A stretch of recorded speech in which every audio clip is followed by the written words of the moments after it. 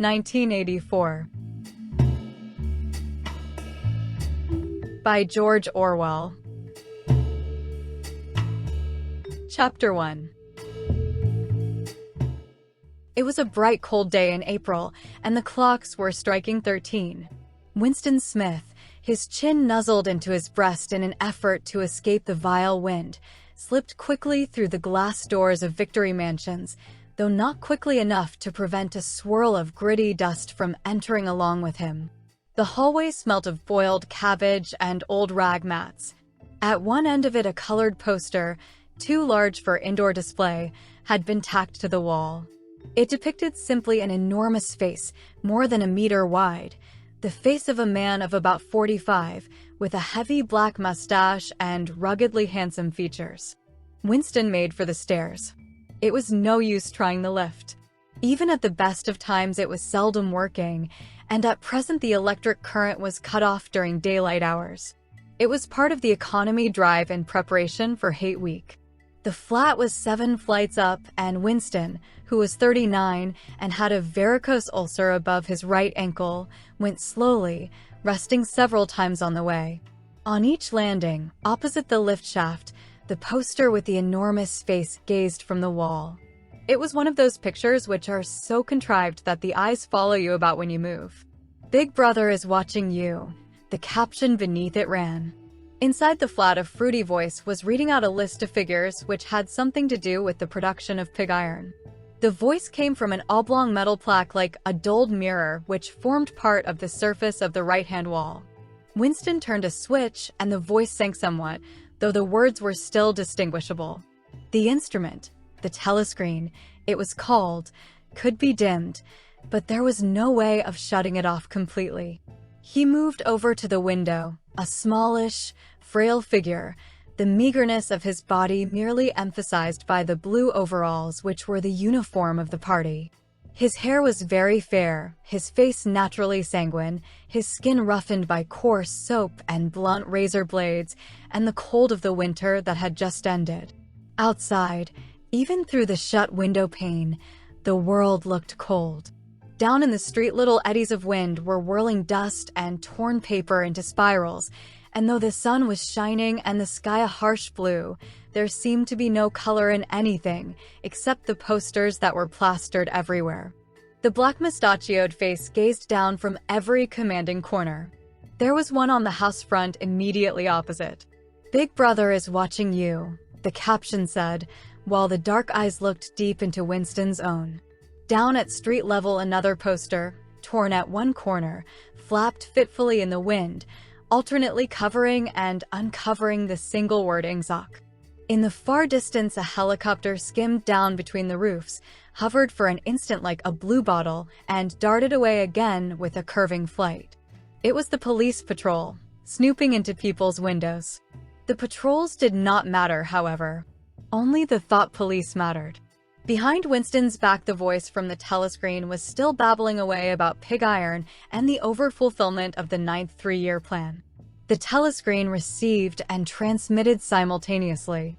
Any sound that Winston made, above the level of a very low whisper, would be picked up by it. Moreover, so long as he remained within the field of vision which the metal plaque commanded, he could be seen as well as heard. There was, of course, no way of knowing whether you were being watched at any given moment. How often, or on what system, the thought police plugged in on any individual wire was guesswork. It was even conceivable that they watched everybody all the time. But at any rate, they could plug in your wire whenever they wanted to. You had to live, from habit that became instinct, in the assumption that every sound you made was overheard, and, except in darkness, every movement scrutinized. Winston kept his back turned to the telescreen. It was safer, though, as he well knew, even a back can be revealing. A kilometer away, the Ministry of Truth, his place of work, towered vast and white above the grimy landscape. This, he thought with a sort of vague distaste, this was London, chief city of Airstrip 1, itself the third most populous of the provinces of Oceania. He tried to squeeze out some childhood memory that should tell him whether London had always been quite like this. Were there always these vistas of rotting 19th-century houses, their sides shored up with balks of timber, their windows patched with cardboard, and their roofs with corrugated iron, their crazy garden walls sagging in all directions? And the bomb sites where the plaster dust swirled in the air and the willow herb straggled over the heaps of rubble, and the places where the bombs had cleared a larger patch and there had sprung up sordid colonies of wooden dwellings like chicken houses? But it was no use. He could not remember. Nothing remained of his childhood except a series of bright-lit tableaus occurring against no background and mostly unintelligible. The Ministry of Truth, Mini-True, in Newspeak. Newspeak was the official language of Oceania. For an account of its structure and etymology, see Appendix. Was startlingly different from any other object in sight. It was an enormous pyramidal structure of glittering white concrete, soaring up, terrace after terrace, 300 meters into the air. From where Winston stood, it was just possible to read, picked out on its white face in elegant lettering, the three slogans of the party. War is peace. Freedom is slavery. Ignorance is strength. The Ministry of Truth contained, it was said, 3,000 rooms above ground level and corresponding ramifications below. Scattered about London, there were just 3 other buildings of similar appearance and size. So completely did they dwarf the surrounding architecture that from the roof of Victory Mansions you could see all 4 of them simultaneously. They were the homes of the 4 ministries between which the entire apparatus of government was divided. The Ministry of Truth, which concerned itself with news, entertainment, education, and the fine arts. The Ministry of Peace, which concerned itself with war.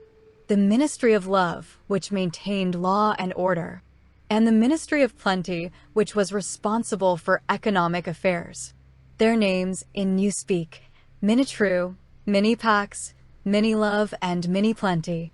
The Ministry of Love was the really frightening one. There were no windows in it at all. Winston had never been inside the Ministry of Love, nor within half a kilometer of it.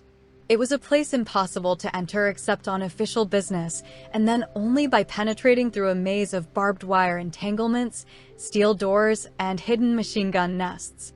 Even the streets leading up to its outer barriers were roamed by gorilla-faced guards in black uniforms, armed with jointed truncheons.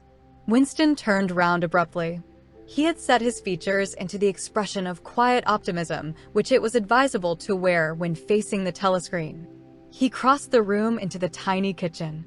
By leaving the ministry at this time of day, he had sacrificed his lunch in the canteen, and he was aware that there was no food in the kitchen except a hunk of dark-colored bread, which had got to be saved for tomorrow's breakfast. He took down from the shelf a bottle of colorless liquid with a plain white label marked Victory Gin. It gave off a sickly, oily smell, as of Chinese rice spirit. Winston poured out nearly a teacupful, nerved himself for a shock, and gulped it down like a dose of medicine. Instantly his face turned scarlet and the water ran out of his eyes. The stuff was like nitric acid, and moreover, in swallowing it one had the sensation of being hit on the back of the head with a rubber club. The next moment, however, the burning in his belly died down and the world began to look more cheerful. He took a cigarette from a crumpled packet marked Victory Cigarettes and incautiously held it upright, whereupon the tobacco fell out onto the floor. With the next he was more successful. He went back to the living room and sat down at a small table that stood to the left of the telescreen. From the table drawer, he took out a pen holder, a bottle of ink, and a thick, quarto-sized blank book with a red back and a marbled cover. For some reason, the telescreen in the living room was in an unusual position. Instead of being placed, as was normal, in the end wall, where it could command the whole room, it was in the longer wall, opposite the window. To one side of it there was a shallow alcove in which Winston was now sitting, and which, when the flats were built, had probably been intended to hold bookshelves.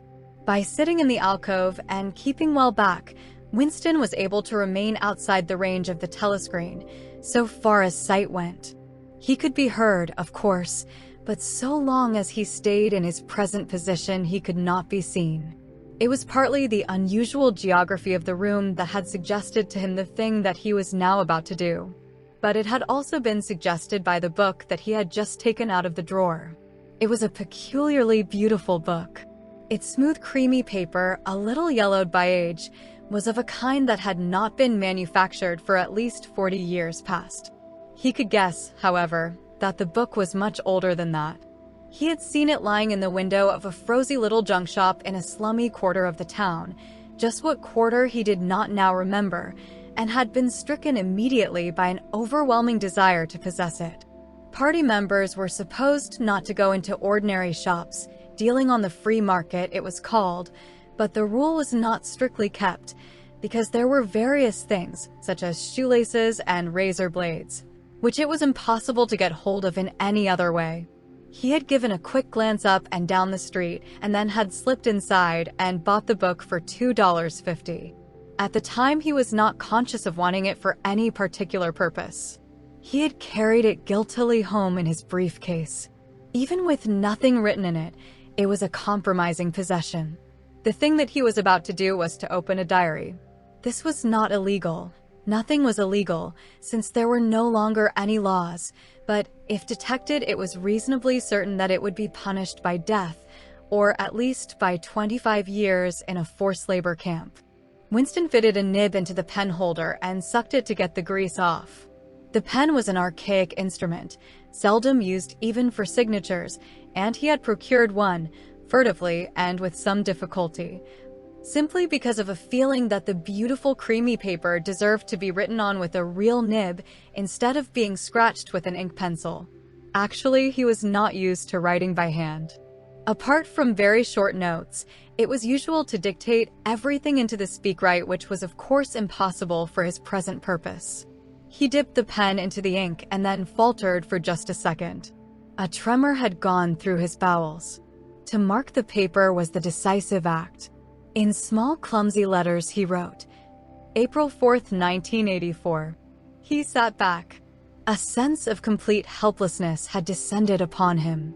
To begin with, he did not know with any certainty that this was 1984.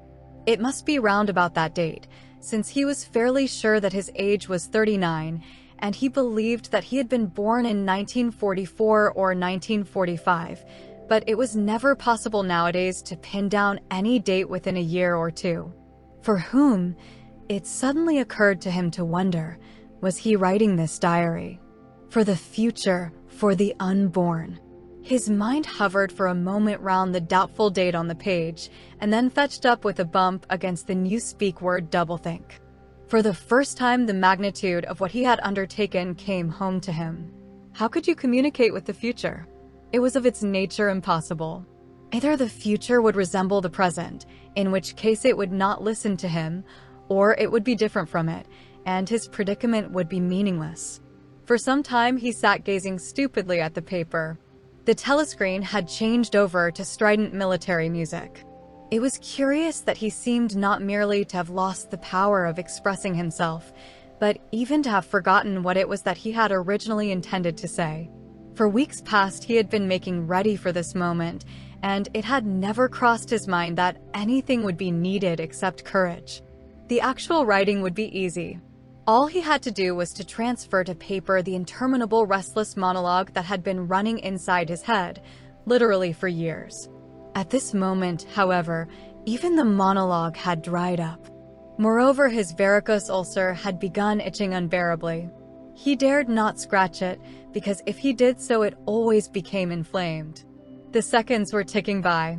He was conscious of nothing except the blankness of the page in front of him, the itching of the skin above his ankle, the blaring of the music, and a slight booziness caused by the gin. Suddenly he began writing in sheer panic, only imperfectly aware of what he was setting down. His small but childish handwriting straggled up and down the page, shedding first its capital letters and finally even its full stops. April 4th, 1984. Last night to the flicks. All war films. One very good one of a ship full of refugees being bombed somewhere in the Mediterranean. Audience much amused by shots of a great huge fat man trying to swim away with a helicopter after him, First you saw him wallowing along in the water like a porpoise, then you saw him through the helicopter's gun sights. Then he was full of holes and the sea around him turned pink, and he sank as suddenly as though the holes had lead in the water, audience shouting with laughter when he sank. Then you saw a lifeboat full of children with the helicopter hovering over it. There was a middle-aged woman, might have been a Jewess, sitting up in the bow with a little boy about 3 years old in her arms. Little boy screaming with fright and hiding his head between her breasts as if he was trying to burrow right into her, and the woman putting her arms round him and comforting him, although she was blue with fright herself, all the time covering him up as much as possible as if she thought her arms could keep the bullets off him. Then the helicopter planted a 20-kilo bomb in among them, terrific flash, and the boat went all to matchwood.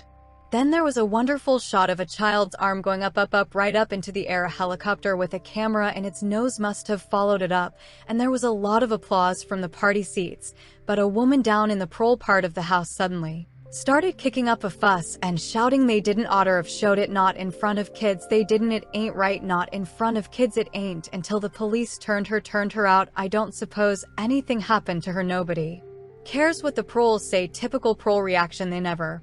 Winston stopped writing, partly because he was suffering from cramp. He did not know what had made him pour out the stream of rubbish. But the curious thing was that while he was doing so, a totally different memory had clarified itself in his mind, to the point where he almost felt equal to writing it down. It was, he now realized, because of this other incident that he had suddenly decided to come home and begin the diary today. It had happened that morning at the ministry, if anything so nebulous could be said to happen. It was nearly 1100, and in the records department, where Winston worked, they were dragging the chairs out of the cubicles and grouping them in the center of the hall opposite the big telescreen, in preparation for the 2 minutes hate. Winston was just taking his place in one of the middle rows when 2 people whom he knew by sight, but had never spoken to, came unexpectedly into the room. One of them was a girl whom he often passed in the corridors.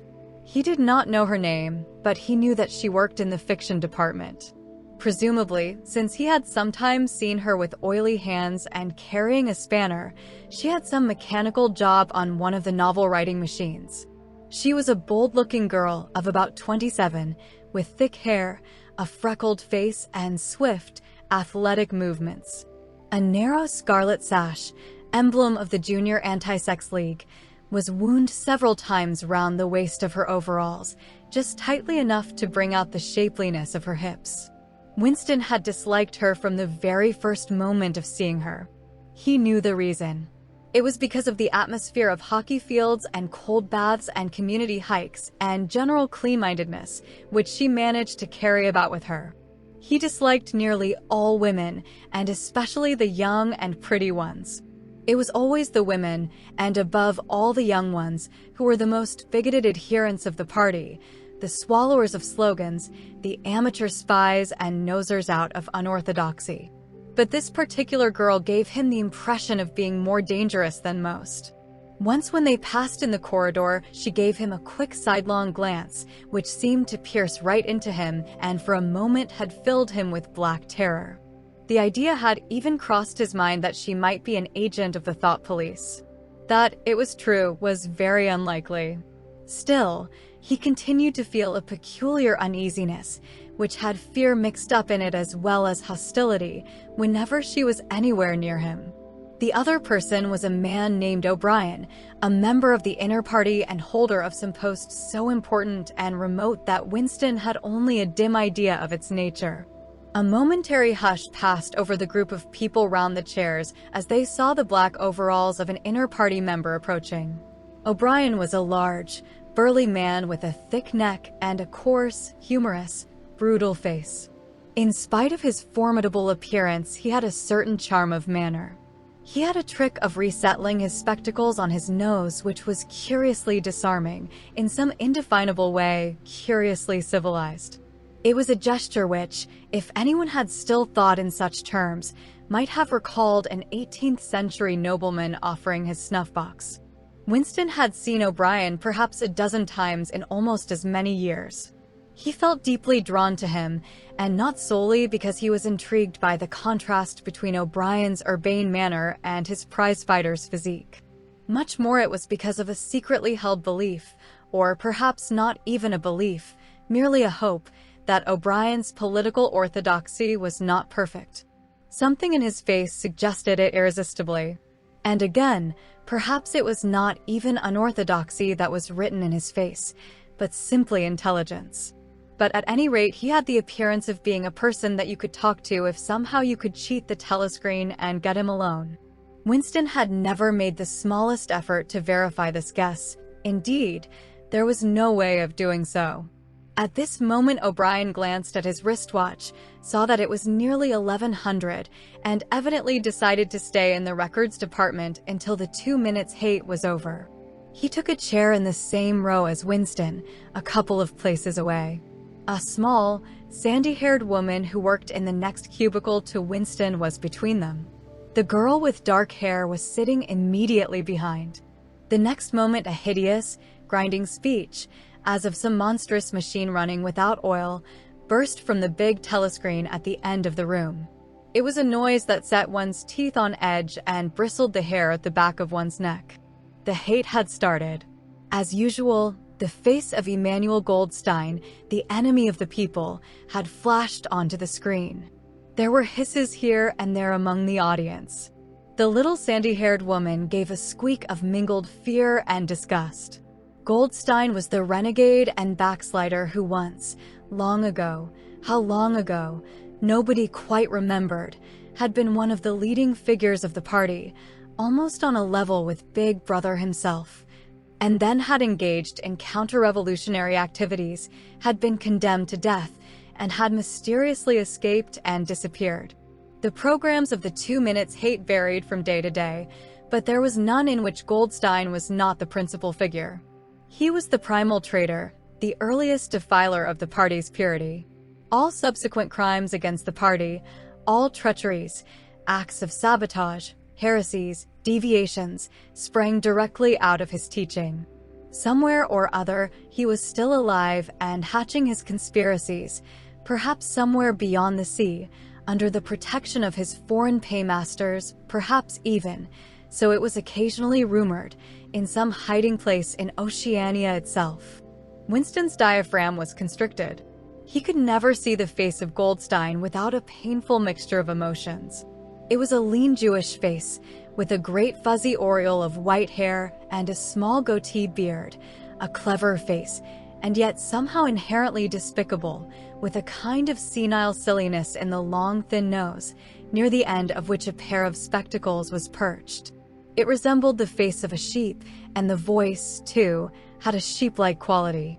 Goldstein was delivering his usual venomous attack upon the doctrines of the party, an attack so exaggerated and perverse that a child should have been able to see through it, and yet just plausible enough to fill one with an alarmed feeling that other people, less level-headed than oneself, might be taken in by it. He was abusing Big Brother. He was denouncing the dictatorship of the party. He was demanding the immediate conclusion of peace with Eurasia. He was advocating freedom of speech, freedom of the press, freedom of assembly, freedom of thought.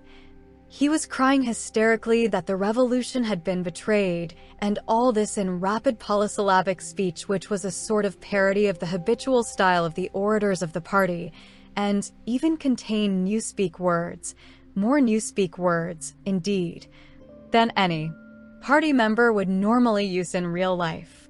And all the while, lest one should be in any doubt as to the reality which Goldstein's specious claptrap covered, behind his head on the telescreen there marched the endless columns of the Eurasian army, row after row of solid-looking men with expressionless Asiatic faces, who swam up to the surface of the screen and vanished, to be replaced by others exactly similar. The dull rhythmic tramp of the soldiers' boots formed the background to Goldstein's bleeding voice. Before the hate had proceeded for 30 seconds, uncontrollable exclamations of rage were breaking out from half the people in the room. The self-satisfied, sheep-like face on the screen and the terrifying power of the Eurasian army behind it were too much to be borne. Besides, the sight, or even the thought of Goldstein produced fear and anger automatically. He was an object of hatred more constant than either Eurasia or Eastasia, since when Oceania was at war with one of these powers, it was generally at peace with the other. But what was strange was that although Goldstein was hated and despised by everybody, although every day and 1,000 times a day on platforms, on the telescreen, in newspapers, in books, his theories were refuted, smashed, ridiculed, held up to the general gaze for the pitiful rubbish that they were. In spite of all this, his influence never seemed to grow less. Always there were fresh dupes waiting to be seduced by him. A day never passed when spies and saboteurs acting under his directions were not unmasked by the thought police. He was the commander of a vast shadowy army, an underground network of conspirators dedicated to the overthrow of the state. The Brotherhood, its name was supposed to be. There were also whispered stories of a terrible book, a compendium of all the heresies, of which Goldstein was the author, and which circulated clandestinely here and there. It was a book without a title. People referred to it, if at all, simply as the book. But one knew of such things only through vague rumors. Neither the Brotherhood nor the book was a subject that any ordinary party member would mention if there was a way of avoiding it. In its second minute, the hate rose to a frenzy. People were leaping up and down in their places and shouting at the tops of their voices in an effort to drown the maddening bleating voice that came from the screen. The little sandy-haired woman had turned bright pink, and her mouth was opening and shutting like that of a landed fish. Even O'Brien's heavy face was flushed. He was sitting very straight in his chair, his powerful chest swelling and quivering as though he were standing up to the assault of a wave. The dark-haired girl behind Winston had begun crying out, "Swine! Swine! Swine!" and suddenly she picked up a heavy Newspeak dictionary and flung it at the screen. It struck Goldstein's nose and bounced off. The voice continued inexorably. In a lucid moment, Winston found that he was shouting with the others and kicking his heel violently against the rung of his chair. The horrible thing about the 2 minutes hate was not that one was obliged to act a part, but, on the contrary, that it was impossible to avoid joining in. Within 30 seconds, any pretense was always unnecessary. A hideous ecstasy of fear and vindictiveness, a desire to kill, to torture, to smash faces in with a sledgehammer, seemed to flow through the whole group of people like an electric current, turning one even against one's will into a grimacing, screaming lunatic. And yet the rage that one felt was an abstract, undirected emotion which could be switched from one object to another like the flame of a blow lamp. Thus, at one moment Winston's hatred was not turned against Goldstein at all, but, on the contrary, against Big Brother, the party, and the thought police, and at such moments his heart went out to the lonely, derided heretic on the screen, sole guardian of truth and sanity in a world of lies. And yet the very next instant he was at one with the people about him, and all that was said of Goldstein seemed to him to be true. At those moments his secret loathing of Big Brother changed into adoration, and Big Brother seemed to tower up, an invincible, fearless protector, standing like a rock against the hordes of Asia and Goldstein, in spite of his isolation, his helplessness, and the doubt that hung about his very existence seemed like some sinister enchanter, capable by the mere power of his voice of wrecking the structure of civilization. It was even possible, at moments, to switch one's hatred this way or that by a voluntary act. Suddenly, by the sort of violent effort with which one wrenches one's head away from the pillow in a nightmare, Winston succeeded in transferring his hatred from the face on the screen to the dark-haired girl behind him. Vivid, beautiful hallucinations flashed through his mind. He would flog her to death with a rubber truncheon. He would tie her naked to a stake and shoot her full of arrows like Saint Sebastian. He would ravish her and cut her throat at the moment of climax. Better than before, moreover, he realized why it was that he hated her. He hated her because she was young and pretty and sexless, because he wanted to go to bed with her and would never do so, because round her sweet supple waist, which seemed to ask you to encircle it with your arm, there was only the odious scarlet sash, aggressive symbol of chastity. The hate rose to its climax. The voice of Goldstein had become an actual sheep's bleat, and for an instant the face changed into that of a sheep. Then the sheep face melted into the figure of a Eurasian soldier who seemed to be advancing, huge and terrible, his submachine gun roaring and seeming to spring out of the surface of the screen, so that some of the people in the front row actually flinched backwards in their seats. But in the same moment, drawing a deep sigh of relief from everybody, the hostile figure melted into the face of Big Brother, black-haired, black-mustachioed, full of power and mysterious calm, and so vast that it almost filled up the screen. Nobody heard what Big Brother was saying. It was merely a few words of encouragement, the sort of words that are uttered in the din of battle, not distinguishable individually but restoring confidence by the fact of being spoken. Then the face of Big Brother faded away again, and instead the three slogans of the party stood out in bold capitals. War is peace. Freedom is slavery. Ignorance is strength. But the face of Big Brother seemed to persist for several seconds on the screen, as though the impact that it had made on everyone's eyeballs was too vivid to wear off immediately. The little sandy-haired woman had flung herself forward over the back of the chair in front of her. With a tremulous murmur that sounded like, "My savior," she extended her arms towards the screen. Then she buried her face in her hands. It was apparent that she was uttering a prayer. At this moment, the entire group of people broke into a deep, slow, rhythmical chant of "BB, BB," over and over again, very slowly, with a long pause between the first B and the second, a heavy, murmurous sound, somehow curiously savage, in the background of which one seemed to hear the stamp of naked feet and the throbbing of tom-toms. For perhaps as much as 30 seconds they kept it up. It was a refrain that was often heard in moments of overwhelming emotion. Partly it was a sort of hymn to the wisdom and majesty of Big Brother, but still more it was an act of self-hypnosis, a deliberate drowning of consciousness by means of rhythmic noise. Winston's entrails seemed to grow cold. In the 2 minutes' hate, he could not help sharing in the general delirium, but this subhuman chanting of "BB, BB" always filled him with horror. Of course he chanted with the rest. It was impossible to do otherwise. To dissemble your feelings, to control your face, to do what everyone else was doing, was an instinctive reaction. But there was a space of a couple of seconds during which the expression of his eyes might conceivably have betrayed him. And it was exactly at this moment that the significant thing happened, if, indeed, it did happen. Momentarily, he caught O'Brien's eye. O'Brien had stood up. He had taken off his spectacles and was in the act of resettling them on his nose with his characteristic gesture.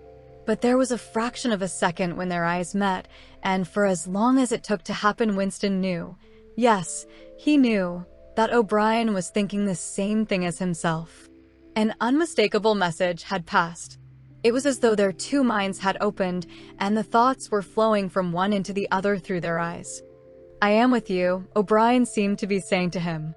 "I know precisely what you are feeling. I know all about your contempt, your hatred, your disgust. But don't worry, I am on your side." And then the flash of intelligence was gone, and O'Brien's face was as inscrutable as everybody else's. That was all, and he was already uncertain whether it had happened. Such incidents never had any sequel. All that they did was to keep alive in him the belief, or hope, that others besides himself were the enemies of the party. Perhaps the rumors of vast underground conspiracies were true after all. Perhaps the Brotherhood really existed. It was impossible, in spite of the endless arrests and confessions and executions, to be sure that the Brotherhood was not simply a myth. Some days he believed in it, some days not. There was no evidence, only fleeting glimpses that might mean anything or nothing, snatches of overheard conversation, faint scribbles on lavatory walls once, even, when two strangers met. A small movement of the hand which had looked as though it might be a signal of recognition. It was all guesswork. Very likely he had imagined everything. He had gone back to his cubicle without looking at O'Brien again. The idea of following up their momentary contact hardly crossed his mind. It would have been inconceivably dangerous even if he had known how to set about doing it. For a second, 2 seconds, they had exchanged an equivocal glance, and that was the end of the story. But even that was a memorable event, in the locked loneliness in which one had to live.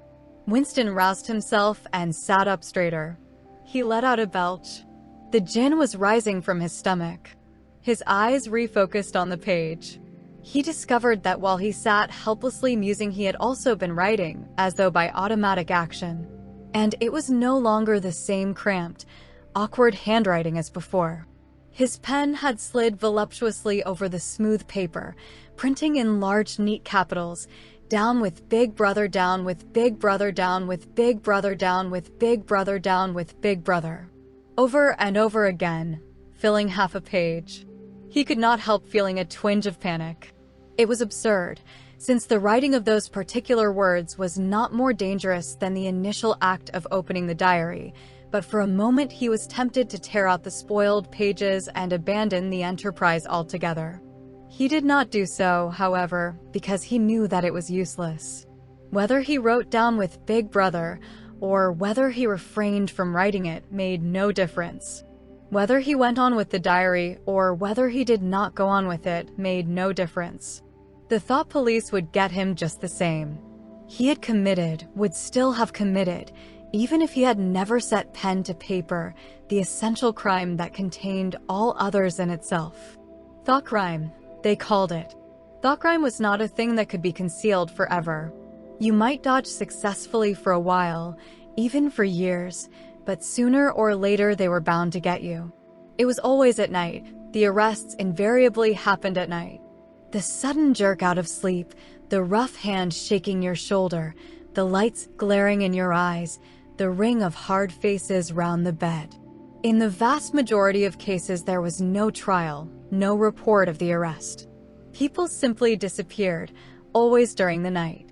Your name was removed from the registers. Every record of everything you had ever done was wiped out. Your one-time existence was denied and then forgotten. You were abolished, annihilated. Vaporized was the usual word. For a moment he was seized by a kind of hysteria.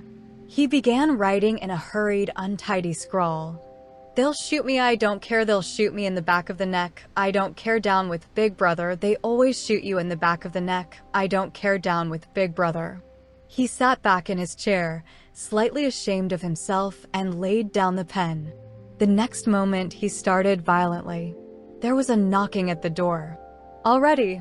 He sat as still as a mouse, in the futile hope that whoever it was might go away after a single attempt. But no, the knocking was repeated. The worst thing of all would be to delay. His heart was thumping like a drum, but his face, from long habit, was probably expressionless.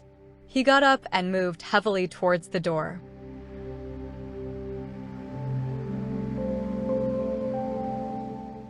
Chapter 2. As he put his hand to the doorknob, Winston saw that he had left the diary open on the table. "Down with Big Brother" was written all over it, in letters almost big enough to be legible across the room. It was an inconceivably stupid thing to have done. But he realized, even in his panic, he had not wanted to smudge the creamy paper by shutting the book while the ink was wet. He drew in his breath and opened the door. Instantly, a warm wave of relief flowed through him. A colorless, crushed-looking woman with wispy hair and a lined face was standing outside.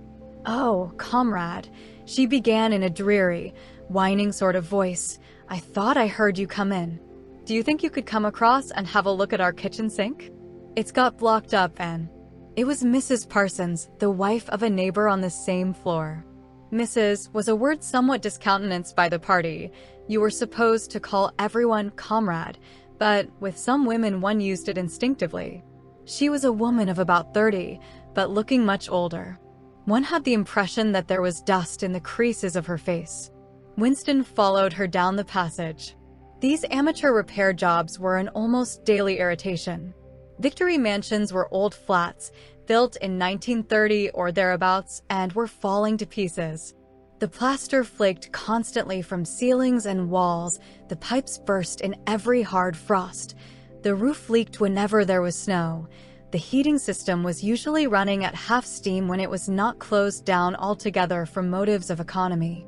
Repairs, except what you could do for yourself, had to be sanctioned by remote committees which were liable to hold up even the mending of a window pane for 2 years. "Of course it's only because Tom isn't home," said Mrs. Parsons vaguely. The Parsons flat was bigger than Winston's, and dingy in a different way. Everything had a battered, trampled-on look, as though the place had just been visited by some large violent animal. Games impedimenta, hockey sticks, boxing gloves, a burst football, a pair of sweaty shorts turned inside out, lay all over the floor, and on the table there was a litter of dirty dishes and dog-eared exercise books. On the walls were scarlet banners of the Youth League and the Spies, and a full-sized poster of Big Brother. There was the usual boiled cabbage smell, common to the whole building, but it was shot through by a sharper reek of sweat, which one knew this at the first sniff, though it was hard to say how was the sweat of some person not present at the moment. In another room, someone with a comb and a piece of toilet paper was trying to keep tune with the military music which was still issuing from the telescreen. "It's the children," said Mrs. Parsons, casting a half-apprehensive glance at the door. "They haven't been out today. And, of course," she had a habit of breaking off her sentences in the middle. The kitchen sink was full nearly to the brim with filthy greenish water, which smelt worse than ever of cabbage. Winston knelt down and examined the angle joint of the pipe. He hated using his hands, and he hated bending down, which was always liable to start him coughing. Mrs. Parsons looked on helplessly. "Of course, if Tom was home, he'd put it right in a moment," she said. "He loves anything like that. He's ever so good with his hands, Tom is." Parsons was Winston's fellow employee at the Ministry of Truth. He was a fattish but active man of paralyzing stupidity, a mass of imbecile enthusiasms, one of those completely unquestioning, devoted drudges on whom, more even than on the thought police, the stability of the party depended. At 35, he had just been unwillingly evicted from the Youth League, and before graduating into the Youth League, he had managed to stay on in the Spies for a year beyond the statutory age. At the ministry, he was employed in some subordinate post for which intelligence was not required, but on the other hand, he was a leading figure on the sports committee and all the other committees engaged in organizing community hikes, spontaneous demonstrations, savings campaigns, and voluntary activities generally. He would inform me with quiet pride, between whiffs of his pipe, that he had put in an appearance at the community center every evening for the past 4 years. An overpowering smell of sweat, a sort of unconscious testimony to the strenuousness of his life, followed him about wherever he went, and even remained behind him after he had gone. "Have you got a spanner?" said Winston, fiddling with the nut on the angle joint. "A spanner," said Mrs. Parsons, immediately becoming invertebrate. "I don't know, I'm sure. Perhaps the children." There was a trampling of boots and another blast on the comb as the children charged into the living room. Mrs. Parsons brought the spanner.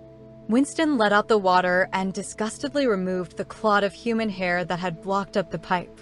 He cleaned his fingers as best he could in the cold water from the tap and went back into the other room. "Up with your hands," yelled a savage voice. A handsome, tough-looking boy of 9 had popped up from behind the table and was menacing him with a toy automatic pistol, while his small sister, about 2 years younger, made the same gesture with a fragment of wood. Both of them were dressed in the blue shorts, gray shirts, and red neckerchiefs which were the uniform of the Spies. Winston raised his hands above his head, but with an uneasy feeling, so vicious was the boy's demeanor, that it was not altogether a game. "You're a traitor," yelled the boy. "You're a thought criminal. You're a Eurasian spy. I'll shoot you. I'll vaporize you. I'll send you to the salt mines." Suddenly they were both leaping round him, shouting, "Traitor," and "thought criminal," the little girl imitating her brother in every movement. It was somehow slightly frightening, like the gambling of tiger cubs which will soon grow up into man-eaters. There was a sort of calculating ferocity in the boy's eye, a quite evident desire to hit or kick Winston, and a consciousness of being very nearly big enough to do so. It was a good job it was not a real pistol he was holding, Winston thought. Mrs. Parsons' eyes flitted nervously from Winston to the children and back again. In the better light of the living room, he noticed with interest that there actually was dust in the creases of her face. "They do get so noisy," she said. "They're disappointed because they couldn't go to see the hanging. That's what it is. I'm too busy to take them. And Tom won't be back from work in time. Why can't we go and see the hanging?" roared the boy in his huge voice. "Want to see the hanging? Want to see the hanging?" chanted the little girl, still capering round. Some Eurasian prisoners, guilty of war crimes, were to be hanged in the park that evening, Winston remembered. This happened about once a month and was a popular spectacle. Children always clamored to be taken to see it. He took his leave of Mrs. Parsons and made for the door. But he had not gone 6 steps down the passage when something hit the back of his neck, an agonizingly painful blow. It was as though a red-hot wire had been jabbed into him. He spun round just in time to see Mrs. Parsons dragging her son back into the doorway while the boy pocketed a catapult. "Goldstein!" bellowed the boy as the door closed on him. But what most struck Winston was the look of helpless fright on the woman's grayish face. Back in the flat, he stepped quickly past the telescreen and sat down at the table again, still rubbing his neck. The music from the telescreen had stopped. Instead, a clipped military voice was reading out, with a sort of brutal relish, a description of the armaments of the new floating fortress, which had just been anchored between Iceland and the Faroe Islands. With those children, he thought, that wretched woman must lead a life of terror. Another year, 2 years, and they would be watching her night and day for symptoms of unorthodoxy. Nearly all children nowadays were horrible. What was worst of all was that by means of such organizations as the spies, they were systematically turned into ungovernable little savages, and yet this produced in them no tendency whatever to rebel against the discipline of the party. On the contrary, they adored the party and everything connected with it. The songs, the processions, the banners, the hiking, the drilling with dummy rifles, the yelling of slogans, the worship of Big Brother, it was all a sort of glorious game to them. All their ferocity was turned outwards, against the enemies of the state, against foreigners, traitors, saboteurs, thought criminals. It was almost normal for people over 30 to be frightened of their own children. And with good reason, for hardly a week passed in which the Times did not carry a paragraph describing how some eavesdropping little sneak, child hero, was the phrase generally used, had overheard some compromising remark and denounced its parents to the thought police. The sting of the catapult bullet had worn off. He picked up his pen half-heartedly, wondering whether he could find something more to write in the diary. Suddenly, he began thinking of O'Brien again. Years ago, how long was it? 7 years it must be. He had dreamed that he was walking through a pitch-dark room, and someone sitting to one side of him had said as he passed, "We shall meet in the place where there is no darkness." It was said very quietly, almost casually, a statement, not a command. He had walked on without pausing. What was curious was that at the time, in the dream, the words had not made much impression on him. It was only later, and by degrees, that they had seemed to take on significance. He could not now remember whether it was before or after having the dream that he had seen O'Brien for the first time, nor could he remember when he had first identified the voice as O'Brien's. But at any rate, the identification existed. It was O'Brien who had spoken to him out of the dark. Winston had never been able to feel sure. Even after this morning's flash of the eyes, it was still impossible to be sure whether O'Brien was a friend or an enemy. Nor did it even seem to matter greatly.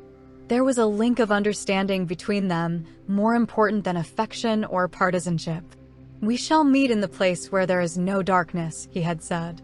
Winston did not know what it meant, only that in some way or another it would come true. The voice from the telescreen paused. A trumpet call, clear and beautiful, floated into the stagnant air. The voice continued raspingly. "Attention! Your attention, please. A newsflash has this moment arrived from the Malabar front. Our forces in South India have won a glorious victory. I am authorized to say that the action we are now reporting may well bring the war within measurable distance of its end. Here is the newsflash. Bad news coming, thought Winston. And sure enough, following on a gory description of the annihilation of a Eurasian army, with stupendous figures of killed and prisoners, came the announcement that, as from next week, the chocolate ration would be reduced from 30 grams to 20. Winston belched again. The gin was wearing off, leaving a deflated feeling. The telescreen, perhaps to celebrate the victory, perhaps to drown the memory of the lost chocolate, crashed into Oceania, 'tis for thee. You were supposed to stand to attention. However, in his present position he was invisible. Oceania, 'tis for thee gave way to lighter music. Winston walked over to the window, keeping his back to the telescreen. The day was still cold and clear. Somewhere far away a rocket bomb exploded with a dull, reverberating roar. About 20 or 30 of them a week were falling on London at present. Down in the street the wind flapped the torn poster to and fro, and the word Ingsoc fitfully appeared and vanished. Ingsoc. The sacred principles of Ingsoc.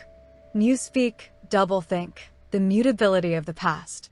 He felt as though he were wandering in the forests of the sea bottom, lost in a monstrous world where he himself was the monster. He was alone. The past was dead, the future was unimaginable. What certainty had he that a single human creature now living was on his side? And what way of knowing that the dominion of the party would not endure forever? Like an answer, the three slogans on the white face of the Ministry of Truth came back to him. War is peace. Freedom is slavery. Ignorance is strength. He took a 25-cent piece out of his pocket.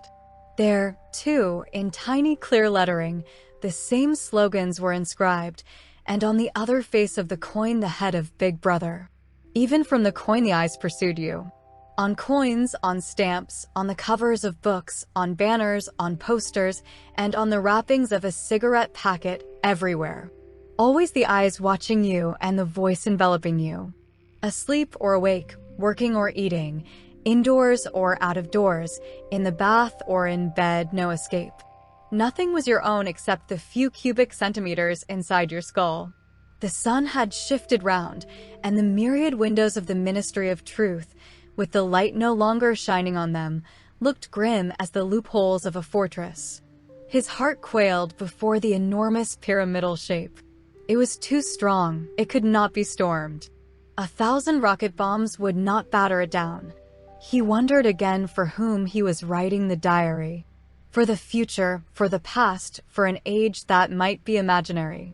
And in front of him there lay not death but annihilation. The diary would be reduced to ashes and himself to vapor. Only the thought police would read what he had written, before they wiped it out of existence and out of memory. How could you make appeal to the future when not a trace of you, not even an anonymous word scribbled on a piece of paper, could physically survive? The telescreen struck 14. He must leave in 10 minutes. He had to be back at work by 14:30. Curiously, the chiming of the hour seemed to have put new heart into him. He was a lonely ghost uttering a truth that nobody would ever hear. But so long as he uttered it, in some obscure way the continuity was not broken. It was not by making yourself heard, but by staying sane that you carried on the human heritage. He went back to the table, dipped his pen, and wrote. To the future or to the past, to a time when thought is free, when men are different from one another and do not live alone, to a time when truth exists and what is done cannot be undone, from the age of uniformity, from the age of solitude, from the age of Big Brother, from the age of doublethink, greetings. He was already dead, he reflected. It seemed to him that it was only now, when he had begun to be able to formulate his thoughts, that he had taken the decisive step. The consequences of every act are included in the act itself. He wrote, Thought crime does not entail death. Thought crime is death. Now he had recognized himself as a dead man. It became important to stay alive as long as possible. 2 fingers of his right hand were ink-stained. It was exactly the kind of detail that might betray you. Some nosing zealot in the ministry, a woman, probably, someone like the little sandy-haired woman or the dark-haired girl from the fiction department, might start wondering why he had been writing during the lunch interval, why he had used an old-fashioned pen, what he had been writing, and then drop a hint in the appropriate quarter. He went to the bathroom and carefully scrubbed the ink away with the gritty dark brown soap, which rasped your skin like sandpaper, and was therefore well adapted for this purpose. He put the diary away in the drawer. It was quite useless to think of hiding it, but he could at least make sure whether or not its existence had been discovered. A hair laid across the page ends was too obvious. With the tip of his finger, he picked up an identifiable grain of whitish dust and deposited it on the corner of the cover, where it was bound to be shaken off if the book was moved. Chapter 3. Winston was dreaming of his mother. He must, he thought, have been 10 or 11 years old when his mother had disappeared. She was a tall, statuesque, rather silent woman with slow movements and magnificent fair hair. His father he remembered more vaguely as dark and thin, dressed always in neat dark clothes. Winston remembered especially the very thin soles of his father's shoes, and wearing spectacles. The two of them must evidently have been swallowed up in one of the first great purges of the 50s. At this moment, his mother was sitting in some place deep down beneath him, with his young sister in her arms. He did not remember his sister at all, except as a tiny, feeble baby, always silent, with large, watchful eyes. Both of them were looking up at him. They were down in some subterranean place, the bottom of a well, for instance, or a very deep grave, but it was a place which, already far below him, was itself moving downwards. They were in the saloon of a sinking ship, looking up at him through the darkening water. There was still air in the saloon. They could still see him and he them, but all the while they were sinking down into the green waters which in another moment must hide them from sight forever. He was out in the light and air while they were being sucked down to death, and they were down there because he was up here. He knew it and they knew it, and he could see the knowledge in their faces. There was no reproach either in their faces or in their hearts, only the knowledge that they must die in order that he might remain alive, and that this was part of the unavoidable order of things. He could not remember what had happened, but he knew in his dream that in some way the lives of his mother and his sister had been sacrificed to his own. It was one of those dreams which, while retaining the characteristic dream scenery, are a continuation of one's intellectual life, and in which one becomes aware of facts and ideas which still seem new and valuable after one is awake. The thing that now suddenly struck Winston was that his mother's death, nearly 30 years ago, had been tragic and sorrowful in a way that was no longer possible. Tragedy, he perceived, belonged to the ancient time, to a time when there was still privacy, love, and friendship, and when the members of a family stood by one another without needing to know the reason. His mother's memory tore at his heart because she had died loving him when he was too young and selfish to love her in return, and because somehow he did not remember how. She had sacrificed herself to a conception of loyalty that was private and unalterable. Such things, he saw, could not happen today. Today there were fear, hatred, and pain, but no dignity of emotion, no deep or complex sorrows. All this he seemed to see in the large eyes of his mother and his sister, looking up at him through the green water, hundreds of fathoms down and still sinking. Suddenly he was standing on short springy turf, on a summer evening when the slanting rays of the sun gilded the ground. The landscape that he was looking at recurred so often in his dreams that he was never fully certain whether or not he had seen it in the real world. In his waking thoughts, he called it the Golden Country. It was an old, rabbit-bitten pasture, with a foot track wandering across it and a molehill here and there.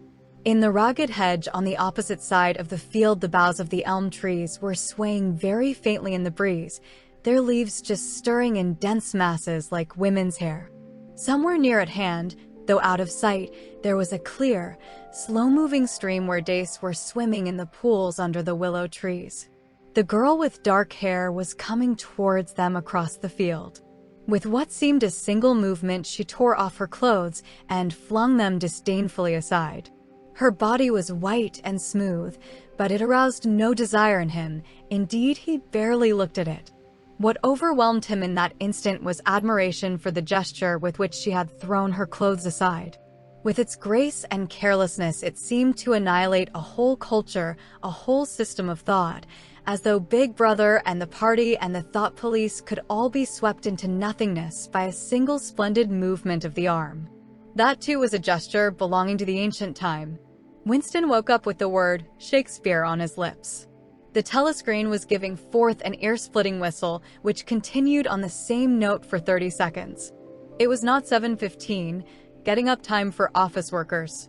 Winston wrenched his body out of bed, naked, for a member of the outer party received only 3,000 clothing coupons annually, and a suit of pajamas was 600, and seized a dingy singlet and a pair of shorts that were lying across a chair.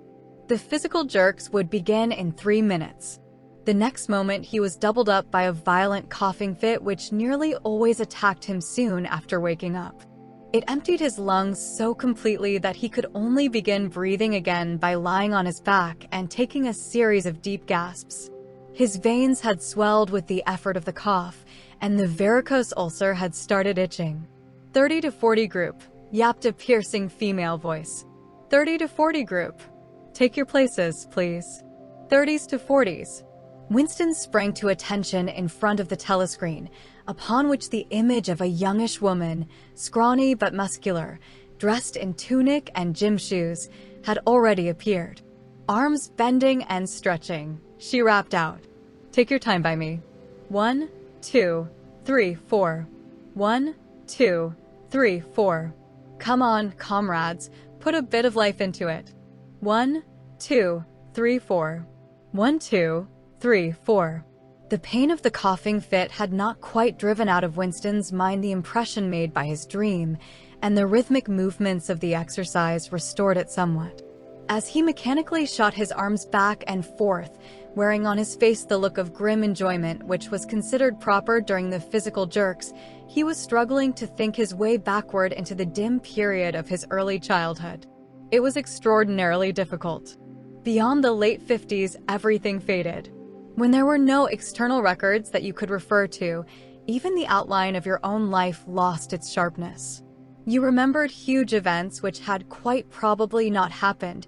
You remembered the detail of incidents without being able to recapture their atmosphere, and there were long blank periods to which you could assign nothing. Everything had been different then. Even the names of countries and their shapes on the map had been different. Airstrip 1, for instance, had not been so called in those days. It had been called England or Britain, though London, he felt fairly certain, had always been called London. Winston could not definitely remember a time when his country had not been at war, but it was evident that there had been a fairly long interval of peace during his childhood, because one of his early memories was of an air raid which appeared to take everyone by surprise. Perhaps it was the time when the atomic bomb had fallen on Colchester. He did not remember the raid itself, but he did remember his father's hand clutching his own as they hurried down, down into some place deep in the earth, round and round a spiral staircase which rang under his feet and which finally so wearied his legs that he began whimpering and they had to stop and rest. His mother, in her slow, dreamy way, was following a long way behind them. She was carrying his baby sister, or perhaps it was only a bundle of blankets that she was carrying. He was not certain whether his sister had been born then. Finally, they had emerged into a noisy, crowded place which he had realized to be a tube station. There were people sitting all over the stone-flagged floor, and other people, packed tightly together, were sitting on metal bunks, one above the other. Winston and his mother and father found themselves a place on the floor, and near them an old man and an old woman were sitting side by side on a bunk. The old man had on a decent dark suit and a black cloth cap pushed back from very white hair. His face was scarlet and his eyes were blue and full of tears. He reeked of gin. It seemed to breathe out of his skin in place of sweat, and one could have fancied that the tears welling from his eyes were pure gin. But though slightly drunk, he was also suffering under some grief that was genuine and unbearable. In his childish way, Winston grasped that some terrible thing, something that was beyond forgiveness and could never be remedied, had just happened. It also seemed to him that he knew what it was. Someone whom the old man loved, a little granddaughter, perhaps had been killed. Every few minutes the old man kept repeating, "We did not to Ave trusted M. I said so, Ma, didn't I? That's what comes of trusting M. I said so all along. We did not to Ave trusted the buggers." But which buggers they did not to have trusted Winston could not now remember. Since about that time, war had been literally continuous, though strictly speaking it had not always been the same war. For several months during his childhood there had been confused street fighting in London itself, some of which he remembered vividly. But to trace out the history of the whole period, to say who was fighting whom at any given moment, would have been utterly impossible, since no written record, and no spoken word, ever made mention of any other alignment than the existing one. At this moment, for example, in 1984, if it was 1984, Oceania was at war with Eurasia and in alliance with Eastasia. In no public or private utterance was it ever admitted that the three powers had at any time been grouped along different lines. Actually, as Winston well knew, it was only 4 years since Oceania had been at war with Eastasia and in alliance with Eurasia. But that was merely a piece of furtive knowledge which he happened to possess because his memory was not satisfactorily under control. Officially, the change of partners had never happened. Oceania was at war with Eurasia. Therefore, Oceania had always been at war with Eurasia. The enemy of the moment always represented absolute evil, and it followed that any past or future agreement with him was impossible. The frightening thing, he reflected for the 10,000th time as he forced his shoulders painfully backward. With hands on hips, they were gyrating their bodies from the waist, an exercise that was supposed to be good for the back muscles. The frightening thing was that it might all be true. If the party could thrust its hand into the past and say of this or that event, "It never happened," that, surely, was more terrifying than mere torture and death. The party said that Oceania had never been in alliance with Eurasia. He, Winston Smith, knew that Oceania had been in alliance with Eurasia as short a time as 4 years ago. But where did that knowledge exist? Only in his own consciousness, which in any case must soon be annihilated. And if all others accepted the lie which the party imposed, if all records told the same tale, then the lie passed into history and became truth. Who controls the past, ran the party slogan, controls the future. Who controls the present controls the past. And yet the past, though of its nature alterable, never had been altered. Whatever was true now was true from everlasting to everlasting. It was quite simple. All that was needed was an unending series of victories over your own memory. Reality control, they called it, in newspeak, doublethink. "Stand easy," barked the instructress, a little more genially.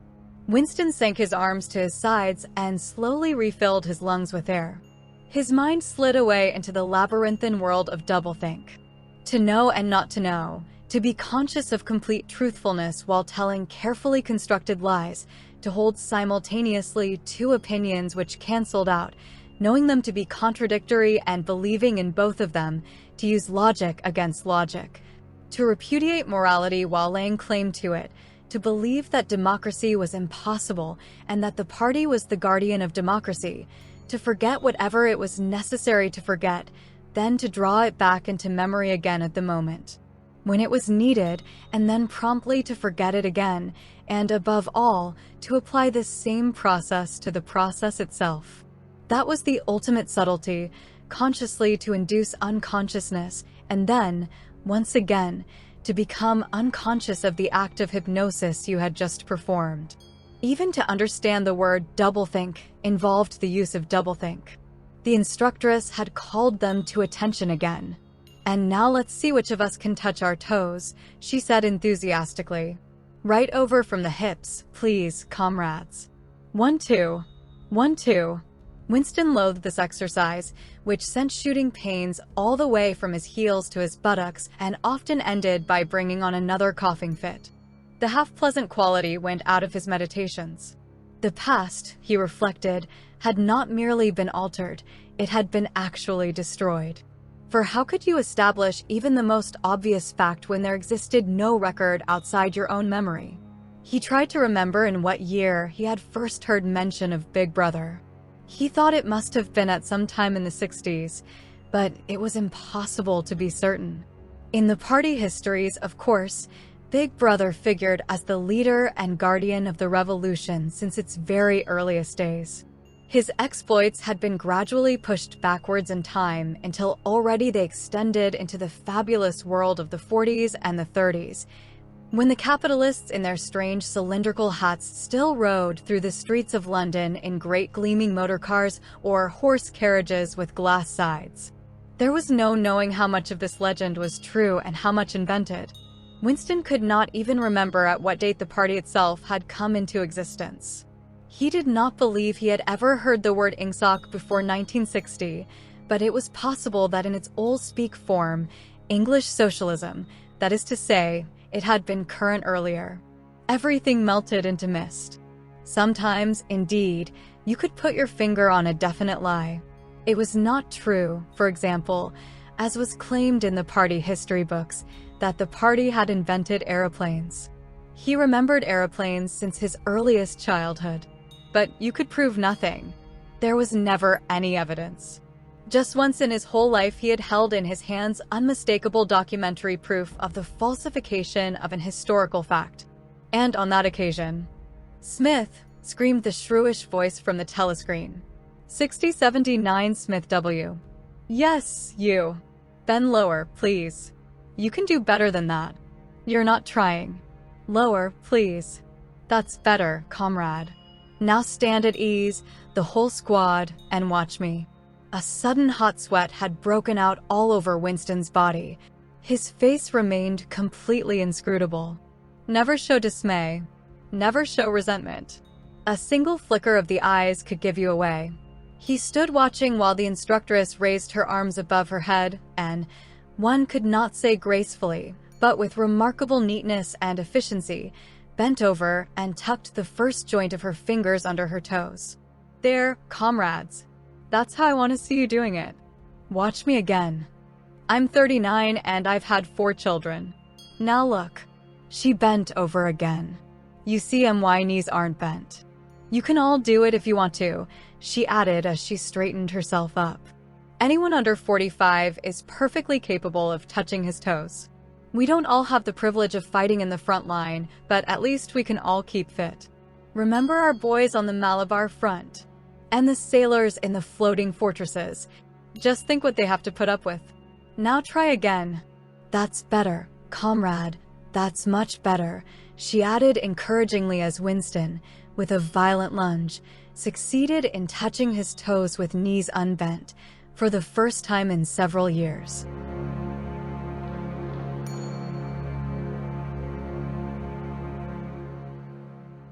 Chapter 4.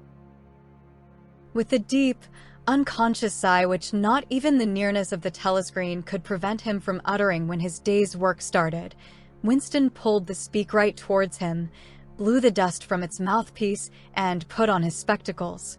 Then he unrolled and clipped together 4 small cylinders of paper which had already flopped out of the pneumatic tube on the right-hand side of his desk. In the walls of the cubicle there were 3 orifices. To the right of the speakwrite, a small pneumatic tube for written messages, to the left, a larger one for newspapers, and in the side wall, within easy reach of Winston's arm, a large oblong slit protected by a wire grating. This last was for the disposal of waste paper. Similar slits existed in thousands or tens of thousands throughout the building, not only in every room, but at short intervals in every corridor. For some reason, they were nicknamed memory holes. When one knew that any document was due for destruction, or even when one saw a scrap of waste paper lying about, It was an automatic action to lift the flap of the nearest memory hole and drop it in, whereupon it would be whirled away on a current of warm air to the enormous furnaces which were hidden somewhere in the recesses of the building. Winston examined the 4 slips of paper which he had unrolled. Each contained a message of only 1 or 2 lines in the abbreviated jargon, not actually Newspeak, but consisting largely of Newspeak words, which was used in the Ministry for Internal Purposes. They ran: Times March 17, 84 BB speech mal-reported Africa rectify. Times December 19, 83 forecasts 3 YP 4th quarter 83 misprints verify current issue. Times February 14, 84 mini plenty mal-woted chocolate rectify.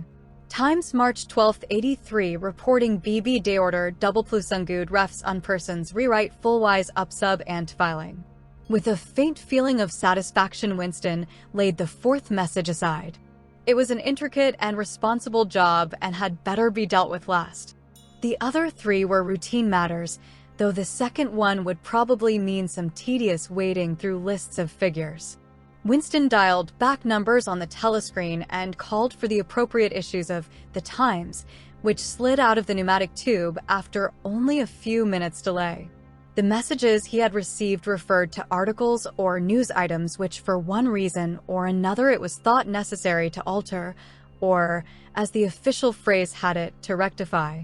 For example, it appeared from The Times of the 17th of March that Big Brother, in his speech of the previous day, had predicted that the South Indian Front would remain quiet, but that a Eurasian offensive would shortly be launched in North Africa.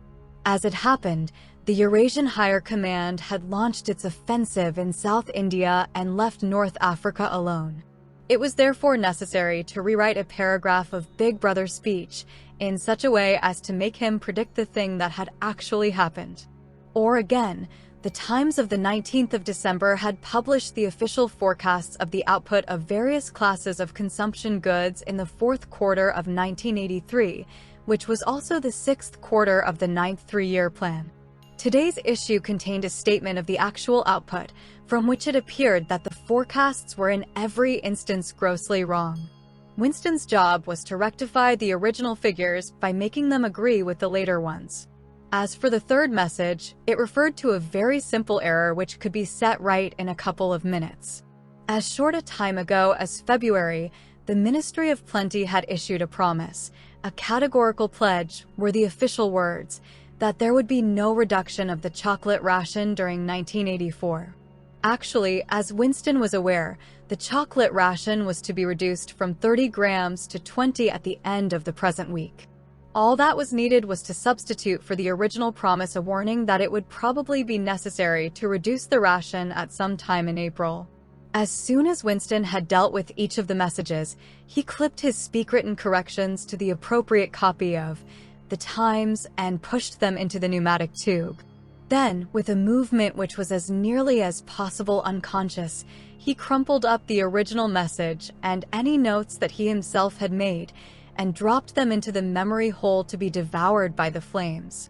What happened in the unseen labyrinth to which the pneumatic tubes led, he did not know in detail, but he did know in general terms.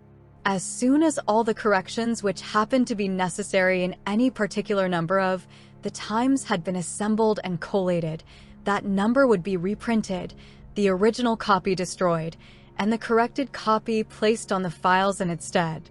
This process of continuous alteration was applied not only to newspapers, but to books, periodicals, pamphlets, posters, leaflets, films, soundtracks, cartoons, photographs, to every kind of literature or documentation which might conceivably hold any political or ideological significance.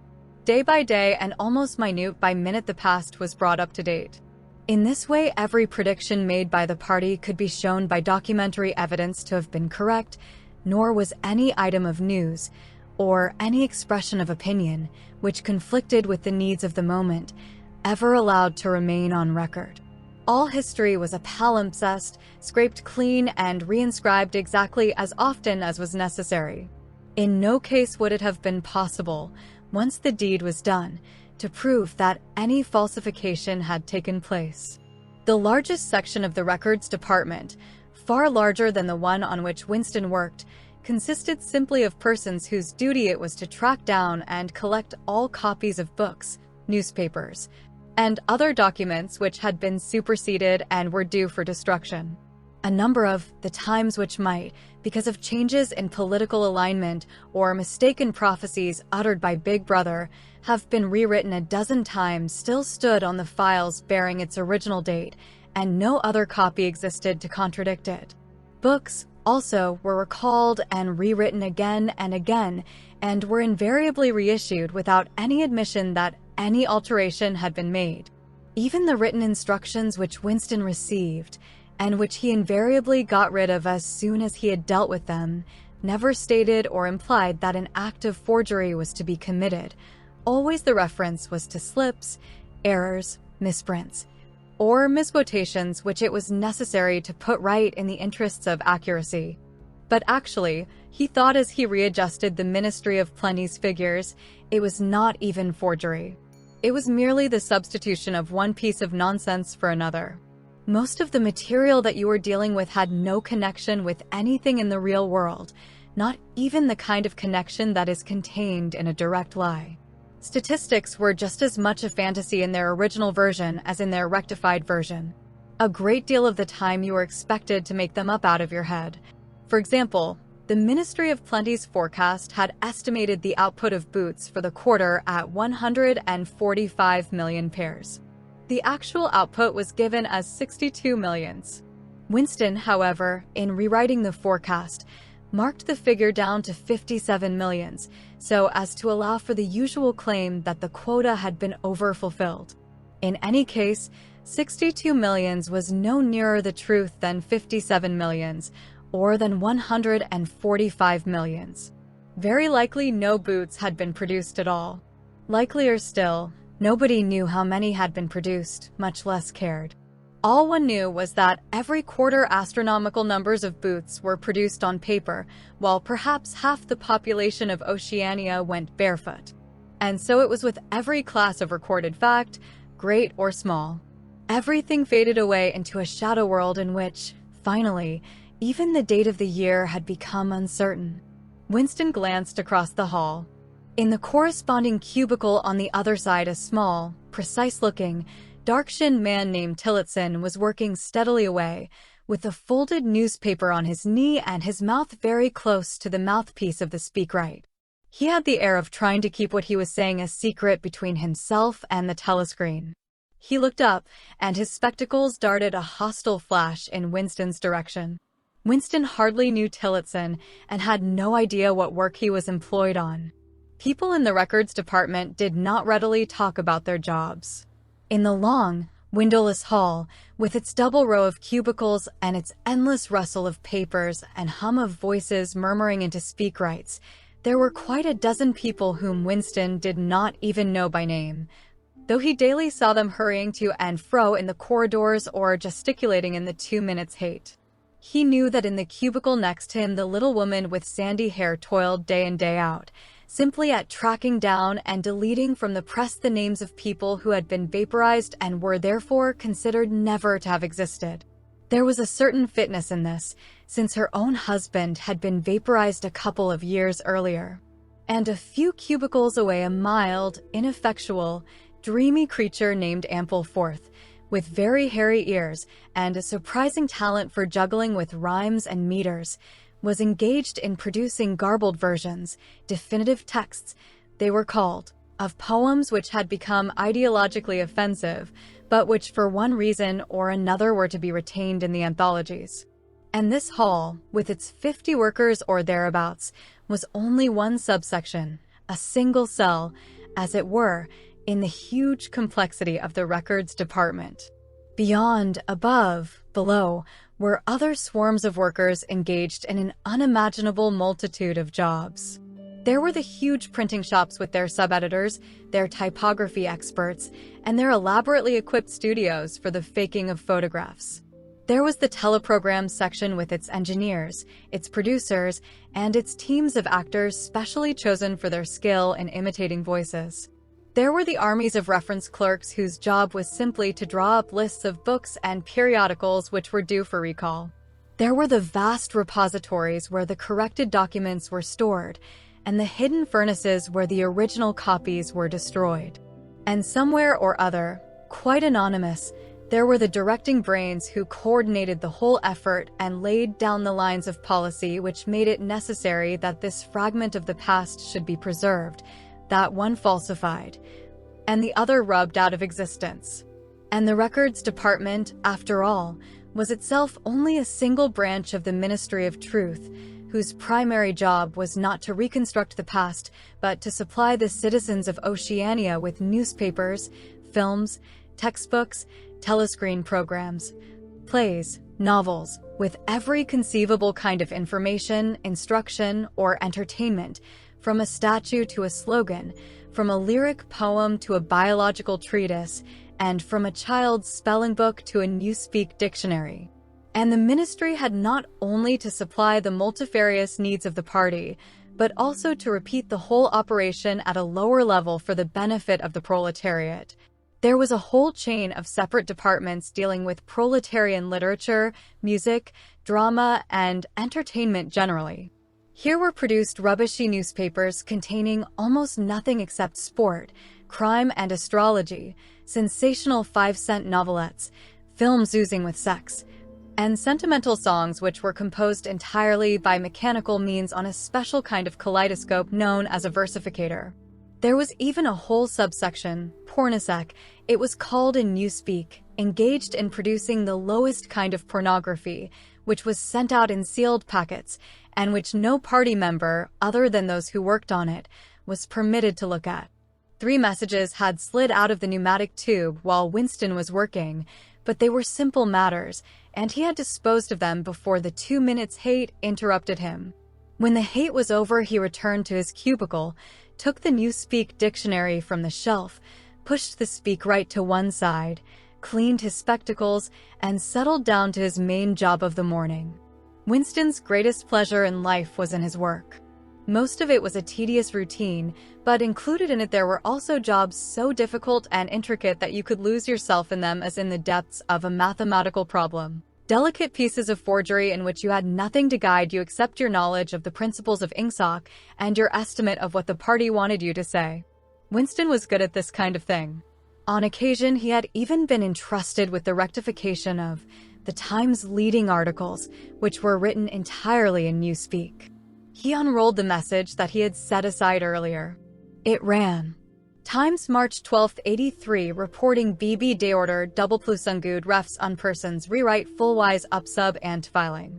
In Oldspeak or Standard English, this might be rendered: the reporting of Big Brother's order for the day in the Times of December 3, 1983 is extremely unsatisfactory and makes references to non-existent persons. Rewrite it in full and submit your draft to higher authority before filing. Winston read through the offending article. Big Brother's order for the day, it seemed, had been chiefly devoted to praising the work of an organization known as FFC, which supplied cigarettes and other comforts to the sailors in the floating fortresses. A certain Comrade Withers, a prominent member of the inner party, had been singled out for special mention and awarded a decoration, the Order of Conspicuous Merit, 2nd class. 3 months later, FFC had suddenly been dissolved with no reasons given. One could assume that Withers and his associates were now in disgrace, but there had been no report of the matter in the press or on the telescreen. That was to be expected, since it was unusual for political offenders to be put on trial or even publicly denounced. The great purges involving thousands of people, with public trials of traitors and thought criminals who made abject confession of their crimes and were afterwards executed, were special showpieces not occurring oftener than once in a couple of years. More commonly, people who had incurred the displeasure of the party simply disappeared and were never heard of again. One never had the smallest clue as to what had happened to them. In some cases, they might not even be dead. Perhaps 30 people personally known to Winston, not counting his parents, had disappeared at one time or another. Winston stroked his nose gently with a paperclip. In the cubicle across the way, Comrade Tillotson was still crouching secretively over his speakwrite. He raised his head for a moment. Again, the hostile spectacle flash. Winston wondered whether Comrade Tillotson was engaged on the same job as himself. It was perfectly possible. So tricky a piece of work would never be entrusted to a single person. On the other hand, to turn it over to a committee would be to admit openly that an act of fabrication was taking place. Very likely as many as a dozen people were now working away on rival versions of what Big Brother had actually said. And presently some master brain in the inner party would select this version or that, would re-edit it and set in motion the complex processes of cross-referencing that would be required. And then the chosen lie would pass into the permanent records and become truth. Winston did not know why Withers had been disgraced. Perhaps it was for corruption or incompetence. Perhaps Big Brother was merely getting rid of a too popular subordinate. Perhaps Withers or someone close to him had been suspected of heretical tendencies. Or perhaps, what was likeliest of all, the thing had simply happened because purges and vaporizations were a necessary part of the mechanics of government. The only real clue lay in the words refs on persons, which indicated that Withers was already dead. You could not invariably assume this to be the case when people were arrested. Sometimes they were released and allowed to remain at liberty for as much as a year or 2 years before being executed. Very occasionally, some person whom you had believed dead long since would make a ghostly reappearance at some public trial where he would implicate hundreds of others by his testimony before vanishing, this time forever. Withers, however, was already an unperson. He did not exist. He had never existed. Winston decided that it would not be enough simply to reverse the tendency of Big Brother's speech. It was better to make a deal with something totally unconnected with its original subject. He might turn the speech into the usual denunciation of traitors and thought criminals, but that was a little too obvious, while to invent a victory at the front or some triumph of overproduction in the 9th three-year plan might complicate the records too much. What was needed was a piece of pure fantasy. Suddenly there sprang into his mind, ready-made as it were, the image of a certain Comrade Ogilvy who had recently died in battle, in heroic circumstances. There were occasions when Big Brother devoted his order for the day to commemorating some humble, rank-and-file party member whose life and death he held up as an example worthy to be followed. Today, he should commemorate Comrade Ogilvy. It was true that there was no such person as Comrade Ogilvy, but a few lines of print and a couple of faked photographs would soon bring him into existence. Winston thought for a moment, then pulled the speakwrite towards him and began dictating in Big Brother's familiar style, a style at once military and pedantic, and, because of a trick of asking questions and then promptly answering them. What lessons do we learn from this fact, comrades? The lesson, which is also one of the fundamental principles of INGSOC, that, etc., easy to imitate. At the age of 3, Comrade Ogilvy had refused all toys except a drum, a submachine gun, and a model helicopter. At 6, a year early, by a special relaxation of the rules, he had joined the spies. At 9, he had been a troop leader. At 11, he had denounced his uncle to the thought police after overhearing a conversation which appeared to him to have criminal tendencies. At 17, he had been a district organizer of the Junior Anti-Sex League.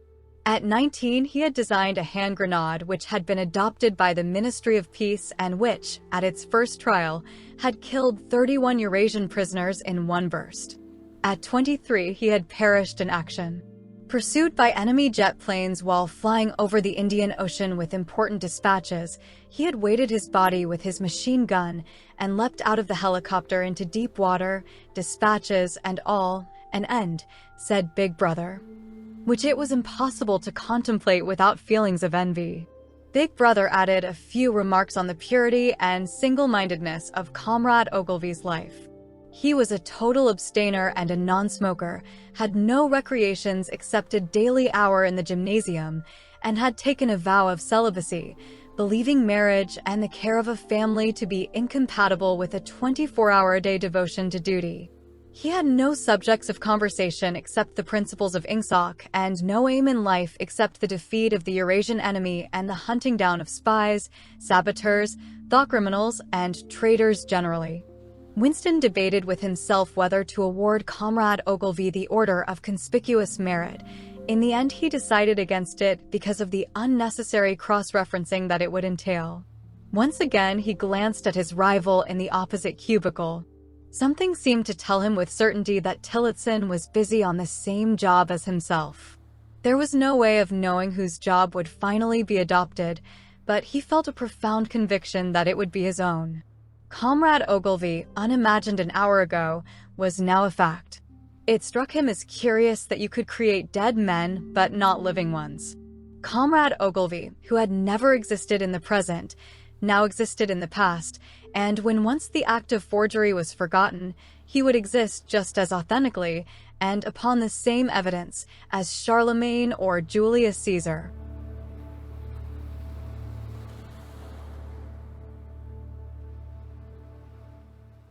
Chapter 5. In the low-ceilinged canteen, deep underground, the lunch queue jerked slowly forward. The room was already very full and deafeningly noisy. From the grill at the counter, the steam of stew came pouring forth, with a sour metallic smell which did not quite overcome the fumes of Victory Gin. On the far side of the room there was a small bar, a mere hole in the wall, where gin could be bought at 10 cents the large nip. "Just the man I was looking for," said a voice at Winston's back. He turned round. It was his friend Syme, who worked in the research department. Perhaps friend was not exactly the right word. You did not have friends nowadays, you had comrades, but there were some comrades whose society was pleasanter than that of others. Syme was a philologist, a specialist in newspeak. Indeed, he was one of the enormous team of experts now engaged in compiling the 11th edition of the Newspeak Dictionary. He was a tiny creature, smaller than Winston, with dark hair and large, protuberant eyes, at once mournful and derisive, which seemed to search your face closely while he was speaking to you. "I wanted to ask you whether you'd got any razor blades," he said. "Not one," said Winston with a sort of guilty haste. "I've tried all over the place. They don't exist any longer. Everyone kept asking you for razor blades." Actually, he had 2 unused ones which he was hoarding up. There had been a famine of them for months past. At any given moment there was some necessary article which the party shops were unable to supply.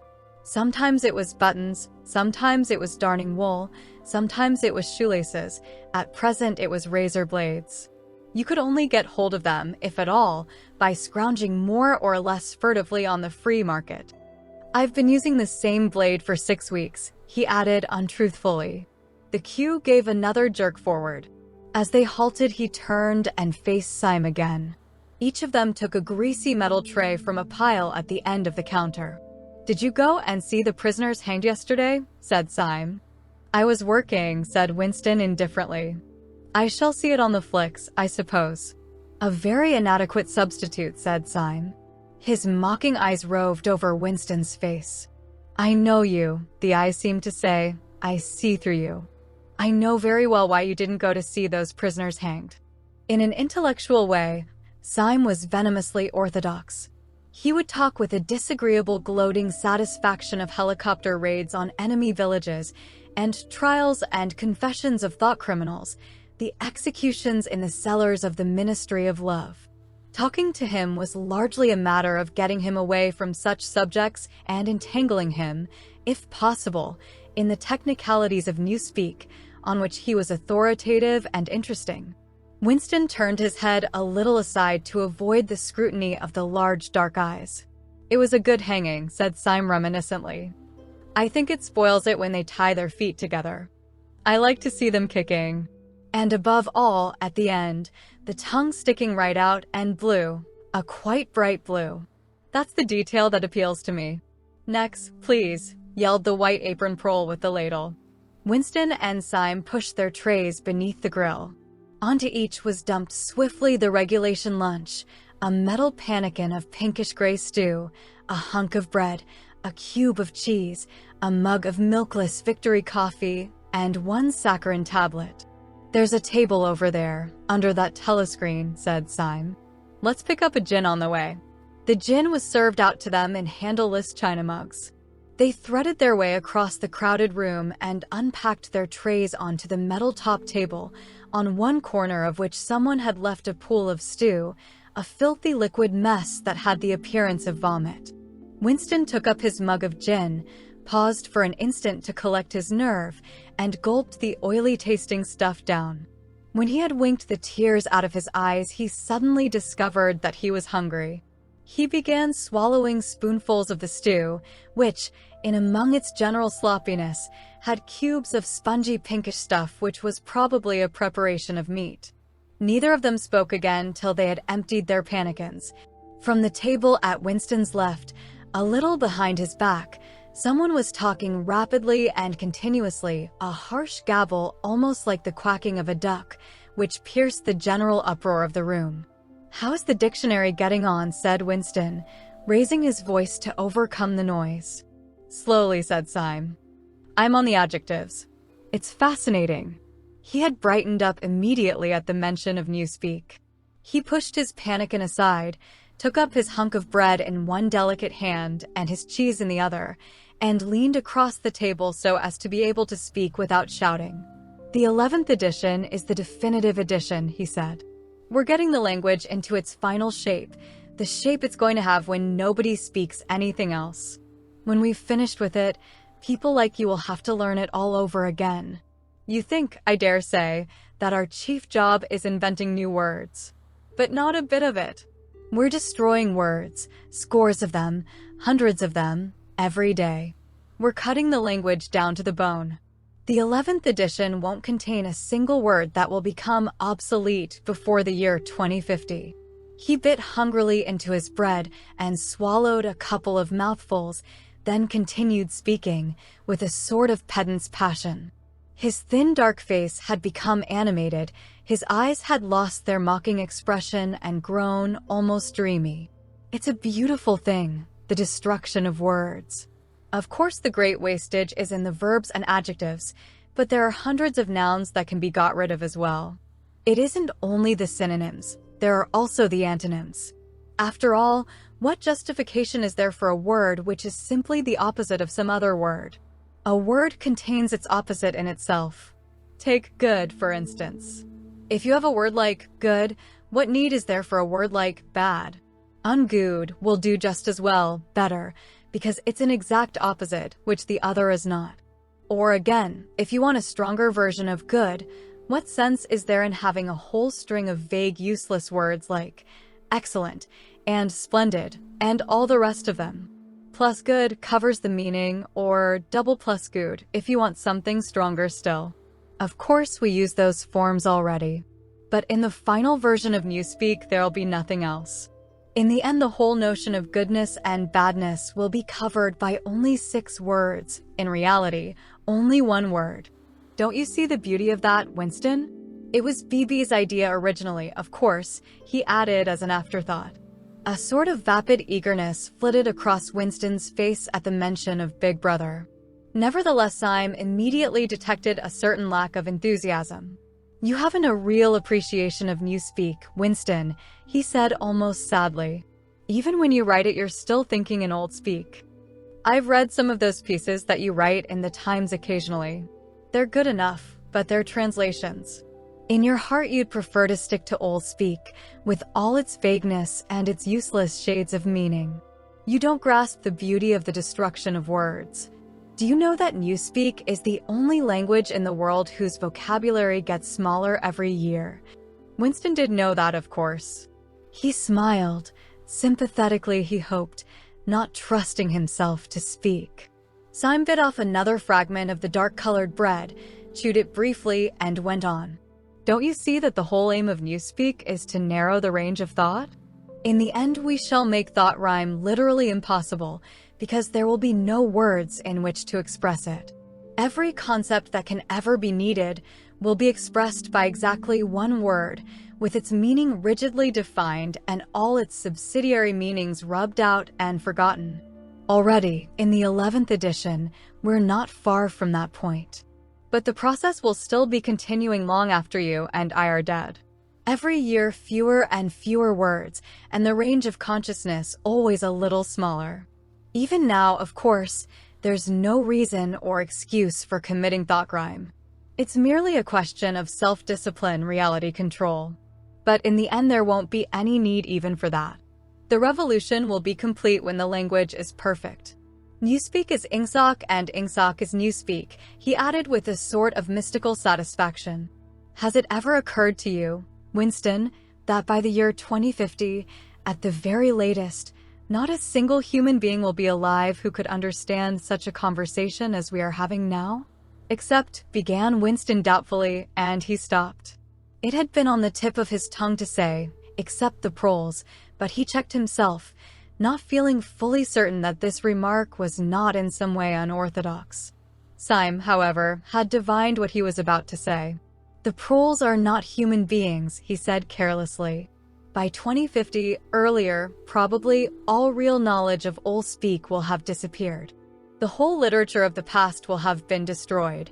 Chaucer, Shakespeare, Milton, Byron, they'll exist only in Newspeak versions, not merely changed into something different, but actually changed into something contradictory of what they used to be. Even the literature of the party will change. Even the slogans will change. How could you have a slogan like, freedom is slavery, when the concept of freedom has been abolished? The whole climate of thought will be different. In fact, there will be no thought, as we understand it now. Orthodoxy means not thinking, not needing to think. Orthodoxy is unconsciousness. One of these days, thought Winston with sudden deep conviction, Syme will be vaporized. He is too intelligent. He sees too clearly and speaks too plainly. The party does not like such people. One day he will disappear.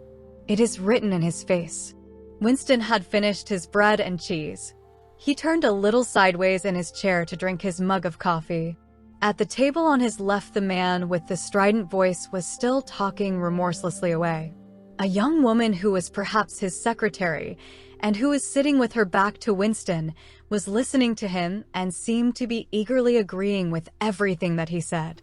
From time to time, Winston caught some such remark as, "I think you're so right, I do so agree with you," uttered in a youthful and rather silly feminine voice. But the other voice never stopped for an instant, even when the girl was speaking. Winston knew the man by sight, though he knew no more about him than that he held some important post in the fiction department.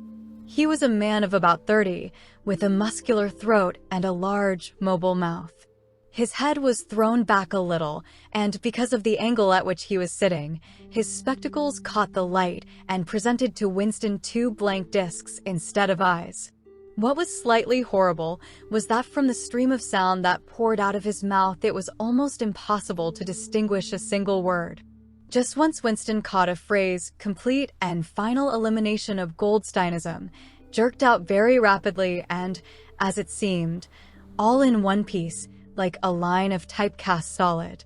For the rest, it was just a noise, a quack-quack-quacking. And yet, though you could not actually hear what the man was saying, you could not be in any doubt about its general nature. He might be denouncing Goldstein and demanding sterner measures against thought criminals and saboteurs. He might be fulminating against the atrocities of the Eurasian army. He might be praising Big Brother or the heroes on the Malabar front. It made no difference. Whatever it was, you could be certain that every word of it was pure orthodoxy, pure Ingsoc. As he watched the eyeless face with the jaw moving rapidly up and down, Winston had a curious feeling that this was not a real human being, but some kind of dummy. It was not the man's brain that was speaking, it was his larynx.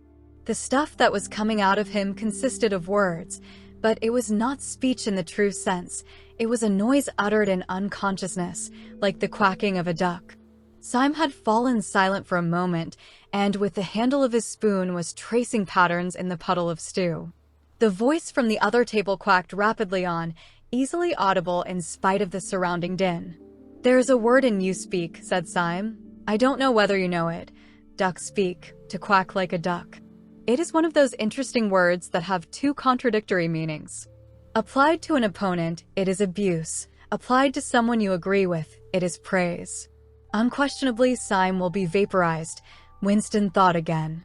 He thought it with a kind of sadness, although well knowing that Syme despised him and slightly disliked him, and was fully capable of denouncing him as a thought criminal if he saw any reason for doing so. There was something subtly wrong with Syme. There was something that he lacked: discretion, aloofness, a sort of saving stupidity. You could not say that he was unorthodox. He believed in the principles of Ingsoc, he venerated Big Brother, he rejoiced over victories, he hated heretics, not merely with sincerity, but with a sort of restless zeal, an up-to-dateness of information, which the ordinary party member did not approach. Yet a faint air of disreputability always clung to him. He said things that would have been better unsaid. He had read too many books. He frequented the Chestnut Tree Cafe, haunt of painters and musicians. There was no law, not even an unwritten law, against frequenting the Chestnut Tree Cafe, yet the place was somehow illumined. The old, discredited leaders of the party had been used to gather there before they were finally purged. Goldstein himself, it was said, had sometimes been seen there years and decades ago. Syme's fate was not difficult to foresee. And yet it was a fact that if Syme grasped, even for 3 seconds, the nature of his, Winston's, secret opinions, he would betray him instantly to the thought police. So would anybody else, for that matter, but Syme more than most. Zeal was not enough. Orthodoxy was unconsciousness. Syme looked up. "Here comes Parsons," he said. Something in the tone of his voice seemed to add, "That bloody fool." Parsons, Winston's fellow tenant at Victory Mansions, was in fact threading his way across the room, a tubby, middle-sized man with fair hair and a frog-like face. At 35, he was already putting on rolls of fat at neck and waistline, but his movements were brisk and boyish. His whole appearance was that of a little boy grown large, so much so that although he was wearing the regulation overalls, it was almost impossible not to think of him as being dressed in the blue shorts, gray shirt, and red neckerchief of the spies. In visualizing him, one saw always a picture of dimpled knees and sleeves rolled back from pudgy forearms. Parsons did, indeed, invariably revert to shorts when a community hike or any other physical activity gave him an excuse for doing so. He greeted them both with a cheery, "Hello, hello," and sat down at the table, giving off an intense smell of sweat. Beads of moisture stood out all over his pink face. His powers of sweating were extraordinary. At the community center, you could always tell when he had been playing table tennis by the dampness of the bat handle. Syme had produced a strip of paper on which there was a long column of words and was studying it with an ink pencil between his fingers. "Look at him working away in the lunch hour," said Parsons, nudging Winston. "Keenness, eh? What's that you've got there, old boy? Something a bit too brainy for me, I expect."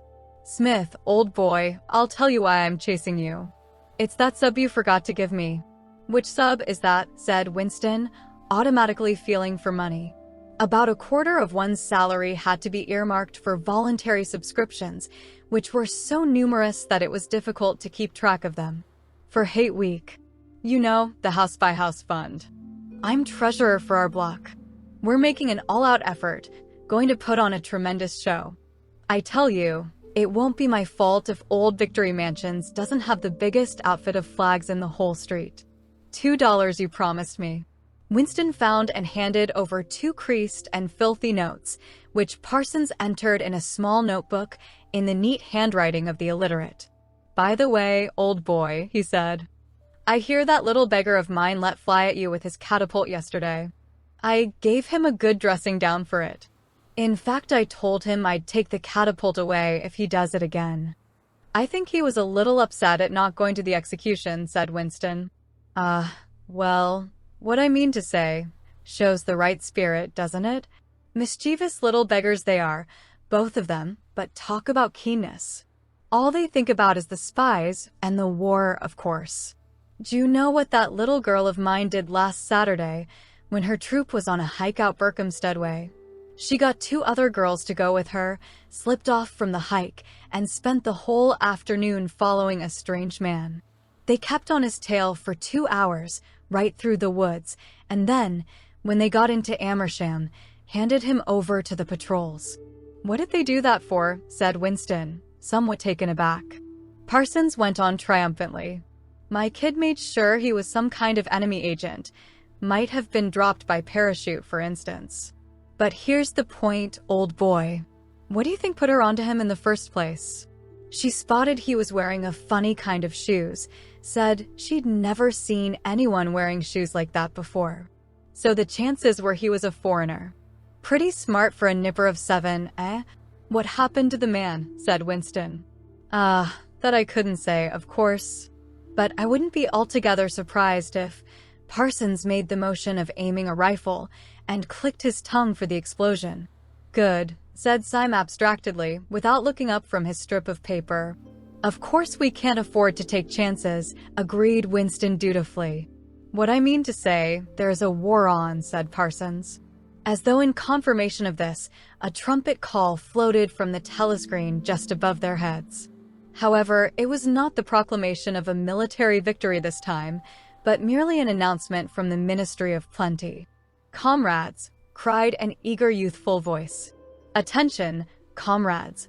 We have glorious news for you. We have won the battle for production. Returns now completed of the output of all classes of consumption goods show that the standard of living has risen by no less than 20% over the past year. All over Oceania this morning there were irrepressible, spontaneous demonstrations when workers marched out of factories and offices and paraded through the streets with banners voicing their gratitude to Big Brother for the new, happy life which his wise leadership has bestowed upon us. Here are some of the completed figures. Foodstuffs. The phrase, our new, happy life, recurred several times. It had been a favorite of late with the Ministry of Plenty. Parsons, his attention caught by the trumpet call, sat listening with a sort of gaping solemnity, a sort of edified boredom. He could not follow the figures, but he was aware that they were in some way a cause for satisfaction. He had lugged out a huge and filthy pipe which was already half full of charred tobacco. With the tobacco ration at 100 grams a week, it was seldom possible to fill a pipe to the top. Winston was smoking a Victory cigarette which he held carefully horizontal. The new ration did not start till tomorrow, and he had only 4 cigarettes left. For the moment he had shut his ears to the remoter noises and was listening to the stuff that streamed out of the telescreen. It appeared that there had even been demonstrations to thank Big Brother for raising the chocolate ration to 20 grams a week. And only yesterday, he reflected, it had been announced that the ration was to be reduced to 20 grams a week. Was it possible that they could swallow that after only 24 hours? Yes, they swallowed it. Parsons swallowed it easily, with the stupidity of an animal.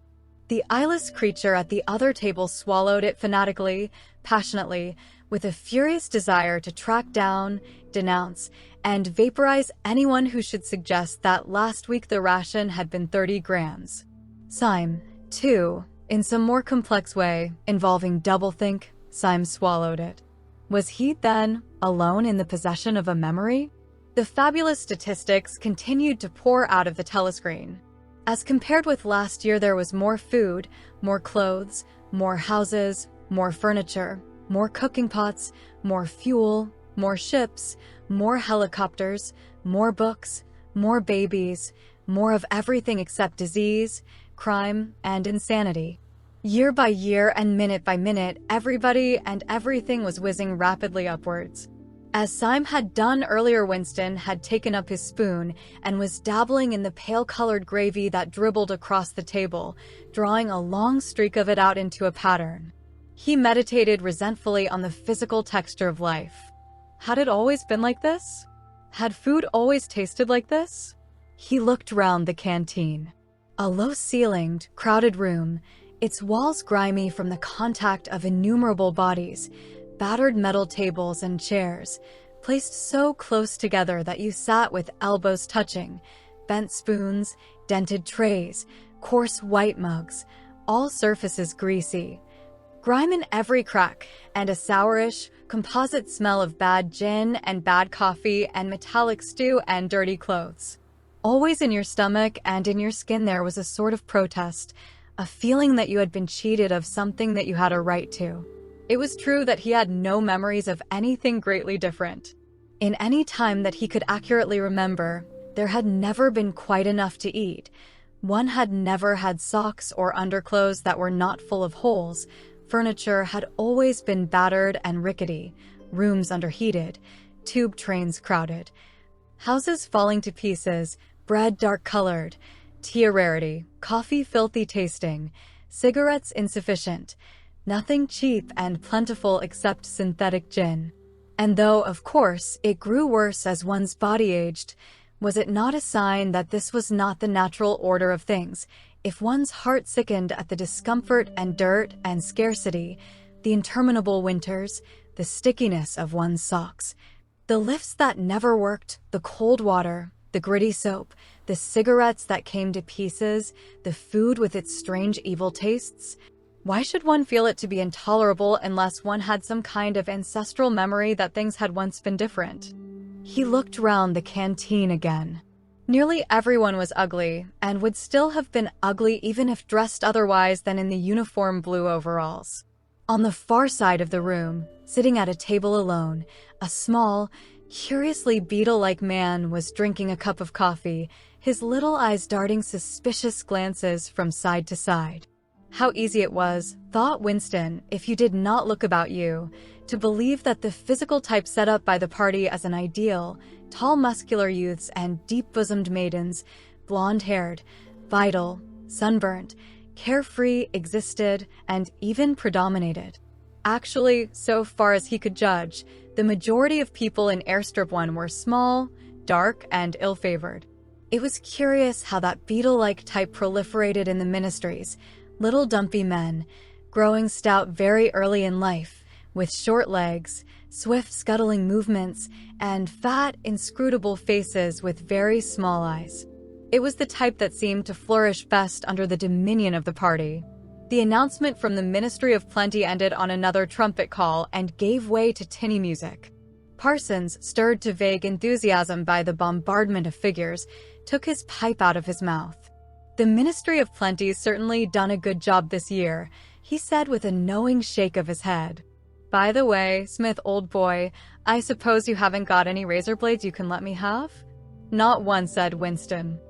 "I've been using the same blade for 6 weeks myself." "Ah, well, just thought I'd ask you, old boy." "Sorry," said Winston. The quacking voice from the next table, temporarily silenced during the ministry's announcement, had started up again, as loud as ever. For some reason, Winston suddenly found himself thinking of Mrs. Parsons, with her wispy hair and the dust in the creases of her face. Within 2 years, those children would be denouncing her to the thought police. Mrs. Parsons would be vaporized. Syme would be vaporized. Winston would be vaporized. O'Brien would be vaporized. Parsons, on the other hand, would never be vaporized. The eyeless creature with the quacking voice would never be vaporized. The little beetle-like men who scuttle so nimbly through the labyrinthine corridors of ministries, they, too, would never be vaporized. And the girl with dark hair, the girl from the fiction department, she would never be vaporized either. It seemed to him that he knew instinctively who would survive and who would perish, though just what it was that made for survival, it was not easy to say. At this moment, he was dragged out of his reverie with a violent jerk. The girl at the next table had turned partly round and was looking at him. It was the girl with dark hair. She was looking at him in a sidelong way, but with curious intensity. The instant she caught his eye, she looked away again. The sweat started out on Winston's backbone. A horrible pang of terror went through him. It was gone almost at once, but it left a sort of nagging uneasiness behind. Why was she watching him? Why did she keep following him about? Unfortunately, he could not remember whether she had already been at the table when he arrived, or had come there afterwards. But yesterday, at any rate, during the 2 minutes' hate, she had sat immediately behind him when there was no apparent need to do so. Quite likely her real object had been to listen to him and make sure whether he was shouting loudly enough. His earlier thought returned to him. Probably she was not actually a member of the thought police, but then it was precisely the amateur spy who was the greatest danger of all. He did not know how long she had been looking at him, but perhaps for as much as 5 minutes, and it was possible that his features had not been perfectly under control. It was terribly dangerous to let your thoughts wander when you were in any public place or within range of a telescreen. The smallest thing could give you away. A nervous tic, an unconscious look of anxiety, a habit of muttering to yourself, anything that carried with it the suggestion of abnormality, of having something to hide. In any case, to wear an improper expression on your face, to look incredulous when a victory was announced, for example, was itself a punishable offense. There was even a word for it in newspeak, face crime, it was called. The girl had turned her back on him again. Perhaps after all she was not really following him about. Perhaps it was coincidence that she had sat so close to him 2 days running. His cigarette had gone out, and he laid it carefully on the edge of the table. He would finish smoking it after work, if he could keep the tobacco in it. Quite likely the person at the next table was a spy of the thought police, and quite likely he would be in the cellars of the Ministry of Love within 3 days, but a cigarette end must not be wasted. Syme had folded up his strip of paper and stowed it away in his pocket. Parsons had begun talking again.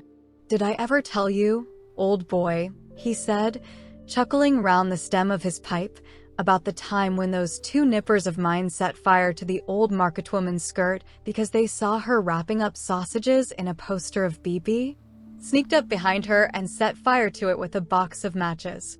Burned her quite badly, I believe. Little beggars, eh? But keen as mustard. That's a first-rate training they give them in the spies nowadays, better than in my day, even. What do you think's the latest thing they've served them out with? Ear trumpets for listening through keyholes. My little girl brought one home the other night, tried it out on our sitting room door, and reckoned she could hear twice as much as with her ear to the hole. Of course it's only a toy, mind you. Still, gives them the right idea, eh?" At this moment the telescreen let out a piercing whistle. It was the signal to return to work. All 3 men sprang to their feet to join in the struggle round the lifts, and the remaining tobacco fell out of Winston's cigarette.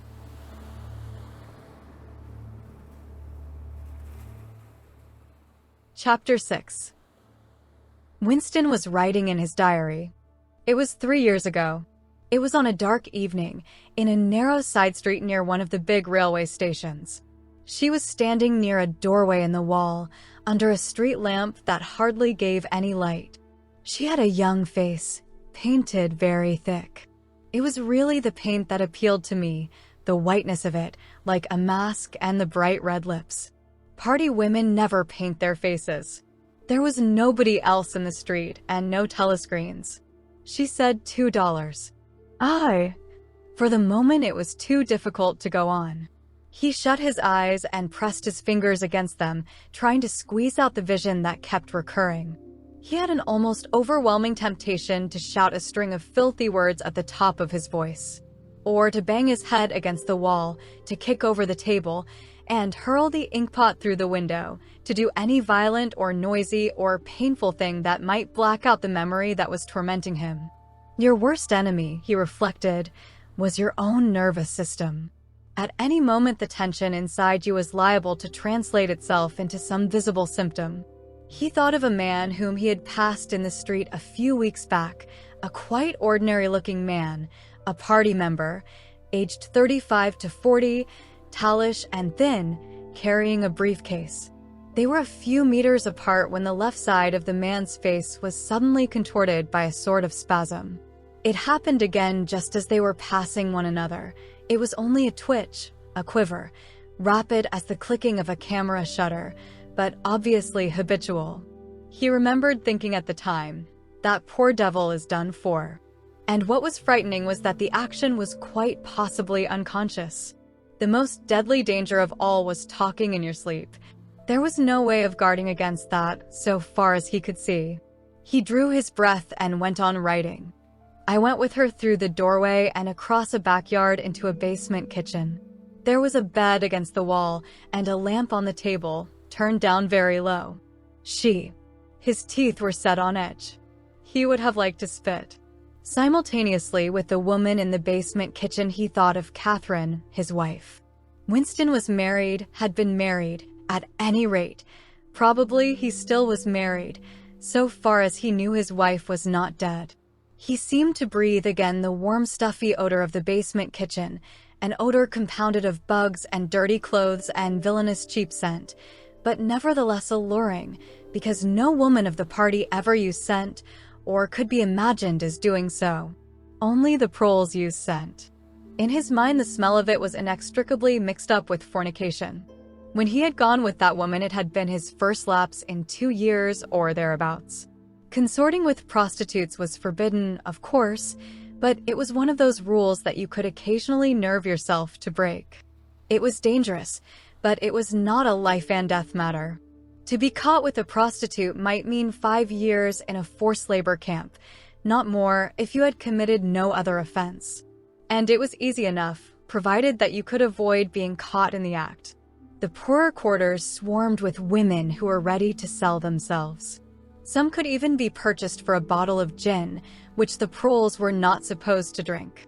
Tacitly, the party was even inclined to encourage prostitution as an outlet for instincts which could not be altogether suppressed. Mere debauchery did not matter very much, so long as it was furtive and joyless and only involved the women of a submerged and despised class. The unforgivable crime was promiscuity between party members. But, though this was one of the crimes that the accused in the Great Purges invariably confessed to, it was difficult to imagine any such thing actually happening. The aim of the party was not merely to prevent men and women from forming loyalties which it might not be able to control. Its real, undeclared purpose was to remove all pleasure from the sexual act. Not love so much as eroticism was the enemy, inside marriage as well as outside it. All marriages between party members had to be approved by a committee appointed for the purpose, and, though the principle was never clearly stated, permission was always refused if the couple concerned gave the impression of being physically attracted to one another. The only recognized purpose of marriage was to beget children for the service of the party. Sexual intercourse was to be looked on as a slightly disgusting minor operation, like having an enema. This again was never put into plain words, but in an indirect way it was rubbed into every party member from childhood onwards. There were even organizations such as the Junior Anti-Sex League, which advocated complete celibacy for both sexes. All children were to be begotten by artificial insemination, artsum, it was called in newspeak, and brought up in public institutions. This, Winston was aware, was not meant altogether seriously, but somehow it fitted in with the general ideology of the party. The party was trying to kill the sex instinct, or, if it could not be killed, then to distort it and dirty it. He did not know why this was so, but it seemed natural that it should be so. And as far as the women were concerned, the party's efforts were largely successful. He thought again of Catherine. It must be 9, 10, nearly 11 years since they had parted. It was curious how seldom he thought of her. For days at a time, he was capable of forgetting that he had ever been married. They had only been together for about 15 months. The party did not permit divorce, but it rather encouraged separation in cases where there were no children. Catherine was a tall, fair-haired girl, very straight, with splendid movements. She had a bold, aquiline face, a face that one might have called noble until one discovered that there was as nearly as possible nothing behind it. Very early in her married life he had decided, though perhaps it was only that he knew her more intimately than he knew most people, that she had without exception the most stupid, vulgar, empty mind that he had ever encountered. She had not a thought in her head that was not a slogan, and there was no imbecility, absolutely none, that she was not capable of swallowing if the party handed it out to her. The human soundtrack, he nicknamed her in his own mind. Yet he could have endured living with her if it had not been for just one thing: sex. As soon as he touched her, she seemed to wince and stiffen. To embrace her was like embracing a jointed wooden image. And what was strange was that, even when she was clasping him against her, he had the feeling that she was simultaneously pushing him away with all her strength. The rigidity of her muscles managed to convey that impression. She would lie there with shut eyes, neither resisting nor cooperating but submitting. It was extraordinarily embarrassing and, after a while, horrible. But even then, he could have borne living with her if it had been agreed that they should remain celibate. But curiously enough, it was Catherine who refused this. They must, she said, produce a child if they could. So the performance continued to happen, once a week quite regularly, whenever it was not impossible. She even used to remind him of it in the morning, as something which had to be done that evening and which must not be forgotten. She had two names for it. One was making a baby, and the other was our duty to the party. Yes, she had actually used that phrase. Quite soon he grew to have a feeling of positive dread when the appointed day came round. But luckily no child appeared, and in the end she agreed to give up trying, and soon afterwards they parted. Winston sighed inaudibly. He picked up his pen again and wrote. She threw herself down on the bed, and at once, without any kind of preliminary, in the most coarse, horrible way you can imagine, pulled up her skirt. He saw himself standing there in the dim lamplight, with the smell of bugs and cheap scent in his nostrils, and in his heart a feeling of defeat and resentment which even at that moment was mixed up with the thought of Catherine's white body, frozen forever by the hypnotic power of the party. Why did it always have to be like this? Why could he not have a woman of his own instead of these filthy scuffles at intervals of years? But a real love affair was an almost unthinkable event. The women of the party were all alike. Chastity was as deep ingrained in them as party loyalty. By careful early conditioning, by games and cold water, by the rubbish that was dinned into them at school and in the spies and the youth league, by lectures, parades, songs, slogans, and martial music, the natural feeling had been driven out of them. His reason told him that there must be exceptions, but his heart did not believe it. They were all impregnable, as the party intended that they should be. And what he wanted, more even than to be loved, was to break down that wall of virtue, even if it were only once in his whole life. The sexual act, successfully performed, was rebellion. Desire was thought rhyme. Even to have awakened Catherine, if he could have achieved it, would have been like a seduction, although she was his wife. But the rest of the story had got to be written down. He wrote, I turned up the lamp. When I saw her in the light, after the darkness, the feeble light of the paraffin lamp had seemed very bright. For the first time he could see the woman properly. He had taken a step towards her and then halted, full of lust and terror. He was painfully conscious of the risk he had taken in coming here. It was perfectly possible that the patrols would catch him on the way out. For that matter, they might be waiting outside the door at this moment. If he went away without even doing what he had come here to do, it had got to be written down, it had got to be confessed. What he had suddenly seen in the lamplight was that the woman was old.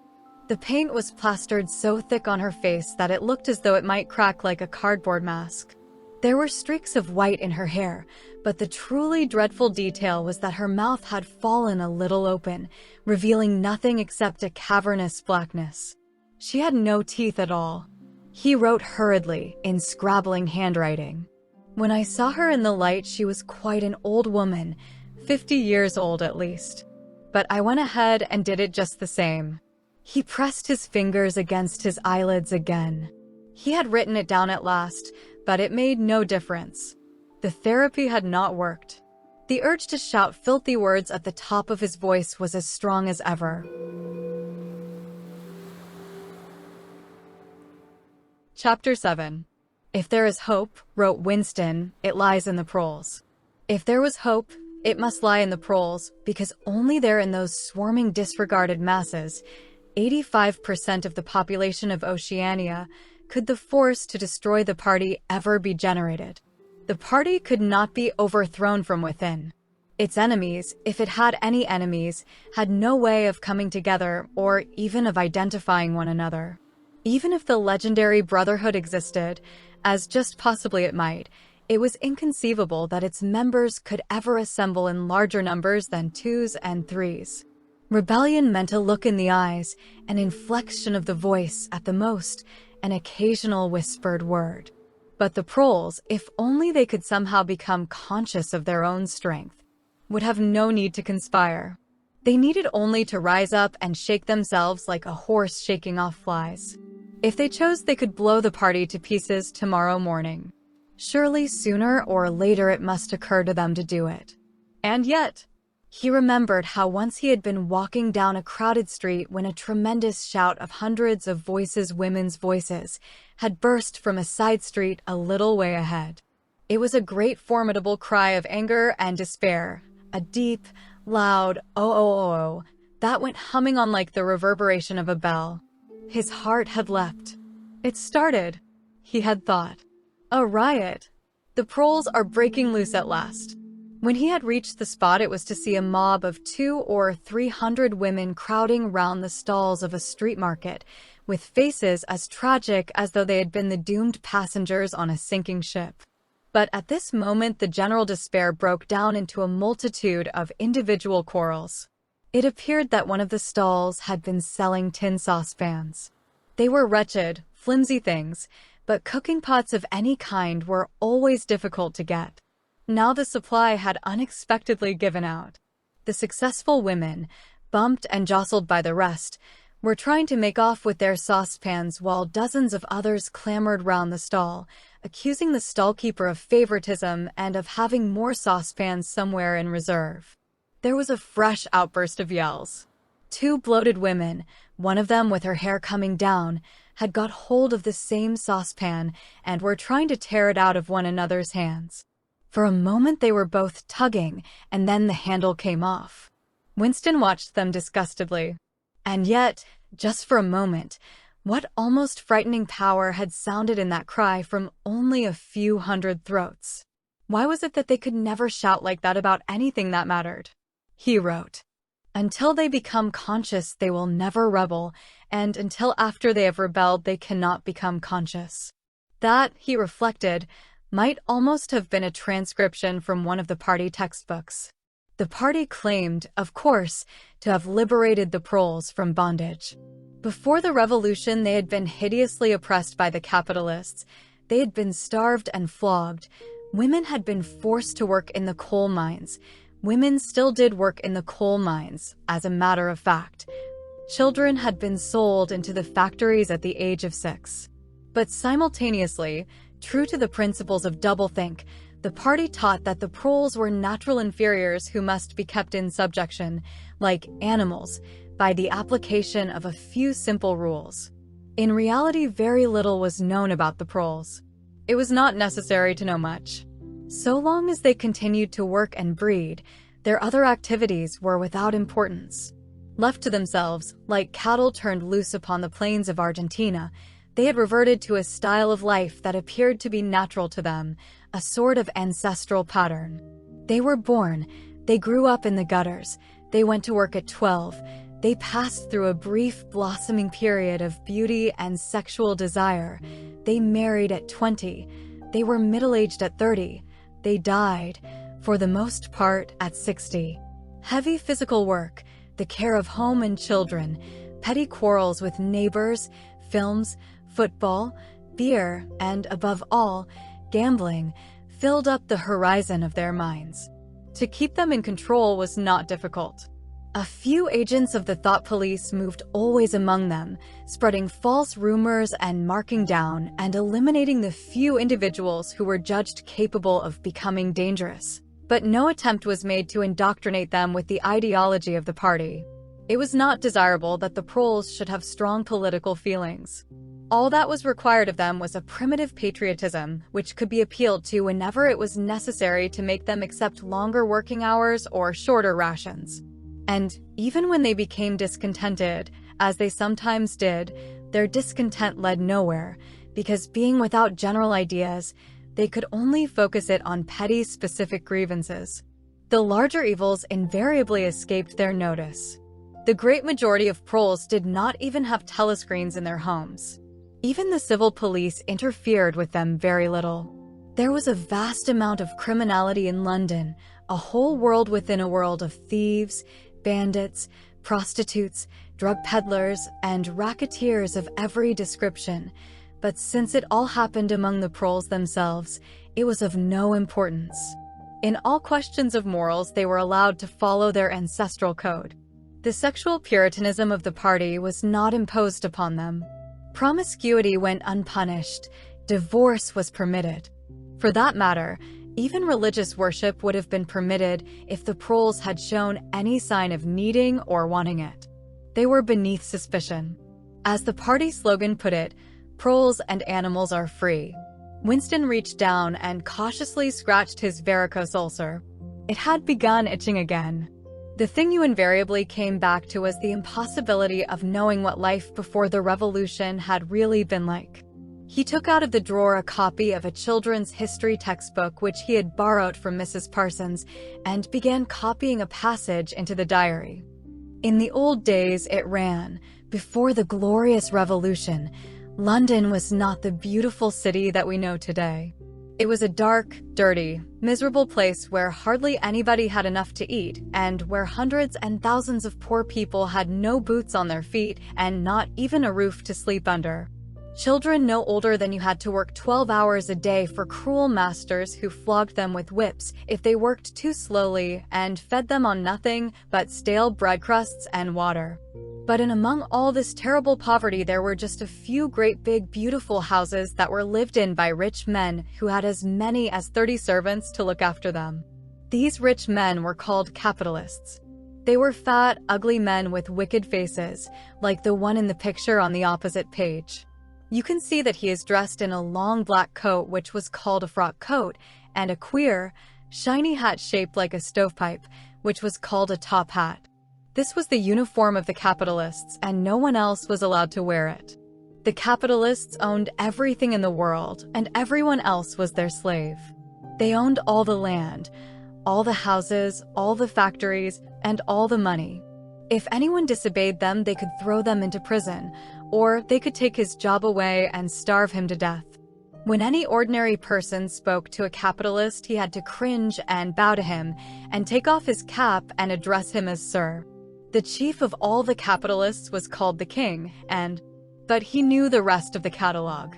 There would be mention of the bishops in their lawn sleeves, the judges in their ermine robes, the pillory, the stocks, the treadmill, the cat o' nine tails, the Lord Mayor's banquet, and the practice of kissing the Pope's toe. There was also something called the Jus Primi Noctis, which would probably not be mentioned in a textbook for children. It was the law by which every capitalist had the right to sleep with any woman working in one of his factories. How could you tell how much of it was lies? It might be true that the average human being was better off now than he had been before the revolution. The only evidence to the contrary was the mute protest in your own bones, the instinctive feeling that the conditions you lived in were intolerable and that at some other time they must have been different. It struck him that the truly characteristic thing about modern life was not its cruelty and insecurity, but simply its bareness, its dinginess, its listlessness. Life, if you looked about you, bore no resemblance not only to the lies that streamed out of the telescreens, but even to the ideals that the party was trying to achieve. Great areas of it, even for a party member, were neutral and non-political, a matter of slogging through dreary jobs, fighting for a place on the tube, darning a worn-out sock, catching a saccharine tablet, saving a cigarette end. The ideal set up by the party was something huge, terrible, and glittering, a world of steel and concrete, of monstrous machines and terrifying weapons, a nation of warriors and fanatics, marching forward in perfect unity. All thinking the same thoughts and shouting the same slogans, perpetually working, fighting, triumphing, persecuting 300 million people, all with the same face. The reality was decaying, dingy cities where underfed people shuffled to and fro in leaky shoes, in patched-up 19th century houses that smelt always of cabbage and bad lavatories. He seemed to see a vision of London, vast and ruinous, city of a million dustbins, and mixed up with it was a picture of Mrs. Parsons, a woman with lined face and wispy hair, fiddling helplessly with a blocked waste pipe. He reached down and scratched his ankle again. Day and night the telescreens bruised your ears with statistics proving that people today had more food, more clothes, better houses, better recreations, that they lived longer, worked shorter hours, were bigger, healthier, stronger, happier, more intelligent, better educated than the people of 50 years ago. Not a word of it could ever be proved or disproved. The party claimed, for example, that today 40% of adult Poles were literate. Before the revolution, it was said, the number had only been 15%. The party claimed that the infant mortality rate was now only 160 per thousand, whereas before the revolution it had been 300, and so it went on. It was like a single equation with two unknowns. It might very well be that literally every word in the history books, even the things that one accepted without question, was pure fantasy. For all he knew, there might never have been any such law as the jus primi noctis, or any such creature as a capitalist, or any such garment as a top hat. Everything faded into mist. The past was erased, the erasure was forgotten, the lie became truth. Just once in his life he had possessed, after the event, that was what counted, concrete, unmistakable evidence of an act of falsification. He had held it between his fingers for as long as 30 seconds. In 1973, it must have been at any rate, it was at about the time when he and Catherine had parted. But the really relevant date was 7 or 8 years earlier. The story really began in the middle 60s, the period of the Great Purges in which the original leaders of the revolution were wiped out once and for all. By 1970, none of them was left, except Big Brother himself. All the rest had by that time been exposed as traitors and counter-revolutionaries. Goldstein had fled and was hiding no one knew where, and of the others, a few had simply disappeared, while the majority had been executed after spectacular public trials at which they made confession of their crimes. Among the last survivors were 3 men named Jones, Aronson, and Rutherford. It must have been in 1965 that these 3 had been arrested. As often happened, they had vanished for a year or more, so that one did not know whether they were alive or dead, and then had suddenly been brought forth to incriminate themselves in the usual way. They had confessed to intelligence with the enemy at that date. 2. The enemy was Eurasia, embezzlement of public funds, the murder of various trusted party members, intrigues against the leadership of Big Brother which had started long before the revolution happened, and acts of sabotage causing the death of hundreds of thousands of people. After confessing to these things, they had been pardoned, reinstated in the party, and given posts which were in fact sinecures, but which sounded important. All 3 had written long, abject articles in the Times, analyzing the reasons for their defection and promising to make amends. Sometime after their release, Winston had actually seen all 3 of them in the Chestnut Tree Cafe. He remembered the sort of terrified fascination with which he had watched them out of the corner of his eye. They were men far older than himself, relics of the ancient world, almost the last great figures left over from the heroic days of the party. The glamour of the underground struggle and the Civil War still faintly clung to them. He had the feeling, though already at that time facts and dates were growing blurry, that he had known their names years earlier than he had known that of Big Brother. But also they were outlaws, enemies, untouchables, doomed with absolute certainty to extinction within a year or 2. No one who had once fallen into the hands of the thought police ever escaped in the end. They were corpses waiting to be sent back to the grave. There was no one at any of the tables nearest to them. It was not wise even to be seen in the neighborhood of such people. They were sitting in silence before glasses of the gin flavored with cloves, which was the speciality of the cafe. Of the 3, it was Rutherford whose appearance had most impressed Winston. Rutherford had once been a famous caricaturist, whose brutal cartoons had helped to inflame popular opinion before and during the Revolution. Even now, at long intervals, his cartoons were appearing in the Times. They were simply an imitation of his earlier manner, and curiously lifeless and unconvincing. Always they were a rehashing of the ancient themes: slum tenements, starving children, street battles, capitalists in top hats. Even on the barricades, the capitalists still seemed to cling to their top hats, an endless, hopeless effort to get back into the past. He was a monstrous man, with a mane of greasy gray hair, his face pouched and seamed, with thick negroid lips. At one time he must have been immensely strong. Now his great body was sagging, sloping, bulging, falling away in every direction. He seemed to be breaking up before one's eyes, like a mountain crumbling. It was the lonely hour of 15. Winston could not now remember how he had come to be in the cafe at such a time. The place was almost empty. A tinny music was trickling from the telescreens. The three men sat in their corner, almost motionless, never speaking.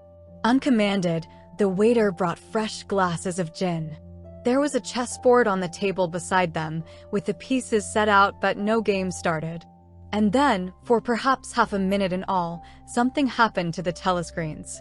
The tune that they were playing changed, and the tone of the music changed too. There came into it, but it was something hard to describe. It was a peculiar, cracked, braying, jeering note. In his mind, Winston called it a yellow note. And then a voice from the telescreen was singing. Under this spreading chestnut tree, I sold you and you sold me. There lie they, and here lie we. Under this spreading chestnut tree. The three men never stirred. But when Winston glanced again at Rutherford's ruinous face, he saw that his eyes were full of tears. And for the first time he noticed, with a kind of inward shudder, and yet not knowing at what he shuddered, that both Aronson and Rutherford had broken noses. A little later, all three were rearrested. It appeared that they had engaged in fresh conspiracies from the very moment of their release. At their second trial, they confessed to all their old crimes over again, with a whole string of new ones. They were executed, and their fate was recorded in the party histories, a warning to posterity. About 5 years after this, in 1973, Winston was unrolling a wad of documents which had just flopped out of the pneumatic tube onto his desk when he came on a fragment of paper which had evidently been slipped in among the others and then forgotten. The instant he had flattened it out, he saw its significance. It was a half-page torn out of the Times of about 10 years earlier, the top half of the page, so that it included the date, and it contained a photograph of the delegates at some party function in New York. Prominent in the middle of the group were Jones, Aronson, and Rutherford. There was no mistaking them. In any case, their names were in the caption at the bottom. The point was that at both trials, all three men had confessed that on that date they had been on Eurasian soil. They had flown from a secret airfield in Canada to a rendezvous somewhere in Siberia, and had conferred with members of the Eurasian General Staff, to whom they had betrayed important military secrets. The date had stuck in Winston's memory because it chanced to be Midsummer Day, but the whole story must be on record in countless other places as well. There was only one possible conclusion: the confessions were lies. Of course, this was not in itself a discovery. Even at that time, Winston had not imagined that the people who were wiped out in the purges had actually committed the crimes that they were accused of. But this was concrete evidence. It was a fragment of the abolished past, like a fossil bone which turns up in the wrong stratum and destroys a geological theory. It was enough to blow the party to atoms if in some way it could have been published to the world and its significance made known. He had gone straight on working. As soon as he saw what the photograph was and what it meant, he had covered it up with another sheet of paper. Luckily, when he unrolled it, it had been upside down from the point of view of the telescreen. He took his scribbling pad on his knee and pushed back his chair so as to get as far away from the telescreen as possible. To keep your face expressionless was not difficult, and even your breathing could be controlled with an effort, but you could not control the beating of your heart, and the telescreen was quite delicate enough to pick it up. He let what he judged to be 10 minutes go by, tormented all the while by the fear that some accident, a sudden draft blowing across his desk, for instance, would betray him. Then, without uncovering it again, he dropped the photograph into the memory hole, along with some other waste papers. Within another minute, perhaps, it would have crumbled into ashes. That was 10, 11 years ago. Today, probably, he would have kept that photograph. It was curious that the fact of having held it in his fingers seemed to him to make a difference even now, when the photograph itself, as well as the event it recorded, was only memory. Was the party's hold upon the past less strong, he wondered, because a piece of evidence which existed no longer had once existed? But today, supposing that it could be somehow resurrected from its ashes, the photograph might not even be evidence. Already, at the time when he made his discovery, Oceania was no longer at war with Eurasia, and it must have been to the agents of East Asia that the 3 dead men had betrayed their country. Since then there had been other changes too. 3, he could not remember how many. Very likely the confessions had been rewritten and rewritten until the original facts and dates no longer had the smallest significance. The past not only changed, but changed continuously. What most afflicted him with the sense of nightmare was that he had never clearly understood why the huge imposture was undertaken. The immediate advantages of falsifying the past were obvious, but the ultimate motive was mysterious. He took up his pen again and wrote, "I understand how, I do not understand why." He wondered, as he had many times wondered before, whether he himself was a lunatic. Perhaps a lunatic was simply a minority of one. At one time it had been a sign of madness to believe that the earth goes round the sun. Today, to believe that the past is unalterable. He might be alone in holding that belief, and if alone, then a lunatic. But the thought of being a lunatic did not greatly trouble him. The horror was that he might also be wrong. He picked up the children's history book and looked at the portrait of Big Brother, which formed its frontispiece. The hypnotic eyes gazed into his own. It was as though some huge force were pressing down upon you, something that penetrated inside your skull, battering against your brain, frightening you out of your beliefs, persuading you, almost, to deny the evidence of your senses. In the end, the party would announce that 2 and 2 made 5, and you would have to believe it. It was inevitable that they should make that claim sooner or later. The logic of their position demanded it. Not merely the validity of experience, but the very existence of external reality was tacitly denied by their philosophy. The heresy of heresies was common sense. And what was terrifying was not that they would kill you for thinking otherwise, but that they might be right. For, after all, how do we know that 2 and 2 make 4? Or that the force of gravity works?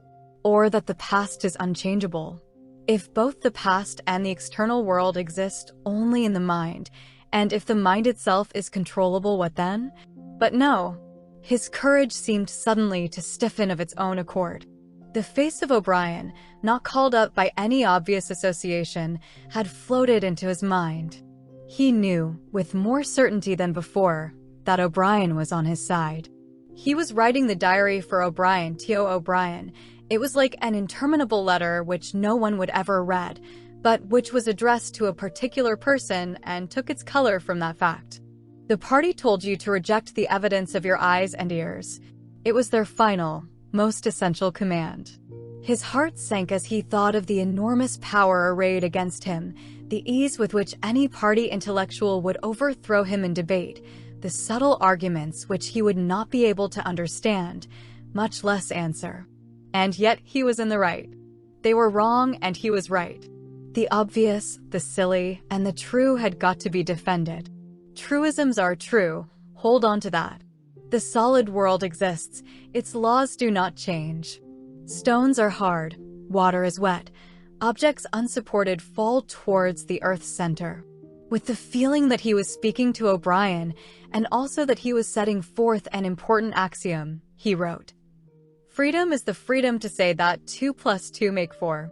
If that is granted, all else follows."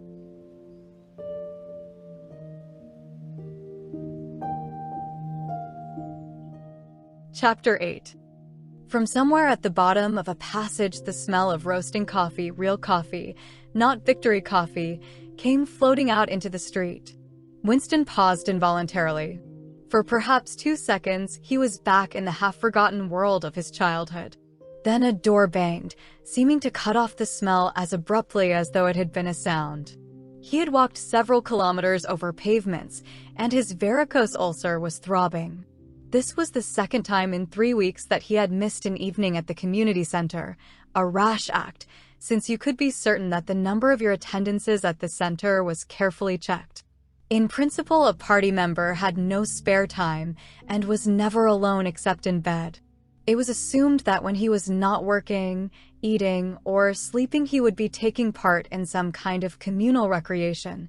To do anything that suggested a taste for solitude, even to go for a walk by yourself, was always slightly dangerous. There was a word for it in Newspeak. On life, it was called, meaning individualism and eccentricity. But this evening, as he came out of the ministry, the balminess of the April air had tempted him. The sky was a warmer blue than he had seen it that year, and suddenly the long, noisy evening at the center, the boring, exhausting games, the lectures, the creaking camaraderie oiled by gin, had seemed intolerable. On impulse, he had turned away from the bus stop and wandered off into the labyrinth of London, first south, then east, then north again, losing himself among unknown streets and hardly bothering in which direction he was going. If there is hope, he had written in the diary, it lies in the proles. The words kept coming back to him, statement of a mystical truth and a palpable absurdity. He was somewhere in the vague, brown-colored slums to the north and east of what had once been St. Pancras Station. He was walking up a cobbled street of little 2-story houses with battered doorways, which gave straight on the pavement and which were somehow curiously suggestive of rat holes. There were puddles of filthy water here and there among the cobbles. In and out of the dark doorways, and down narrow alleyways that branched off on either side, people swarmed in astonishing numbers, girls in full bloom, with crudely lipsticked mouths, and youths who chased the girls, and swollen waddling women who showed you what the girls would be like in 10 years' time, and old bent creatures shuffling along on splayed feet, and ragged barefooted children who played in the puddles and then scattered at angry yells from their mothers. Perhaps a quarter of the windows in the street were broken and boarded up. Most of the people paid no attention to Winston. A few eyed him with a sort of guarded curiosity. 2 monstrous women with brick-red forearms folded across their aprons were talking outside a doorway. Winston caught scraps of conversation as he approached. "Yes," I says to her, "that's all very well," I says. "But if you'd have been in my place, you'd have done the same as what I done. It's easy to criticize," I says, "but you ain't got the same problems as what I got." "Ah," said the other, "that's just it. That's just where it is." The strident voices stopped abruptly. The women studied him in hostile silence as he went past. But it was not hostility, exactly, merely a kind of wariness, a momentary stiffening, as at the passing of some unfamiliar animal. The blue overalls of the party could not be a common sight in a street like this. Indeed, it was unwise to be seen in such places, unless you had definite business there. The patrols might stop you if you happened to run into them. "May I see your papers, comrade? What are you doing here? What time did you leave work? Is this your usual way home?" And so on and so forth. Not that there was any rule against walking home by an unusual route, but it was enough to draw attention to you if the thought police heard about it. Suddenly the whole street was in commotion. There were yells of warning from all sides. People were shooting into the doorways like rabbits. A young woman leapt out of a doorway a little ahead of Winston, grabbed up a tiny child playing in a puddle, whipped her apron round it, and leapt back again, all in one movement. At the same instant, a man in a concertina-like black suit, who had emerged from a side alley, ran towards Winston, pointing excitedly to the sky. "Steamer," he yelled. "Look out, governor. Bang over AD. Lay down quick." Steamer was a nickname which, for some reason, the proles applied to rocket bombs. Winston promptly flung himself on his face. The proles were nearly always right when they gave you a warning of this kind. They seemed to possess some kind of instinct which told them several seconds in advance when a rocket was coming, although the rockets supposedly traveled faster than sound. Winston clasped his forearms above his head. There was a roar that seemed to make the pavement heave. A shower of light objects pattered onto his back. When he stood up, he found that he was covered with fragments of glass from the nearest window. He walked on. The bomb had demolished a group of houses 200 meters up the street. A black plume of smoke hung in the sky, and below it a cloud of plaster dust in which a crowd was already forming around the ruins. There was a little pile of plaster lying on the pavement ahead of him, and in the middle of it he could see a bright red streak. When he got up to it, he saw that it was a human hand severed at the wrist. Apart from the bloody stump, the hand was so completely whitened as to resemble a plaster cast. He kicked the thing into the gutter, and then, to avoid the crowd, turned down a side street to the right. Within 3 or 4 minutes, he was out of the area which the bomb had affected, and the sordid, swarming life of the streets was going on as though nothing had happened. It was nearly 20 hours, and the drinking shops which the proles frequented, pubs, they called them, were choked with customers. From their grimy swing doors, endlessly opening and shutting, there came forth a smell of urine, sawdust, and sour beer. In an angle formed by a projecting house front, 3 men were standing very close together, the middle one of them holding a folded-up newspaper which the other 2 were studying over his shoulder. Even before he was near enough to make out the expression on their faces, Winston could see absorption in every line of their bodies. It was obviously some serious piece of news that they were reading. He was a few paces away from them when suddenly the group broke up and 2 of the men were in violent altercation. For a moment they seemed almost on the point of blows. Can't you bleeding well listen to what I say? I tell you, no number ending in 781 for over 14 months. Yes, it has then. No, it has not. Back, I got the whole lot of M for over 2 years wrote down on a piece of paper. I takes M down reglar as the clock. And I tell you, no number ending in 7. Yes, a 7 as 1. I could pretty near tell you the bleeding number. For 07, it ended in. It were in February, 2nd week in February. February, your grandmother. I got it all down in black and white. And I tell you, no number. Oh, pack it in, said the 3rd man. They were talking about the lottery. Winston looked back when he had gone 30 meters. They were still arguing with vivid, passionate faces. The lottery, with its weekly payout of enormous prizes, was the one public event to which the proles paid serious attention. It was probable that there were some millions of proles for whom the lottery was the principal, if not the only reason for remaining alive. It was their delight, their folly, their anodyne, their intellectual stimulant. Where the lottery was concerned, even people who could barely read and write seemed capable of intricate calculations and staggering feats of memory. There was a whole tribe of men who made a living simply by selling systems, forecasts, and lucky amulets.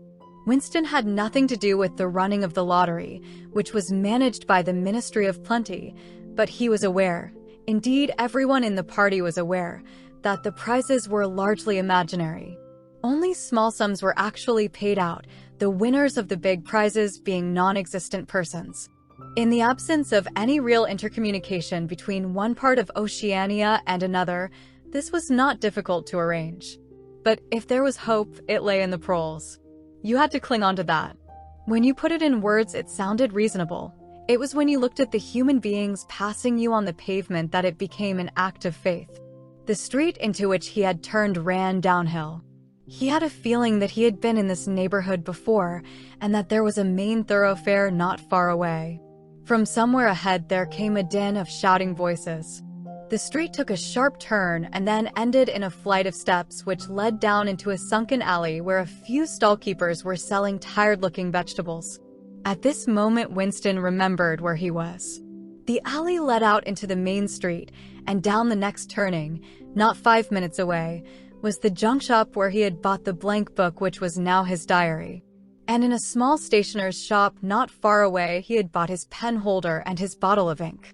He paused for a moment at the top of the steps. On the opposite side of the alley, there was a dingy little pub whose windows appeared to be frosted over, but in reality were merely coated with dust. A very old man, bent but active, with white mustaches that bristled forward like those of a prawn, pushed open the swing door and went in. As Winston stood watching, it occurred to him that the old man, who must be 80 at the least, had already been middle-aged when the revolution happened. He and a few others like him were the last links that now existed with the vanished world of capitalism. In the party itself, there were not many people left whose ideas had been formed before the revolution. The older generation had mostly been wiped out in the great purges of the 50s and 60s, and the few who survived had long ago been terrified into complete intellectual surrender. If there was anyone still alive who could give you a truthful account of conditions in the early part of the century, it could only be a prole. Suddenly, the passage from the history book that he had copied into his diary came back into Winston's mind, and a lunatic impulse took hold of him. He would go into the pub, he would scrape acquaintance with that old man and question him. He would say to him, "Tell me about your life when you were a boy. What was it like in those days? Were things better than they are now, or were they worse?" Hurriedly, lest he should have time to become frightened, he descended the steps and crossed the narrow street. It was madness, of course.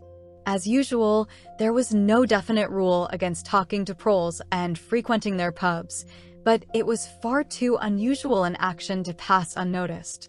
If the patrols appeared, he might plead an attack of faintness, but it was not likely that they would believe him.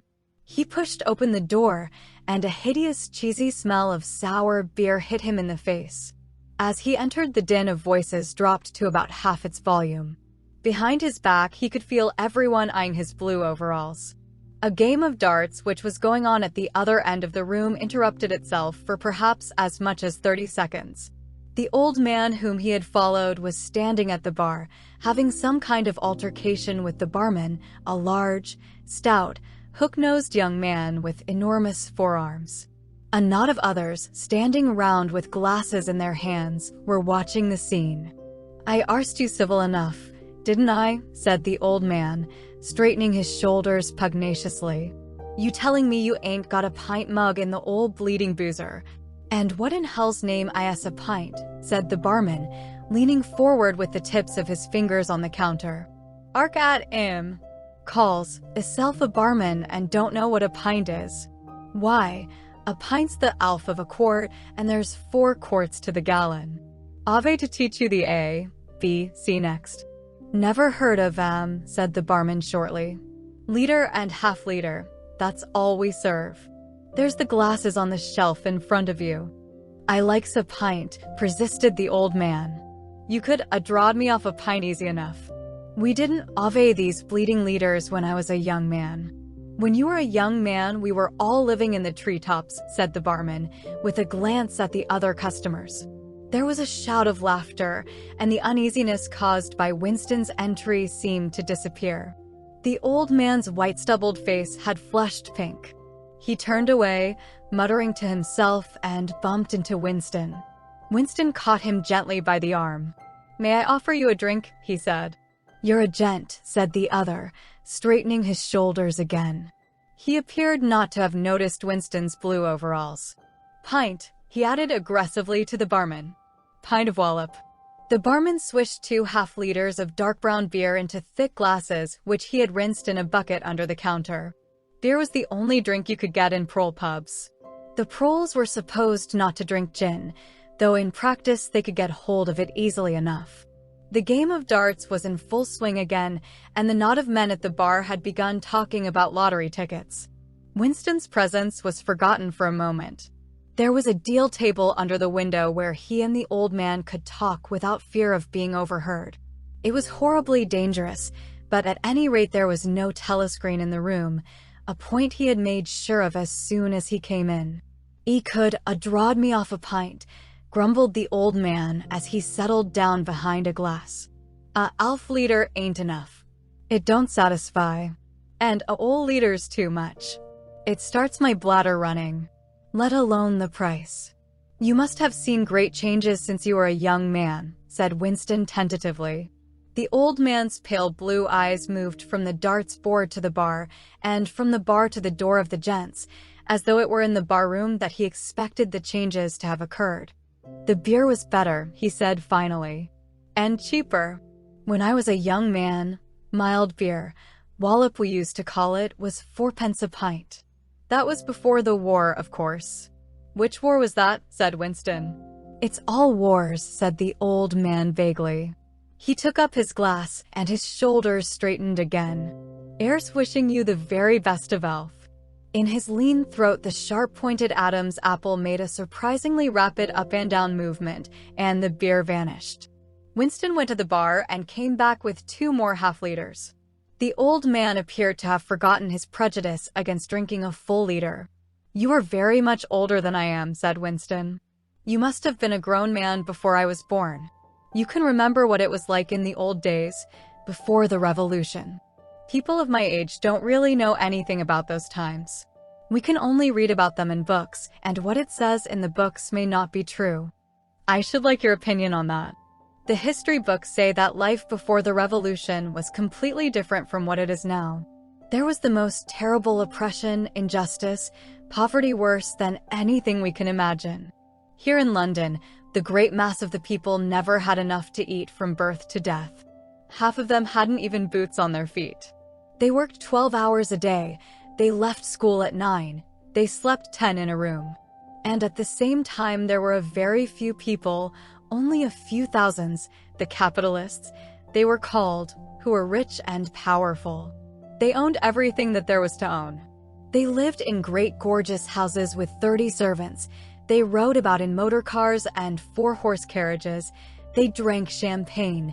They wore top hats." The old man brightened suddenly. "Top hats," he said. "Funny you should mention, the same thing come into my AD only yesterday, I don't know why. I was just thinking, I ain't seen a top hat in years. Gorn right out, they ave. The last time I wore one was at my sister-in-law's funeral. And that was, well, I couldn't give you the date, but it must have been 50 years ago. Of course it was only hired for the occasion, you understand." "It isn't very important about the top hats," said Winston patiently. "The point is, these capitalists, they and a few lawyers and priests and so forth who lived on them, were the lords of the earth. Everything existed for their benefit. You, the ordinary people, the workers, were their slaves. They could do what they liked with you. They could ship you off to Canada like cattle. They could sleep with your daughters if they chose. They could order you to be flogged with something called a cat o' nine tails. You had to take your cap off when you passed them. Every capitalist went about with a gang of lackeys who—" The old man brightened again. "Lackeys," he said. "Now there's a word I ain't heard since ever so long. Lackeys.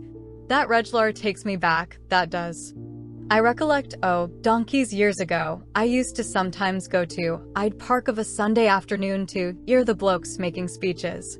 Salvation Army, Roman Catholics, Jews, Indians, all sorts there was. And there was one bloke, well, I couldn't give you his name, but a real powerful speaker he was. He didn't, Alf give it, lackeys. He says, lackeys of the bourgeoisie. Flunkies of the ruling class. Parasites, that was another of them. And yenas, he definitely called, yenas. Of course, he was referring to the Labour Party, you understand." Winston had the feeling that they were talking at cross purposes. "What I really wanted to know was this," he said. "Do you feel that you have more freedom now than you had in those days? Are you treated more like a human being?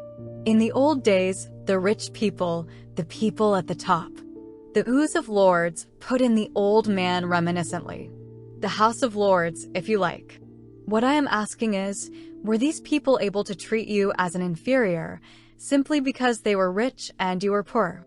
Is it a fact, for instance, that you had to call them sir and take off your cap when you passed them?" The old man appeared to think deeply. He drank off about a quarter of his beer before answering. "Yes," he said.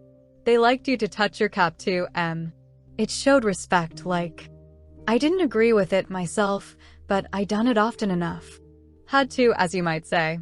And was it usual? I'm only quoting what I've read in history books. Was it usual for these people and their servants to push you off the pavement into the gutter? One of 'em pushed me once, said the old man. I recollect it as if it was yesterday. It was boat race night. Terribly rowdy they used to get on boat race night, and I bumps into a young bloke on Shaftesbury Avenue. Quite a gent, he was. Dress shirt, top, 'at, black overcoat. He was kind of zigzagging across the pavement, and I bumps into, I'm accidental like. He says, why can't you look where you're going? He says, I say, do you think you've bought the bleeding pavement? He says, I'll twist your bloody AD off if you get fresh with me. I says, you're drunk. I'll give you in charge in a minute, I says. And if you'll believe me, he puts his hand on my chest and gives me a shove as pretty near sent me under the wheels of a bus. Well, I was young in them days, and I was going to ave fetched in one only. A sense of helplessness took hold of Winston. The old man's memory was nothing but a rubbish heap of details. One could question him all day without getting any real information. The party histories might still be true, after a fashion. They might even be completely true. He made a last attempt. Perhaps I have not made myself clear, he said. What I'm trying to say is this. You have been alive a very long time. You lived half your life before the revolution. In 1925, for instance, you were already grown up. Would you say from what you can remember that life in 1925 was better than it is now or worse? If you could choose, would you prefer to live then or now? The old man looked meditatively at the darts board. He finished up his beer, more slowly than before. When he spoke it was with a tolerant philosophical air, as though the beer had mellowed him. I know what you expect me to say, he said. You expect me to say as I'd sooner be young again. Most people'd say they'd sooner be young if you arst, You got your health and strength when you're young. When you get to my time of life you ain't never well. I suffer something wicked from my feet, and my bladder's just terrible. 6 and 7 times a night it has me out of bed. On the other, and there's great advantages in being an old man. You ain't got the same worries. No truck with women, and that's a great thing. I ain't at a woman for near on 30 year, if you'd credit it. Nor wanted to, what's more. Winston sat back against the windowsill. It was no use going on. He was about to buy some more beer when the old man suddenly got up and shuffled rapidly into the stinking urinal at the side of the room. The extra half-liter was already working on him. Winston sat for a minute or two gazing at his empty glass and hardly noticed when his feet carried him out into the street again. Within 20 years at the most, he reflected, the huge and simple question, was life better before the revolution than it is now, would have ceased once and for all to be answerable. But in effect it was unanswerable even now, since the few scattered survivors from the ancient world were incapable of comparing one age with another. They remembered a million useless things, a quarrel with a workmate, a hunt for a lost bicycle pump, the expression on a long-dead sister's face, the swirls of dust on a windy morning 70 years ago. But all the relevant facts were outside the range of their vision. They were like the ant, which can see small objects but not large ones. And when memory failed and written records were falsified, when that happened, the claim of the party to have improved the conditions of human life had got to be accepted, because there did not exist, and never again could exist, any standard against which it could be tested. At this moment his train of thought stopped abruptly. He halted and looked up. He was in a narrow street, with a few dark little shops, interspersed among dwelling houses. Immediately above his head there hung 3 discolored metal balls which looked as if they had once been gilded. He seemed to know the place. Of course! He was standing outside the junk shop where he had bought the diary. A twinge of fear went through him. It had been a sufficiently rash act to buy the book in the beginning, and he had sworn never to come near the place again. And yet the instant that he allowed his thoughts to wander, his feet had brought him back here of their own accord. It was precisely against suicidal impulses of this kind that he had hoped to guard himself by opening the diary. At the same time, he noticed that although it was nearly 21 hours, the shop was still open. With the feeling that he would be less conspicuous inside than hanging about on the pavement, he stepped through the doorway. If questioned, he could plausibly say that he was trying to buy razor blades. The proprietor had just lighted a hanging oil lamp which gave off an unclean but friendly smell. He was a man of perhaps 60, frail and bowed, with a long, benevolent nose and mild eyes distorted by thick spectacles. His hair was almost white, but his eyebrows were bushy and still black. His spectacles, his gentle, fussy movements, and the fact that he was wearing an aged jacket of black velvet gave him a vague air of intellectuality, as though he had been some kind of literary man, or perhaps a musician. His voice was soft, as though faded, and his accent less debased than that of the majority of proles. "I recognized you on the pavement," he said immediately. "You're the gentleman that bought the young lady's keepsake album." That was a beautiful bit of paper, that was. Cream-laid, it used to be called. There's been no paper like that made for, oh, I dare say 50 years. He peered at Winston over the top of his spectacles. "Is there anything special I can do for you? Or did you just want to look round?" "I was passing," said Winston vaguely. "I just looked in. I don't want anything in particular." "It's just as well," said the other, "because I don't suppose I could have satisfied you." He made an apologetic gesture with his soft-palmed hand. "You see how it is. An empty shop, you might say. Between you and me, the antique trade's just about finished. No demand any longer, and no stock either. Furniture, china, glass, it's all been broken up by degrees. And of course the metal stuff's mostly been melted down. I haven't seen a brass candlestick in years." The tiny interior of the shop was in fact uncomfortably full, but there was almost nothing in it of the slightest value. The floor space was very restricted because all around the walls were stacked innumerable dusty picture frames. In the window there were trays of nuts and bolts, worn-out chisels, penknives with broken blades, tarnished watches that did not even pretend to be in going order, and other miscellaneous rubbish. Only on a small table in the corner was there a litter of odds and ends, lacquered snuff boxes, agate brooches, and the like, which looked as though they might include something interesting. As Winston wandered towards the table, his eye was caught by a round, smooth thing that gleamed softly in the lamplight, and he picked it up. It was a heavy lump of glass, curved on one side, flat on the other, making almost a hemisphere. There was a peculiar softness, as of rainwater, in both the color and the texture of the glass. At the heart of it, magnified by the curved surface, there was a strange, pink, convoluted object that recalled a rose or a sea anemone. "What is it?" said Winston, fascinated. "That's coral, that is," said the old man. "It must have come from the Indian Ocean. They used to kind of embed it in the glass. That wasn't made less than 100 years ago. More, by the look of it." "It's a beautiful thing," said Winston. "It is a beautiful thing," said the other appreciatively. "But there's not many that'd say so nowadays." He coughed. "Now, if it so happened that you wanted to buy it, that'd cost you $4.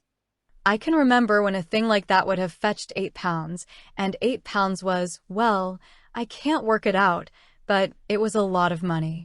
But who cares about genuine antiques nowadays, even the few that's left?" Winston immediately paid over the $4 and slid the coveted thing into his pocket. What appealed to him about it was not so much its beauty as the air it seemed to possess of belonging to an age quite different from the present one. The soft, rainwatery glass was not like any glass that he had ever seen. The thing was doubly attractive because of its apparent uselessness, though he could guess that it must once have been intended as a paperweight. It was very heavy in his pocket, but fortunately it did not make much of a bulge. It was a queer thing, even a compromising thing, for a party member to have in his possession. Anything old, and for that matter anything beautiful, was always vaguely suspect. The old man had grown noticeably more cheerful after receiving the $4. Winston realized that he would have accepted 3 or even 2. "There's another room upstairs that you might care to take a look at," he said. "There's not much in it." Just a few pieces. We'll do with a light if we're going upstairs." He lit another lamp and, with bowed back, led the way slowly up the steep and worn stairs and along a tiny passage into a room which did not give on the street but looked out on a cobbled yard and a forest of chimney pots. Winston noticed that the furniture was still arranged as though the room were meant to be lived in. There was a strip of carpet on the floor, a picture or two on the walls, and a deep, slatternly armchair drawn up to the fireplace. An old-fashioned glass clock with a 12-hour face was ticking away on the mantelpiece. Under the window, and occupying nearly a quarter of the room, was an enormous bed with the mattress still on it. "We lived here till my wife died," said the old man half apologetically.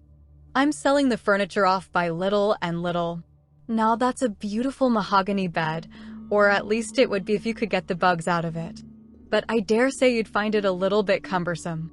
He was holding the lamp high up so as to illuminate the whole room, and in the warm dim light the place looked curiously inviting. The thought flitted through Winston's mind that it would probably be quite easy to rent the room for a few dollars a week if he dared to take the risk. It was a wild, impossible notion, to be abandoned as soon as thought of, but the room had awakened in him a sort of nostalgia, a sort of ancestral memory. It seemed to him that he knew exactly what it felt like to sit in a room like this, in an armchair beside an open fire with your feet in the fender and a kettle on the hob, utterly alone, utterly secure, with nobody watching you, no voice pursuing you, no sound except the singing of the kettle and the friendly ticking of the clock. "There's no telescreen," he could not help murmuring. "Ah," said the old man, "I never had one of those things. Too expensive. And I never seemed to feel the need of it somehow. Now that's a nice gate-leg table in the corner there.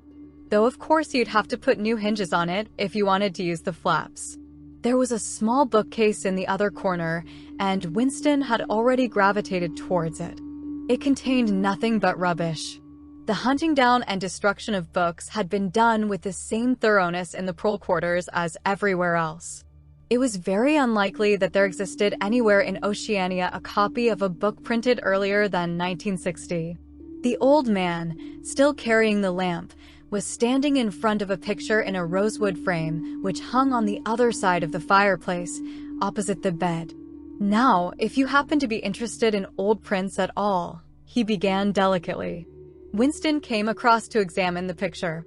It was a steel engraving of an oval building with rectangular windows and a small tower in front. There was a railing running round the building, and at the rear end there was what appeared to be a statue. Winston gazed at it for some moments. It seemed vaguely familiar, though he did not remember the statue. "The frame's fixed to the wall," said the old man, "but I could unscrew it for you, I dare say." "I know that building," said Winston finally. "It's a ruin now. It's in the middle of the street outside the Palace of Justice." "That's right. Outside the law courts. It was bombed in, many years ago. It was a church at one time, St. Clement Danes, its name was." He smiled apologetically, as though conscious of saying something slightly ridiculous, and added, "Oranges and lemons, say the bells of St. Clement's." "What's that?" said Winston. "Oh, oranges and lemons, say the bells of St. Clement's. That was a rhyme we had when I was a little boy. How it goes on I don't remember, but I do know it ended up, 'Here comes a candle to light you to bed, here comes a chopper to chop off your head.' It was a kind of a dance. They held out their arms for you to pass under, and when they came to, 'Here comes a chopper to chop off your head,' they brought their arms down and caught you. It was just names of churches. All the London churches were in it. All the principal ones, that is." Winston wondered vaguely to what century the church belonged. It was always difficult to determine the age of a London building. Anything large and impressive, if it was reasonably new in appearance, was automatically claimed as having been built since the Revolution, while anything that was obviously of earlier date was ascribed to some dim period called the Middle Ages. The centuries of capitalism were held to have produced nothing of any value. One could not learn history from architecture any more than one could learn it from books. Statues, inscriptions, memorial stones, the names of streets, Anything that might throw light upon the past had been systematically altered. "I never knew it had been a church," he said. "There's a lot of them left, really," said the old man, "though they've been put to other uses." Now, how did that rhyme go? Ah, I've got it. "Oranges and lemons, say the bells of St. Clement's. You owe me 3 farthings, say the bells of St. Martin's." There, now, that's as far as I can get. A farthing, that was a small copper coin, looked something like a cent. "Where was St. Martin's?" said Winston. "St. Martin's? That's still standing. It's in Victory Square, alongside the picture gallery. A building with a kind of a triangular porch and pillars in front, and a big flight of steps." Winston knew the place well. It was a museum used for propaganda displays of various kinds, scale models of rocket bombs and floating fortresses, waxwork tableaus illustrating enemy atrocities, and the like. "St. Martin's in the Fields it used to be called," supplemented the old man, "though I don't recollect any fields anywhere in those parts." Winston did not buy the picture. It would have been an even more incongruous possession than the glass paperweight, and impossible to carry home, unless it were taken out of its frame. But he lingered for some minutes more, talking to the old man, whose name, he discovered, was not Weeks, as one might have gathered from the inscription over the shop front, but Charrington. Mr. Charrington, it seemed, was a widower aged 63 and had inhabited this shop for 30 years. Throughout that time he had been intending to alter the name over the window, but had never quite got to the point of doing it. All the while that they were talking, the half-remembered rhyme kept running through Winston's head. "Oranges and lemons, say the bells of St. Clement's. You owe me 3 farthings, say the bells of St. Martin's." It was curious, but when you said it to yourself you had the illusion of actually hearing bells, the bells of a lost London that still existed somewhere or other, disguised and forgotten. From one ghostly steeple after another, he seemed to hear them pealing forth. Yet so far as he could remember, he had never in real life heard church bells ringing. He got away from Mr. Charrington and went down the stairs alone, so as not to let the old man see him reconnoitering the street before stepping out of the door. He had already made up his mind that after a suitable interval, a month, say, he would take the risk of visiting the shop again. It was perhaps not more dangerous than shirking an evening at the center. The serious piece of folly had been to come back here in the first place, after buying the diary and without knowing whether the proprietor of the shop could be trusted. However, yes, he thought again, he would come back. He would buy further scraps of beautiful rubbish. He would buy the engraving of St. Clement Danes, take it out of its frame, and carry it home concealed under the jacket of his overalls. He would drag the rest of that poem out of Mr. Charrington's memory. Even the lunatic project of renting the room upstairs flashed momentarily through his mind again. For perhaps 5 seconds exaltation made him careless, and he stepped out onto the pavement without so much as a preliminary glance through the window. He had even started humming to an improvised tune. "Oranges and lemons, say the bells of St. Clement's. You owe me 3 farthings, say the..." Suddenly his heart seemed to turn to ice and his bowels to water. A figure in blue overalls was coming down the pavement, not 10 meters away. It was the girl from the fiction department, the girl with dark hair. The light was failing, but there was no difficulty in recognizing her.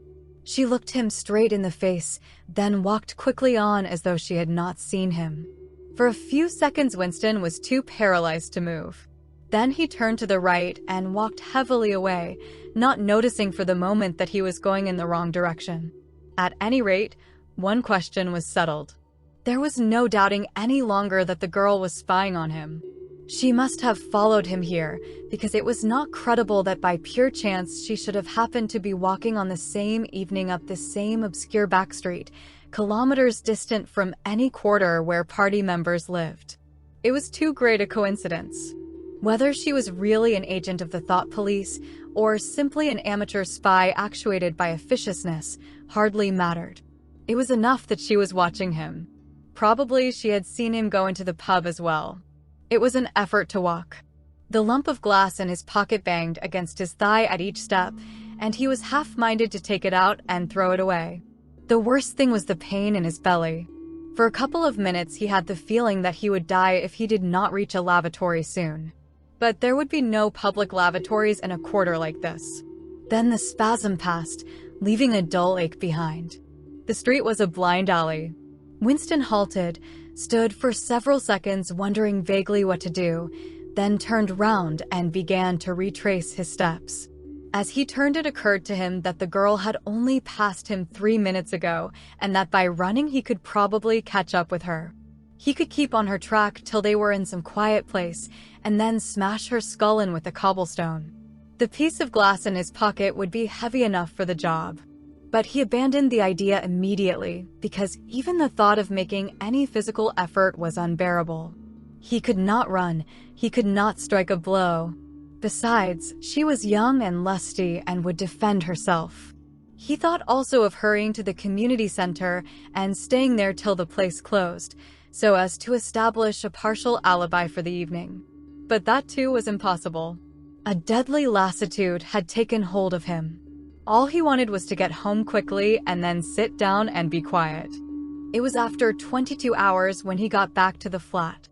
The lights would be switched off at the main at 23:30. He went into the kitchen and swallowed nearly a teacupful of Victory gin. Then he went to the table in the alcove, sat down, and took the diary out of the drawer. But he did not open it at once.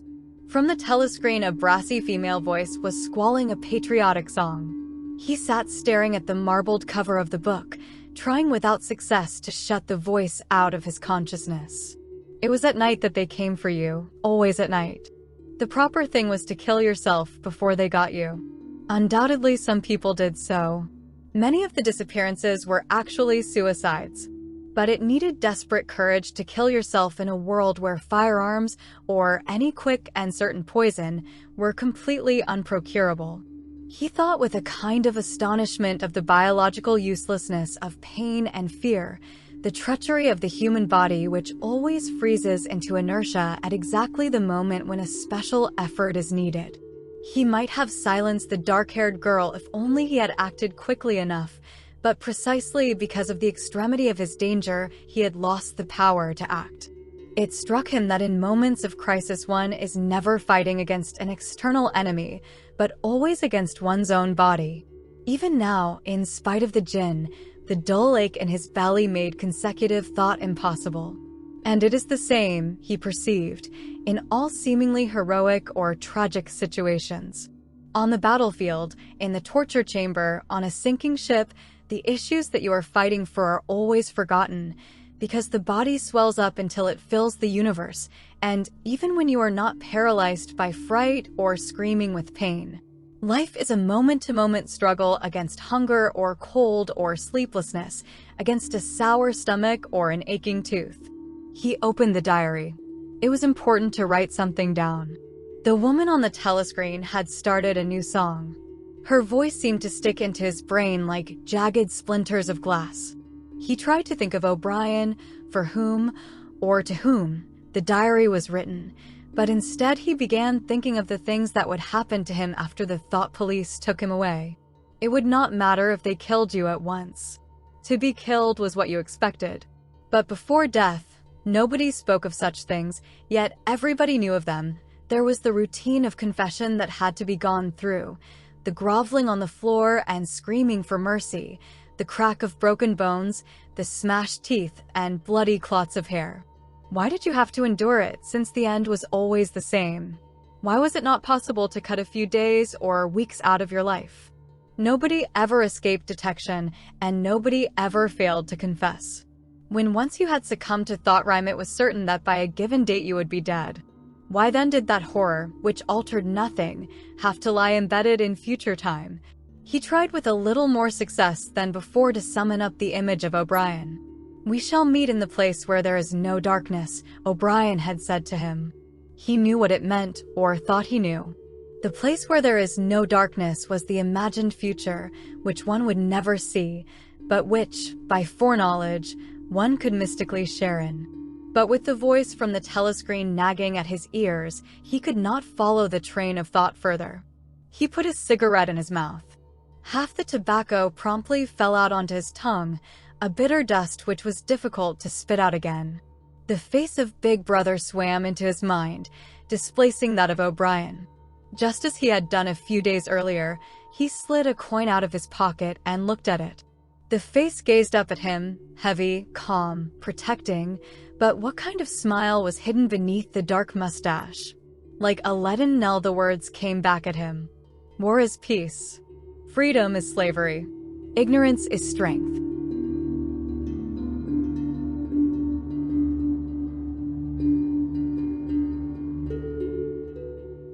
Part 2. Chapter 1. It was the middle of the morning, and Winston had left the cubicle to go to the lavatory. A solitary figure was coming towards him from the other end of the long, brightly lit corridor. It was the girl with dark hair. For days had gone past since the evening when he had run into her outside the junk shop. As she came nearer, he saw that her right arm was in a sling, not noticeable at a distance because it was of the same color as her overalls. Probably she had crushed her hand while swinging round one of the big kaleidoscopes on which the plots of novels were roughed in. It was a common accident in the fiction department. They were perhaps 4 meters apart when the girl stumbled and fell almost flat on her face. A sharp cry of pain was wrung out of her. She must have fallen right on the injured arm. Winston stopped short. The girl had risen to her knees. Her face had turned a milky yellow color against which her mouth stood out redder than ever. Her eyes were fixed on his, with an appealing expression that looked more like fear than pain. A curious emotion stirred in Winston's heart. In front of him was an enemy who was trying to kill him. In front of him, also, was a human creature, in pain and perhaps with a broken bone. Already he had instinctively started forward to help her. In the moment when he had seen her fall on the bandaged arm, it had been as though he felt the pain in his own body. "You're hurt," he said. "It's nothing. My arm. It'll be all right in a second." She spoke as though her heart were fluttering. She had certainly turned very pale. "You haven't broken anything?" "No, I'm all right." It hurt for a moment, that's all. She held out her free hand to him, and he helped her up. She had regained some of her color and appeared very much better. "It's nothing," she repeated shortly. "I only gave my wrist a bit of a bang. Thanks, comrade." And with that she walked on in the direction in which she had been going, as briskly as though it had really been nothing. The whole incident could not have taken as much as half a minute. Not to let one's feelings appear in one's face was a habit that had acquired the status of an instinct, and in any case they had been standing straight in front of a telescreen when the thing happened. Nevertheless, it had been very difficult not to betray a momentary surprise, for in the 2 or 3 seconds while he was helping her up, the girl had slipped something into his hand. There was no question that she had done it intentionally. It was something small and flat. As he passed through the lavatory door, he transferred it to his pocket and felt it with the tips of his fingers.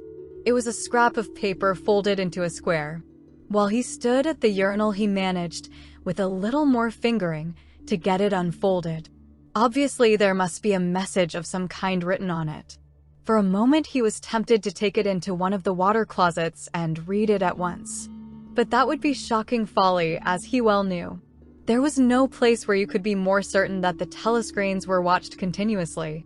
He went back to his cubicle, sat down, threw the fragment of paper casually among the other papers on the desk, put on his spectacles, and hitched the speak right towards him. 5 minutes, he told himself. 5 minutes at the very least. His heart bumped in his breast with frightening loudness. Fortunately, the piece of work he was engaged on was mere routine, the rectification of a long list of figures, not needing close attention. Whatever was written on the paper, it must have some kind of political meaning. So far as he could see, there were 2 possibilities. One, much the more likely, was that the girl was an agent of the thought police, just as he had feared. He did not know why the thought police should choose to deliver their messages in such a fashion, but perhaps they had their reasons. The thing that was written on the paper might be a threat, a summons, an order to commit suicide, a trap of some description. But there was another, wilder possibility that kept raising its head, though he tried vainly to suppress it. This was that the message did not come from the thought police at all, but from some kind of underground organization. Perhaps the Brotherhood existed after all. Perhaps the girl was part of it. No doubt the idea was absurd, but it had sprung into his mind in the very instant of feeling the scrap of paper in his hand. It was not till a couple of minutes later that the other, more probable explanation had occurred to him. And even now, though his intellect told him that the message probably meant death, still, that was not what he believed, and the unreasonable hope persisted, and his heart banged. And it was with difficulty that he kept his voice from trembling as he murmured his figures into the speak-right. He rolled up the completed bundle of work and slid it into the pneumatic tube. 8 minutes had gone by. He readjusted his spectacles on his nose, sighed, and drew the next batch of work towards him with the scrap of paper on top of it. He flattened it out. On it was written, in a large, unformed handwriting, "I love you." For several seconds, he was too stunned even to throw the incriminating thing into the memory hole. When he did so, although he knew very well the danger of showing too much interest, he could not resist reading it once again, just to make sure that the words were really there. For the rest of the morning, it was very difficult to work. What was even worse than having to focus his mind on a series of niggling jobs was the need to conceal his agitation from the telescreen. He felt as though a fire were burning in his belly. Lunch in the hot, crowded, noise-filled canteen was torment. He had hoped to be alone for a little while during the lunch hour, but as bad luck would have it, the imbecile Parsons flopped down beside him, the tang of his sweat almost defeating the tinny smell of stew, and kept up a stream of talk about the preparations for Hay Week. He was particularly enthusiastic about a papier-mâché model of Big Brother's head, 2 meters wide, which was being made for the occasion by his daughter's troop of spies. The irritating thing was that in the racket of voices, Winston could hardly hear what Parsons was saying and was constantly having to ask for some fatuous remark to be repeated. Just once he caught a glimpse of the girl, at a table with 2 other girls at the far end of the room. She appeared not to have seen him, and he did not look in that direction again. The afternoon was more bearable. Immediately after lunch there arrived a delicate, difficult piece of work which would take several hours and necessitated putting everything else aside. It consisted in falsifying a series of production reports of 2 years ago in such a way as to cast discredit on a prominent member of the inner party who was now under a cloud. This was the kind of thing that Winston was good at, and for more than 2 hours he succeeded in shutting the girl out of his mind altogether. Then the memory of her face came back, and with it a raging, intolerable desire to be alone. Until he could be alone, it was impossible to think this new development out. Tonight was one of his nights at the community center. He wolfed another tasteless meal in the canteen, hurried off to the center, took part in the solemn foolery of a discussion group, played 2 games of table tennis, swallowed several glasses of gin, and sat for half an hour through a lecture entitled Ingsoc in Relation to Chess. His soul writhed with boredom, but for once he had had no impulse to shirk his evening at the center. At the sight of the words "I love you," the desire to stay alive had welled up in him, and the taking of minor risks suddenly seemed stupid. It was not till 23 hours, when he was home and in bed, in the darkness, where you were safe even from the telescreen so long as you kept silent, that he was able to think continuously. It was a physical problem that had to be solved: how to get in touch with the girl and arrange a meeting. He did not consider any longer the possibility that she might be laying some kind of trap for him. He knew that it was not so, because of her unmistakable agitation when she handed him the note. Obviously, she had been frightened out of her wits, as well she might be. Nor did the idea of refusing her advances even cross his mind. Only 5 nights ago he had contemplated smashing her skull in with a cobblestone, but that was of no importance. He thought of her naked, youthful body as he had seen it in his dream. He had imagined her a fool like all the rest of them, her head stuffed with lies and hatred, her belly full of ice. A kind of fever seized him at the thought that he might lose her. The white youthful body might slip away from him. What he feared more than anything else was that she would simply change her mind if he did not get in touch with her quickly. But the physical difficulty of meeting was enormous. It was like trying to make a move at chess when you were already mated. Whichever way you turned, the telescreen faced you. Actually, all the possible ways of communicating with her had occurred to him within 5 minutes of reading the note. But now, with time to think, he went over them one by one, as though laying out a row of instruments on a table. Obviously, the kind of encounter that had happened this morning could not be repeated. If she had worked in the records department, it might have been comparatively simple, but he had only a very dim idea whereabouts in the building the fiction department lay, and he had no pretext for going there. If he had known where she lived, and at what time she left work, he could have contrived to meet her somewhere on her way home, but to try to follow her home was not safe, because it would mean loitering about outside the ministry, which was bound to be noticed. As for sending a letter through the mails, it was out of the question. By a routine that was not even secret, all letters were opened in transit. Actually, few people ever wrote letters. For the messages that it was occasionally necessary to send, there were printed postcards with long lists of phrases, and you struck out the ones that were inapplicable. In any case, he did not know the girl's name, let alone her address. Finally, he decided that the safest place was the canteen. If he could get her at a table by herself, somewhere in the middle of the room, not too near the telescreens, and with a sufficient buzz of conversation all round, if these conditions endured for, say, 30 seconds, it might be possible to exchange a few words. For a week after this, life was like a restless dream. On the next day, she did not appear in the canteen until he was leaving it, the whistle having already blown. Presumably, she had been changed onto a later shift. They passed each other without a glance. On the day after that, she was in the canteen at the usual time, but with 3 other girls and immediately under a telescreen. Then for 3 dreadful days, she did not appear at all. His whole mind and body seemed to be afflicted with an unbearable sensitivity, a sort of transparency, which made every movement, every sound, every contact, every word that he had to speak or listen to, an agony. Even in sleep, he could not altogether escape from her image. He did not touch the diary during those days. If there was any relief, it was in his work, in which he could sometimes forget himself for 10 minutes at a stretch. He had absolutely no clue as to what had happened to her. There was no inquiry he could make. She might have been vaporized. She might have committed suicide. She might have been transferred to the other end of Oceania. Worst and likeliest of all, she might simply have changed her mind and decided to avoid him. The next day, she reappeared. Her arm was out of the sling, and she had a band of sticking plaster round her wrist. The relief of seeing her was so great that he could not resist staring directly at her for several seconds. On the following day, he very nearly succeeded in speaking to her.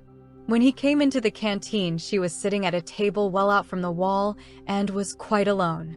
It was early, and the place was not very full.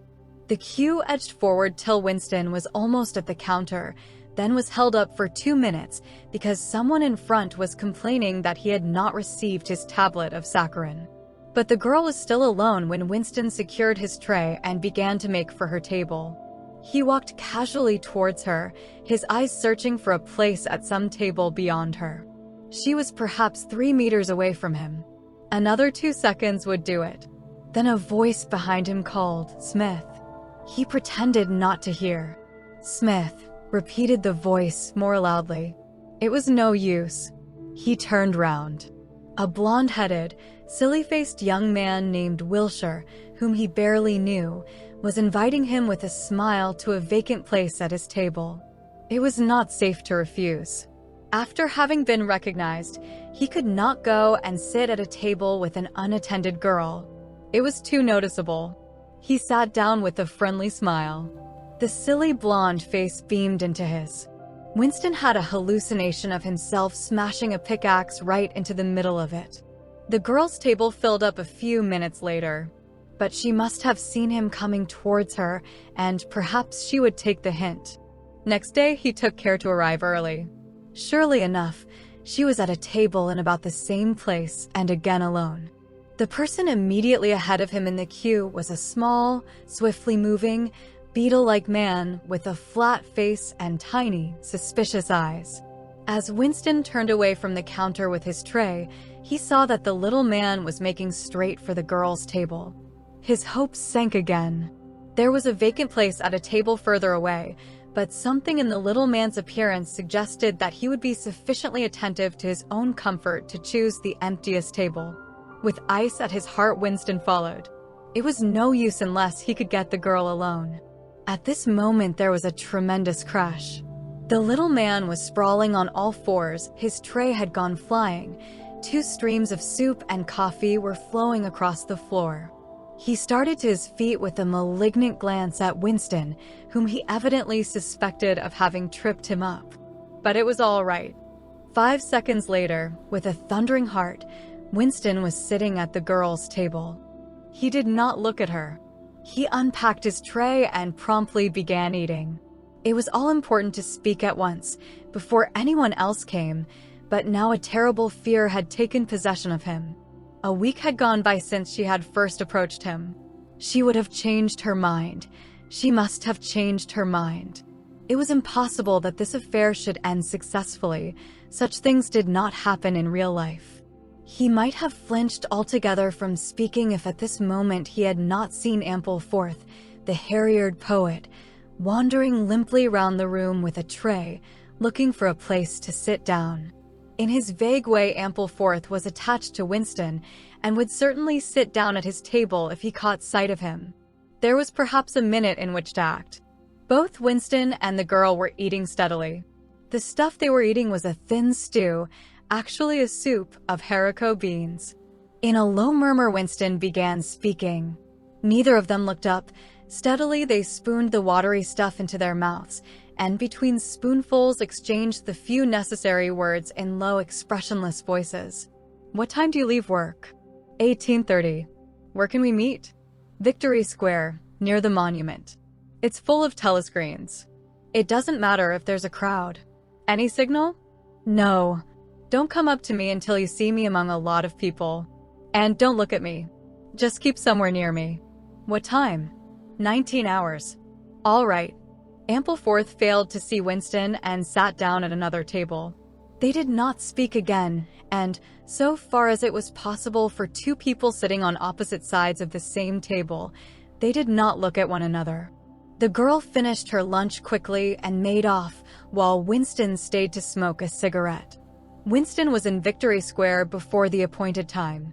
He wandered round the base of the enormous fluted column, at the top of which Big Brother's statue gazed southward towards the skies where he had vanquished the Eurasian aeroplanes, the East Asian aeroplanes. It had been, a few years ago, in the Battle of Airstrip 1.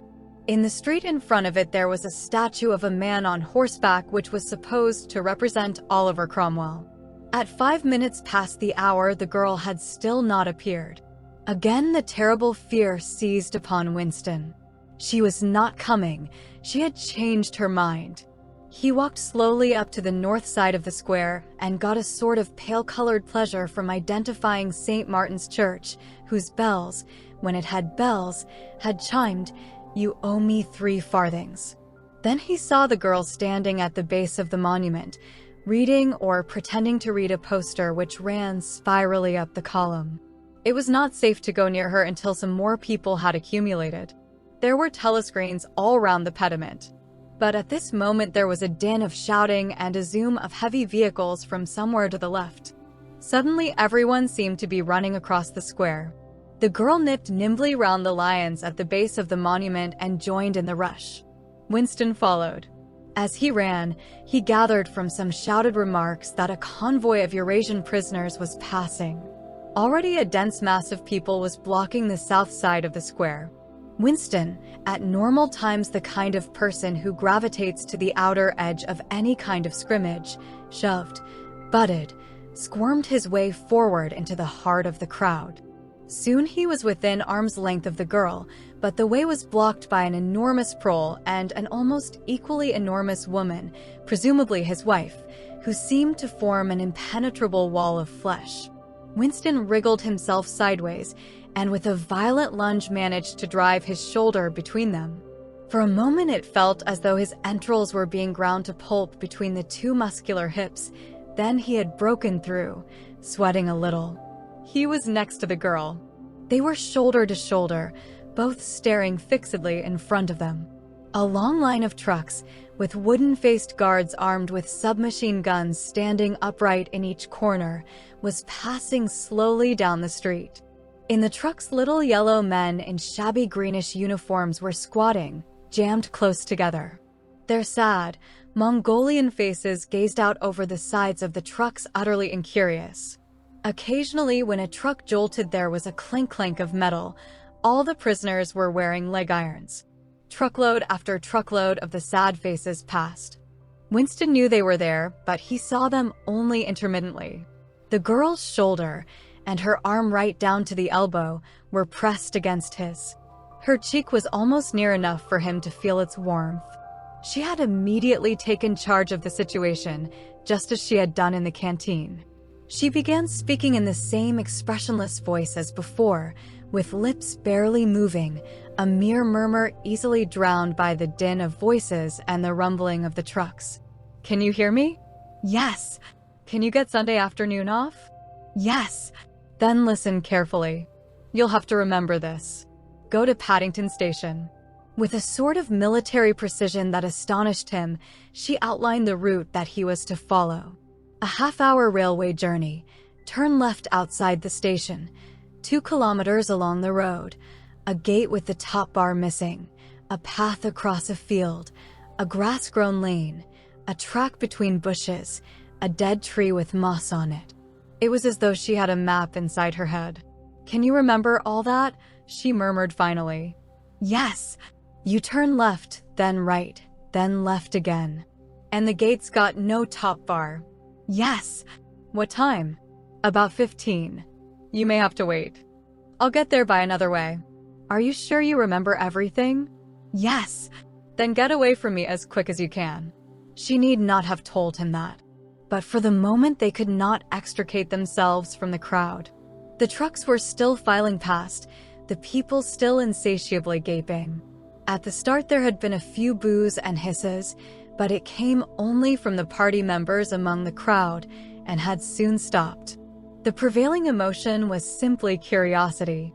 Foreigners, whether from Eurasia or from East Asia, were a kind of strange animal. One literally never saw them except in the guise of prisoners, and even as prisoners one never got more than a momentary glimpse of them. Nor did one know what became of them. Apart from the few who were hanged as war criminals, the others simply vanished, presumably into forced labor camps. The round Mogul faces had given way to faces of a more European type, dirty, bearded, and exhausted. From over scrubby cheekbones eyes looked into Winston's, sometimes with strange intensity, and flashed away again. The convoy was drawing to an end. In the last truck he could see an aged man, his face a mass of grizzled hair, standing upright with wrists crossed in front of him, as though he were used to having them bound together. It was almost time for Winston and the girl to part. But at the last moment, while the crowd still hemmed them in, her hand felt for his and gave it a fleeting squeeze. It could not have been 10 seconds, and yet it seemed a long time that their hands were clasped together. He had time to learn every detail of her hand. He explored the long fingers, the shapely nails, the work-hardened palm with its row of calluses, the smooth flesh under the wrist. Merely from feeling it, he would have known it by sight. In the same instant it occurred to him that he did not know what color the girl's eyes were. They were probably brown, but people with dark hair sometimes had blue eyes. To turn his head and look at her would have been inconceivable folly.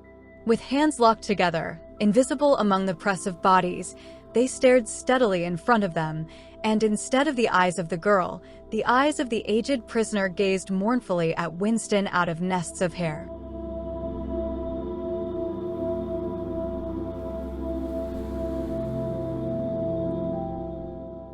Chapter 2. Winston picked his way up the lane through dappled light and shade, stepping out into pools of gold wherever the boughs parted. Under the trees to the left of him, the ground was misty with bluebells. The air seemed to kiss one's skin. It was the 2nd of May. From somewhere deeper in the heart of the wood came the droning of ring doves. He was a bit early. There had been no difficulties about the journey, and the girl was so evidently experienced that he was less frightened than he would normally have been. Presumably, she could be trusted to find a safe place. In general, you could not assume that you were much safer in the country than in London. There were no telescreens, of course, but there was always the danger of concealed microphones by which your voice might be picked up and recognized. Besides, it was not easy to make a journey by yourself without attracting attention. For distances of less than 100 kilometers, it was not necessary to get your passport endorsed, but sometimes there were patrols hanging about the railway stations, who examined the papers of any party member they found there and asked awkward questions. However, no patrols had appeared, and on the walk from the station he had made sure by cautious backward glances that he was not being followed. The train was full of proles in holiday mood because of the summery weather. The wooden-seated carriage in which he traveled was filled to overflowing by a single enormous family, ranging from a toothless great-grandmother to a month-old baby, going out to spend an afternoon with in-laws in the country and, as they freely explained to Winston, to get hold of a little black market butter. The lane widened, and in a minute he came to the footpath she had told him of, a mere cattle track which plunged between the bushes. He had no watch, but it could not be 15 yet. The bluebells were so thick underfoot that it was impossible not to tread on them. He knelt down and began picking some partly to pass the time away, but also from a vague idea that he would like to have a bunch of flowers to offer to the girl when they met. He had got together a big bunch and was smelling their faint, sickly scent when a sound at his back froze him, the unmistakable crackle of a foot on twigs. He went on picking bluebells. It was the best thing to do. It might be the girl, or he might have been followed after all. To look round was to show guilt. He picked another and another. A hand fell lightly on his shoulder. He looked up. It was the girl.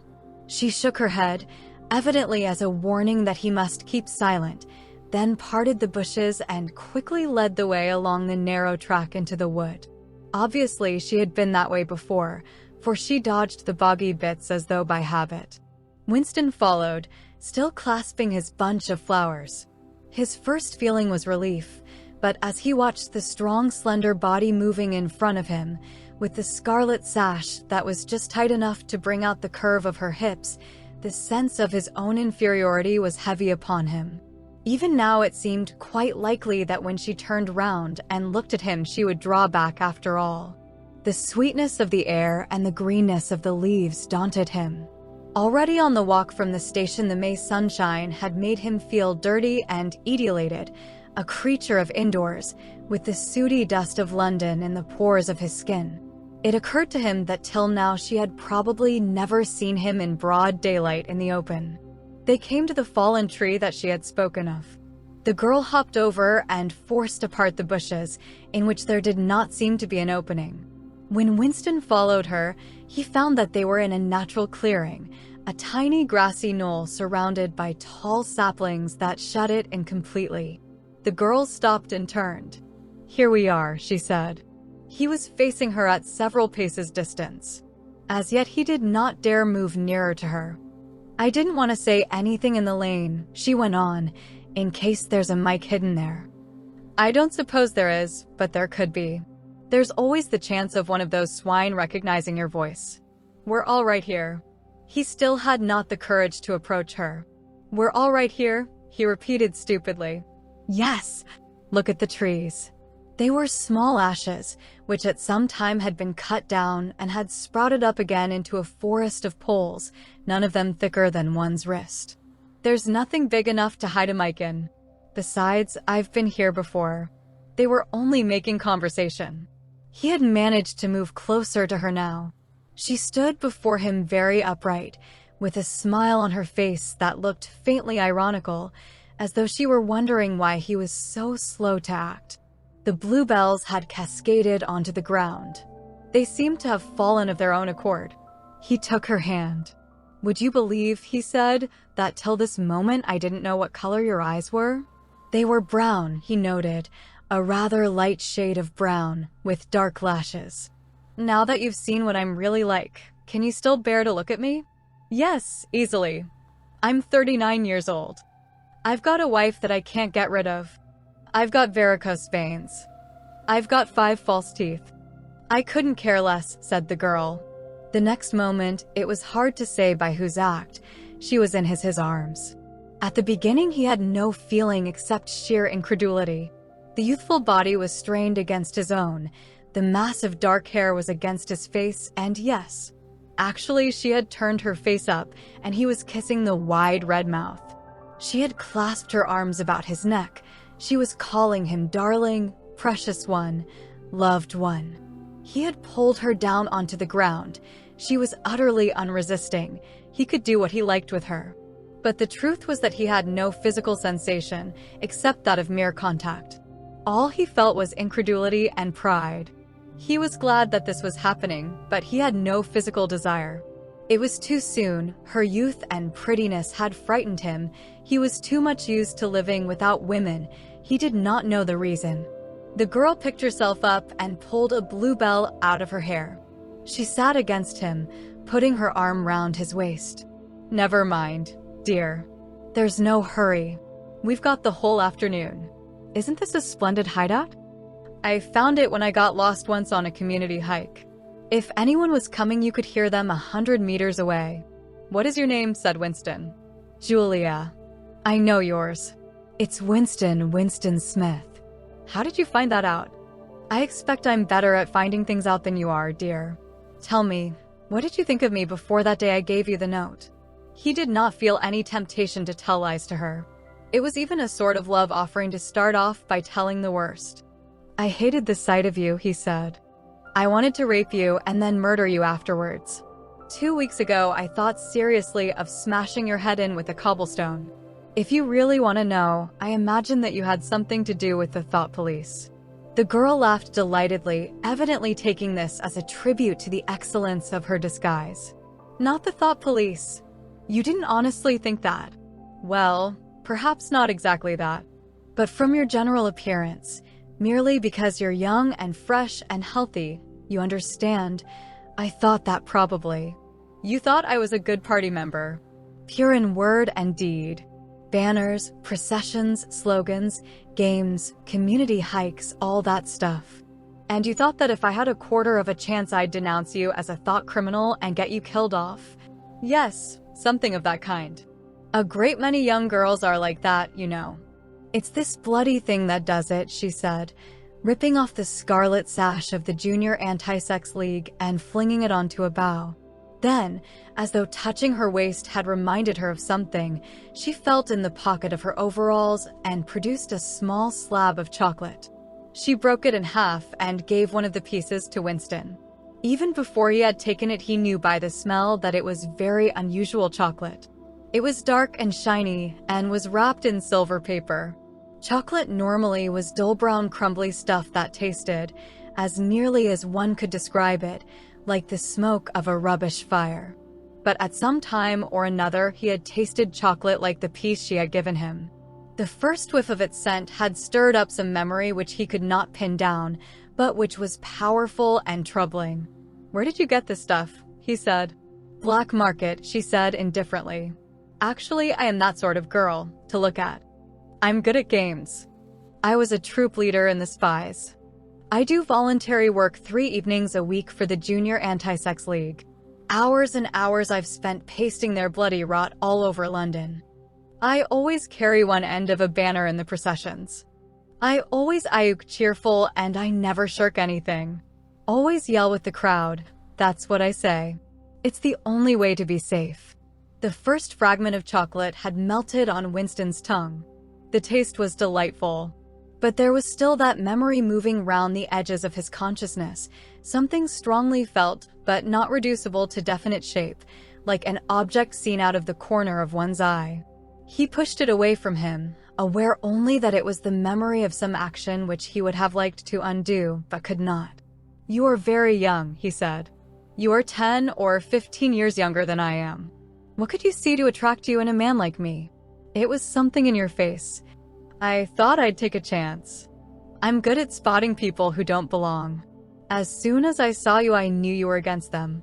Them, it appeared, meant the party, and above all the inner party, about whom she talked with an open jeering hatred which made Winston feel uneasy, although he knew that they were safe here if they could be safe anywhere.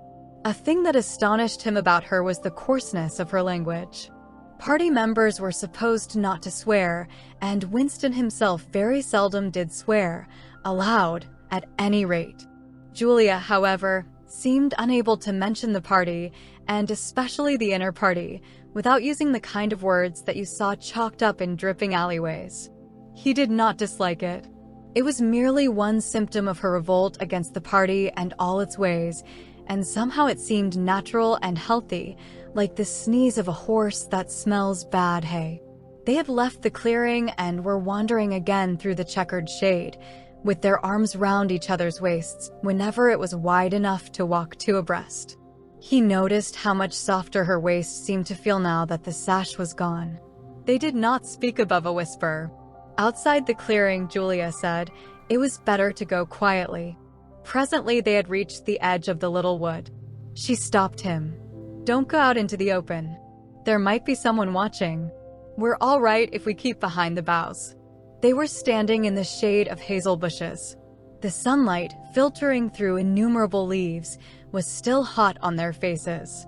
Winston looked out into the field beyond and underwent a curious, slow shock of recognition. He knew it by sight. An old, close-bitten pasture with a footpath wandering across it and a molehill here and there.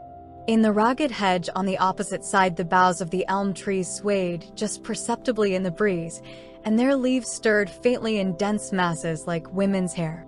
Surely somewhere nearby, but out of sight, there must be a stream with green pools where dace were swimming. "Isn't there a stream somewhere near here?" he whispered. "That's right, there is a stream. It's at the edge of the next field, actually. There are fish in it, great big ones. You can watch them lying in the pools under the willow trees, waving their tails. It's the golden country, almost," he murmured. "The golden country? It's nothing, really. A landscape I've seen sometimes in a dream." "Look," whispered Julia. A thrush had alighted on a bough not 5 meters away, almost at the level of their faces. Perhaps it had not seen them. It was in the sun, they in the shade. It spread out its wings, fitted them carefully into place again, ducked its head for a moment, as though making a sort of obeisance to the sun, and then began to pour forth a torrent of song. In the afternoon hush, the volume of sound was startling. Winston and Julia clung together, fascinated. The music went on, minute after minute, with astonishing variations, never once repeating itself, almost as though the bird were deliberately showing off its virtuosity. Sometimes it stopped for a few seconds, spread out and resettled its wings, then swelled its speckled breast and again burst into song. Winston watched it with a sort of vague reverence. For whom, for what, was that bird singing? No mate, no rival was watching it. What made it sit at the edge of the lonely wood and pour its music into nothingness? He wondered whether, after all, there was a microphone hidden somewhere near. He and Julia had spoken only in low whispers, and it would not pick up what they had said, but it would pick up the thrush. Perhaps at the other end of the instrument some small, beetle-like man was listening intently, listening to that. But by degrees the flood of music drove all speculations out of his mind. It was as though it were a kind of liquid stuff that poured all over him and got mixed up with the sunlight that filtered through the leaves. He stopped thinking and merely felt. The girl's waist in the bend of his arm was soft and warm. He pulled her round so that they were breast to breast. Her body seemed to melt into his. Wherever his hands moved, it was all as yielding as water. Their mouths clung together. It was quite different from the hard kisses they had exchanged earlier. When they moved their faces apart again, both of them sighed deeply. The bird took fright and fled with a clatter of wings. Winston put his lips against her ear. Now he whispered. "Not here," she whispered back. "Come back to the hideout. It's safer." Quickly, with an occasional crackle of twigs, they threaded their way back to the clearing. When they were once inside the ring of saplings, she turned and faced him. They were both breathing fast, but the smile had reappeared round the corners of her mouth. She stood looking at him for an instant, then felt at the zipper of her overalls. And yes, it was almost as in his dream. Almost as swiftly as he had imagined it, she had torn her clothes off, and when she flung them aside, it was with that same magnificent gesture by which a whole civilization seemed to be annihilated. Her body gleamed white in the sun. But for a moment he did not look at her body. His eyes were anchored by the freckled face with its faint, bold smile. He knelt down before her and took her hands in his. "Have you done this before?" "Of course. Hundreds of times, well, scores of times anyway." "With party members?" "Yes, always with party members." "With members of the inner party?" "Not with those swine, no. But there's plenty that would if they got half a chance. They're not so holy as they make out." His heart leapt. Scores of times she had done it. He wished it had been hundreds, thousands. Anything that hinted at corruption always filled him with a wild hope. Who knew? Perhaps the party was rotten under the surface, its cult of strenuousness and self-denial simply a sham concealing iniquity. If he could have infected the whole lot of them with leprosy or syphilis, how gladly he would have done so. Anything to rot, to weaken, to undermine. He pulled her down so that they were kneeling face to face. "Listen, the more men you've had, the more I love you. Do you understand that?" "Yes, perfectly. I hate purity, I hate goodness. I don't want any virtue to exist anywhere. I want everyone to be corrupt to the bones." "Well then, I ought to suit you, dear. I'm corrupt to the bones. You like doing this?" "I don't mean simply me, I mean the thing in itself. I adore it." That was above all what he wanted to hear. Not merely the love of one person, but the animal instinct, the simple, undifferentiated desire. That was the force that would tear the party to pieces. He pressed her down upon the grass, among the fallen bluebells. This time there was no difficulty. Presently the rising and falling of their breasts slowed to normal speed, and in a sort of pleasant helplessness they fell apart. The sun seemed to have grown hotter. They were both sleepy. He reached out for the discarded overalls and pulled them partly over her. Almost immediately they fell asleep and slept for about half an hour. Winston woke first. He sat up and watched the freckled face, still peacefully asleep, pillowed on the palm of her hand. Except for her mouth, you could not call her beautiful. There was a line or two round the eyes if you looked closely. The short dark hair was extraordinarily thick and soft. It occurred to him that he still did not know her surname or where she lived. The young, strong body, now helpless in sleep, awoke in him a pitying, protecting feeling. But the mindless tenderness that he had felt under the hazel tree while the thrush was singing had not quite come back. He pulled the overalls aside and studied her smooth white flank. In the old days, he thought, a man looked at a girl's body and saw that it was desirable, and that was the end of the story. But you could not have pure love or pure lust nowadays. No emotion was pure because everything was mixed up with fear and hatred. Their embrace had been a battle, the climax of victory. It was a blow struck against the party. It was a political act.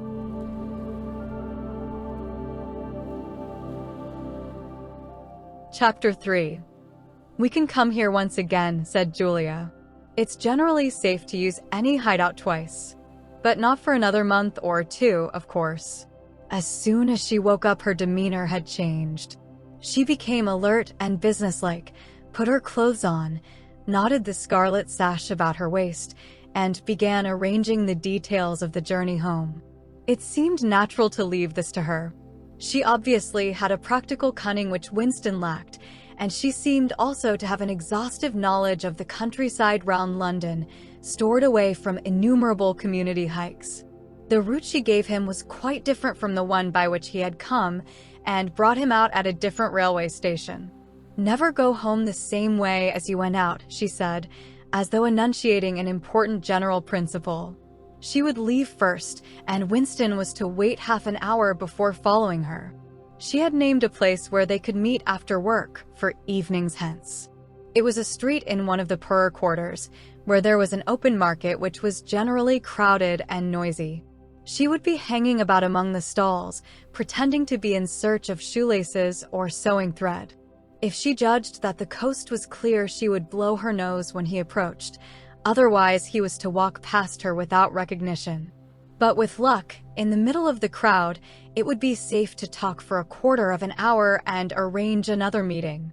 "And now I must go," she said as soon as he had mastered his instructions. "I'm due back at 19:30. I've got to put in 2 hours for the Junior Anti-Sex League, handing out leaflets or something. Isn't it bloody? Give me a brush down, would you? Have I got any twigs in my hair? Are you sure? Then goodbye, my love, goodbye." She flung herself into his arms, kissed him almost violently, and a moment later pushed her way through the saplings and disappeared into the wood with very little noise. Even now he had not found out her surname or her address. However, it made no difference, for it was inconceivable that they could ever meet indoors or exchange any kind of written communication. As it happened, they never went back to the clearing in the wood. During the month of May, there was only one further occasion on which they actually succeeded in making love. That was in another hidden place known to Julia, the belfry of a ruinous church in an almost deserted stretch of country where an atomic bomb had fallen 30 years earlier. It was a good hiding place when once you got there, but the getting there was very dangerous. For the rest, they could meet only in the streets, in a different place every evening and never for more than half an hour at a time. In the street, it was usually possible to talk after a fashion.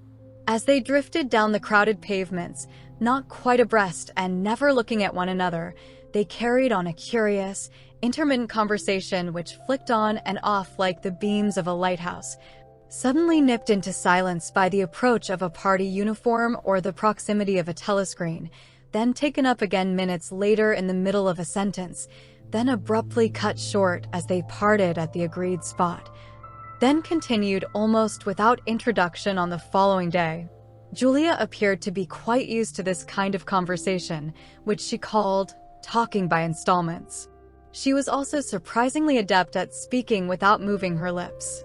Just once in almost a month of nightly meetings, they managed to exchange a kiss. They were passing in silence down a side street. Julia would never speak when they were away from the main streets. When there was a deafening roar, the earth heaved, and the air darkened, and Winston found himself lying on his side, bruised and terrified. A rocket bomb must have dropped quite near at hand. Suddenly he became aware of Julia's face a few centimeters from his own, deathly white as chalk. Even her lips were white. She was dead. He clasped her against him and found that he was kissing a live, warm face. But there was some powdery stuff that got in the way of his lips. Both of their faces were thickly coated with plaster. There were evenings when they reached their rendezvous and then had to walk past one another without a sign because a patrol had just come round the corner or a helicopter was hovering overhead. Even if it had been less dangerous, it would still have been difficult to find time to meet. Winston's working week was 60 hours, Julia's was even longer, and their free days varied according to the pressure of work and did not often coincide. Julia, in any case, seldom had an evening completely free. She spent an astonishing amount of time in attending lectures and demonstrations, distributing literature for the Junior Anti-Sex League, preparing banners for Hate Week, making collections for the Savings Campaign, and such like activities. It paid, she said. It was camouflage. If you kept the small rules, you could break the big ones. She even induced Winston to mortgage yet another of his evenings by enrolling himself for the part-time munition work which was done voluntarily by zealous party members.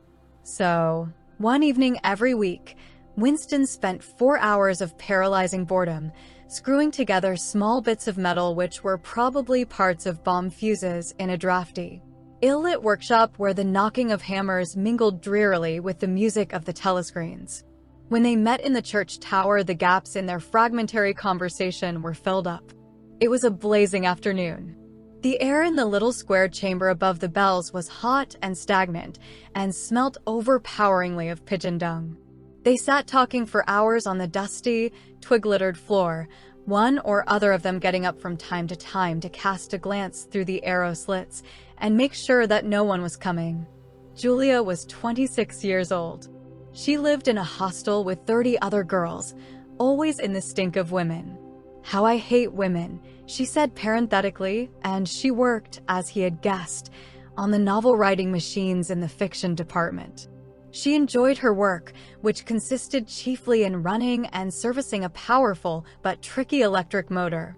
She was not clever, but was fond of using her hands and felt at home with machinery. She could describe the whole process of composing a novel, from the general directive issued by the planning committee down to the final touching up by the rewrite squad. But she was not interested in the finished product. She didn't much care for reading, she said. Books were just a commodity that had to be produced, like jam or bootlaces. She had no memories of anything before the early 60s, and the only person she had ever known who talked frequently of the days before the revolution was a grandfather who had disappeared when she was 8. At school, she had been captain of the hockey team and had won the gymnastics trophy 2 years running. She had been a troop leader in the Spies and a branch secretary in the Youth League before joining the Junior Anti-Sex League. She had always borne an excellent character. She had even, an infallible mark of good reputation, been picked out to work in Pornosec, the subsection of the fiction department, which turned out cheap pornography for distribution among the proles. It was nicknamed Muck House by the people who worked in it, she remarked. There she had remained for a year, helping to produce booklets in sealed packets with titles like Spanking Stories or One Night in a Girls' School, to be bought furtively by proletarian youths who were under the impression that they were buying something illegal. "What are these books like?" said Winston curiously. "Oh, ghastly rubbish. They're boring, really. They only have 6 plots, but they swap them round a bit. Of course I was only on the kaleidoscopes. I was never in the rewrite squad. I'm not literary, dear, not even enough for that." He learned with astonishment that all the workers in Pornosec, except the heads of the departments, were girls. The theory was that men, whose sex instincts were less controllable than those of women, were in greater danger of being corrupted by the filth they handled. "They don't even like having married women there," she added. "Girls are always supposed to be so pure. Here's one who isn't, anyway." She had had her first love affair when she was 16, with a party member of 60 who later committed suicide to avoid arrest. "And a good job too," said Julia, "otherwise they'd have had my name out of him when he confessed." Since then, there had been various others. Life as she saw it was quite simple. You wanted a good time. They, meaning the party, wanted to stop you having it. You broke the rules as best you could. She seemed to think it just as natural that they should want to rob you of your pleasures as that you should want to avoid being caught. She hated the party and said so in the crudest words, but she made no general criticism of it. Except where it touched upon her own life, she had no interest in party doctrine. He noticed that she never used newspeak words except the ones that had passed into everyday use. She had never heard of the Brotherhood and refused to believe in its existence. Any kind of organized revolt against the party, which was bound to be a failure, struck her as stupid. The clever thing was to break the rules and stay alive all the same. He wondered vaguely how many others like her there might be in the younger generation, people who had grown up in the world of the revolution, knowing nothing else, accepting the party as something unalterable, like the sky, not rebelling against its authority, but simply evading it, as a rabbit dodges a dog. They did not discuss the possibility of getting married. It was too remote to be worth thinking about. No imaginable committee would ever sanction such a marriage, even if Catherine, Winston's wife, could somehow have been got rid of. It was hopeless even as a daydream. "What was she like, your wife?" said Julia. "She was, do you know the newspeak word godt chian kfuel? Meaning naturally orthodox, incapable of thinking a bad thought? No, I didn't know the word, but I know the kind of person right enough. He began telling her the story of his married life, but curiously enough, she appeared to know the essential parts of it already. She described to him, almost as though she had seen or felt it, the stiffening of Catherine's body as soon as he touched her, the way in which she still seemed to be pushing him from her with all her strength, even when her arms were clasped tightly round him. With Julia, he felt no difficulty in talking about such things. Catherine, in any case, had long ceased to be a painful memory and became merely a distasteful one. "I could have stood it if it hadn't been for one thing," he said. He told her about the frigid little ceremony that Catherine had forced him to go through on the same night every week. She hated it, but nothing would make her stop doing it. She used to call it, but you'll never guess. "Our duty to the party," said Julia promptly. "How did you know that?" "I've been at school too, dear. Sex talks once a month for the over 16s. And in the youth movement. They rub it into you for years. I dare say it works in a lot of cases. But of course you can never tell. People are such hypocrites." She began to enlarge upon the subject. With Julia, everything came back to her own sexuality. As soon as this was touched upon in any way, she was capable of great acuteness. Unlike Winston, she had grasped the inner meaning of the party's sexual puritanism. It was not merely that the sex instinct created a world of its own, which was outside the party's control, and which therefore had to be destroyed if possible. What was more important was that sexual privation induced hysteria, which was desirable because it could be transformed into war fever and leader worship. The way she put it was, "When you make love, you're using up energy, and afterwards you feel happy and don't give a damn for anything. They can't bear you to feel like that.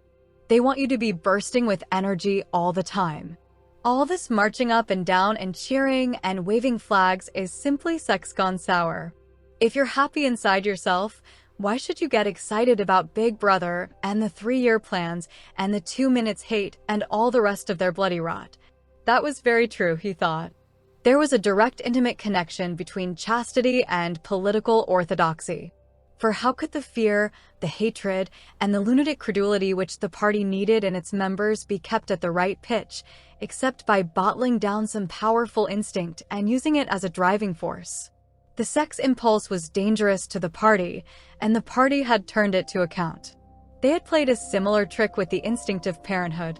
The family could not actually be abolished, and, indeed, people were encouraged to be fond of their children in almost the old-fashioned way. The children, on the other hand, were systematically turned against their parents and taught to spy on them and report their deviations. The family had become, in effect, an extension of the thought police. It was a device by means of which everyone could be surrounded night and day by informers who knew him intimately. Abruptly, his mind went back to Catherine. Catherine would unquestionably have denounced him to the thought police if she had not happened to be too stupid to detect the unorthodoxy of his opinions. But what really recalled her to him at this moment was the stifling heat of the afternoon, which had brought the sweat out on his forehead. He began telling Julia of something that had happened, or rather had failed to happen, on another sweltering summer afternoon, 11 years ago. It was 3 or 4 months after they were married. They had lost their way on a community hike somewhere in Kent. They had only lagged behind the others for a couple of minutes, but they took a wrong turning and presently found themselves pulled up short by the edge of an old chalk quarry. It was a sheer drop of 10 or 20 meters, with boulders at the bottom. There was nobody of whom they could ask the way. As soon as she realized that they were lost, Catherine became very uneasy. To be away from the noisy mob of hikers, even for a moment, gave her a feeling of wrongdoing. She wanted to hurry back by the way they had come and start searching in the other direction. But at this moment, Winston noticed some tufts of loose strife growing in the cracks of the cliff beneath them. One tuft was of 2 colors, magenta and brick red, apparently growing on the same root. He had never seen anything of the kind before, and he called to Catherine to come and look at it. "Look, Catherine, look at those flowers. That clump down near the bottom. Do you see they're two different colors? She had already turned to go, but she did rather fretfully come back for a moment. She even leaned out over the cliff face to see where he was pointing. He was standing a little behind her, and he put his hand on her waist to steady her. At this moment, it suddenly occurred to him how completely alone they were. There was not a human creature anywhere, not a leaf stirring, not even a bird awake. In a place like this, the danger that there would be a hidden microphone was very small, and even if there was a microphone, it would only pick up sounds. It was the hottest, sleepiest hour of the afternoon. The sun blazed down upon them, the sweat tickled his face. And the thought struck him. "Why didn't you give her a good shove?" said Julia. "I would have." "Yes, dear, you would have." "I would, if I'd been the same person then as I am now. Or perhaps I would. I'm not certain." "Are you sorry you didn't?" "Yes. On the whole, I'm sorry I didn't." They were sitting side by side on the dusty floor. He pulled her closer against him. Her head rested on his shoulder, the pleasant smell of her hair conquering the pigeon dung. She was very young, he thought. She still expected something from life. She did not understand that to push an inconvenient person over a cliff solves nothing. "Actually, it would have made no difference," he said. "Then why are you sorry you didn't do it?" "Only because I prefer a positive to a negative. In this game that we're playing, we can't win. Some kinds of failure are better than other kinds, that's all." He felt her shoulders give a wriggle of dissent. She always contradicted him when he said anything of this kind. She would not accept it as a law of nature that the individual is always defeated. In a way, she realized that she herself was doomed, that sooner or later the thought police would catch her and kill her, but with another part of her mind she believed that it was somehow possible to construct a secret world in which you could live as you chose. All you needed was luck and cunning and boldness. She did not understand that there was no such thing as happiness, that the only victory lay in the far future, long after you were dead, that from the moment of declaring war on the party it was better to think of yourself as a corpse. "We are the dead," he said. "We're not dead yet," said Julia prosaically. "Not physically. 6 months, a year, 5 years, conceivably. I am afraid of death. You are young, so presumably you're more afraid of it than I am. Obviously, we shall put it off as long as we can. But it makes very little difference. So long as human beings stay human, death and life are the same thing." "Oh, rubbish. Which would you sooner sleep with, me or a skeleton? Don't you enjoy being alive? Don't you like feeling, this is me, this is my hand, this is my leg, I'm real, I'm solid, I'm alive. Don't you like this?" She twisted herself round and pressed her bosom against him. He could feel her breasts, ripe yet firm, through her overalls. Her body seemed to be pouring some of its youth and vigor into his. "Yes, I like that," he said. "Then stop talking about dying. And now listen, dear, we've got to fix up about the next time we meet. We may as well go back to the place in the wood. We've given it a good long rest. But you must get there by a different way this time. I've got it all planned out. You take the train, but look, I'll draw it out for you." And in her practical way, she scraped together a small square of dust, and with a twig from a pigeon's nest began drawing a map on the floor.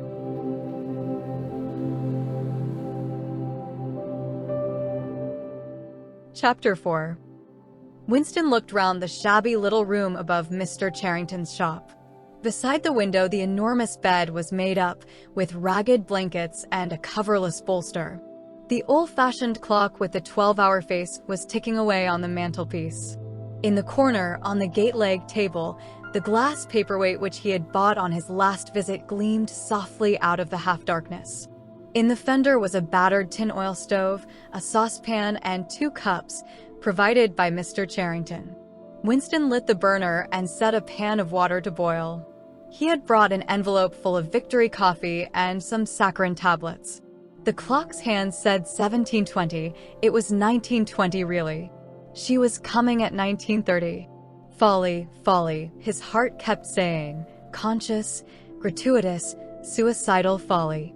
Of all the crimes that a party member could commit, This one was the least possible to conceal. Actually, the idea had first floated into his head in the form of a vision of the glass paperweight mirrored by the surface of the gate leg table. As he had foreseen, Mr. Charrington had made no difficulty about letting the room. He was obviously glad of the few dollars that it would bring him. Nor did he seem shocked or become offensively knowing when it was made clear that Winston wanted the room for the purpose of a love affair. Instead, he looked into the middle distance and spoke in generalities, with so delicate an air as to give the impression that he had become partly invisible. Privacy, he said, was a very valuable thing. Everyone wanted a place where they could be alone occasionally. And when they had such a place, it was only common courtesy in anyone else who knew of it to keep his knowledge to himself. He even, seeming almost to fade out of existence as he did so, added that there were 2 entries to the house, one of them through the backyard, which gave on an alley. Under the window somebody was singing. Winston peeped out, secure in the protection of the muslin curtain. The June sun was still high in the sky, and in the sun-filled court below, a monstrous woman, solid as a Norman pillar, with brawny red forearms and a sacking apron strapped about her middle, was stumping to and fro between a washtub and a clothesline, pegging out a series of square white things which Winston recognized as babies' diapers. Whenever her mouth was not corked with clothes pegs, she was singing in a powerful contralto. It was only an hopeless fancy. It passed like an April dye. But a look in, a word in, the dreams they stirred. They have stolen my eye. The tune had been haunting London for weeks past.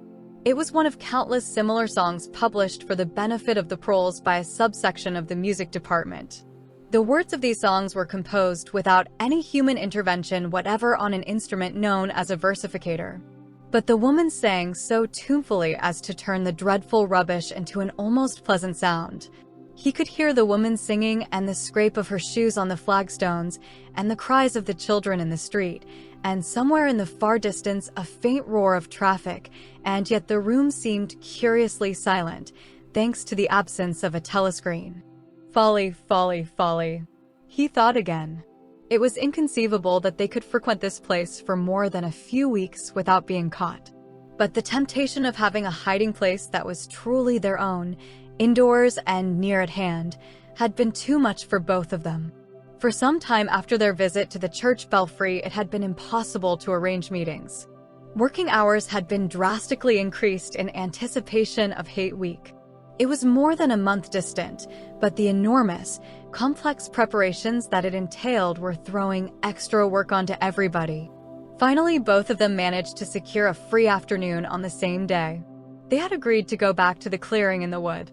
On the evening beforehand, they met briefly in the street. As usual, Winston hardly looked at Julia as they drifted towards one another in the crowd, but from the short glance he gave her it seemed to him that she was paler than usual. "It's all off," she murmured as soon as she judged it safe to speak. "Tomorrow, I mean." "What?" "Tomorrow afternoon." "I can't come." "Why not?" "Oh, the usual reason." It started early this time. For a moment he was violently angry. During the month that he had known her, the nature of his desire for her had changed. At the beginning there had been little true sensuality in it. Their first lovemaking had been simply an act of the will. But after the second time it was different. The smell of her hair, the taste of her mouth, the feeling of her skin seemed to have got inside him, or into the air all round him. She had become a physical necessity, something that he not only wanted, but felt that he had a right to. When she said that she could not come, he had the feeling that she was cheating him. But just at this moment the crowd pressed them together, and their hands accidentally met. She gave the tips of his fingers a quick squeeze that seemed to invite not desire but affection. It struck him that when one lived with a woman, this particular disappointment must be a normal, recurring event, and a deep tenderness, such as he had not felt for her before, suddenly took hold of him. He wished that they were a married couple of 10 years standing. He wished that he were walking through the streets with her just as they were doing now, but openly and without fear, talking of trivialities and buying odds and ends for the household. He wished above all that they had some place where they could be alone together without feeling the obligation to make love every time they met. It was not actually at that moment, but at some time on the following day, that the idea of renting Mr. Charrington's room had occurred to him. When he suggested it to Julia, she had agreed with unexpected readiness. Both of them knew that it was lunacy. It was as though they were intentionally stepping nearer to their graves. As he sat waiting on the edge of the bed, he thought again of the cellars of the Ministry of Love. It was curious how that predestined horror moved in and out of one's consciousness. There it lay, fixed in future times, preceding death as surely as 99 precedes 100. One could not avoid it, but one could perhaps postpone it, and yet instead, every now and again, by a conscious, willful act, one chose to shorten the interval before it happened. At this moment there was a quick step on the stairs. Julia burst into the room. She was carrying a tool bag of coarse brown canvas, such as he had sometimes seen her carrying to and fro at the ministry. He started forward to take her in his arms, but she disengaged herself rather hurriedly, partly because she was still holding the tool bag. "Half a second," she said. "Just let me show you what I've brought. Did you bring some of that filthy Victory coffee? I thought you would. You can chuck it away again, because we shan't be needing it. Look here."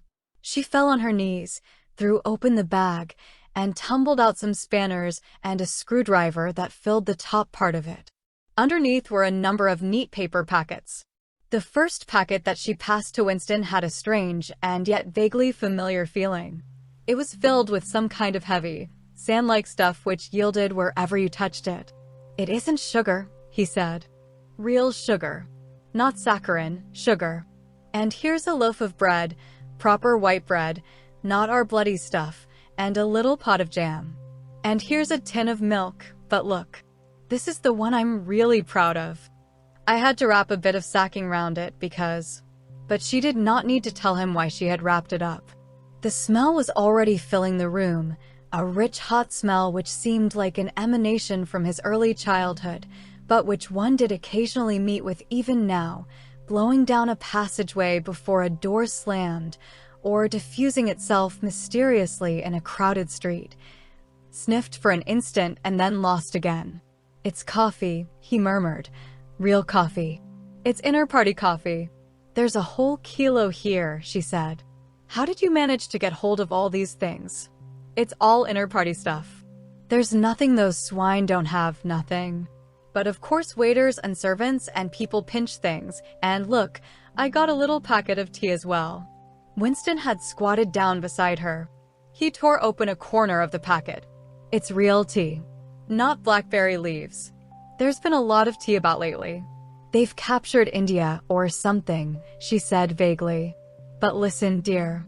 I want you to turn your back on me for 3 minutes. Go and sit on the other side of the bed. Don't go too near the window. And don't turn round till I tell you." Winston gazed abstractedly through the muslin curtain. Down in the yard, the red-armed woman was still marching to and fro between the washtub and the line. She took 2 more pegs out of her mouth and sang with deep feeling. "They sigh that time heals all things. They sigh you can always forget. But the smiles and the tears acres the years. They twist my heartstrings yet."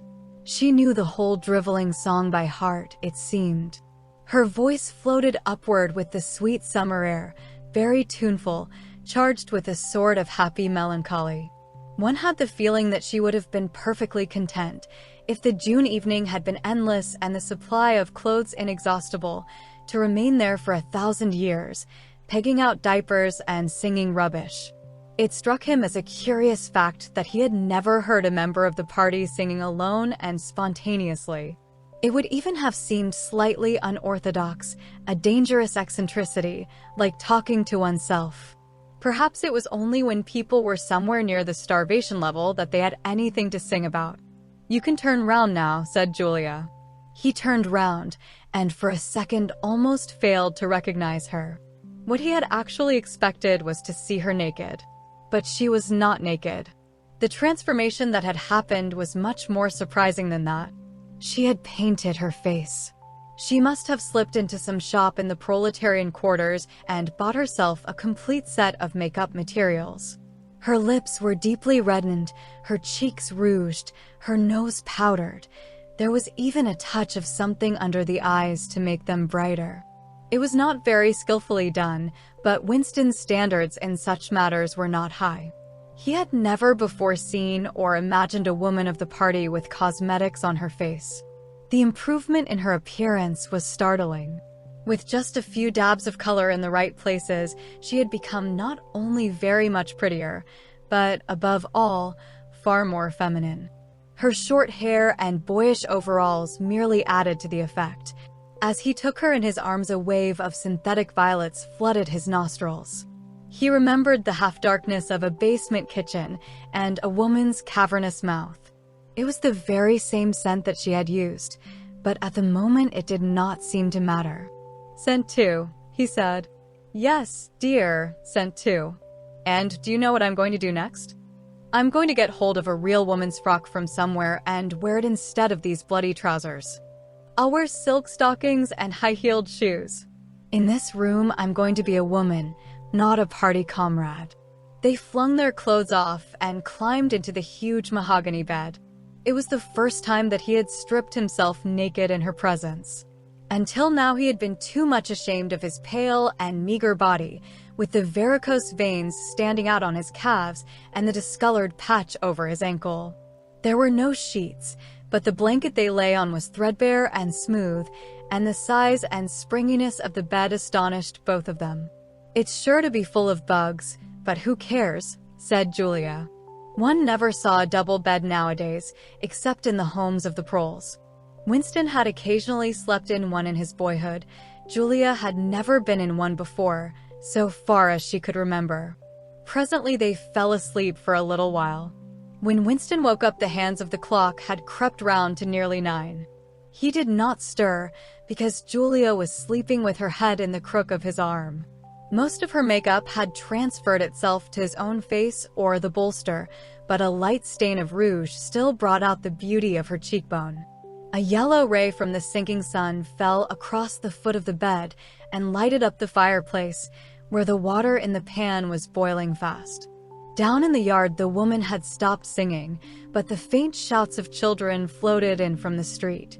He wondered vaguely whether in the abolished past it had been a normal experience to lie in bed like this, in the cool of a summer evening, a man and a woman with no clothes on, making love when they chose, talking of what they chose, not feeling any compulsion to get up, simply lying there and listening to peaceful sounds outside.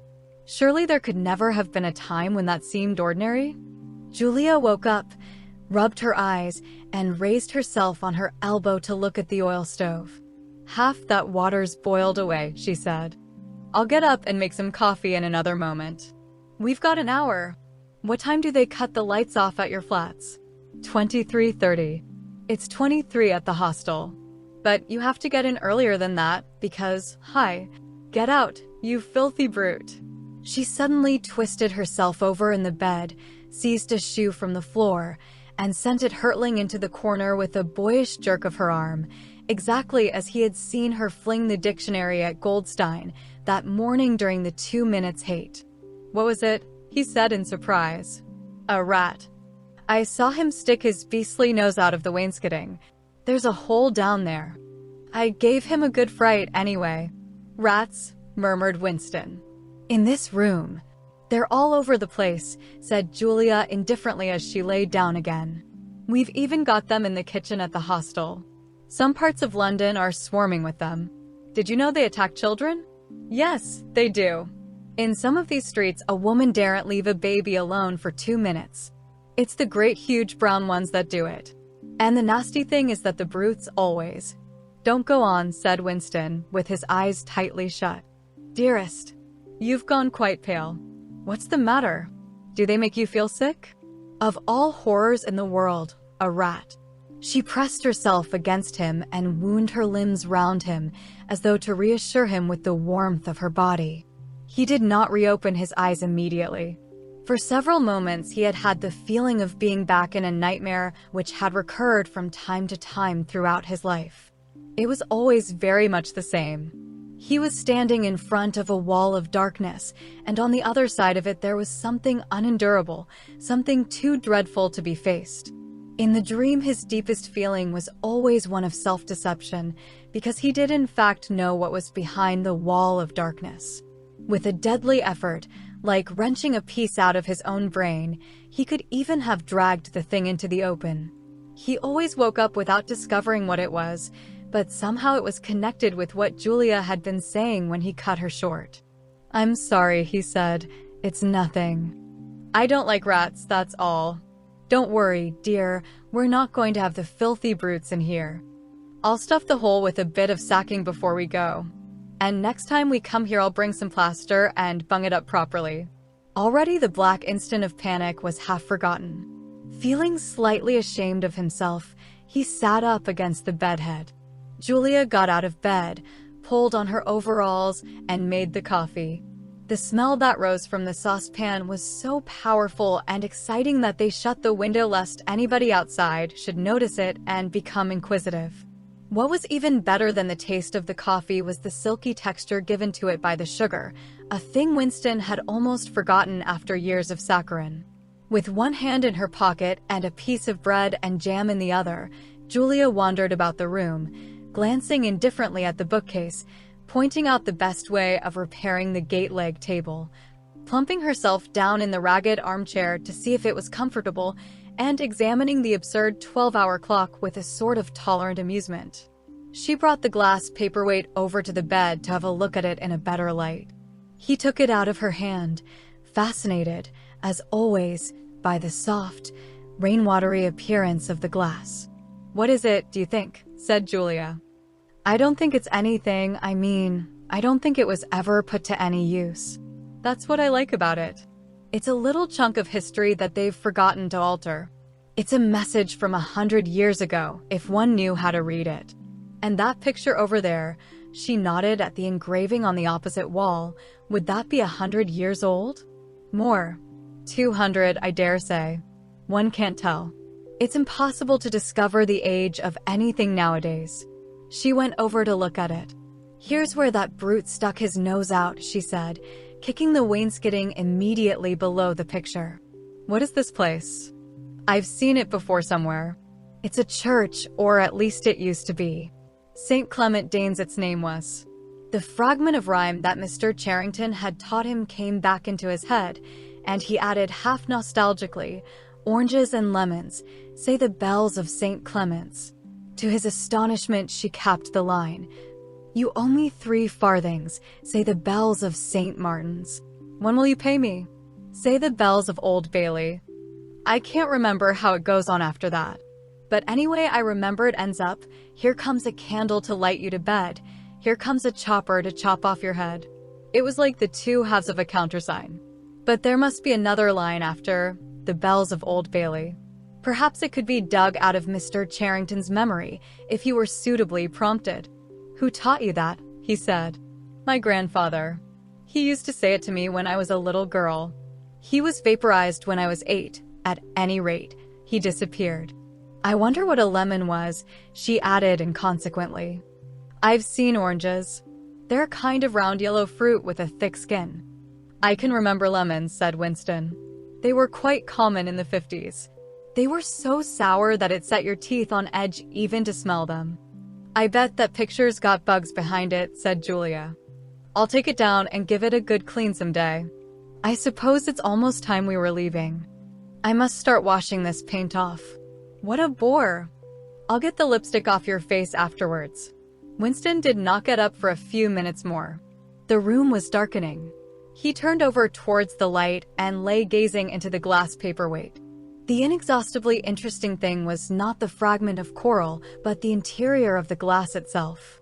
There was such a depth of it, and yet it was almost as transparent as air. It was as though the surface of the glass had been the arch of the sky, enclosing a tiny world with its atmosphere complete. He had the feeling that he could get inside it, and that in fact he was inside it, along with the mahogany bed and the gate leg table, and the clock and the steel engraving and the paperweight itself. The paperweight was the room he was in, and the coral was Julia's life and his own, fixed in a sort of eternity at the heart of the crystal.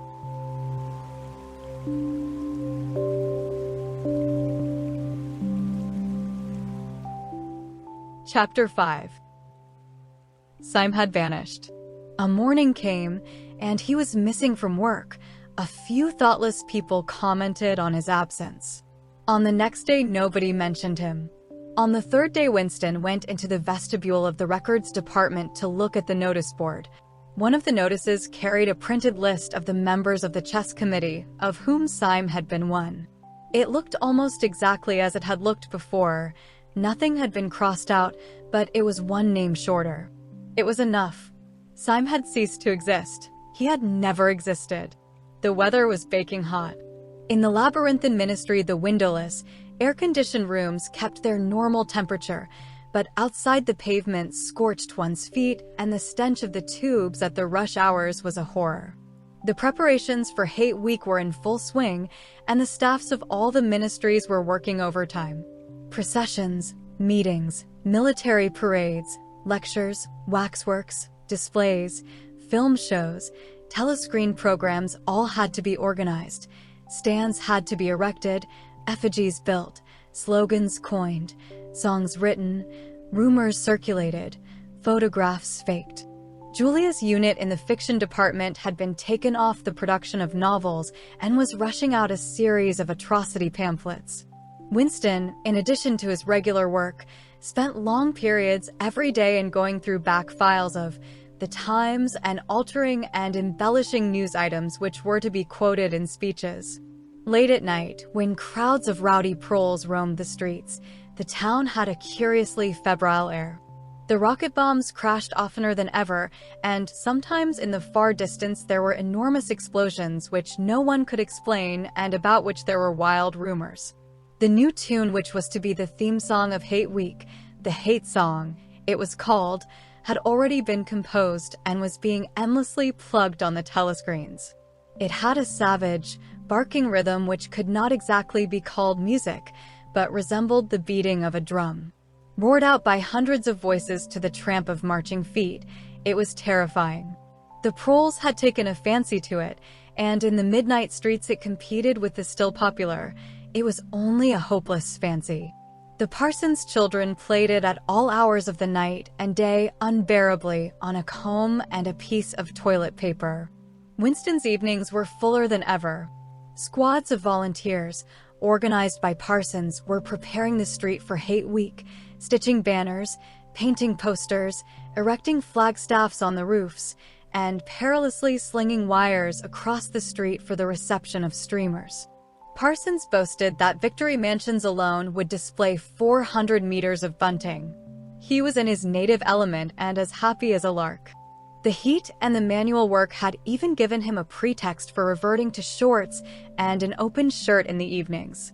He was everywhere at once, pushing, pulling, sawing, hammering, improvising, jollying everyone along with comradely exhortations, and giving out from every fold of his body what seemed an inexhaustible supply of acrid-smelling sweat.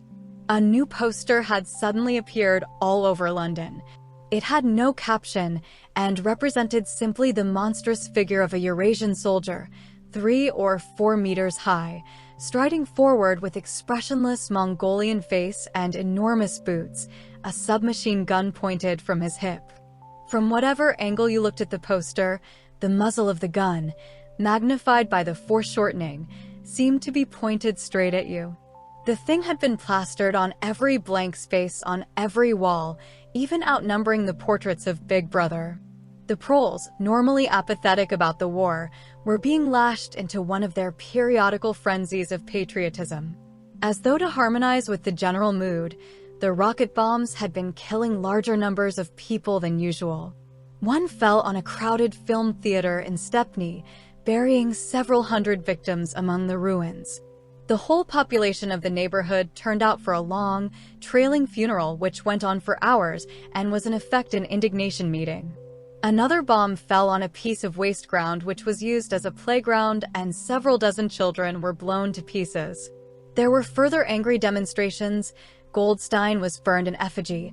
Hundreds of copies of the poster of the Eurasian soldier were torn down and added to the flames, and a number of shops were looted in the turmoil. Then a rumor flew round that spies were directing the rocket bombs by means of wireless waves, and an old couple who were suspected of being of foreign extraction had their house set on fire and perished of suffocation. In the room over Mr. Charrington's shop, when they could get there, Julia and Winston lay side by side on a stripped bed under the open window, naked for the sake of coolness. The rat had never come back, but the bugs had multiplied hideously in the heat. It did not seem to matter. Dirty or clean, the room was paradise. As soon as they arrived, they would sprinkle everything with pepper bought on the black market, tear off their clothes, and make love with sweating bodies, then fall asleep and wake to find that the bugs had rallied and were massing for the counterattack. 4, 5, 6, 7 times they met during the month of June. Winston had dropped his habit of drinking gin at all hours. He seemed to have lost the need for it. He had grown fatter, his varicose ulcer had subsided, leaving only a brown stain on the skin above his ankle. His fits of coughing in the early morning had stopped. The process of life had ceased to be intolerable. He had no longer any impulse to make faces at the telescreen or shout curses at the top of his voice.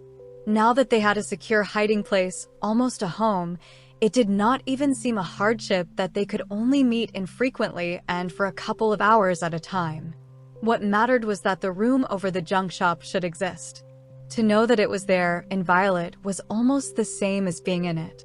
The room was a world, a pocket of the past where extinct animals could walk. Mr. Charrington, thought Winston, was another extinct animal. He usually stopped to talk with Mr. Charrington for a few minutes on his way upstairs. The old man seemed seldom or never to go out of doors, and on the other hand to have almost no customers. He led a ghost-like existence between the tiny, dark shop and an even tinier back kitchen where he prepared his meals and which contained, among other things, an unbelievably ancient gramophone with an enormous horn. He seemed glad of the opportunity to talk. Wandering about among his worthless stock, with his long nose and thick spectacles and his bowed shoulders and the velvet jacket, he had always vaguely the air of being a collector rather than a tradesman. With a sort of faded enthusiasm, he would finger this scrap of rubbish, or that, a china bottle stopper, the painted lid of a broken snuff box, a pinchbeck locket containing a strand of some long-dead baby's hair, never asking that Winston should buy it, merely that he should admire it. To talk to him was like listening to the tinkling of a worn-out musical box. He had dragged out from the corners of his memory some more fragments of forgotten rhymes. There was one about 24 blackbirds, and another about a cow with a crumpled horn, and another about the death of poor Cock Robin. "It just occurred to me you might be interested," he would say with a deprecating little laugh whenever he produced a new fragment. But he could never recall more than a few lines of any one rhyme. Both of them knew, in a way, it was never out of their minds that what was now happening could not last long. There were times when the fact of impending death seemed as palpable as the bed they lay on, and they would cling together with a sort of despairing sensuality, like a damned soul grasping at his last morsel of pleasure when the clock is within 5 minutes of striking. But there were also times when they had the illusion not only of safety but of permanence. So long as they were actually in this room, they both felt no harm could come to them. Getting there was difficult and dangerous, but the room itself was sanctuary.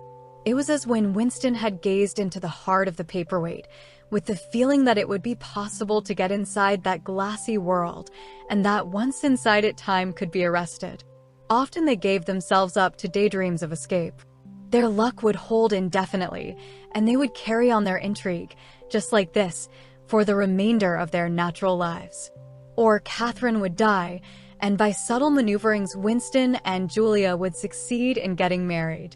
Or they would commit suicide together. Or they would disappear, alter themselves out of recognition, learn to speak with proletarian accents, get jobs in a factory, and live out their lives undetected in a backstreet. It was all nonsense, as they both knew. In reality, there was no escape. Even the one plan that was practicable, suicide, they had no intention of carrying out. To hang on from day to day and from week to week, spinning out a present that had no future, seemed an unconquerable instinct, just as one's lungs will always draw the next breath so long as there is air available.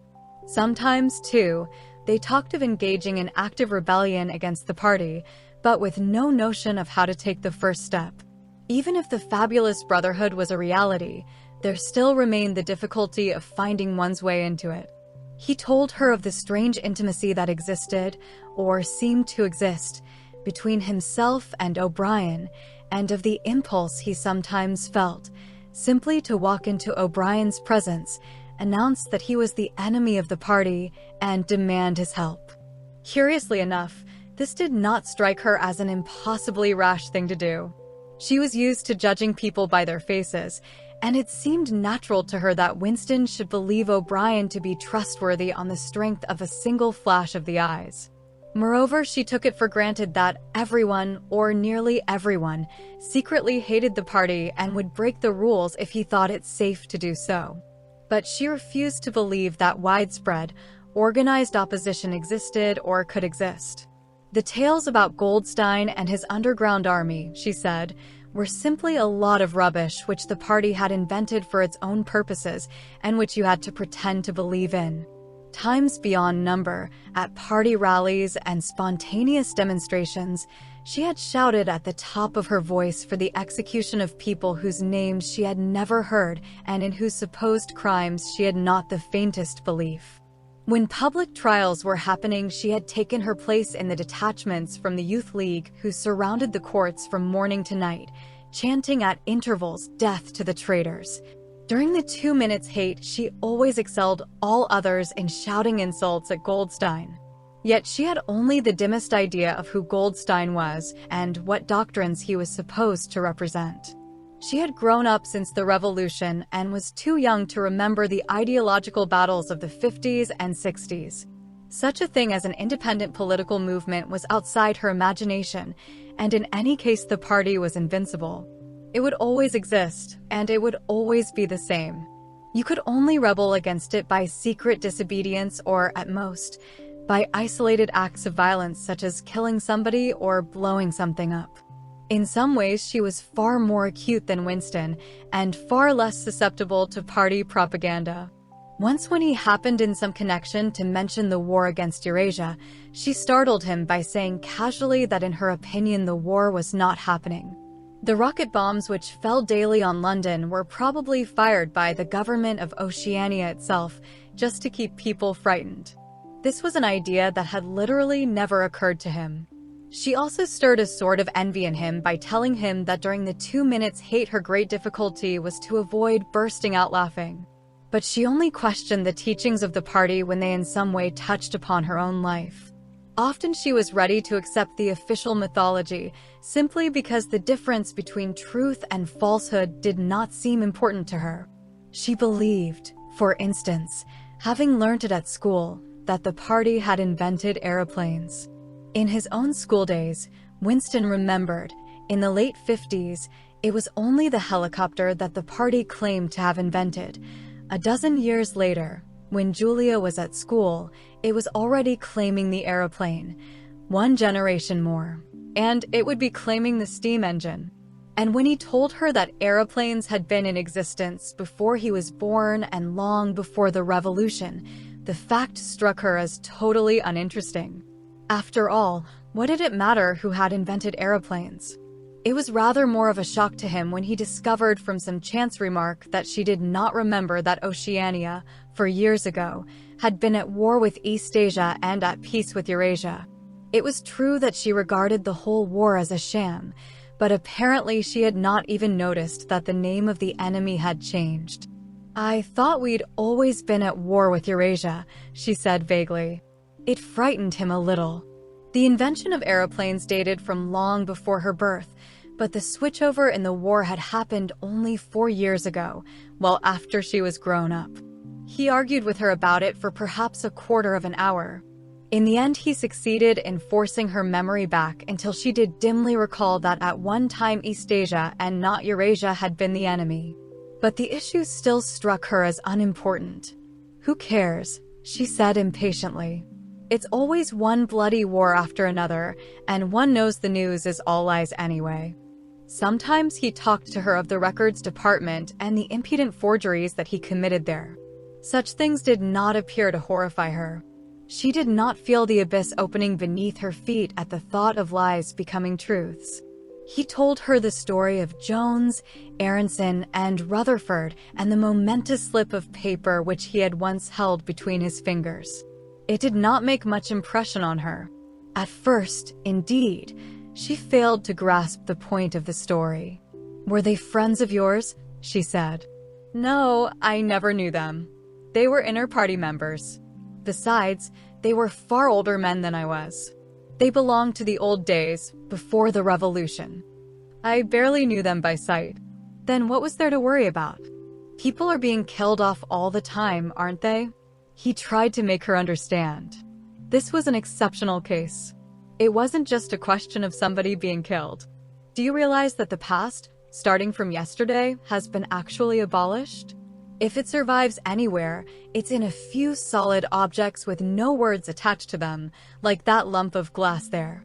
Already we know almost literally nothing about the revolution and the years before the revolution. Every record has been destroyed or falsified. Every book has been rewritten. Every picture has been repainted. Every statue and street and building has been renamed. Every date has been altered. And that process is continuing day by day and minute by minute. History has stopped. Nothing exists except an endless present in which the party is always right. I know, of course, that the past is falsified, but it would never be possible for me to prove it, even when I did the falsification myself. After the thing is done, no evidence ever remains. The only evidence is inside my own mind, and I don't know with any certainty that any other human being shares my memories. Just in that one instance, in my whole life, I did possess actual concrete evidence after the event, years after it. And what good was that? It was no good, because I threw it away a few minutes later. But if the same thing happened today, I should keep it. Well, I wouldn't, said Julia. I'm quite ready to take risks, but only for something worthwhile, not for bits of old newspaper. What could you have done with it even if you had kept it? Not much, perhaps. But it was evidence. It might have planted a few doubts here and there, supposing that I dared to show it to anybody. I don't imagine that we can alter anything in our own lifetime. But one can imagine little knots of resistance springing up here and there, small groups of people banding themselves together and gradually growing, and even leaving a few records behind, so that the next generations can carry on where we leave off. I'm not interested in the next generation, dear. I'm interested in US. You're only a rebel from the waist downwards, he told her. She thought this brilliantly witty and flung her arms round him in delight. In the ramifications of party doctrine, she had not the faintest interest. Whenever he began to talk of the principles of Ingsoc, doublethink, the mutability of the past, and the denial of objective reality, and to use newspeak words, she became bored and confused and said that she never paid any attention to that kind of thing. One knew that it was all rubbish, so why let oneself be worried by it? She knew when to cheer and when to boo, and that was all one needed. If he persisted in talking of such subjects, she had a disconcerting habit of falling asleep. She was one of those people who can go to sleep at any hour and in any position. Talking to her, he realized how easy it was to present an appearance of orthodoxy while having no grasp whatever of what orthodoxy meant. In a way, the worldview of the party imposed itself most successfully on people incapable of understanding it. They could be made to accept the most flagrant violations of reality because they never fully grasped the enormity of what was demanded of them and were not sufficiently interested in public events to notice what was happening. By lack of understanding, they remained sane. They simply swallowed everything, and what they swallowed did them no harm because it left no residue behind, just as a grain of corn will pass undigested through the body of a bird. Chapter 6. It had happened at last.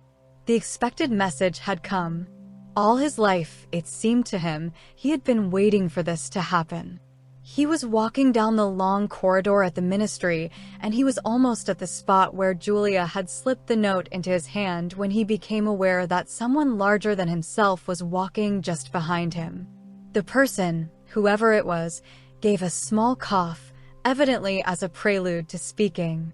Winston stopped abruptly and turned. It was O'Brien. At last they were face to face, and it seemed that his only impulse was to run away. His heart bounded violently. He would have been incapable of speaking. O'Brien, however, had continued forward in the same movement, laying a friendly hand for a moment on Winston's arm, so that the two of them were walking side by side. He began speaking with the peculiar grave courtesy that differentiated him from the majority of inner party members. "I had been hoping for an opportunity of talking to you," he said. "I was reading one of your Newspeak articles in The Times the other day. You take a scholarly interest in Newspeak, I believe." Winston had recovered part of his self-possession. "Hardly scholarly," he said. "I'm only an amateur. It's not my subject. I have never had anything to do with the actual construction of the language." "But you write it very elegantly," said O'Brien. "That is not only my own opinion. I was talking recently to a friend of yours who is certainly an expert. His name has slipped my memory for the moment." Again, Winston's heart stirred painfully. It was inconceivable that this was anything other than a reference to Syme. But Syme was not only dead, he was abolished, an unperson. Any identifiable reference to him would have been mortally dangerous. O'Brien's remark must obviously have been intended as a signal, a code word. By sharing a small act of thought crime, he had turned the two of them into accomplices. They had continued to stroll slowly down the corridor, but now O'Brien halted. With the curious, disarming friendliness that he always managed to put into the gesture, he resettled his spectacles on his nose. Then he went on. "What I had really intended to say was that in your article I noticed you had used two words which have become obsolete. But they've only become so very recently. Have you seen the 10th edition of the Newspeak Dictionary?" "No," said Winston. "I didn't think it had been issued yet. We are still using the 9th in the records department. The 10th edition is not due to appear for some months, I believe. But a few advance copies have been circulated. I have one myself. It might interest you to look at it, perhaps?" "Very much so," said Winston, immediately seeing where this tended. "Some of the new developments are most ingenious. The reduction in the number of verbs, that is the point that will appeal to you, I think. Let me see. Shall I send a messenger to you with the dictionary? But I'm afraid I invariably forget anything of that kind. Perhaps you could pick it up at my flat at some time that suited you? Wait, let me give you my address." They were standing in front of a telescreen. Somewhat absent-mindedly, O'Brien felt two of his pockets, and then produced a small leather-covered notebook and a gold ink pencil.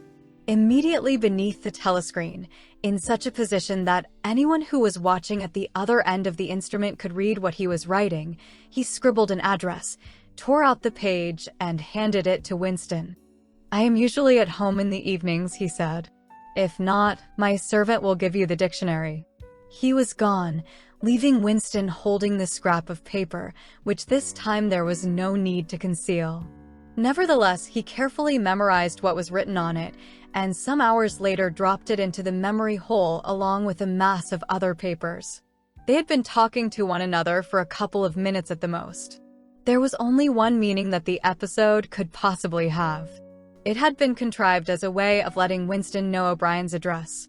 This was necessary because except by direct inquiry, it was never possible to discover where anyone lived. There were no directories of any kind. "If you ever want to see me, this is where I can be found," was what O'Brien had been saying to him. Perhaps there would even be a message concealed somewhere in the dictionary. But at any rate, one thing was certain. The conspiracy that he had dreamed of did exist, and he had reached the outer edges of it. He knew that sooner or later he would obey O'Brien's summons. Perhaps tomorrow, perhaps after a long delay, he was not certain. What was happening was only the working out of a process that had started years ago. The first step had been a secret, involuntary thought, The second had been the opening of the diary. He had moved from thoughts to words, and now from words to actions. The last step was something that would happen in the ministry of love.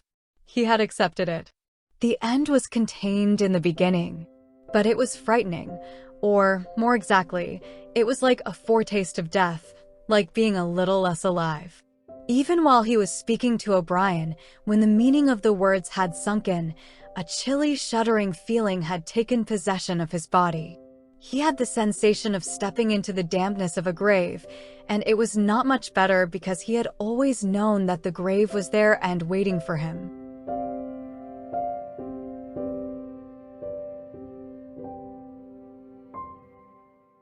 Chapter 7. Winston had woken up with his eyes full of tears. Julia rolled sleepily against him, murmuring something that might have been, "What's the matter?" "I dreamt," he began, and stopped short. It was too complex to be put into words. There was the dream itself, and there was a memory connected with it that had swum into his mind in the few seconds after waking. He lay back with his eyes shut, still sodden in the atmosphere of the dream.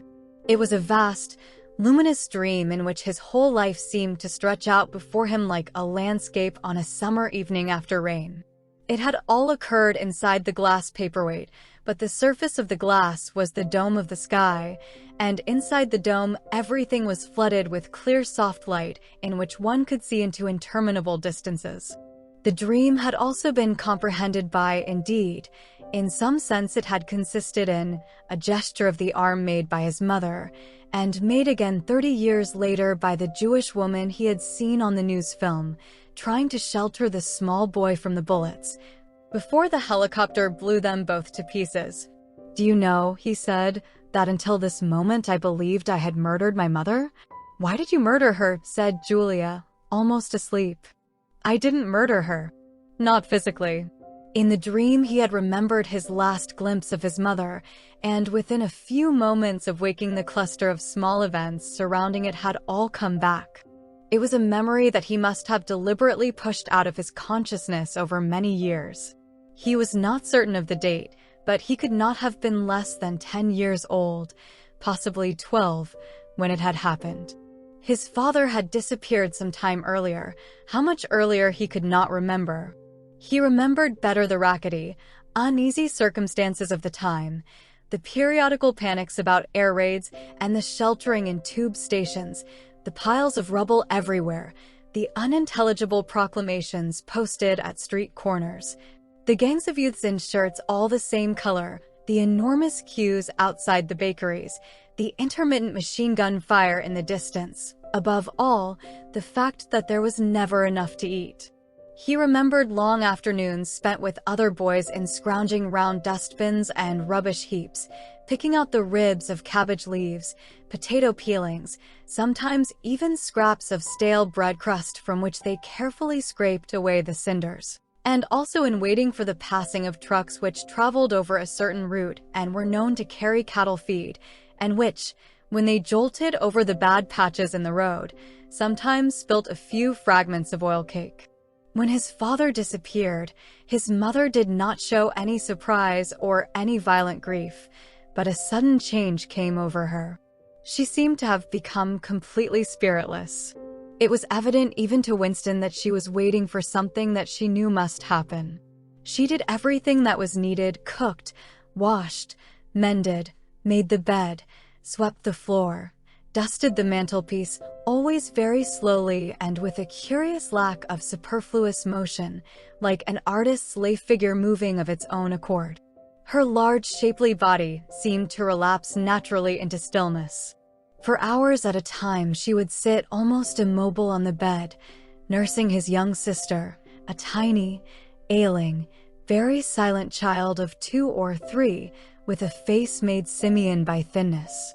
Very occasionally she would take Winston in her arms and press him against her for a long time without saying anything. He was aware, in spite of his youthfulness and selfishness, that this was somehow connected with the never-mentioned thing that was about to happen.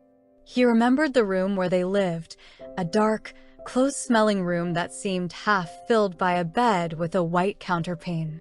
There was a gas ring in the fender, and a shelf where food was kept, and on the landing outside there was a brown earthenware sink, common to several rooms. He remembered his mother's statuesque body bending over the gas ring to stir at something in a saucepan. Above all, he remembered his continuous hunger and the fierce, sordid battles at mealtimes.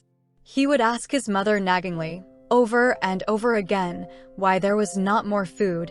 He would shout and storm at her.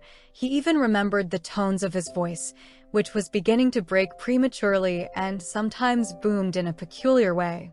Or he would attempt a sniveling note of pathos in his efforts to get more than his share. His mother was quite ready to give him more than his share. She took it for granted that he, the boy, should have the biggest portion, but however much she gave him, he invariably demanded more. At every meal, she would beseech him not to be selfish and to remember that his little sister was sick and also needed food, but it was no use. He would cry out with rage when she stopped ladling. He would try to wrench the saucepan and spoon out of her hands. He would grab bits from his sister's plate. He knew that he was starving the other too, but he could not help it. He even felt that he had a right to do it. The clamorous hunger in his belly seemed to justify him. Between meals, if his mother did not stand guard, he was constantly pilfering at the wretched store of food on the shelf. One day a chocolate ration was issued. There had been no such issue for weeks or months past. He remembered quite clearly that precious little morsel of chocolate. It was a 2-ounce slab. They still talked about ounces in those days, between the three of them. It was obvious that it ought to be divided into 3 equal parts. Suddenly, as though he were listening to somebody else, Winston heard himself demanding in a loud, booming voice that he should be given the whole piece. His mother told him not to be greedy. There was a long, nagging argument that went round and round, with shouts, whines, tears, remonstrances, bargainings. His tiny sister, clinging to her mother with both hands, exactly like a baby monkey, sat looking over her shoulder at him with large, mournful eyes. In the end, his mother broke off 3/4 of the chocolate and gave it to Winston, giving the other quarter to his sister. The little girl took hold of it and looked at it dully, perhaps not knowing what it was. Winston stood watching her for a moment. Then, with a sudden swift spring, he had snatched the piece of chocolate out of his sister's hand and was fleeing for the door. "Winston, Winston," his mother called after him. "Come back. Give your sister back her chocolate." He stopped, but did not come back. His mother's anxious eyes were fixed on his face. Even now he was thinking about the thing. He did not know what it was that was on the point of happening. His sister, conscious of having been robbed of something, had set up a feeble wail. His mother drew her arm round the child and pressed its face against her breast. Something in the gesture told him that his sister was dying. He turned and fled down the stairs, with the chocolate growing sticky in his hand. He never saw his mother again. After he had devoured the chocolate, he felt somewhat ashamed of himself and hung about in the streets for several hours until hunger drove him home. When he came back, his mother had disappeared. This was already becoming normal at that time. Nothing was gone from the room except his mother and his sister. They had not taken any clothes, not even his mother's overcoat. To this day, he did not know with any certainty that his mother was dead. It was perfectly possible that she had merely been sent to a forced labor camp. As for his sister, she might have been removed, like Winston himself, to one of the colonies for homeless children, reclamation centers, they were called, which had grown up as a result of the Civil War. Or she might have been sent to the labor camp along with his mother, or simply left somewhere or other to die. The dream was still vivid in his mind, especially the enveloping, protecting gesture of the arm in which its whole meaning seemed to be contained. His mind went back to another dream of 2 months ago. Exactly as his mother had sat on the dingy white quilted bed with the child clinging to her, so she had sat in the sunken ship, far underneath him and drowning deeper every minute, but still looking up at him through the darkening water. He told Julia the story of his mother's disappearance. Without opening her eyes, she rolled over and settled herself into a more comfortable position. "I expect you were a beastly little swine in those days," she said indistinctly.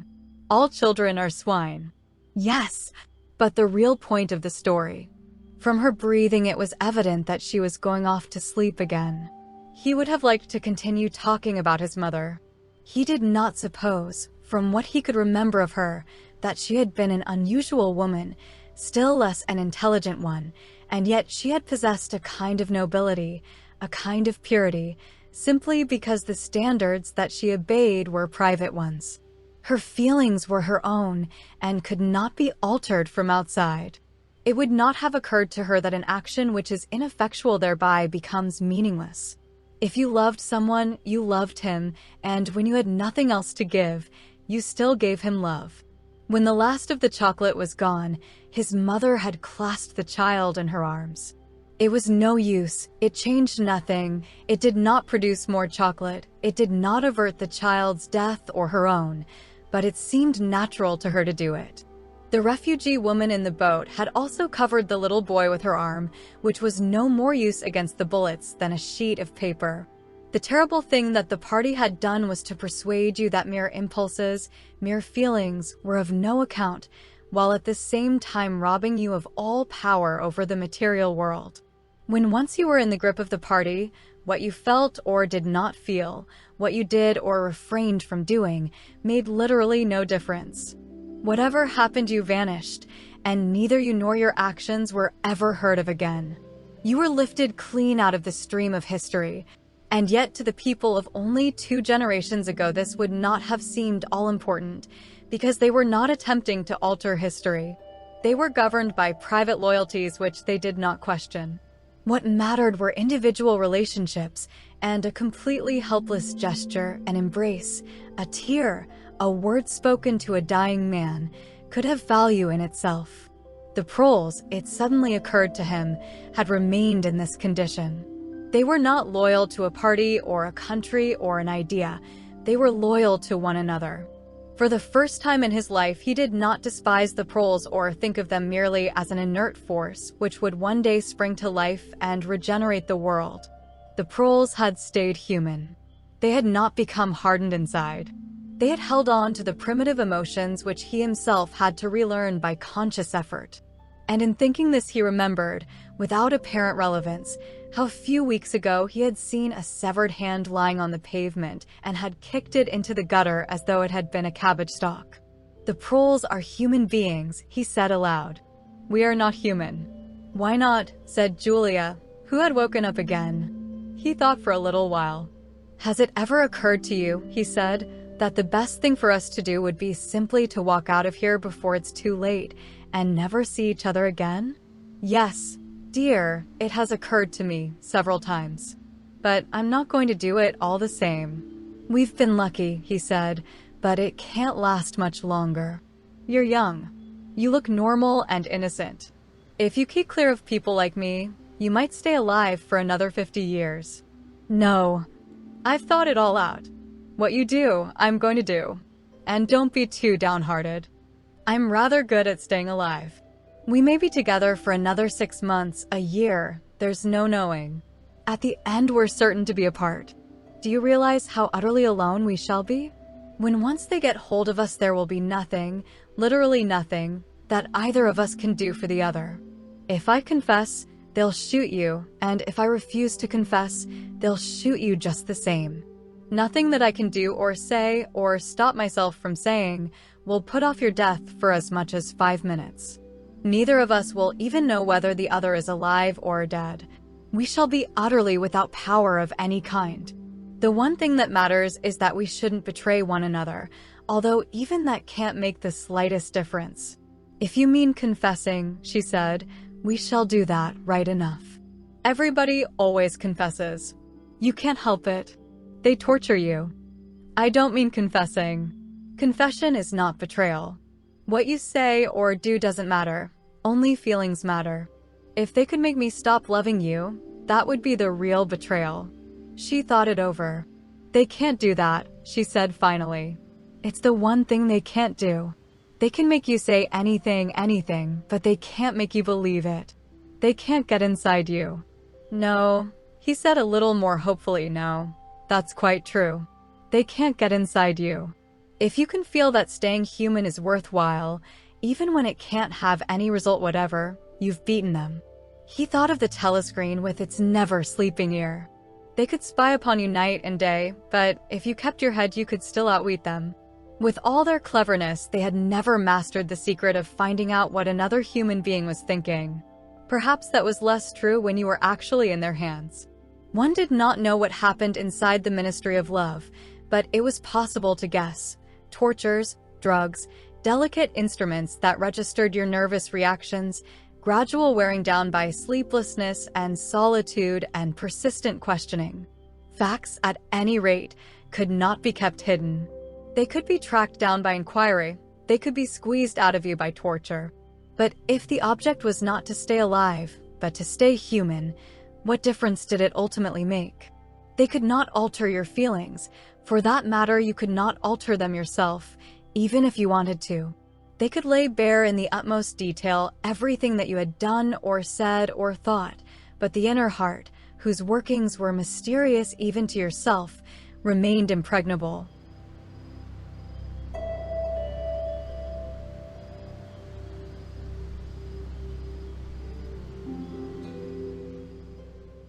Chapter 8. They had done it. They had done it at last. The room they were standing in was long-shaped and softly lit.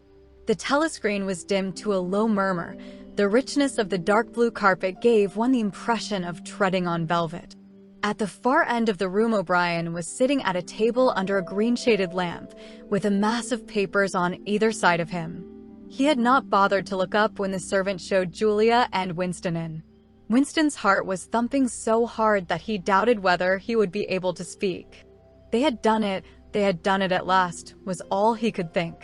It had been a rash act to come here at all, and sheer folly to arrive together, though it was true that they had come by different routes and only met on O'Brien's doorstep. But merely to walk into such a place needed an effort of the nerve. It was only on very rare occasions that one saw inside the dwelling places of the inner party, or even penetrated into the quarter of the town where they lived. The whole atmosphere of the huge block of flats, the richness and spaciousness of everything, the unfamiliar smells of good food and good tobacco, the silent and incredibly rapid lifts sliding up and down, the white-jacketed servants hurrying to and fro, everything was intimidating. Although he had a good pretext for coming here, he was haunted at every step by the fear that a black uniformed guard would suddenly appear from round the corner, demand his papers, and order him to get out. O'Brien's servant, however, had admitted the two of them without demur. He was a small, dark-haired man in a white jacket with a diamond-shaped, completely expressionless face, which might have been that of a Chinese. The passage down which he led them was softly carpeted, with cream-papered walls and white wainscoting, all exquisitely clean. That too was intimidating. Winston could not remember ever to have seen a passageway whose walls were not grimy from the contact of human bodies. O'Brien had a slip of paper between his fingers and seemed to be studying it intently. His heavy face, bent down so that one could see the line of the nose, looked both formidable and intelligent. For perhaps 20 seconds he sat without stirring. Then he pulled the speakwrite towards him and rapped out a message in the hybrid jargon of the ministries. Items 1,5,7 approved full-wise stop suggestion contained item 6 double plus ridiculous virgin crime think cancel stop unproceed construction-wise anti-getting plus full estimates machinery overhead stop end message. He rose deliberately from his chair and came towards them across the soundless carpet. A little of the official atmosphere seemed to have fallen away from him with the newspeak words, but his expression was grimmer than usual, as though he were not pleased at being disturbed. The terror that Winston already felt was suddenly shot through by a streak of ordinary embarrassment. It seemed to him quite possible that he had simply made a stupid mistake. For what evidence had he in reality that O'Brien was any kind of political conspirator? Nothing but a flash of the eyes and a single equivocal remark. Beyond that, only his own secret imaginings, founded on a dream. He could not even fall back on the pretense that he had come to borrow the dictionary, because in that case Julia's presence was impossible to explain. As O'Brien passed the telescreen, a thought seemed to strike him. He stopped, turned aside, and pressed a switch on the wall. There was a sharp snap. The voice had stopped.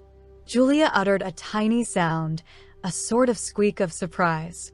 Even in the midst of his panic, Winston was too much taken aback to be able to hold his tongue. "You can turn it off," he said. "Yes," said O'Brien, "we can turn it off. We have that privilege." He was opposite them now. His solid form towered over the pair of them, and the expression on his face was still indecipherable. He was waiting, somewhat sternly, for Winston to speak, but about what? Even now it was quite conceivable that he was simply a busy man wondering irritably why he had been interrupted. Nobody spoke. After the stopping of the telescreen, the room seemed deadly silent. The seconds marched past, enormous. With difficulty, Winston continued to keep his eyes fixed on O'Brien's. Then suddenly the grim face broke down into what might have been the beginnings of a smile. With his characteristic gesture, O'Brien resettled his spectacles on his nose. "Shall I say it, or will you?" he said. "I will say it," said Winston promptly. "That thing is really turned off?" "Yes, everything is turned off. We are alone. We have come here because—" He paused, realizing for the first time the vagueness of his own motives. Since he did not in fact know what kind of help he expected from O'Brien, it was not easy to say why he had come here. He went on, conscious that what he was saying must sound both feeble and pretentious. "We believe that there is some kind of conspiracy, some kind of secret organization working against the party, and that you are involved in it. We want to join it and work for it. We are enemies of the party. We disbelieve in the principles of Ingsoc. We are thought criminals. We are also adulterers. I tell you this because we want to put ourselves at your mercy. If you want us to incriminate ourselves in any other way, we are ready." He stopped and glanced over his shoulder with the feeling that the door had opened. Sure enough, the little yellow-faced servant had come in without knocking. Winston saw that he was carrying a tray with a decanter and glasses. "Martin is one of us," said O'Brien impassively.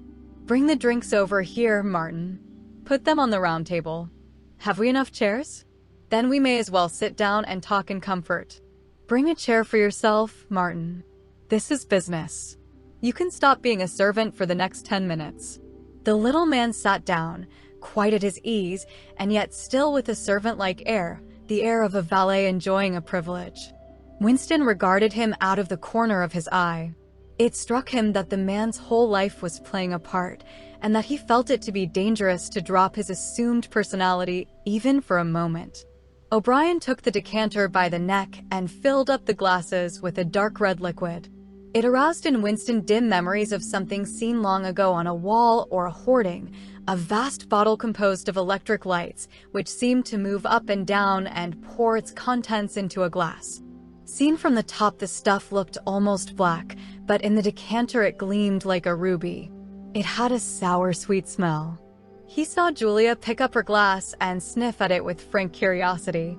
"It is called wine," said O'Brien with a faint smile. "You will have read about it in books, no doubt.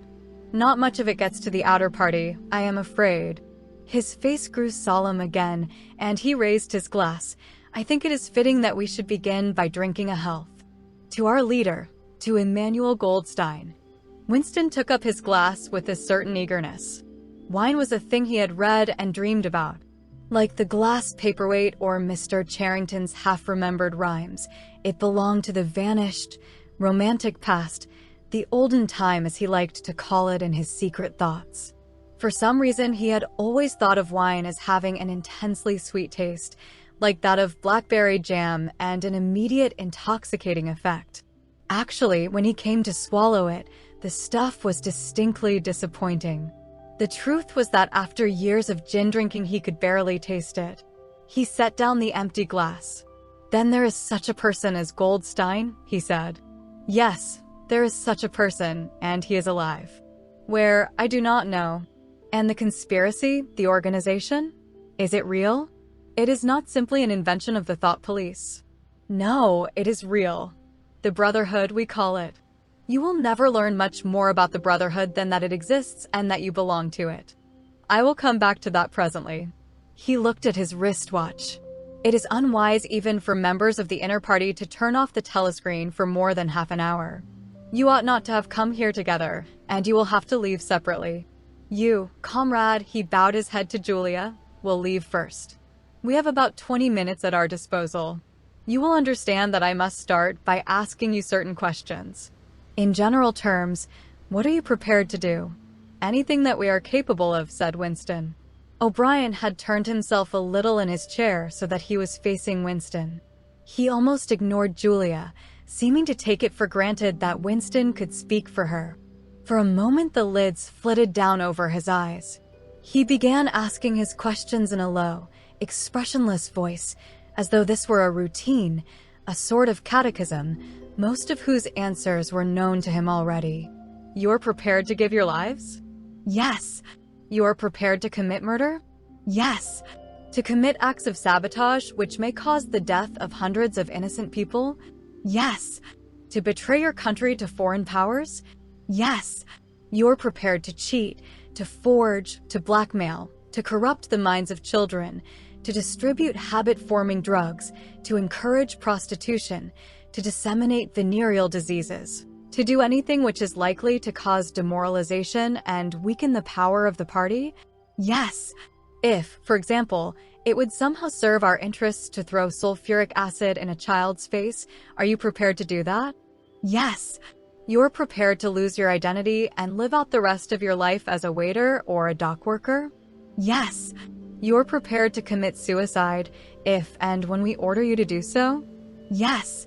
You're prepared, the two of you, to separate and never see one another again? No, broke in Julia. It appeared to Winston that a long time passed before he answered. For a moment he seemed even to have been deprived of the power of speech. His tongue worked soundlessly, forming the opening syllables first of one word, then of the other, over and over again. Until he had said it, he did not know which word he was going to say. No, he said finally.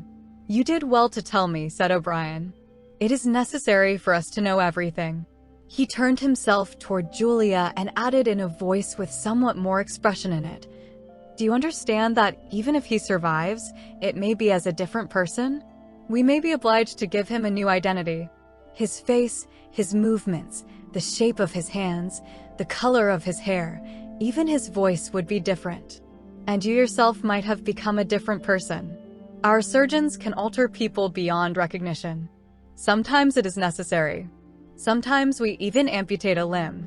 Winston could not help snatching another sidelong glance at Martin's Mongolian face. There were no scars that he could see. Julia had turned a shade paler so that her freckles were showing, but she faced O'Brien boldly. She murmured something that seemed to be assent. Good. Then that is settled. There was a silver box of cigarettes on the table. With a rather absent-minded air, O'Brien pushed them towards the others, took one himself, then stood up and began to pace slowly to and fro, as though he could think better standing. They were very good cigarettes, very thick and well-packed, with an unfamiliar silkiness in the paper. O'Brien looked at his wristwatch again. You had better go back to your pantry, Martin, he said. I shall switch on in a quarter of an hour. Take a good look at these comrades' faces before you go. You will be seeing them again. I may not. Exactly as they had done at the front door, the little man's dark eyes flickered over their faces. There was not a trace of friendliness in his manner. He was memorizing their appearance, but he felt no interest in them, or appeared to feel none. It occurred to Winston that a synthetic face was perhaps incapable of changing its expression. Without speaking or giving any kind of salutation, Martin went out, closing the door silently behind him. O'Brien was strolling up and down, one hand in the pocket of his black overalls, the other holding his cigarette. You understand, he said, that you will be fighting in the dark. You will always be in the dark. You will receive orders, and you will obey them without knowing why. Later I shall send you a book from which you will learn the true nature of the society we live in and the strategy by which we shall destroy it. When you have read the book, you will be full members of the Brotherhood. But between the general aims that we are fighting for and the immediate tasks of the moment, you will never know anything. I tell you that the Brotherhood exists, but I cannot tell you whether it numbers 100 members or 10 million. From your personal knowledge, you will never be able to say that it numbers even as many as a dozen. You will have 3 or 4 contacts who will be renewed from time to time as they disappear. As this was your first contact, it will be preserved. When you receive orders, they will come from me. If we find it necessary to communicate with you, it will be through Martin. When you are finally caught, you will confess. That is unavoidable. But you will have very little to confess other than your own actions. You will not be able to betray more than a handful of unimportant people. Probably you will not even betray me. By that time I may be dead, or I shall have become a different person with a different face. He continued to move to and fro over the soft carpet. In spite of the bulkiness of his body, there was a remarkable grace in his movements. It came out even in the gesture with which he thrust a hand into his pocket or manipulated a cigarette. More even than of strength, he gave an impression of confidence and of an understanding tinged by irony. However much in earnest he might be, he had nothing of the single-mindedness that belongs to a fanatic. When he spoke of murder, suicide, venereal disease, amputated limbs, and altered faces, it was with a faint air of persiflage. This is unavoidable, his voice seemed to say. This is what we have got to do, unflinchingly. But this is not what we shall be doing when life is worth living again. A wave of admiration, almost of worship, flowed out from Winston towards O'Brien. For the moment he had forgotten the shadowy figure of Goldstein. When he looked at O'Brien's powerful shoulders and his blunt-featured face, so ugly and yet so civilized, it was impossible to believe that he could be defeated. There was no stratagem that he was not equal to, no danger that he could not foresee. Even Julia seemed to be impressed. She had let her cigarette go out and was listening intently. O'Brien went on. You will have heard rumors of the existence of the Brotherhood. No doubt you have formed your own picture of it. You have imagined, probably, a huge underworld of conspirators, meeting secretly in cellars, scribbling messages on walls, recognizing one another by code words or by special movements of the hand. Nothing of the kind exists. The members of the Brotherhood have no way of recognizing one another, and it is impossible for any one member to be aware of the identity of more than a few others. Goldstein himself, if he fell into the hands of the thought police, could not give them a complete list of members, or any information that would lead them to a complete list. No such list exists. The Brotherhood cannot be wiped out because it is not an organization in the ordinary sense. Nothing holds it together except an idea which is indestructible. You will never have anything to sustain you, except the idea. You will get no comradeship and no encouragement. When finally you are caught, you will get no help. We never help our members. At most, when it is absolutely necessary that someone should be silenced, we are occasionally able to smuggle a razor blade into a prisoner's cell. You will have to get used to living without results and without hope. You will work for a while, you will be caught, you will confess, and then you will die. Those are the only results that you will ever see. There is no possibility that any perceptible change will happen within our own lifetime. We are the dead. Our only true life is in the future. We shall take part in it as handfuls of dust and splinters of bone. But how far away that future may be, there is no knowing. It might be 1,000 years. At present, nothing is possible except to extend the area of sanity little by little.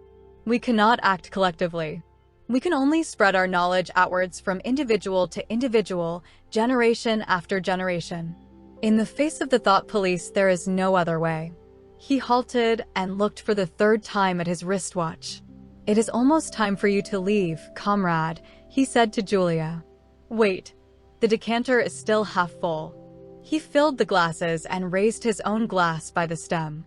What shall it be this time, he said, still with the same faint suggestion of irony. To the confusion of the thought police?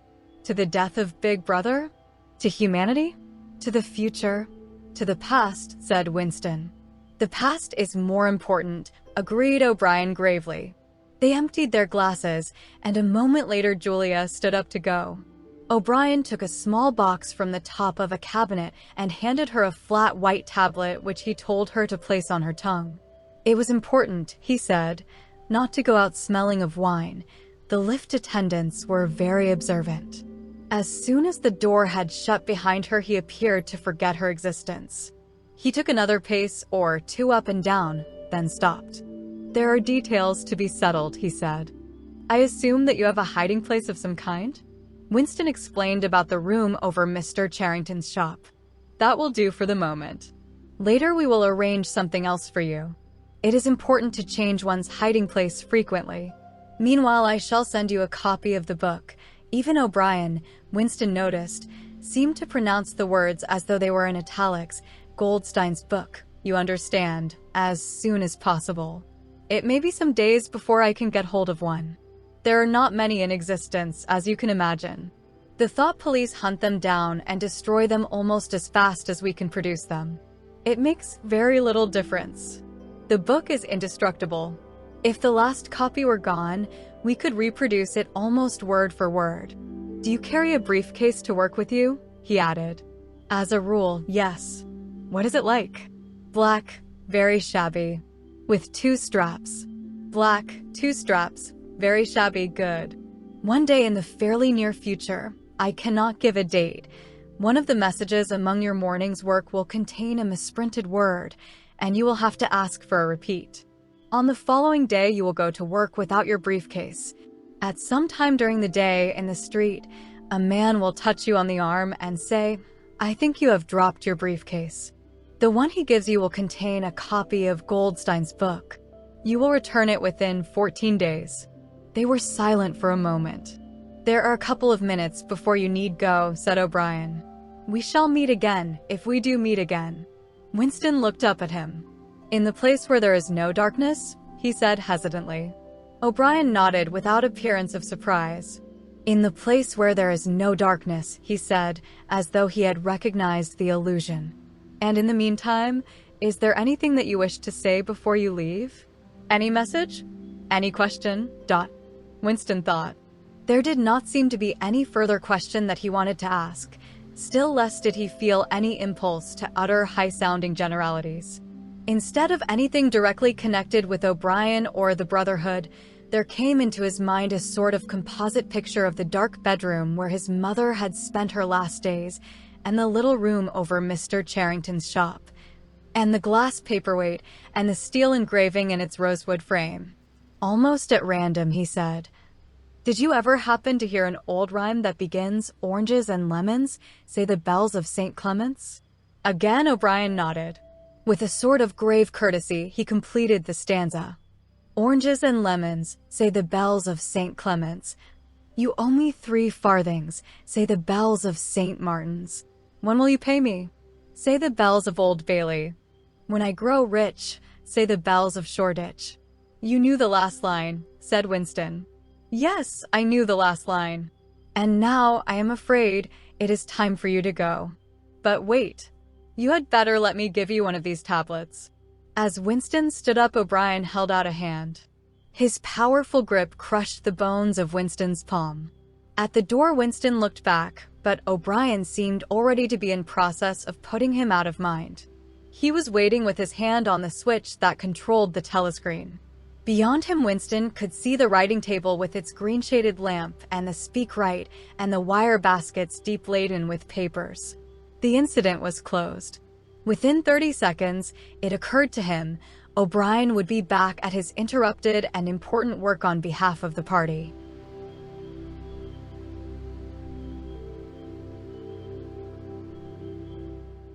Chapter 9.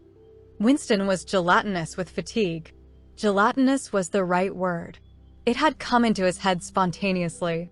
His body seemed to have not only the weakness of a jelly, but its translucency. He felt that if he held up his hand, he would be able to see the light through it. All the blood and lymph had been drained out of him by an enormous debauch of work, leaving only a frail structure of nerves, bones, and skin. All sensations seemed to be magnified. His overalls fretted his shoulders, the pavement tickled his feet. Even the opening and closing of a hand was an effort that made his joints creak. He had worked more than 90 hours in 5 days. So had everyone else in the ministry. Now it was all over, and he had literally nothing to do, no party work of any description, until tomorrow morning. He could spend 6 hours in the hiding place and another 9 in his own bed. Slowly, in mild afternoon sunshine, he walked up a dingy street in the direction of Mr. Charrington's shop, keeping one eye open for the patrols, but irrationally convinced that this afternoon there was no danger of anyone interfering with him. The heavy briefcase that he was carrying bumped against his knee at each step, sending a tingling sensation up and down the skin of his leg. Inside it was the book, which he had now had in his possession for 6 days and had not yet opened, nor even looked at. On the 6th day of Hate Week, after the processions, the speeches, the shouting, the singing, the banners, the posters, the films, the waxworks, the rolling of drums and squealing of trumpets, the tramp of marching feet, the grinding of the caterpillars of tanks, the roar of massed planes, the booming of guns. After 6 days of this, when the great orgasm was quivering to its climax and the general hatred of Eurasia had boiled up into such delirium that if the crowd could have got their hands on the 2,000 Eurasian war criminals who were to be publicly hanged on the last day of the proceedings, they would unquestionably have torn them to pieces. At just this moment it had been announced that Oceania was not after all at war with Eurasia. Oceania was at war with Eastasia. Eurasia was an ally. There was, of course, no admission that any change had taken place. Merely it became known, with extreme suddenness and everywhere at once, that Eastasia and not Eurasia was the enemy. Winston was taking part in a demonstration in one of the central London squares at the moment when it happened. It was night, and the white faces and the scarlet banners were luridly floodlit. The square was packed with several thousand people, including a block of about 1,000 school children in the uniform of the spies. On a scarlet-draped platform, an orator of the inner party, a small lean man with disproportionately long arms and a large bald skull over which a few lank locks straggled, was haranguing the crowd. A little Rumpelstiltskin figure, contorted with hatred, he gripped the neck of the microphone with one hand while the other, enormous at the end of a bony arm, clawed the air menacingly above his head. His voice, made metallic by the amplifiers, boomed forth an endless catalogue of atrocities, massacres, deportations, lootings, rapings, torture of prisoners, bombing of civilians, lying propaganda, unjust aggressions, broken treaties. It was almost impossible to listen to him without being first convinced and then maddened. At every few moments, the fury of the crowd boiled over, and the voice of the speaker was drowned by a wild beast-like roaring that rose uncontrollably from thousands of throats. The most savage yells of all came from the school children. The speech had been proceeding for perhaps 20 minutes when a messenger hurried onto the platform and a scrap of paper was slipped into the speaker's hand. He unrolled and read it without pausing in his speech. Nothing altered in his voice or manner, or in the content of what he was saying, but suddenly the names were different. Without words said, a wave of understanding rippled through the crowd. Oceania was at war with Eastasia. The next moment there was a tremendous commotion. The banners and posters with which the square was decorated were all wrong. Quite half of them had the wrong faces on them. It was sabotage. The agents of Goldstein had been at work. There was a riotous interlude while posters were ripped from the walls, banners torn to shreds and trampled underfoot. The spies performed prodigies of activity in clambering over the rooftops and cutting the streamers that fluttered from the chimneys. But within 2 or 3 minutes it was all over. The orator, still gripping the neck of the microphone, his shoulders hunched forward, his free hand clawing at the air, had gone straight on with his speech. 1 minute more, and the feral roars of rage were again bursting from the crowd. The hate continued exactly as before, except that the target had been changed. The thing that impressed Winston in looking back was that the speaker had switched from one line to the other actually in mid-sentence, not only without a pause, but without even breaking the syntax. But at the moment he had other things to preoccupy him. It was during the moment of disorder while the posters were being torn down that a man whose face he did not see had tapped him on the shoulder and said, "Excuse me, I think you've dropped your briefcase." He took the briefcase abstractedly without speaking. He knew that it would be days before he had an opportunity to look inside it. The instant that the demonstration was over, he went straight to the Ministry of Truth, though the time was now nearly 23 hours. The entire staff of the ministry had done likewise. The orders already issuing from the telescreen, recalling them to their posts, were hardly necessary. Oceania was at war with Eastasia. Oceania had always been at war with Eastasia. A large part of the political literature of 5 years was now completely obsolete. Reports and records of all kinds, newspapers, books, pamphlets, films, soundtracks, photographs, all had to be rectified at lightning speed. Although no directive was ever issued, it was known that the chiefs of the department intended that within 1 week no reference to the war with Eurasia or the alliance with Eastasia should remain in existence anywhere. The work was overwhelming, all the more so because the processes that it involved could not be called by their true names. Everyone in the records department worked 18 hours in the 24, with 2 3-hour snatches of sleep. Mattresses were brought up from the cellars and pitched all over the corridors. Meals consisted of sandwiches and Victory coffee wheeled round on trolleys by attendants from the canteen. Each time that Winston broke off for one of his spells of sleep, he tried to leave his desk clear of work, and each time that he crawled back sticky-eyed and aching, it was to find that another shower of paper cylinders had covered the desk like a snowdrift, half burying the speakwrite and overflowing onto the floor, so that the first job was always to stack them into a neat enough pile to give him room to work. What was worst of all was that the work was by no means purely mechanical. Often it was enough merely to substitute one name for another, but any detailed report of events demanded care and imagination. Even the geographical knowledge that one needed in transferring the war from one part of the world to another was considerable. By the third day his eyes ached unbearably and his spectacles needed wiping every few minutes. It was like struggling with some crushing physical task, something which one had the right to refuse and which one was nevertheless neurotically anxious to accomplish. In so far as he had time to remember it, he was not troubled by the fact that every word he murmured into the speakwrite, every stroke of his ink pencil, was a deliberate lie.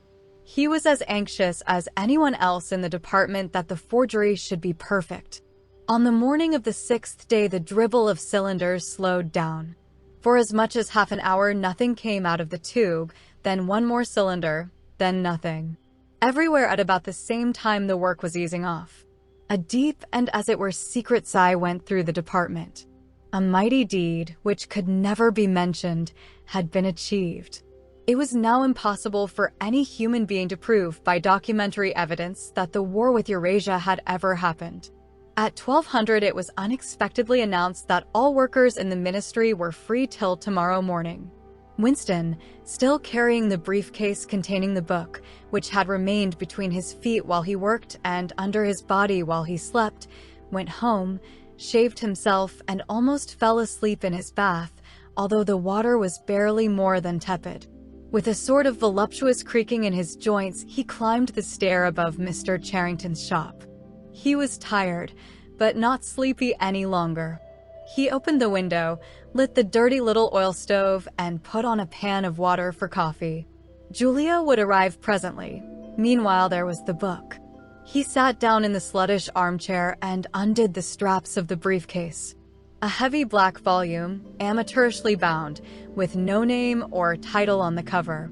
The print also looked slightly irregular. The pages were worn at the edges and fell apart, easily, as though the book had passed through many hands.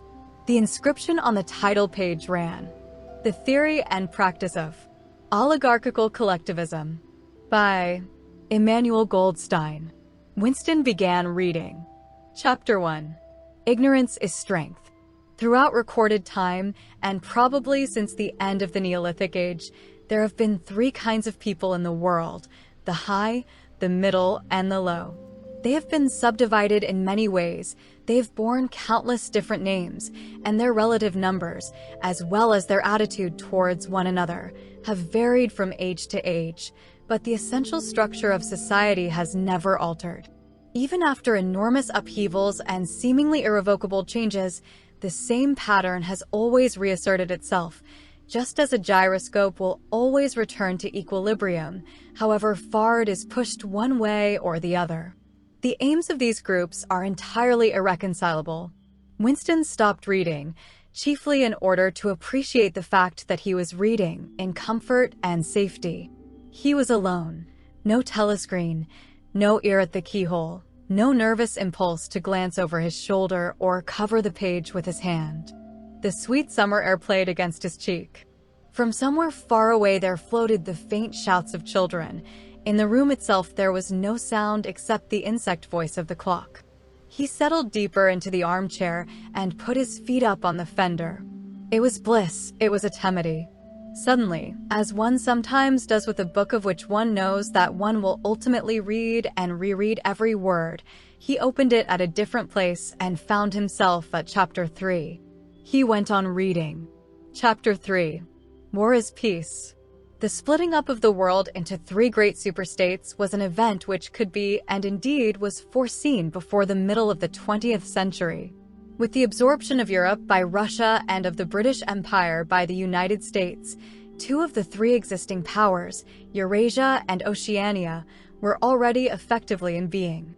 The third, Eastasia, only emerged as a distinct unit after another decade of confused fighting. The frontiers between the three superstates are in some places arbitrary, and in others they fluctuate according to the fortunes of war, but in general they follow geographical lines. Eurasia comprises the whole of the northern part of the European and Asiatic landmass, from Portugal to the Bering Strait. Oceania comprises the Americas, the Atlantic Islands including the British Isles, Australasia, and the southern portion of Africa. Eastasia, smaller than the others and with a less definite western frontier, comprises China and the countries to the south of it, the Japanese islands, and a large but fluctuating portion of Manchuria, Mongolia, and Tibet. In one combination or another, these three superstates are permanently at war and have been so for the past 25 years. War, however, is no longer the desperate, annihilating struggle that it was in the early decades of the 20th century.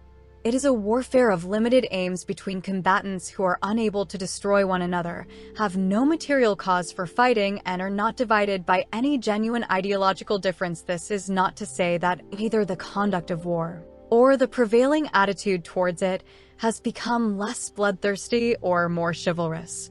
On the contrary, war hysteria is continuous and universal in all countries, and such acts as raping, looting, the slaughter of children, the reduction of whole populations to slavery, and reprisals against prisoners which extend even to boiling and burying alive, are looked upon as normal and, when they are committed by one's own side and not by the enemy, meritorious. But in a physical sense, war involves very small numbers of people, mostly highly trained specialists, and causes comparatively few casualties. The fighting, when there is any, takes place on the vague frontiers whose whereabouts the average man can only guess at, or around the floating fortresses which guard strategic spots on the sea lanes.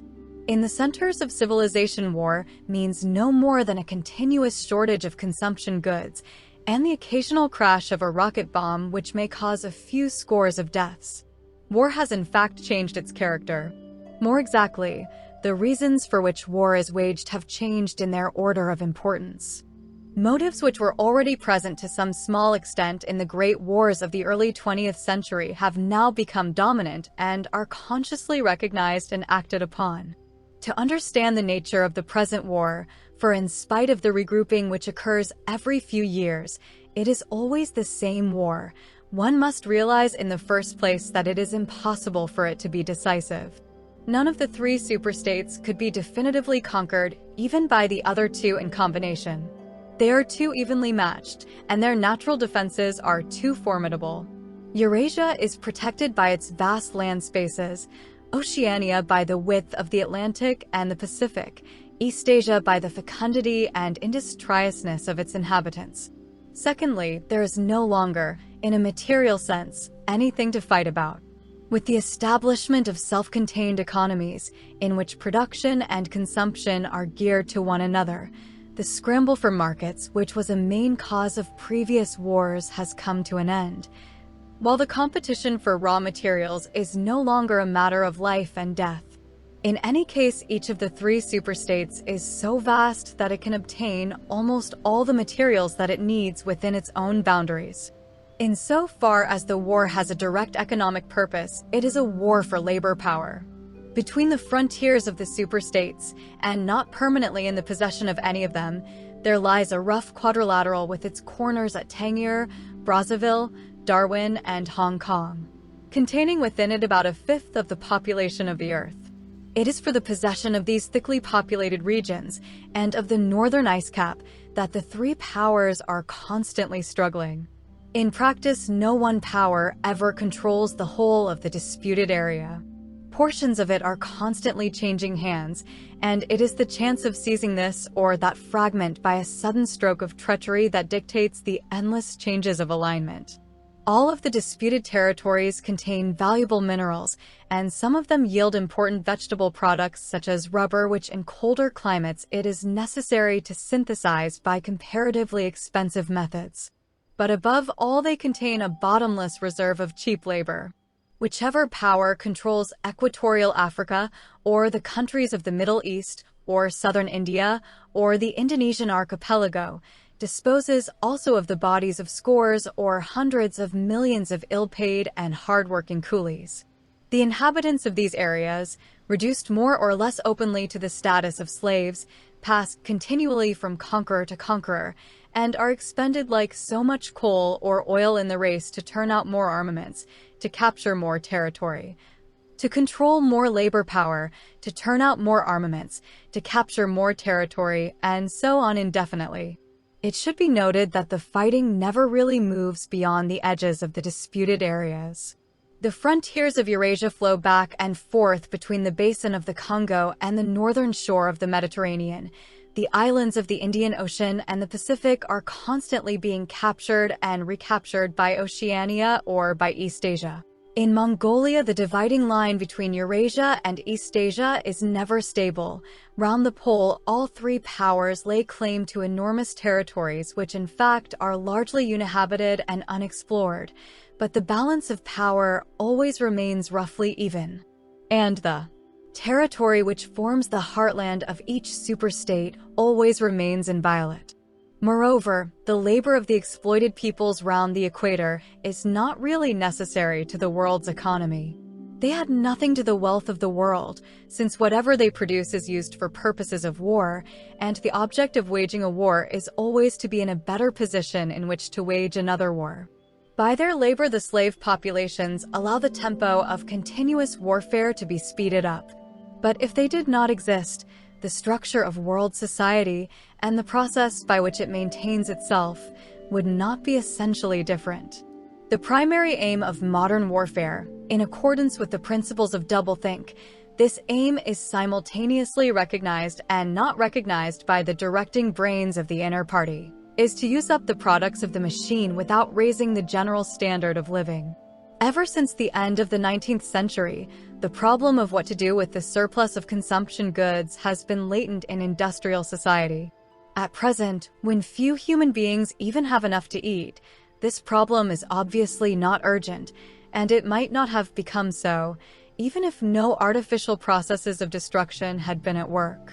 The world of today is a bare, hungry, dilapidated place compared with the world that existed before 1914, and still more so if compared with the imaginary future to which the people of that period looked forward. In the early 20th century, the vision of a future society unbelievably rich, leisured, orderly, and efficient, a glittering antiseptic world of glass and steel and snow-white concrete, was part of the consciousness of nearly every literate person. Science and technology were developing at a prodigious speed, and it seemed natural to assume that they would go on developing.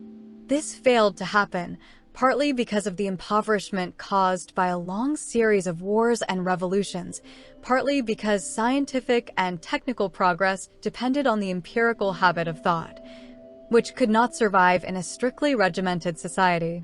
As a whole, the world is more primitive today than it was 50 years ago.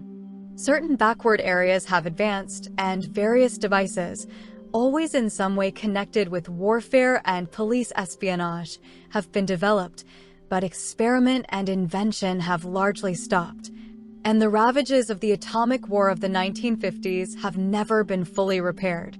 Nevertheless, the dangers inherent in the machine are still there. From the moment when the machine first made its appearance, it was clear to all thinking people that the need for human drudgery, and therefore to a great extent for human inequality, had disappeared. If the machine were used deliberately for that end, hunger, overwork, dirt, illiteracy, and disease could be eliminated within a few generations. And in fact, without being used for any such purpose, but by a sort of automatic process, by producing wealth which it was sometimes impossible not to distribute. The machine did raise the living standards of the average man being very greatly over a period of about 50 years at the end of the 19th and the beginning of the 20th centuries. But it was also clear that an all-round increase in wealth threatened the destruction, indeed, in some sense was the destruction of a hierarchical society. In a world in which everyone worked short hours, had enough to eat, lived in a house with a bathroom and a refrigerator, and possessed a motor car or even an aeroplane, the most obvious and perhaps the most important form of inequality would already have disappeared. If it once became general, wealth would confer no distinction. It was possible, no doubt, to imagine a society in which wealth, in the sense of personal possessions and luxuries, should be evenly distributed, while power remained in the hands of a small privileged caste. But in practice, such a society could not long remain stable. For if leisure and security were enjoyed by all alike, the great mass of human beings who are normally stupefied by poverty would become literate and would learn to think for themselves, and when once they had done this, they would sooner or later realize that the privileged minority had no function, and they would sweep it away. In the long run, a hierarchical society was only possible on a basis of poverty and ignorance. To return to the agricultural past, as some thinkers about the beginning of the 20th century dreamed of doing, was not a practicable solution. It conflicted with the tendency towards mechanization which had become quasi-instinctive throughout almost the whole world, and moreover, any country which remained industrially backward was helpless in a military sense and was bound to be dominated, directly or indirectly, by its more advanced rivals. Nor was it a satisfactory solution to keep the masses in poverty by restricting the output of goods. This happened to a great extent during the final phase of capitalism, roughly between 1920 and 1940. The economy of many countries was allowed to stagnate, land went out of cultivation, capital equipment was not added to, great blocks of the population were prevented from working and kept half alive by state charity. But this, too, entailed military weakness, and since the privations it inflicted were obviously unnecessary, it made opposition inevitable. The problem was how to keep the wheels of industry turning without increasing the real wealth of the world. Goods must be produced, but they must not be distributed. And in practice, the only way of achieving this was by continuous warfare.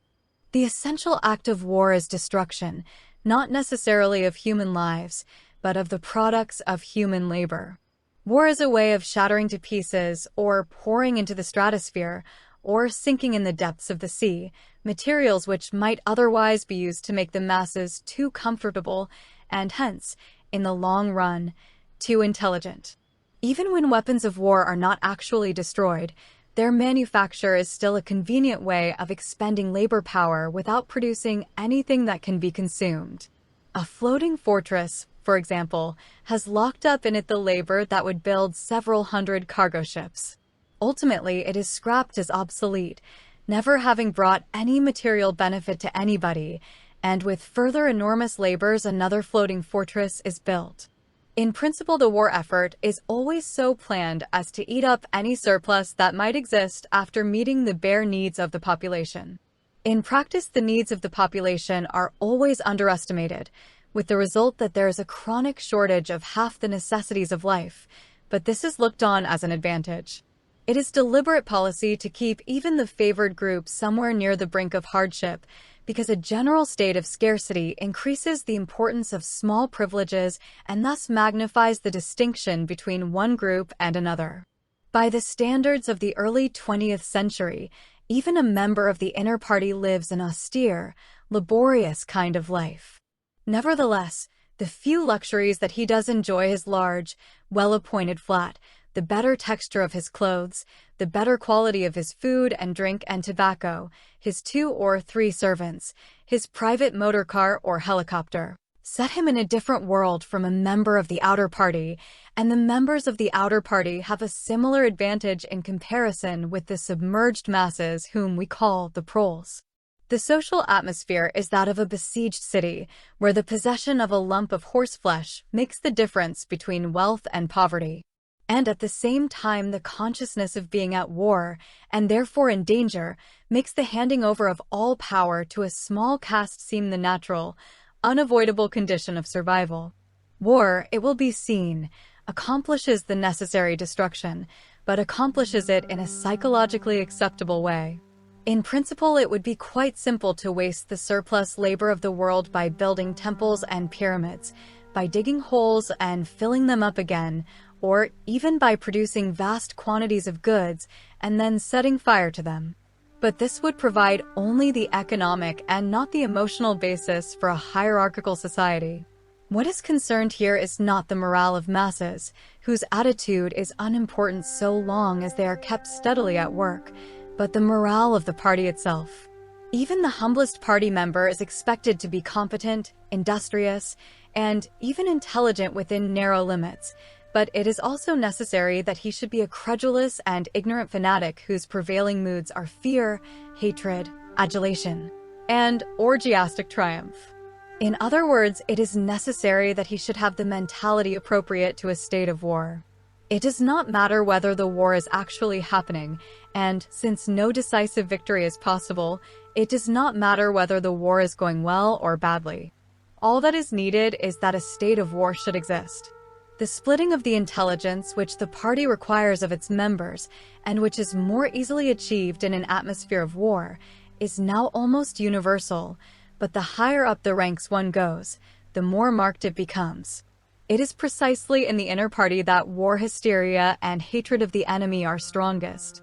In his capacity as an administrator, it is often necessary for a member of the inner party to know that this or that item of war news is untruthful, and he may often be aware that the entire war is spurious and is either not happening or is being waged for purposes quite other than the declared ones, but such knowledge is easily neutralized by the technique of doublethink.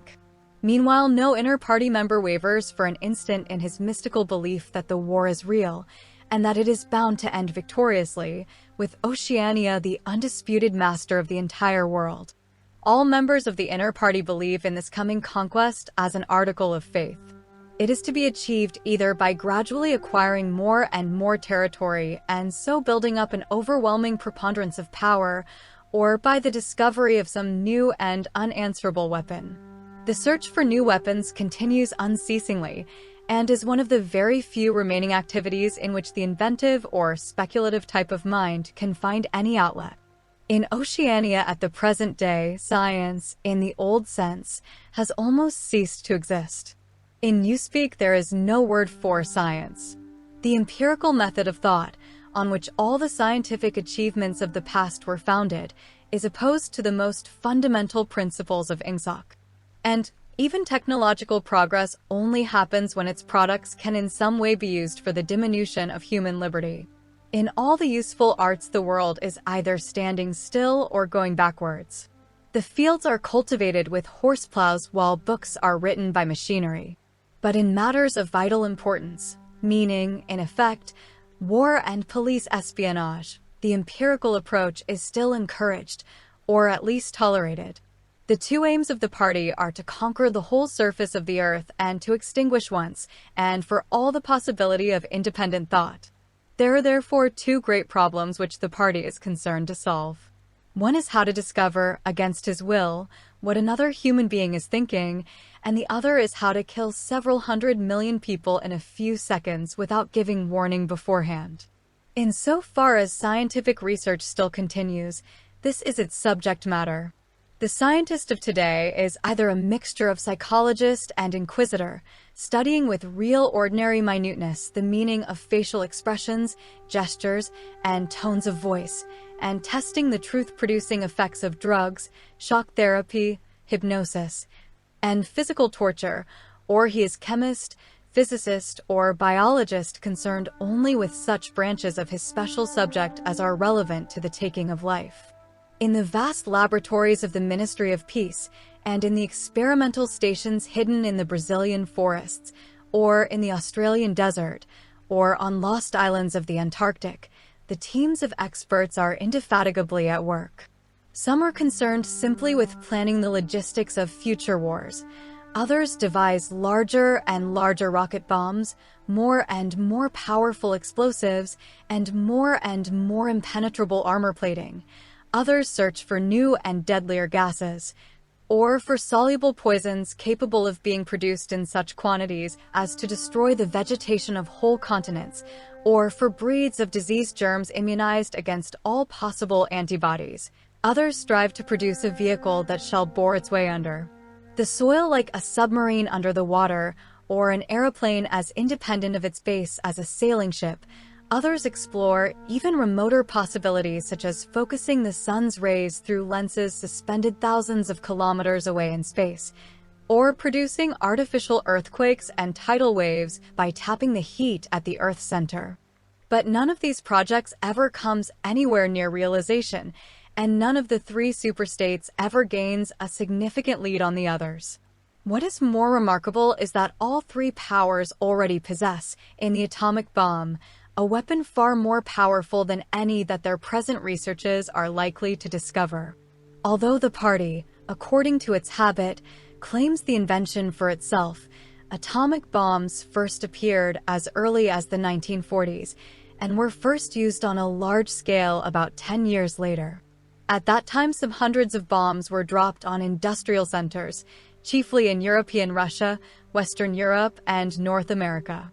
The effect was to convince the ruling groups of all countries that a few more atomic bombs would mean the end of organized society and hence of their own power. Thereafter, although no formal agreement was ever made or hinted at, no more bombs were dropped. All three powers merely continue to produce atomic bombs and store them up against the decisive opportunity which they all believe will come sooner or later. And meanwhile, the art of war has remained almost stationary for 30 or 40 years. Helicopters are more used than they were formerly. Bombing planes have been largely superseded by self-propelled projectiles, and the fragile movable battleship has given way to the almost unsinkable floating fortress. But otherwise there has been little development. The tank, the submarine, the torpedo, the machine gun, even the rifle and the hand grenade are still in use. And in spite of the endless slaughters reported in the press and on the telescreens, the desperate battles of earlier wars, in which hundreds of thousands or even millions of men were often killed in a few weeks, have never been repeated. None of the three superstates ever attempts any maneuver which involves the risk of serious defeat. When any large operation is undertaken, it is usually a surprise attack against an ally. The strategy that all three powers are following, or pretend to themselves that they are following, is the same. The plan is, by a combination of fighting, bargaining, and well-timed strokes of treachery, to acquire a ring of bases completely encircling one or other of the rival states, and then to sign a pact of friendship with that rival and remain on peaceful terms for so many years as to lull suspicion to sleep. During this time, rockets loaded with atomic bombs can be assembled at all the strategic spots. Finally, they will all be fired simultaneously, with effects so devastating as to make retaliation impossible. It will then be time to sign a pact of friendship with the remaining world power in preparation for another attack. This scheme, it is hardly necessary to say, is a mere daydream, impossible of realization. Moreover, no fighting ever occurs except in the disputed areas round the equator and the pole. No invasion of enemy territory is ever undertaken. This explains the fact that in some places the frontiers between the superstates are arbitrary. Eurasia, for example, could easily conquer the British Isles, which are geographically part of Europe, or on the other hand it would be possible for Oceania to push its frontiers to the Rhine or even to the Vistula. But this would violate the principle, followed on all sides though never formulated, of cultural integrity. If Oceania were to conquer the areas that used once to be known as France and Germany, it would be necessary either to exterminate the inhabitants, a task of great physical difficulty, or to assimilate a population of about 100 million people who, so far as technical development goes, are roughly on the oceanic level. The problem is the same for all three superstates. It is absolutely necessary to their structure that there should be no contact with foreigners, except, to a limited extent, with war prisoners and colored slaves. Even the official ally of the moment is always regarded with the darkest suspicion. War prisoners apart, the average citizen of Oceania never sets eyes on a citizen of either Eurasia or Eastasia, and he is forbidden the knowledge of foreign languages. If he were allowed contact with foreigners, he would discover that they are creatures similar to himself and that most of what he has been told about them is lies. The sealed world in which he lives would be broken, and the fear, hatred, and self-righteousness on which his morale depends might evaporate. It is therefore realized on all sides that however often Persia, or Egypt, or Java, or Ceylon may change hands, the main frontiers must never be crossed by anything except bombs. Under this lies a fact never mentioned aloud, but tacitly understood and acted upon, namely, that the conditions of life in all three superstates are very much the same. In Oceania, the prevailing philosophy is called Ingsoc, in Eurasia it is called Neo-Bolshevism, and in Eastasia it is called by a Chinese name usually translated as death worship, but perhaps better rendered as obliteration of the self. The citizen of Oceania is not allowed to know anything of the tenets of the other two philosophies, but he is taught to execrate them as barbarous outrages upon morality and common sense. Actually, the three philosophies are barely distinguishable, and the social systems which they support are not distinguishable at all. Everywhere there is the same pyramidal structure, the same worship of semi-divine leader, the same economy existing by and for continuous warfare. It follows that the three superstates not only cannot conquer one another, but would gain no advantage by doing so. On the contrary, so long as they remain in conflict, they prop one another up, like three sheaves of corn. And as usual, the ruling groups of all three powers are simultaneously aware and unaware of what they are doing. Their lives are dedicated to world conquest, but they also know that it is necessary that the war should continue everlastingly and without victory. Meanwhile, the fact that there is no danger of conquest makes possible the denial of reality, which is the special feature of Ingsoc and its rival systems of thought. Here it is necessary to repeat what has been said earlier, that by becoming continuous, war has fundamentally changed its character. In past ages, a war, almost by definition, was something that sooner or later came to an end, usually an unmistakable victory or defeat. In the past, also, war was one of the main instruments by which human societies were kept in touch with physical reality. All rulers in all ages have tried to impose a false view of the world upon their followers, but they could not afford to encourage any illusion that tended to impair military efficiency. So long as defeat meant the loss of independence, or some other result generally held to be undesirable, the precautions against defeat had to be serious. Physical facts could not be ignored. In philosophy, or religion, or ethics, or politics, 2 and 2 might make 5, but when one was designing a gun or an aeroplane, they had to make 4. Inefficient nations were always conquered sooner or later, and the struggle for efficiency was inimical to illusions. Moreover, to be efficient, it was necessary to be able to learn from the past, which meant having a fairly accurate idea of what had happened in the past. Newspapers and history books were, of course, always colored and biased, but falsification of the kind that is practiced today would have been impossible. War was a sure safeguard of sanity, and so far as the ruling classes were concerned, it was probably the most important of all safeguards. While wars could be won or lost, no ruling class could be completely irresponsible. But when war becomes literally continuous, it also ceases to be dangerous. When war is continuous, there is no such thing as military necessity.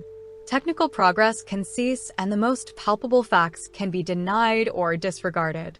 As we have seen, researches that could be called scientific are still carried out for the purposes of war, but they're essentially a kind of daydreaming, and their failure to show results is not important. Efficiency, even military efficiency, is no longer needed. Nothing is efficient in Oceania except the thought police. Since each of the 3 superstates is unconquerable, each is in effect a separate universe within which almost any perversion of thought can be safely practiced. Reality only exerts its pressure through the needs of everyday life, the need to eat and drink, to get shelter and clothing, to avoid swallowing poison or stepping out of top-story windows, and the like. Between life and death, and between physical pleasure and physical pain, there is still a distinction, but that is all. Cut off from contact with the outer world and with the past, the citizen of Oceania is like a man in interstellar space who has no way of knowing which direction is up and which is down. The rulers of such a state are absolute, as the pharaohs or the Caesars could not be. They are obliged to prevent their followers from starving to death in numbers large enough to be inconvenient, and they are obliged to remain at the same low level of military technique as their rivals. But once that minimum is achieved, they can twist reality into whatever shape they choose. The war, therefore, if we judge it by the standards of previous wars, is merely an imposture. It is like the battles between certain ruminant animals whose horns are set at such an angle that they are incapable of hurting one another. But though it is unreal, it is not meaningless. It eats up the surplus of consumable goods, and it helps to preserve the special mental atmosphere that a hierarchical society needs. War, it will be seen, is now a purely internal affair. In the past, the ruling groups of all countries, although they might recognize their common interest and therefore limit the destructiveness of war, did fight against one another, and the victor always plundered the vanquished. In our own day, they are not fighting against one another at all. The war is waged by each ruling group against its own subjects, and the object of the war is not to make or prevent conquests of territory, but to keep the structure of society intact. The very word war, therefore, has become misleading. It would probably be accurate to say that by becoming continuous, war has ceased to exist. The peculiar pressure that it exerted on human beings between the Neolithic age and the early 20th century has disappeared and been replaced by something quite different. The effect would be much the same if the 3 superstates, instead of fighting one another, should agree to live in perpetual peace, each inviolate within its own boundaries. For in that case, each would still be a self-contained universe, freed forever from the sobering influence of external danger. A peace that was truly permanent would be the same as a permanent war. This, although the vast majority of party members understand it only in a shallower sense, is the inner meaning of the party slogan, "War is peace." Winston stopped reading for a moment. Somewhere in remote distance, a rocket bomb thundered. The blissful feeling of being alone with the forbidden book, in a room with no telescreen, had not worn off. Solitude and safety were physical sensations, mixed up somehow with the tiredness of his body, the softness of the chair, the touch of the faint breeze from the window that played upon his cheek. The book fascinated him, or more exactly, it reassured him. In a sense, it told him nothing that was new, but that was part of the attraction. It said what he would have said if it had been possible for him to set his scattered thoughts in order. It was the product of a mind similar to his own, but enormously more powerful, more systematic, less fear-ridden. The best books, he perceived, are those that tell you what you know already. He had just turned back to chapter 1 when he heard Julia's footstep on the stair and started out of his chair to meet her. She dumped her brown tool bag on the floor and flung herself into his arms. It was more than a week since they had seen one another. "I've got the book," he said as they disentangled themselves. "Oh, you've got it? Good," she said without much interest, and almost immediately knelt down beside the oil stove to make the coffee. They did not return to the subject until they had been in bed for half an hour. The evening was just cool enough to make it worthwhile to pull up the counterpane. From below came the familiar sound of singing and the scrape of boots on the flagstones. The brawny red-armed woman whom Winston had seen there on his first visit was almost a fixture in the yard. There seemed to be no hour of daylight when she was not marching to and fro between the washtub and the line, alternately gagging herself with clothes pegs and breaking forth into lusty song. Julia had settled down on her side and seemed to be already on the point of falling asleep. He reached out for the book, which was lying on the floor, and sat up against the bedhead. "We must read it," he said. "You too. All members of the Brotherhood have to read it." "You read it," she said with her eyes shut. "Read it aloud." "That's the best way. Then you can explain it to me as you go." The clock's hand said 6, meaning 18. They had 3 or 4 hours ahead of them. He propped the book against his knees and began reading. Chapter 1: Ignorance is Strength. Throughout recorded time, and probably since the end of the Neolithic Age, there have been 3 kinds of people in the world: the high, the middle, and the low. They have been subdivided in many ways. They have borne countless different names, and their relative numbers, as well as their attitude towards one another, have varied from age to age, but the essential structure of society has never altered. Even after enormous upheavals and seemingly irrevocable changes, the same pattern has always reasserted itself, just as a gyroscope will always return to equilibrium, however far it is pushed one way or the other. "Julia, are you awake?" said Winston. "Yes, my love, I'm listening." "Go on." "It's marvelous." He continued reading. The aims of these 3 groups are entirely irreconcilable. The aim of the high is to remain where they are. The aim of the middle is to change places with the high. The aim of the low, when they have an aim, for it is an abiding characteristic of the low that they are too much crushed by drudgery to be more than intermittently conscious of anything outside their daily lives, is to abolish all distinctions and create a society in which all men shall be equal. Thus, throughout history, a struggle, which is the same in its main outlines, recurs over and over again. For long periods, the high seem to be securely in power, but sooner or later there always comes a moment when they lose either their belief in themselves or their capacity to govern efficiently, or both. They are then overthrown by the middle, who enlist the low on their side by pretending to them that they are fighting for liberty and justice. As soon as they have reached their objective, the middle thrusts the low back into their old position of servitude, and themselves become the high. Presently, a new middle group splits off from one of the other groups, or from both of them, and the struggle begins over again. Of the 3 groups, only the low are never even temporarily successful in achieving their aims. It would be an exaggeration to say that throughout history there has been no progress of a material kind. Even today, in a period of decline, the average human being is physically better off than he was a few centuries ago. But no advance in wealth, no softening of manners, no reform or revolution has ever brought human equality a millimeter nearer. From the point of view of the low, no historic change has ever meant much more than a change in the name of their masters. By the late 19th century, the recurrence of this pattern had become obvious to many observers. There then rose schools of thinkers who interpreted history as a cyclical process and claimed to show that inequality was the unalterable law of human life. This doctrine, of course, had always had its adherents, but in the manner in which it was now put forward there was a significant change. In the past, the need for a hierarchical form of society had been the doctrine specifically of the high. It had been preached by kings and aristocrats and by the priests, lawyers, and the like who were parasitical upon them, and it had generally been softened by promises of compensation in an imaginary world beyond the grave.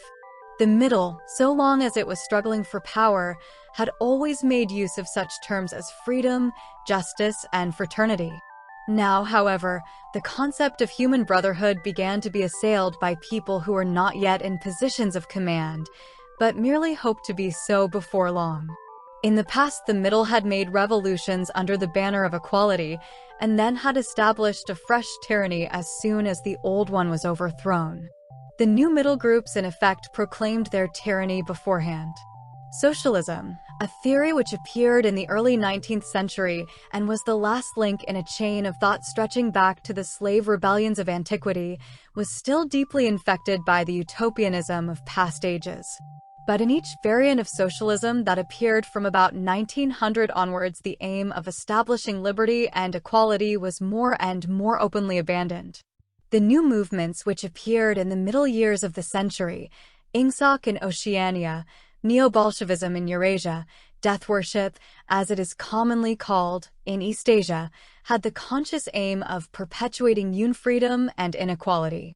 These new movements, of course, grew out of the old ones and tended to keep their names and pay lip service to their ideology.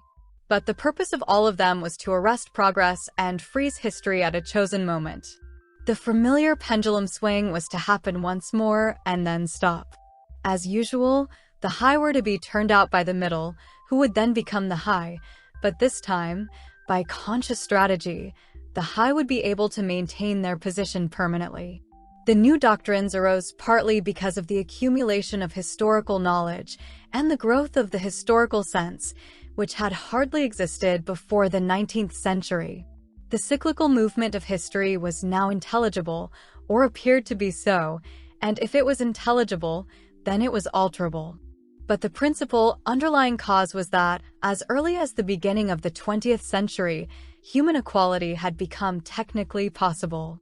It was still true that men were not equal in their native talents, and that functions had to be specialized in ways that favored some individuals against others, but there was no longer any real need for class distinctions or for large differences of wealth. In earlier ages, class distinctions had been not only inevitable but desirable. Inequality was the price of civilization. With the development of machine production, however, the case was altered. Even if it was still necessary for human beings to do different kinds of work, it was no longer necessary for them to live at different social or economic levels. Therefore, from the point of view of the new groups who were on the point of seizing power, human equality was no longer an ideal to be striven after, but a danger to be averted. In more primitive ages, when a just and peaceful society was in fact not possible, it had been fairly easy to believe it. The idea of an earthly paradise in which men should live together in a state of brotherhood, without laws and without brute labor, had haunted the human imagination for thousands of years. And this vision had had a certain hold even on the groups who actually profited by each historical change. The heirs of the French, English, and American revolutions had partly believed in their own phrases about the rights of man, freedom of speech, equality before the law, and the like, and have even allowed their conduct to be influenced by them to some extent. But by the fourth decade of the 20th century, all the main currents of political thought were authoritarian. The earthly paradise had been discredited at exactly the moment when it became realizable. Every new political theory, by whatever name it called itself, led back to hierarchy and regimentation. And in the general hardening of outlook that set in round about 1930, practices which had been long abandoned, in some cases for hundreds of years, imprisonment without trial, the use of war prisoners as slaves, public executions, torture to extract confessions, the use of hostages, and the deportation of whole populations not only became common again, but were tolerated and even defended by people who considered themselves enlightened and progressive. It was only after a decade of national wars, civil wars, revolutions, and counter-revolutions in all parts of the world that Ingsoc and its rivals emerged as fully worked-out political theories. But they had been foreshadowed by the various systems, generally called totalitarian, which had appeared earlier in the century, and the main outlines of the world which would emerge from the prevailing chaos had long been obvious. What kind of people would control this world had been equally obvious. The new aristocracy was made up for the most part of bureaucrats, scientists, technicians, trade union organizers, publicity experts, sociologists, teachers, journalists, and professional politicians. These people, whose origins lay in the salaried middle class and the upper grades of the working class, had been shaped and brought together by the barren world of monopoly industry and centralized government. As compared with their opposite numbers in past ages, they were less avaricious, less tempted by luxury, hungrier for pure power, and, above all, more conscious of what they were doing and more intent on crushing opposition. This last difference was cardinal. By comparison with that existing today, all the tyrannies of the past were half-hearted and inefficient. The ruling groups were always infected to some extent by liberal ideas and were content to leave loose ends everywhere, to regard only the overt act and to be uninterested in what their subjects were thinking. Even the Catholic Church of the Middle Ages was tolerant by modern standards. Part of the reason for this was that in the past no government had the power to keep its citizens under constant surveillance. The invention of print, however, made it easier to manipulate public opinion, and the film and the radio carried the process further. With the development of television and the technical advance which made it possible to receive and transmit simultaneously on the same instrument, private life came to an end. Every citizen, or at least every citizen important enough to be worth watching, could be kept for 24 hours a day under the eyes of the police and in the sound of official propaganda, with all other channels of communication closed. The possibility of enforcing not only complete obedience to the will of the state, but complete uniformity of opinion on all subjects, now existed for the first time. After the revolutionary period of the 50s and 60s, society regrouped itself, as always, into high, middle, and low.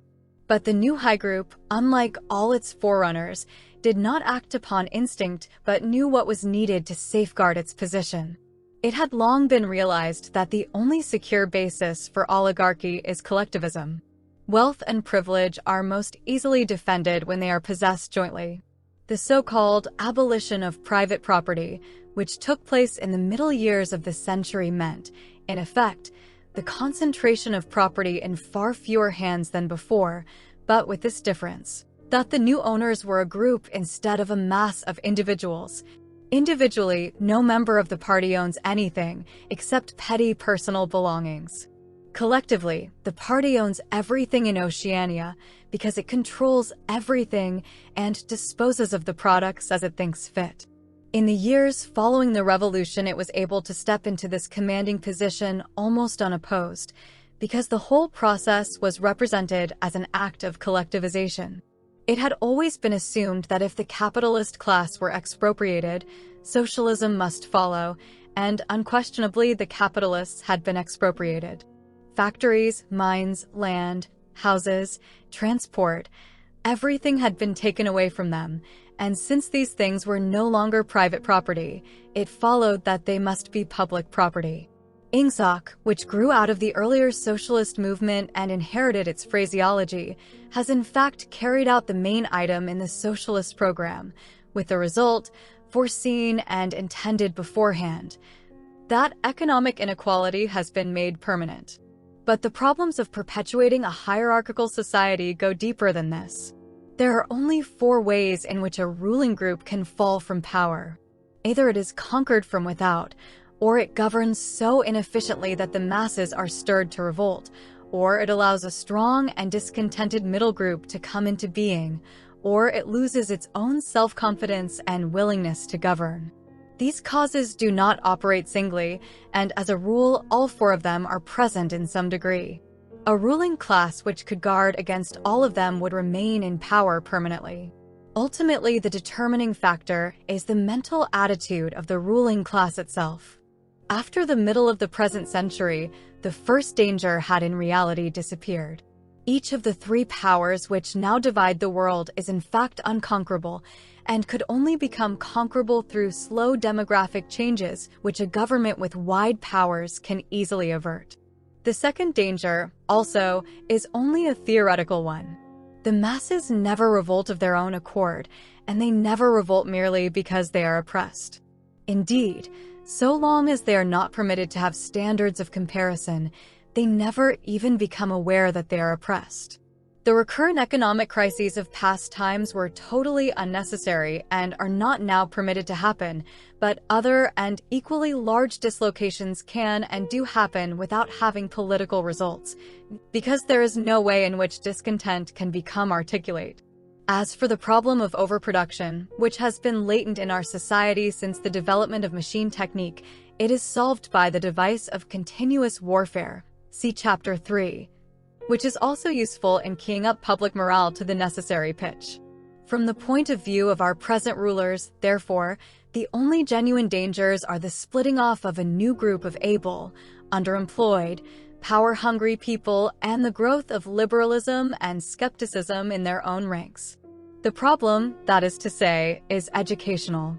It is a problem of continuously molding the consciousness both of the directing group and of the larger executive group that lies immediately below it. The consciousness of the masses needs only to be influenced in a negative way. Given this background, one could infer, if one did not know it already, the general structure of oceanic society. At the apex of the pyramid comes Big Brother. Big Brother is infallible and all-powerful.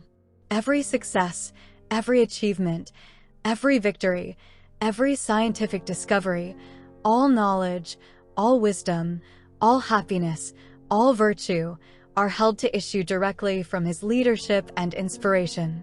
Nobody has ever seen Big Brother. He is a face on the hoardings, a voice on the telescreen. We may be reasonably sure that he will never die, and there is already considerable uncertainty as to when he was born. Big Brother is the guise in which the party chooses to exhibit itself to the world. His function is to act as a focusing point for love, fear, and reverence, emotions which are more easily felt towards an individual than towards an organization. Below Big Brother comes the inner party. Its numbers limited to 6 million, or something less than 2% of the population of Oceania. Below the inner party comes the outer party, which, if the inner party is described as the brain of the state, may be justly likened to the hands. Below that come the dumb masses whom we habitually refer to as the proles, numbering perhaps 85% of the population. In the terms of our earlier classification, the proles are the low, for the slave population of the equatorial lands who pass constantly from conqueror to conqueror are not a permanent or necessary part of the structure. In principle, membership of these three groups is not hereditary. The child of inner party parents is in theory not born into the inner party. Admission to either branch of the party is by examination, taken at the age of 16. Nor is there any racial discrimination or any marked domination of one province by another.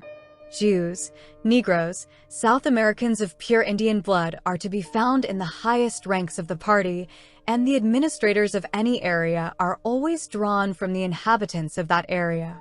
In no part of Oceania do the inhabitants have the feeling that they are a colonial population ruled from a distant capital. Oceania has no capital, and its titular head is a person whose whereabouts nobody knows. Except that English is its chief lingua franca and you speak its official language, it is not centralized in any way. Its rulers are not held together by blood ties, but by adherence to a common doctrine.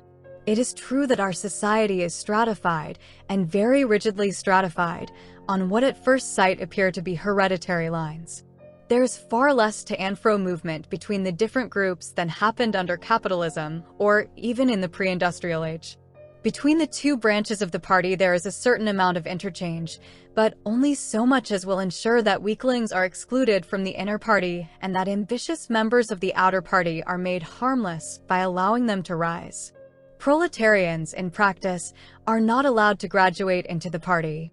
The most gifted among them, who might possibly become nuclei of discontent, are simply marked down by the thought police and eliminated. But this state of affairs is not necessarily permanent, nor is it a matter of principle. The party is not a class in the old sense of the word. It does not aim at transmitting power to its own children as such, and if there were no other way of keeping the ablest people at the top, it would be perfectly prepared to recruit an entire new generation from the ranks of the proletariat. In the crucial years, the fact that the party was not a hereditary body did a great deal to neutralize opposition. The older kind of socialist, who had been trained to fight against something called class privilege, assumed that what is not hereditary cannot be permanent. He did not see that the continuity of an oligarchy need not be physical, nor did he pause to reflect that hereditary aristocracies have always been short-lived, whereas adoptive organizations such as the Catholic Church have sometimes lasted for hundreds or thousands of years. The essence of oligarchical rule is not father-to-son inheritance, but the persistence of a certain worldview and a certain way of life, imposed by the dead upon the living. A ruling group is a ruling group so long as it can nominate its successors. The party is not concerned with perpetuating its blood, but with perpetuating itself. Who wields power is not important, provided that the hierarchical structure remains always the same. All the beliefs, habits, tastes, emotions, mental attitudes that characterize our time are really designed to sustain the mystique of the party and prevent the true nature of present-day society from being perceived. Physical rebellion, or any preliminary move towards rebellion, is at present not possible. From the proletarians, nothing is to be feared. Left to themselves, they will continue from generation to generation and from century to century, working, breeding, and dying, not only without any impulse to rebel, but without the power of grasping that the world could be other than it is. They could only become dangerous if the advance of industrial technique made it necessary to educate them more highly. But, since military and commercial rivalry are no longer important, the level of popular education is actually declining. What opinions the masses hold, or do not hold, is looked on as a matter of indifference. They can be granted intellectual liberty because they have no intellect. In a party member, on the other hand, not even the smallest deviation of opinion on the most unimportant subject can be tolerated. A party member lives from birth to death under the eye of the thought police. Even when he is alone, he can never be sure that he is alone. Wherever he may be, asleep or awake, working or resting, in his bath or in bed, he can be inspected without warning and without knowing that he is being inspected. Nothing that he does is indifferent. His friendships, his relaxations, his behavior towards his wife and children, the expression of his face when he is alone, the words he mutters in sleep, even the characteristic movements of his body, are all jealously scrutinized. Not only any actual misdemeanor, but any eccentricity, however small, any change of habits, any nervous mannerism that could possibly be the symptom of an inner struggle, is certain to be detected. He has no freedom of choice in any direction whatever. On the other hand, his actions are not regulated by law or by any clearly formulated code of behavior.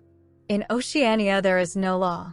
Thoughts and actions which, when detected, mean certain death are not formally forbidden, and the endless purges, arrests, tortures, imprisonments, and vaporizations are not inflicted as punishment for crimes which have actually been committed, but are merely the wiping out of persons who might perhaps commit a crime at some time in the future. A party member is required to have not only the right opinions, but the right instincts. Many of the beliefs and attitudes demanded of him are never plainly stated, and could not be stated without laying bare the contradictions inherent in Ingsoc. If he is a person naturally orthodox, in newspeak a godthinkr, he will in all circumstances know, without taking thought, what is the true belief or the desirable emotion.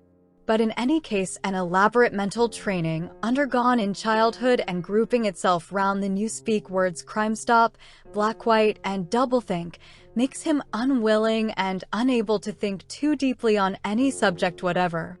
A party member is expected to have no private emotions and no respites from enthusiasm.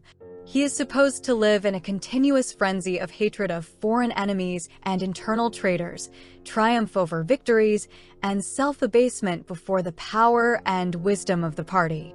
The discontents produced by his bare, unsatisfying life are deliberately turned outwards and dissipated by such devices as the 2 minutes hate, and the speculations which might possibly induce a skeptical or rebellious attitude are killed in advance by his early acquired inner discipline.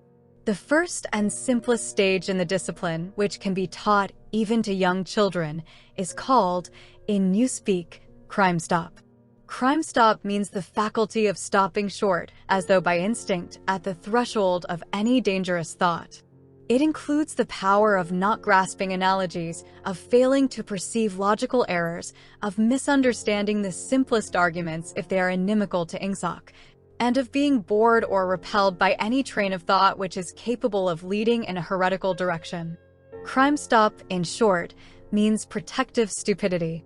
But stupidity is not enough.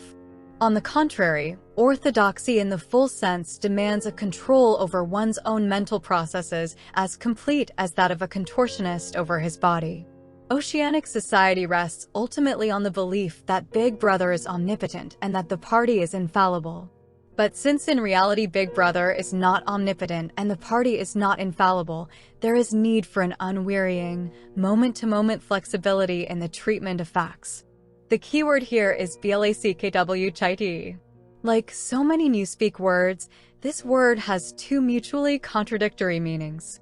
Applied to an opponent, it means the habit of impudently claiming that black is white, in contradiction of the plain facts. Applied to a party member, it means a loyal willingness to say that black is white when party discipline demands this. But it means also the ability to believe that black is white, and more, to know that black is white, and to forget that one has ever believed the contrary. This demands a continuous alteration of the past, made possible by the system of thought which really embraces all the rest, and which is known in newspeak as doublethink. The alteration of the past is necessary for two reasons, one of which is subsidiary and, so to speak, precautionary. The subsidiary reason is that the party member, like the proletarian, tolerates present-day conditions partly because he has no standards of comparison. He must be cut off from the past, just as he must be cut off from foreign countries, because it is necessary for him to believe that he is better off than his ancestors and that the average level of material comfort is constantly rising. But by far the more important reason for the readjustment of the past is the need to safeguard the infallibility of the party. It is not merely that speeches, statistics, and records of every kind must be constantly brought up to date in order to show that the predictions of the party were in all cases right. It is also that no change in doctrine or in political alignment can ever be admitted. For to change one's mind, or even one's policy, is a confession of weakness. If, for example, Eurasia or Eastasia, whichever it may be, is the enemy today, then that country must always have been the enemy. And if the facts say otherwise, then the facts must be altered. Thus history is continuously rewritten. This day-to-day falsification of the past, carried out by the Ministry of Truth, is as necessary to the stability of the regime as the work of repression and espionage carried out by the Ministry of Love. The mutability of the past is the central tenet of Ingsoc. Past events, it is argued, have no objective existence, but survive only in written records and in human memories. The past is whatever the records and the memories agree upon. And since the party is in full control of all records and in equally full control of the minds of its members, it follows that the past is whatever the party chooses to make it. It also follows that though the past is alterable, it never has been altered in any specific instance. For when it has been recreated in whatever shape is needed at the moment, then this new version is the past, and no different past can ever have existed. This holds good even when, as often happens, the same event has to be altered out of recognition several times in the course of a year. At all times, the party is in possession of absolute truth, and clearly the absolute can never have been different from what it is now. It will be seen that the control of the past depends above all on the training of memory. To make sure that all written records agree with the orthodoxy of the moment is merely a mechanical act. But it is also necessary to remember that events happened in the desired manner.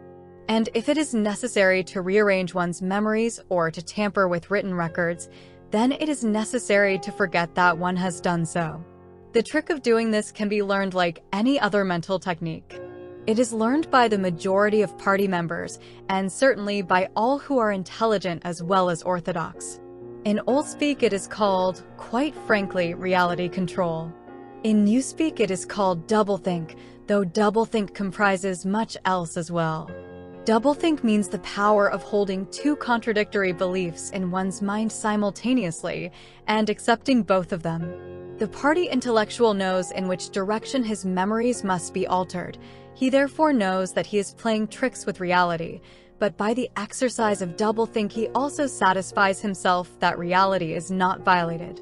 The process has to be conscious, or it would not be carried out with sufficient precision, but it also has to be unconscious, or it would bring with it a feeling of falsity and hence of guilt.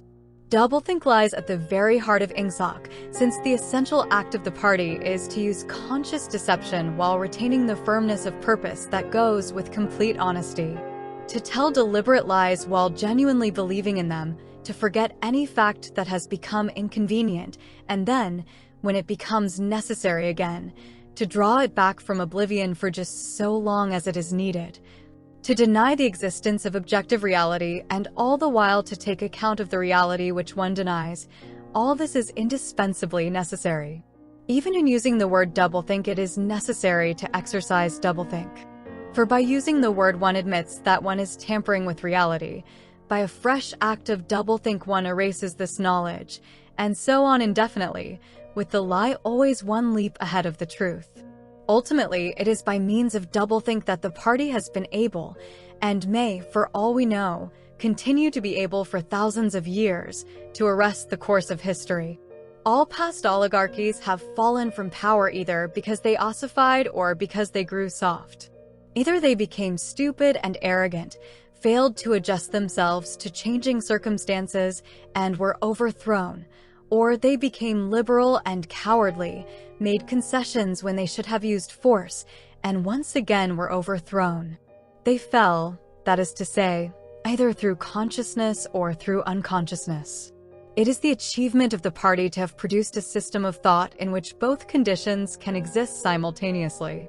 And upon no other intellectual basis could the dominion of the party be made permanent. If one is to rule, and to continue ruling, one must be able to dislocate the sense of reality. For the secret of rulership is to combine a belief in one's own infallibility with the power to learn from past mistakes. It need hardly be said that the subtlest practitioners of doublethink are those who invented doublethink and know that it is a vast system of mental cheating. In our society, those who have the best knowledge of what is happening are also those who are furthest from seeing the world as it is. In general, the greater the understanding, the greater the delusion, the more intelligent, the less sane. One clear illustration of this is the fact that war hysteria increases in intensity as one rises in the social scale. Those whose attitude towards the war is most nearly rational are the subject peoples of the disputed territories. To these people, the war is simply a continuous calamity which sweeps to and fro over their bodies like a tidal wave. Which side is winning is a matter of complete indifference to them.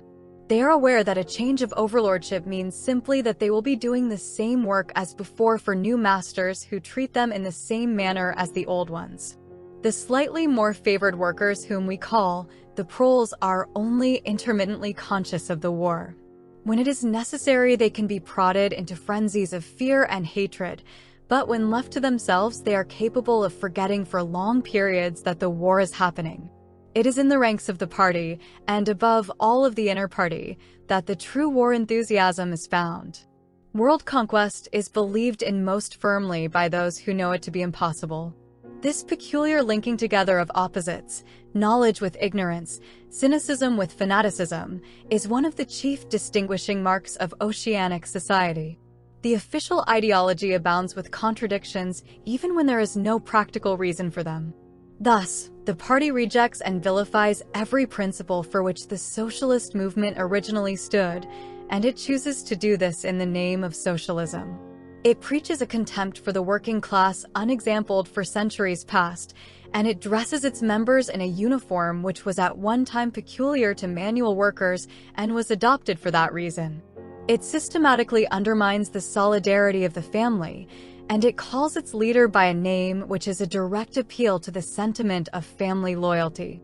Even the names of the four ministries by which we are governed exhibit a sort of impudence in their deliberate reversal of the facts.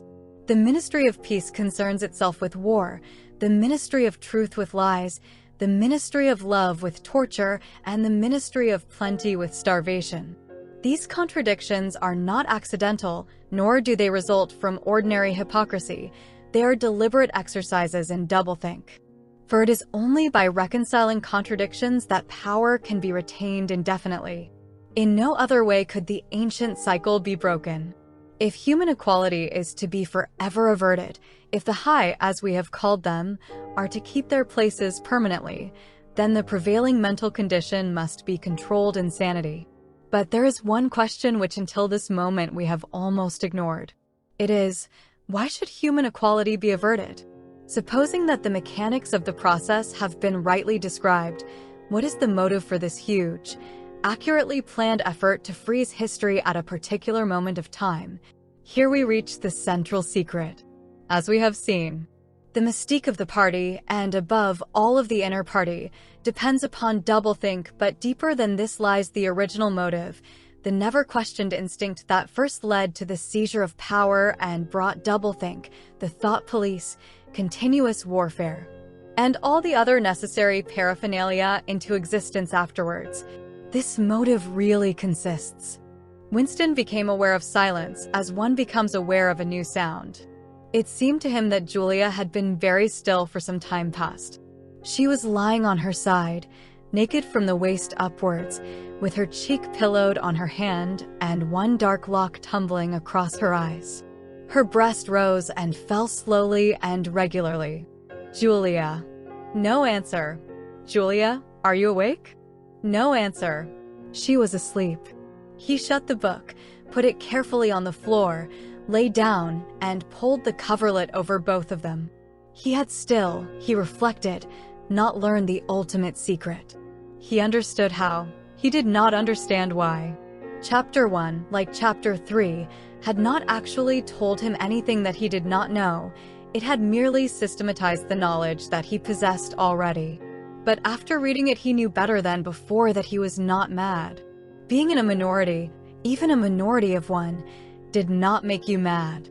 There was truth and there was untruth, and if you clung to the truth even against the whole world, you were not mad. A yellow beam from the sinking sun slanted in through the window and fell across the pillow. He shut his eyes. The sun on his face and the girl's smooth body touching his own gave him a strong, sleepy, confident feeling. He was safe. Everything was all right. He fell asleep murmuring sanity is not statistical, with the feeling that this remark contained in it a profound wisdom. When he woke, it was with the sensation of having slept for a long time, but a glance at the old-fashioned clock told him that it was only 20:30. He lay dozing for a while, then the usual deep-lunged singing struck up from the yard below. It was only an hopeless fancy. It passed like an April dye. But a look and a word and the dreams they stirred. They have stolen my eye. The driveling song seemed to have kept its popularity. You still heard it all over the place. It had outlived the hate song. Julia woke at the sound, stretched herself luxuriously, and got out of bed. I'm hungry, she said.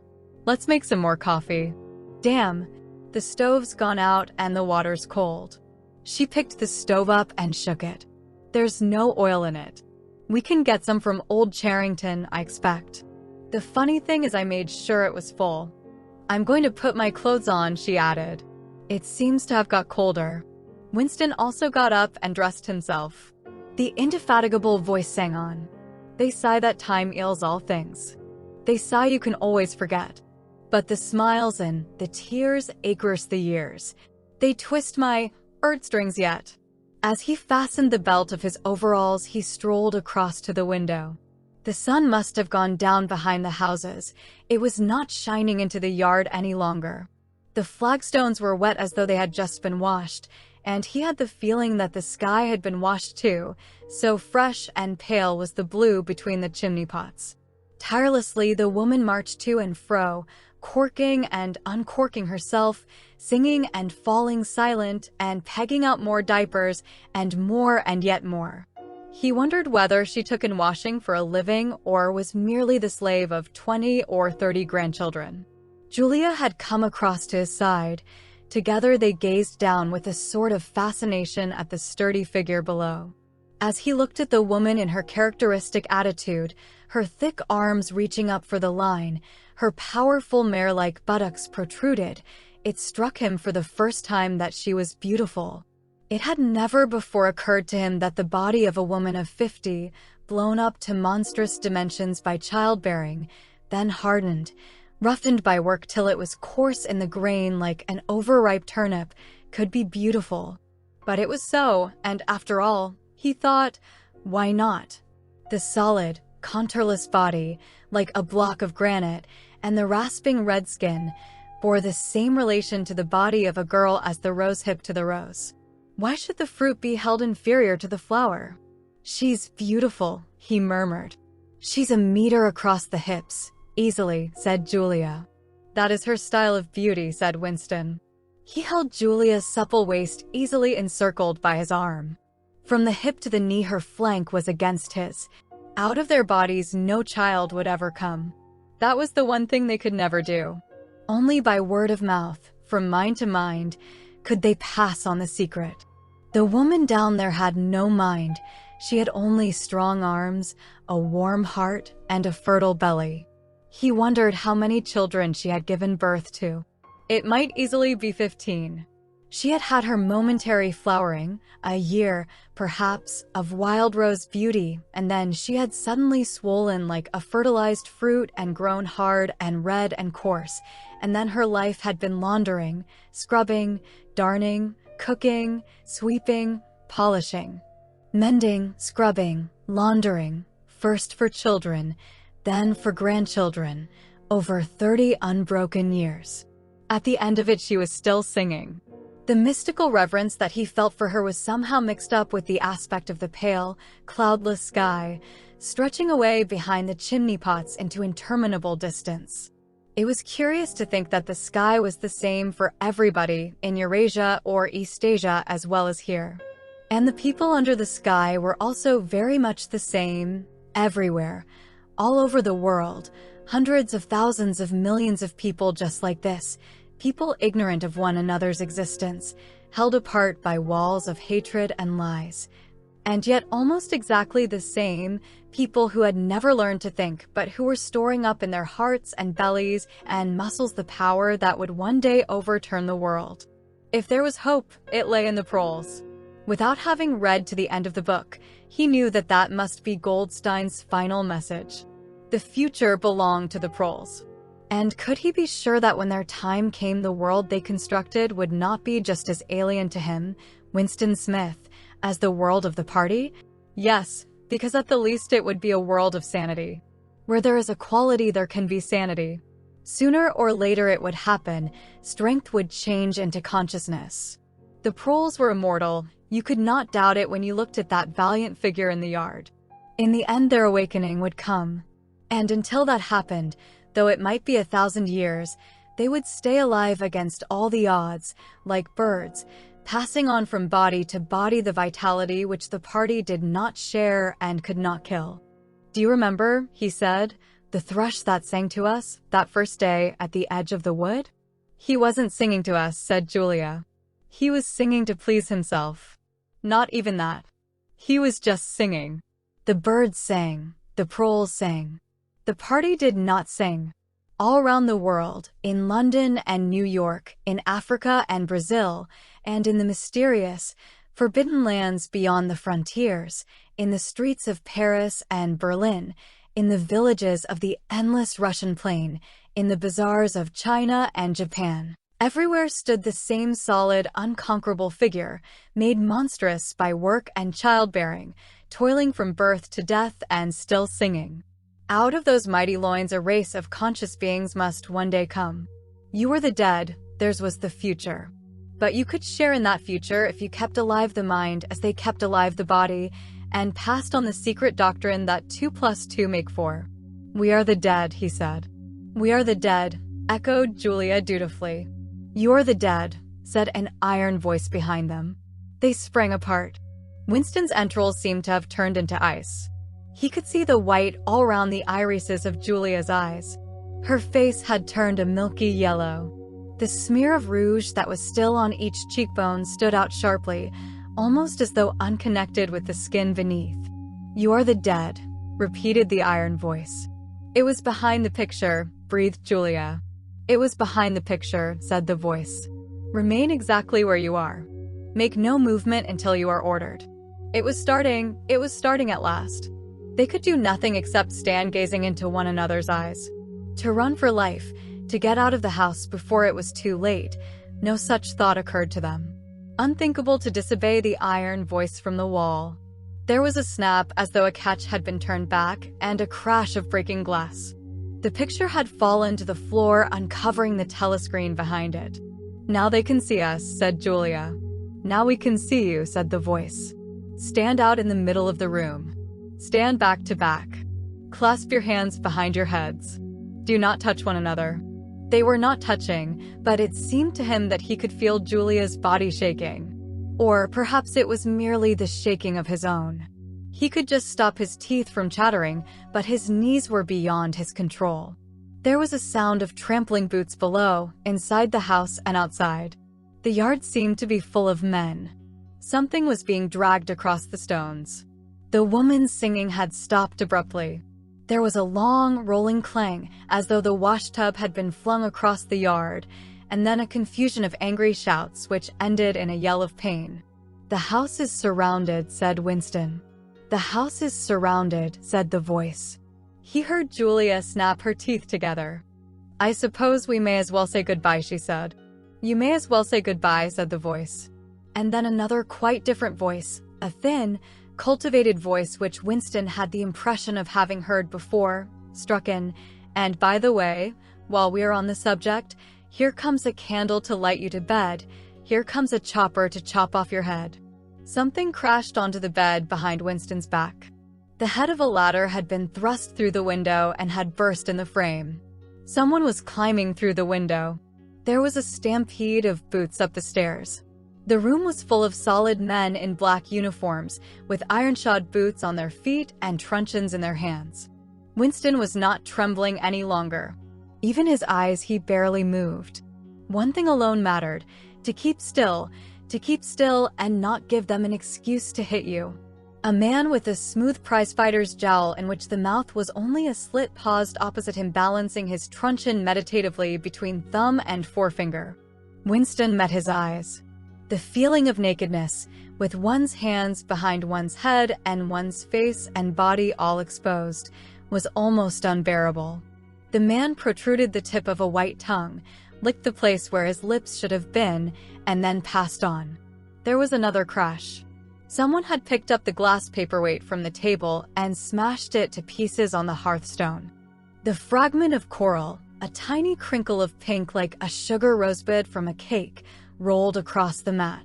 How small, thought Winston, how small it always was. There was a gasp and a thump behind him, and he received a violent kick on the ankle which nearly flung him off his balance. One of the men had smashed his fist into Julia's solar plexus, doubling her up like a pocket ruler. She was thrashing about on the floor, fighting for breath. Winston dared not turn his head even by a millimeter, but sometimes her livid, gasping face came within the angle of his vision. Even in his terror it was as though he could feel the pain in his own body, the deadly pain which nevertheless was less urgent than the struggle to get back her breath. He knew what it was like, the terrible, agonizing pain which was there all the while but could not be suffered yet, because before all else it was necessary to be able to breathe. Then two of the men hoisted her up by knees and shoulders and carried her out of the room like a sack. Winston had a glimpse of her face upside down, yellow and contorted, with the eyes shut, and still with a smear of rouge on either cheek, and that was the last he saw of her. He stood dead still. No one had hit him yet. Thoughts which came of their own accord but seemed totally uninteresting began to flit through his mind. He wondered whether they had got Mr. Charrington. He wondered what they had done to the woman in the yard. He noticed that he badly wanted to urinate and felt a faint surprise because he had done so only 2 or 3 hours ago. He noticed that the clock on the mantelpiece said 9, meaning 21. But the light seemed too strong. Would not the light be fading at 21 hours on an August evening? He wondered whether, after all, he and Julia had mistaken the time, had slept the clock round, and thought it was 20:30 when really it was not 8:30 on the following morning. But he did not pursue the thought further. It was not interesting. There was another, lighter step in the passage. Mr. Charrington came into the room. The demeanor of the black uniformed men suddenly became more subdued. Something had also changed in Mr. Charrington's appearance. His eye fell on the fragments of the glass paperweight. "Pick up those pieces," he said sharply. A man stooped to obey. The Cockney accent had disappeared. Winston suddenly realized whose voice it was that he had heard a few moments ago on the telescreen. Mr. Charrington was still wearing his old velvet jacket, but his hair, which had been almost white, had turned black. Also, he was not wearing his spectacles. He gave Winston a single sharp glance, as though verifying his identity, and then paid no more attention to him. He was still recognizable, but he was not the same person any longer. His body had straightened and seemed to have grown bigger. His face had undergone only tiny changes that had nevertheless worked a complete transformation. The black eyebrows were less bushy, the wrinkles were gone, the whole lines of the face seemed to have altered. Even the nose seemed shorter. It was the alert, cold face of a man of about 35. It occurred to Winston that for the first time in his life he was looking, with knowledge, at a member of the thought police.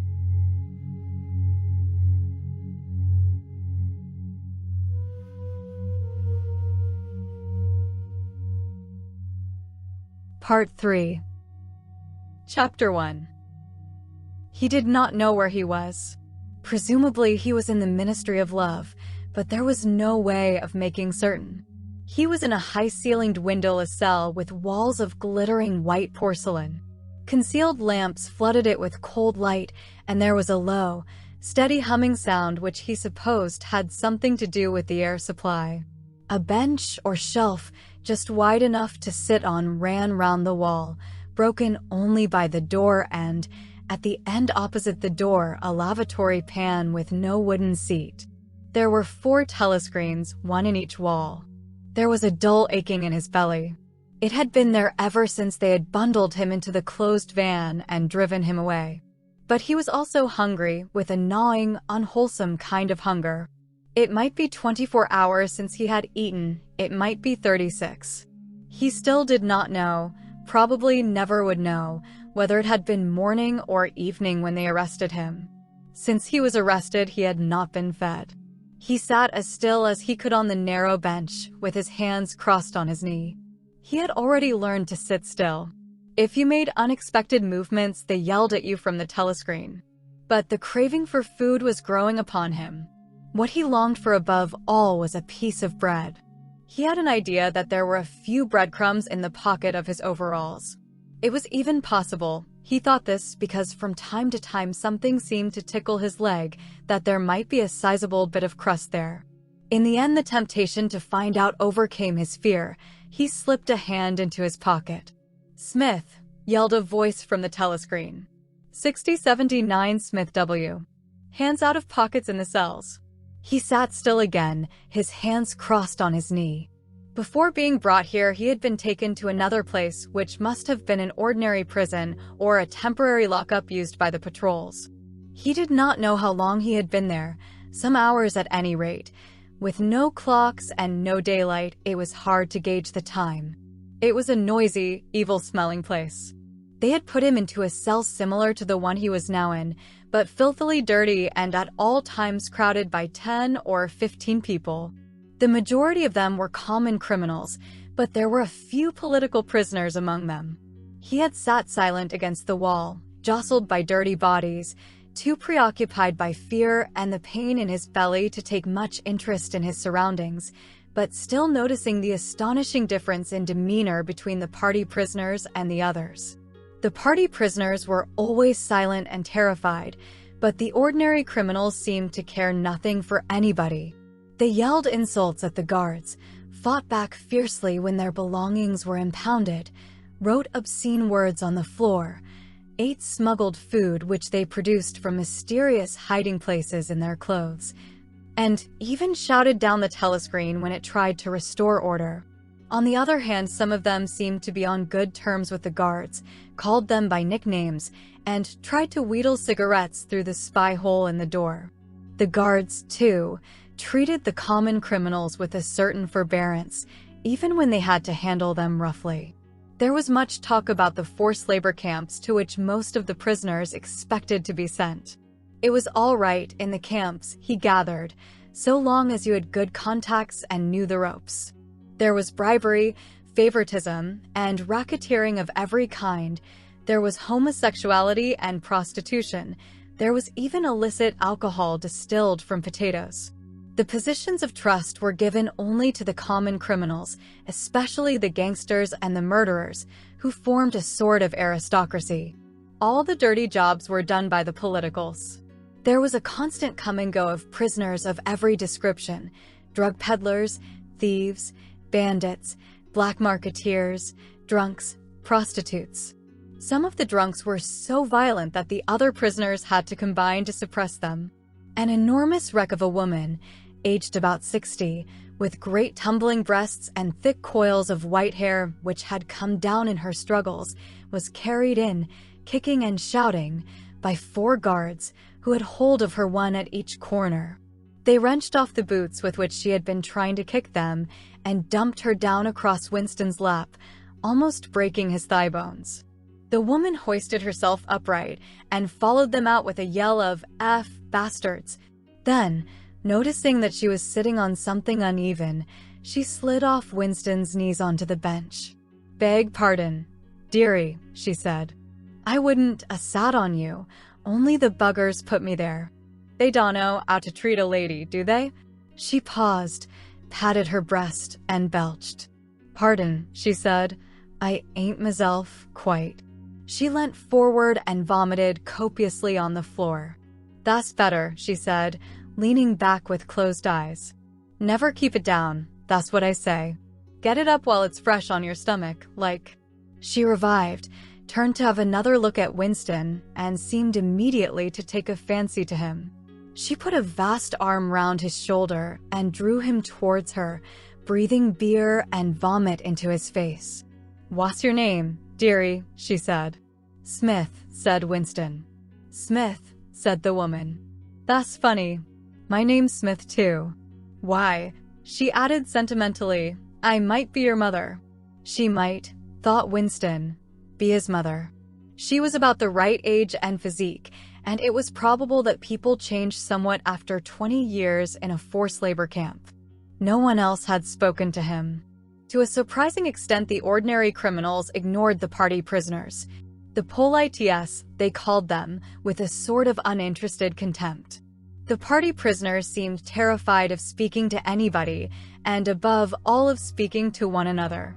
Only once, when 2 party members, both women, were pressed close together on the bench, he overheard amid the din of voices a few hurriedly whispered words, and in particular a reference to something called Room 101, which he did not understand.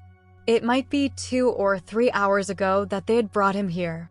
The dull pain in his belly never went away, but sometimes it grew better and sometimes worse, and his thoughts expanded or contracted accordingly. When it grew worse, he thought only of the pain itself and of his desire for food. When it grew better, panic took hold of him. There were moments when he foresaw the things that would happen to him with such actuality that his heart galloped and his breath stopped. He felt the smash of truncheons on his elbows and iron-shod boots on his shins. He saw himself groveling on the floor, screaming for mercy through broken teeth. He hardly thought of Julia. He could not fix his mind on her. He loved her and would not betray her, but that was only a fact, known as he knew the rules of arithmetic. He felt no love for her, and he hardly even wondered what was happening to her. He thought oftener of O'Brien, with a flickering hope. O'Brien might know that he had been arrested. The Brotherhood, he had said, never tried to save its members. But there was the razor blade. They would send the razor blade if they could. There would be perhaps 5 seconds before the guard could rush into the cell. The blade would bite into him with a sort of burning coldness, and even the fingers that held it would be cut to the bone. Everything came back to his sick body, which shrank trembling from the smallest pain. He was not certain that he would use the razor blade even if he got the chance. It was more natural to exist from moment to moment, accepting another 10 minutes life even with the certainty that there was torture at the end of it. Sometimes he tried to calculate the number of porcelain bricks in the walls of the cell. It should have been easy, but he always lost count at some point or another. More often he wondered where he was and what time of day it was. At one moment he felt certain that it was broad daylight outside, and at the next equally certain that it was pitch darkness. In this place, he knew instinctively, the lights would never be turned out. It was the place with no darkness. He saw now why O'Brien had seemed to recognize the illusion. In the Ministry of Love there were no windows. His cell might be at the heart of the building or against its outer wall. It might be 10 floors below ground, or 30 above it. He moved himself mentally from place to place, and tried to determine by the feeling of his body whether he was perched high in the air or buried deep underground. There was a sound of marching boots outside. The steel door opened with a clang. A young officer, a trim black uniformed figure who seemed to glitter all over with polished leather, and whose pale, straight-featured face was like a wax mask, stepped smartly through the doorway. He motioned to the guards outside to bring in the prisoner they were leading. The poet Ampleforth shambled into the cell. The door clanged shut again. Ampleforth made 1 or 2 uncertain movements from side to side, as though having some idea that there was another door to go out of, and then began to wander up and down the cell. He had not yet noticed Winston's presence. His troubled eyes were gazing at the wall about a meter above the level of Winston's head. He was shoeless. Large, dirty toes were sticking out of the holes in his socks. He was also several days away from a shave. A scrubby beard covered his face to the cheekbones, giving him an air of ruffianism that went oddly with his large, weak frame and nervous movements. Winston roused himself a little from his lethargy. He must speak to Ampleforth and risk the yell from the telescreen. It was even conceivable that Ampleforth was the bearer of the razor blade. "Ampleforth," he said. There was no yell from the telescreen. Ampleforth paused, mildly startled. His eyes focused themselves slowly on Winston. Smith," he said. "You too. What are you in for?" To tell you the truth, he sat down awkwardly on the bench opposite Winston. "There is only one offense, is there not?" he said. "And have you committed it?" "Apparently I have." He put a hand to his forehead and pressed his temples for a moment, as though trying to remember something. "These things happen," he began vaguely. "I have been able to recall one instance, a possible instance. It was an indiscretion, undoubtedly. We were producing a definitive edition of the poems of Kipling. I allowed the word God to remain at the end of a line. I could not help it," he added almost indignantly, raising his face to look at Winston. "It was impossible to change the line. The rhyme was rod. Do you realize that there are only 12 rhymes to rod in the entire language? For days I had racked my brains. There was no other rhyme. The expression on his face changed. The annoyance passed out of it, and for a moment he looked almost pleased. A sort of intellectual warmth, the joy of the pedant who has found out some useless fact, shone through the dirt and scrubby hair. "Has it ever occurred to you," he said, "that the whole history of English poetry has been determined by the fact that the English language lacks rhymes?" No, that particular thought had never occurred to Winston. Nor, in the circumstances, did it strike him as very important or interesting. "Do you know what time of day it is?" he said. Ampleforth looked startled again. "I had hardly thought about it. They arrested me. It could be 2 days ago, perhaps 3.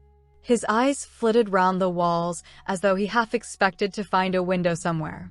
"There is no difference between night and day in this place. I do not see how one can calculate the time." They talked desultorily for some minutes. Then, without apparent reason, a yell from the telescreen bade them be silent. Winston sat quietly, his hands crossed. Ampleforth, too large to sit in comfort on the narrow bench, fidgeted from side to side, clasping his lank hands first round one knee, then round the other.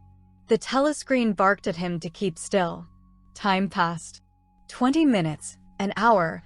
It was difficult to judge. Once more there was a sound of boots outside. Winston's entrails contracted. Soon, very soon, perhaps in 5 minutes, perhaps now, the tramp of boots would mean that his own turn had come. The door opened. The cold-faced young officer stepped into the cell. With a brief movement of the hand, he indicated Ampleforth. "Room 101, he said. Ampleforth marched clumsily out between the guards, his face vaguely perturbed, but uncomprehending. What seemed like a long time passed. The pain in Winston's belly had revived. His mind sagged round and round on the same trick, like a ball falling again and again into the same series of slots. He had only 6 thoughts. The pain in his belly, a piece of bread, the blood and the screaming, O'Brien, Julia, the razor blade. There was another spasm in his entrails. The heavy boots were approaching. As the door opened, the wave of air that it created brought in a powerful smell of cold sweat. Parsons walked into the cell. He was wearing khaki shorts and a sports shirt. This time Winston was startled into self-forgetfulness. "You here," he said. Parsons gave Winston a glance in which there was neither interest nor surprise, but only misery. He began walking jerkily up and down, evidently unable to keep still. Each time he straightened his pudgy knees, it was apparent that they were trembling. His eyes had a wide-open, staring look, as though he could not prevent himself from gazing at something in the middle distance. "What are you in for?" said Winston. "Thought crime," said Parsons, almost blubbering. The tone of his voice implied at once a complete admission of his guilt and a sort of incredulous horror that such a word could be applied to himself. He paused opposite Winston and began eagerly appealing to him. "You don't think they'll shoot me, do you, old chap? They don't shoot you if you haven't actually done anything, only thoughts, which you can't help. I know they give you a fair hearing." "Oh, I trust them for that. They'll know my record, won't they? You know what kind of chap I was. Not a bad chap in my way. Not brainy, of course, but keen. I tried to do my best for the party, didn't I? I'll get off with 5 years, don't you think? Or even 10 years. A chap like me could make himself pretty useful in a labor camp. They wouldn't shoot me for going off the rails just once." "Are you guilty?" said Winston. "Of course I'm guilty," cried Parsons with a servile glance at the telescreen. "You don't think the party would arrest an innocent man, do you?"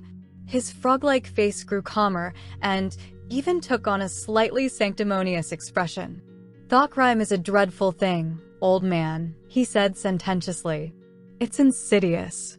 It can get hold of you without your even knowing it. Do you know how it got hold of me? In my sleep. Yes, that's a fact. There I was, working away, trying to do my bit. Never knew I had any bad stuff in my mind at all. And then I started talking in my sleep. Do you know what they heard me saying?" He sank his voice, like someone who is obliged for medical reasons to utter an obscenity. "Down with Big Brother." "Yes, I said that." Said it over and over again, it seems. Between you and me, old man, I'm glad they got me before it went any further. Do you know what I'm going to say to them when I go up before the tribunal? Thank you, I'm going to say. Thank you for saving me before it was too late. Who denounced you? Said Winston. It was my little daughter, said Parsons with a sort of doleful pride. She listened at the keyhole, heard what I was saying, and nipped off to the patrols the very next day. Pretty smart for a nipper of 7, eh? I don't bear her any grudge for it.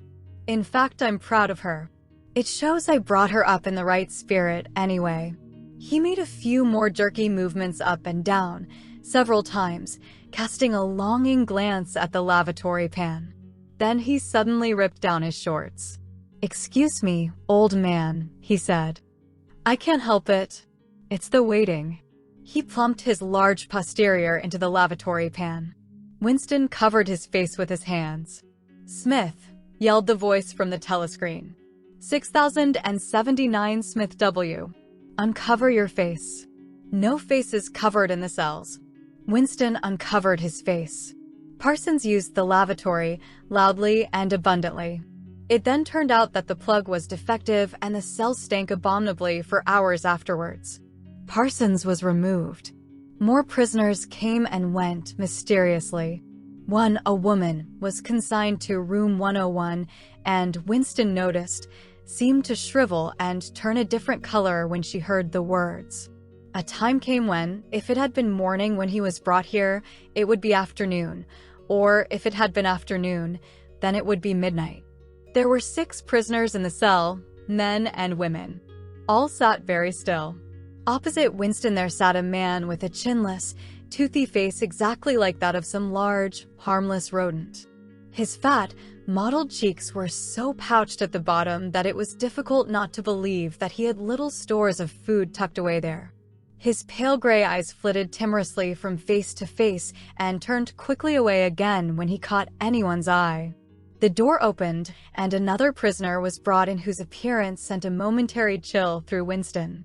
He was a commonplace, mean-looking man who might have been an engineer or technician of some kind. But what was startling was the emaciation of his face. It was like a skull. Because of its thinness, the mouth and eyes looked disproportionately large, and the eyes seemed filled with a murderous, unappeasable hatred of somebody or something. The man sat down on the bench at a little distance from Winston.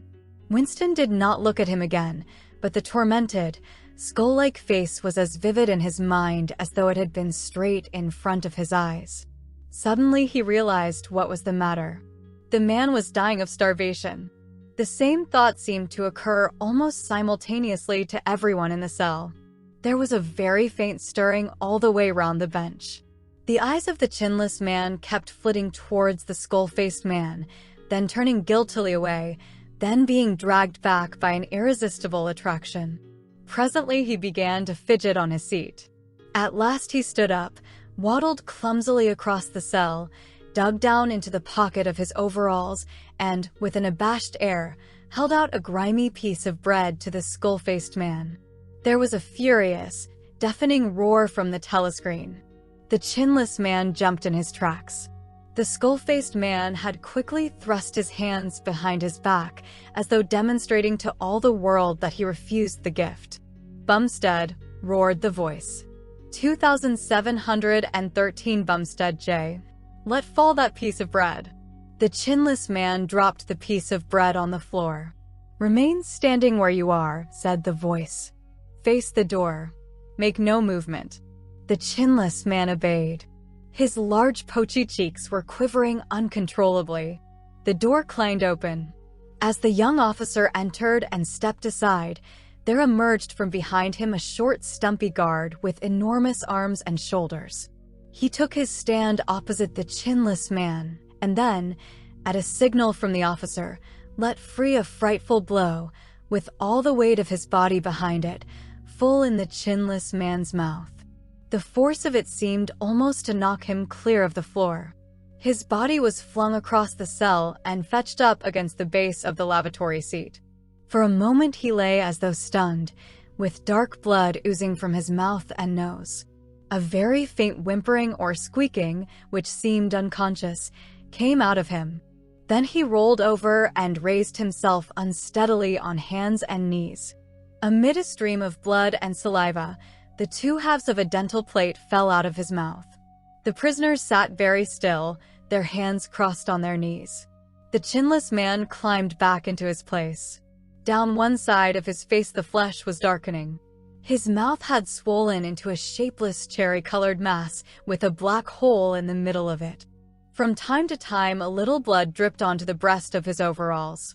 His gray eyes still flitted from face to face, more guiltily than ever, as though he were trying to discover how much the others despised him for his humiliation. The door opened. With a small gesture, the officer indicated the skull-faced man. "Room 101, he said. There was a gasp and a flurry at Winston's side. The man had actually flung himself on his knees on the floor, with his hand clasped together. "Comrade, officer," he cried, "you don't have to take me to that place. Haven't I told you everything already? What else is it you want to know? There's nothing I wouldn't confess, nothing. Just tell me what it is, and I'll confess straight off. Write it down and I'll sign it, anything. Not room 101. "Room 101, said the officer. The man's face, already very pale, turned a color Winston would not have believed possible. It was definitely, unmistakably, a shade of green. "Do anything to me," he yelled. "You've been starving me for weeks. Finish it off and let me die. Shoot me. Hang me. Sentence me to 25 years. Is there somebody else you want me to give away? Just say who it is, and I'll tell you anything you want. I don't care who it is or what you do to them. I've got a wife and 3 children. The biggest of them isn't 6 years old. You can take the whole lot of them and cut their throats in front of my eyes, and I'll stand by and watch it. But not room 101. "Room 101, said the officer. The man looked frantically round at the other prisoners, as though with some idea that he could put another victim in his own place. His eyes settled on the smashed face of the chinless man. He flung out a lean arm. "That's the one you ought to be taking, not me," he shouted. You didn't hear what he was saying after they bashed his face. "Give me a chance and I'll tell you every word of it. He's the one that's against the party, not me." The guard stepped forward. The man's voice rose to a shriek. "You didn't hear him," he repeated. "Something went wrong with the telescreen. He's the one you want. Take him, not me." The 2 sturdy guards had stooped to take him by the arms. But just at this moment, he flung himself across the floor of the cell and grabbed one of the iron legs that supported the bench. He had set up a wordless howling like an animal. The guards took hold of him to wrench him loose, but he clung on with astonishing strength. For perhaps 20 seconds, they were hauling at him. The prisoners sat quiet, their hands crossed on their knees, looking straight in front of them. The howling stopped. The man had no breath left for anything except hanging on. Then there was a different kind of cry. A kick from a guard's boot had broken the fingers of one of his hands. They dragged him to his feet. "Room 101, said the officer. The man was led out, walking unsteadily, with head sunken, nursing his crushed hand. All the fight had gone out of him. A long time passed. If it had been midnight when the skull-faced man was taken away, it was morning. If morning, it was afternoon. Winston was alone, and had been alone for hours. The pain of sitting on the narrow bench was such that often he got up and walked about, unreproved by the telescreen. The piece of bread still lay where the chinless man had dropped it. At the beginning it needed a hard effort not to look at it, but presently hunger gave way to thirst. His mouth was sticky and evil-tasting. The humming sound and the unvarying white light induced a sort of faintness, an empty feeling inside his head. He would get up because the ache in his bones was no longer bearable, and then would sit down again almost at once because he was too dizzy to make sure of staying on his feet. Whenever his physical sensations were a little under control, the terror returned. Sometimes with a fading hope he thought of O'Brien and the razor blade. It was thinkable that the razor blade might arrive concealed in his food if he were ever fed. More dimly he thought of Julia. Somewhere or other, she was suffering perhaps far worse than he. She might be screaming with pain at this moment. He thought, if I could save Julia by doubling my own pain, would I do it? Yes, I would. But that was merely an intellectual decision, taken because he knew that he ought to take it. He did not feel it. In this place you could not feel anything except pain and foreknowledge of pain. Besides, was it possible, when you were actually suffering it, to wish for any reason that your own pain should increase? But that question was not answerable yet. The boots were approaching again. The door opened. O'Brien came in. Winston started to his feet. The shock of the sight had driven all caution out of him. For the first time in many years, he forgot the presence of the telescreen. "They've got you too," he cried. "They got me a long time ago," said O'Brien with a mild, almost regretful irony. He stepped aside. From behind him there emerged a broad-chested guard with a long black truncheon in his hand. "You know this, Winston," said O'Brien. "Don't deceive yourself. You did know it, you have always known it." Yes, he saw now, he had always known it. But there was no time to think of that. All he had eyes for was the truncheon in the guard's hand. It might fall anywhere, on the crown, on the tip of the ear, on the upper arm, on the elbow. The elbow! He had slumped to his knees, almost paralyzed, clasping the stricken elbow with his other hand. Everything had exploded into yellow light. Inconceivable, inconceivable that one blow could cause such pain. The light cleared, and he could see the other two looking down at him. The guard was laughing at his contortions. One question at any rate was answered. Never, for any reason on earth, could you wish for an increase of pain. Of pain you could wish only one thing, that it should stop. Nothing in the world was so bad as physical pain. In the face of pain, there are no heroes, no heroes, he thought over and over as he writhed on the floor, clutching uselessly at his disabled left arm.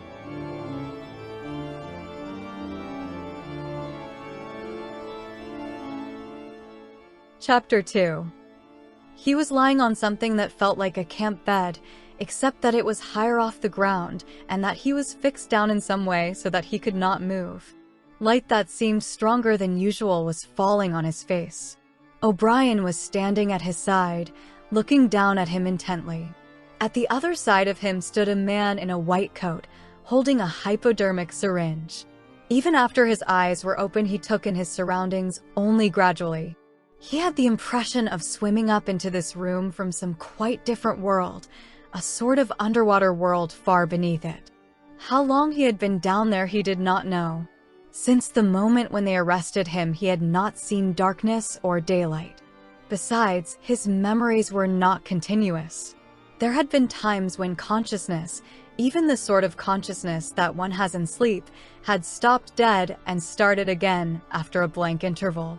But whether the intervals were of days or weeks or only seconds, there was no way of knowing. With that first blow on the elbow, the nightmare had started. Later, he was to realize that all that then happened was merely a preliminary, a routine interrogation to which nearly all prisoners were subjected.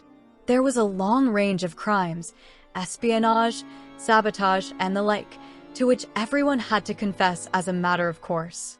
The confession was a formality, though the torture was real. How many times he had been beaten, how long the beatings had continued, he could not remember. Always there were 5 or 6 men in black uniforms at him simultaneously. Sometimes it was fists, sometimes it was truncheons, sometimes it was steel rods, sometimes it was boots. There were times when he rolled about the floor, as shameless as an animal, writhing his body this way and that in an endless, hopeless effort to dodge the kicks, and simply inviting more and yet more kicks in his ribs, in his belly, on his elbows, on his shins, in his groin, in his testicles, on the bone at the base of his spine. There were times when it went on and on until the cruel, wicked, unforgivable thing seemed to him not that the guards continued to beat him, but that he could not force himself into losing consciousness. There were times when his nerves so forsook him that he began shouting for mercy even before the beating began, when the mere sight of a fist drawn back for a blow was enough to make him pour forth a confession of real and imaginary crimes. There were other times when he started out with the resolve of confessing nothing, when every word had to be forced out of him between gasps of pain, and there were times when he feebly tried to compromise, when he said to himself, "I will confess, but not yet. I must hold out till the pain becomes unbearable. 3 more kicks, 2 more kicks, and then I will tell them what they want." Sometimes he was beaten till he could hardly stand, then flung like a sack of potatoes onto the stone floor of a cell, left to recuperate for a few hours, and then taken out and beaten again. There were also longer periods of recovery. He remembered them dimly, because they were spent chiefly in sleep or stupor. He remembered a cell with a plank bed, a sort of shelf sticking out from the wall, and a tin wash basin, and meals of hot soup and bread and sometimes coffee. He remembered a surly barber arriving to scrape his chin and crop his hair, and businesslike, unsympathetic men in white coats feeling his pulse, tapping his reflexes, turning up his eyelids, running harsh fingers over him in search for broken bones, and shooting needles into his arm to make him sleep. The beatings grew less frequent and became mainly a threat, a horror to which he could be sent back at any moment when his answers were unsatisfactory. His questioners now were not ruffians in black uniforms, but party intellectuals, little rotund men with quick movements and flashing spectacles, who worked on him in relays over periods which lasted, he thought, he could not be sure, 10 or 12 hours at a stretch. These other questioners saw to it that he was in constant slight pain, but it was not chiefly pain that they relied on. They slapped his face, wrung his ears, pulled his hair, made him stand on one leg, refused him leave to urinate, shone glaring lights in his face until his eyes ran with water. But the aim of this was simply to humiliate him and destroy his power of arguing and reasoning. Their real weapon was the merciless questioning that went on, hour after hour, tripping him up, laying traps for him, twisting everything that he said, convicting him at every step of lies and self-contradiction until he began weeping as much from shame as from nervous fatigue. Sometimes he would weep half a dozen times in a single session. Most of the time they screamed abuse at him and threatened at every hesitation to deliver him over to the guards again, but sometimes they would suddenly change their tune, call him comrade, appeal to him in the name of Ingsoc and Big Brother, and ask him sorrowfully whether even now he had not enough loyalty to the party left to make him wish to undo the evil he had done. When his nerves were in rags after hours of questioning, even this appeal could reduce him to sniveling tears. In the end, the nagging voices broke him down more completely than the boots and fists of the guards. He became simply a mouth that uttered, a hand that signed, whatever was demanded of him. His sole concern was to find out what they wanted him to confess, and then confess it quickly, before the bullying started anew. He confessed to the assassination of eminent party members, the distribution of seditious pamphlets, embezzlement of public funds, sale of military secrets, sabotage of every kind. He confessed that he had been a spy in the pay of the East Asian government as far back as 1968. He confessed that he was a religious believer, an admirer of capitalism, and a sexual pervert. He confessed that he had murdered his wife, although he knew, and his questioners must have known, that his wife was still alive. He confessed that for years he had been in personal touch with Goldstein and had been a member of an underground organization which had included almost every human being he had ever known. It was easier to confess everything and implicate everybody. Besides, in a sense it was all true. It was true that he had been the enemy of the party, and in the eyes of the party there was no distinction between the thought and the deed. There were also memories of another kind. They stood out in his mind disconnectedly, like pictures with blackness all around them. He was in a cell which might have been either dark or light, because he could see nothing except a pair of eyes. Near at hand, some kind of instrument was ticking slowly and regularly. The eyes grew larger and more luminous. Suddenly he floated out of his seat, dived into the eyes, and was swallowed up. He was strapped into a chair surrounded by dials under dazzling lights. A man in a white coat was reading the dials. There was a tramp of heavy boots outside. The door clanged open. The wax-faced officer marched in, followed by 2 guards. "Room 101, said the officer. The man in the white coat did not turn round. He did not look at Winston either. He was looking only at the dials. He was rolling down a mighty corridor, a kilometer wide, full of glorious, golden light, roaring with laughter and shouting out confessions at the top of his voice. He was confessing everything, even the things he had succeeded in holding back under the torture. He was relating the entire history of his life to an audience who knew it already. With him were the guards, the other questioners, the men in white coats, O'Brien, Julia, Mr. Charrington, all rolling down the corridor together and shouting with laughter. Some dreadful thing which had lain embedded in the future had somehow been skipped over and had not happened. Everything was all right. There was no more pain. The last detail of his life was laid bare, understood, forgiven. He was starting up from the plank bed in the half-certainty that he had heard O'Brien's voice. All through his interrogation, although he had never seen him, he had had the feeling that O'Brien was at his elbow, just out of sight. It was O'Brien who was directing everything. It was he who set the guards onto Winston and who prevented them from killing him. It was he who decided when Winston should scream with pain, when he should have a respite, when he should be fed, when he should sleep, when the drugs should be pumped into his arm. It was he who asked the questions and suggested the answers. He was the tormentor, he was the protector, he was the inquisitor, he was the friend.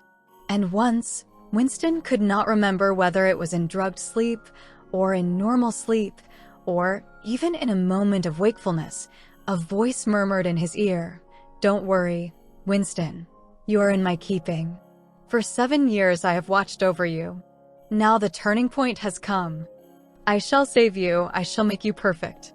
He was not sure whether it was O'Brien's voice, but it was the same voice that had said to him, "We shall meet in the place where there is no darkness," in that other dream, 7 years ago. He did not remember any ending to his interrogation. There was a period of blackness, and then the cell, or room, in which he now was had gradually materialized round him. He was almost flat on his back and unable to move. His body was held down at every essential point. Even the back of his head was gripped in some manner. O'Brien was looking down at him gravely and rather sadly. His face, seen from below, looked coarse and worn, with pouches under the eyes and tired lines from nose to chin. He was older than Winston had thought him. He was perhaps 48 or 50. Under his hand there was a dial with a lever on top and figures running round the face. "I told you," said O'Brien, "that if we met again it would be here." "Yes," said Winston. Without any warning except a slight movement of O'Brien's hand, a wave of pain flooded his body. It was a frightening pain, because he could not see what was happening, and he had the feeling that some mortal injury was being done to him. He did not know whether the thing was really happening, or whether the effect was electrically produced, but his body was being wrenched out of shape, the joints were being slowly torn apart. Although the pain had brought the sweat out on his forehead, the worst of all was the fear that his backbone was about to snap. He set his teeth and breathed hard through his nose, trying to keep silent as long as possible. "You are afraid," said O'Brien, watching his face, "that in another moment something is going to break. Your special fear is that it will be your backbone. You have a vivid mental picture of the vertebrae snapping apart and the spinal fluid dripping out of them. That is what you are thinking, is it not, Winston?" Winston did not answer. O'Brien drew back the lever on the dial. The wave of pain receded almost as quickly as it had come. "That was 40, said O'Brien. "You can see that the numbers on this dial run up to 100. Will you please remember, throughout our conversation, that I have it in my power to inflict pain on you at any moment and to whatever degree I choose? If you tell me any lies or attempt to prevaricate in any way, or even fall below your usual level of intelligence, you will cry out with pain instantly. Do you understand that? Yes, said Winston. O'Brien's manner became less severe. He resettled his spectacles thoughtfully and took a pace or two up and down. When he spoke, his voice was gentle and patient. He had the air of a doctor, a teacher, even a priest, anxious to explain and persuade rather than to punish. I am taking trouble with you, Winston, he said, because you are worth trouble. You know perfectly well what is the matter with you. You have known it for years, though you have fought against the knowledge. You are mentally deranged. You suffer from a defective memory. You are unable to remember real events, and you persuade yourself that you remember other events which never happened. Fortunately, it is curable. You have never cured yourself of it because you did not choose to. There was a small effort of the will that you were not ready to make. Even now, I am well aware, you are clinging to your disease under the impression that it is a virtue. Now we will take an example. At this moment, which power is Oceania at war with? When I was arrested, Oceania was at war with Eastasia. With Eastasia. Good. And Oceania has always been at war with Eastasia, has it not? Winston drew in his breath. He opened his mouth to speak and then did not speak. He could not take his eyes away from the dial. The truth, please, Winston. Your truth. Tell me what you think you remember. I remember that until only a week before I was arrested, we were not at war with Eastasia at all. We were in alliance with them. The war was against Eurasia. That had lasted for 4 years. Before that, O'Brien stopped him with a movement of the hand. Another example, he said. Some years ago, you had a very serious delusion indeed. You believed that 3 men, 3 one-time party members named Jones, Aronson, and Rutherford, men who were executed for treachery and sabotage after making the fullest possible confession, were not guilty of the crimes they were charged with. You believed that you had seen unmistakable documentary evidence proving that their confessions were false. There was a certain photograph about which you had a hallucination. You believed that you had actually held it in your hands. It was a photograph something like this. An oblong slip of newspaper had appeared between O'Brien's fingers. For perhaps 5 seconds it was within the angle of Winston's vision. It was a photograph, and there was no question of its identity. It was the photograph. It was another copy of the photograph of Jones, Aronson, and Rutherford at the party function in New York, which he had chanced upon 11 years ago and promptly destroyed. For only an instant it was before his eyes, then it was out of sight again. But he had seen it. Unquestionably, he had seen it. He made a desperate, agonizing effort to wrench the top half of his body free. It was impossible to move so much as a centimeter in any direction.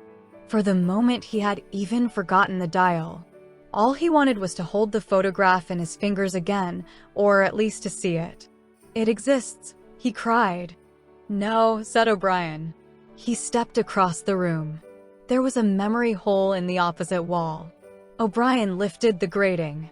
Unseen, the frail slip of paper was whirling away on the current of warm air. It was vanishing in a flash of flame. O'Brien turned away from the wall. Ashes, he said. Not even identifiable ashes. Dust. It does not exist. It never existed. But it did exist. It does exist. It exists in memory. I remember it. You remember it. I do not remember it, said O'Brien. Winston's heart sank. That was doublethink. He had a feeling of deadly helplessness. If he could have been certain that O'Brien was lying, it would not have seemed to matter. But it was perfectly possible that O'Brien had really forgotten the photograph. And if so, then already he would have forgotten his denial of remembering it, and forgotten the act of forgetting. How could one be sure that it was simple trickery? Perhaps that lunatic dislocation in the mind could really happen. That was the thought that defeated him. O'Brien was looking down at him speculatively. More than ever, he had the air of a teacher taking pains with a wayward but promising child. There is a party slogan dealing with the control of the past, he said. Repeat it, if you please. Who controls the past controls the future. Who controls the present controls the past, repeated Winston obediently. Who controls the present controls the past, said O'Brien, nodding his head with slow approval. Is it your opinion, Winston, that the past has real existence? Again the feeling of helplessness descended upon Winston. His eyes flitted towards the dial. He not only did not know whether yes or no was the answer that would save him from pain, he did not even know which answer he believed to be the true one. O'Brien smiled faintly. "You're no metaphysician, Winston," he said. "Until this moment you had never considered what is meant by existence. I will put it more precisely. Does the past exist concretely in space?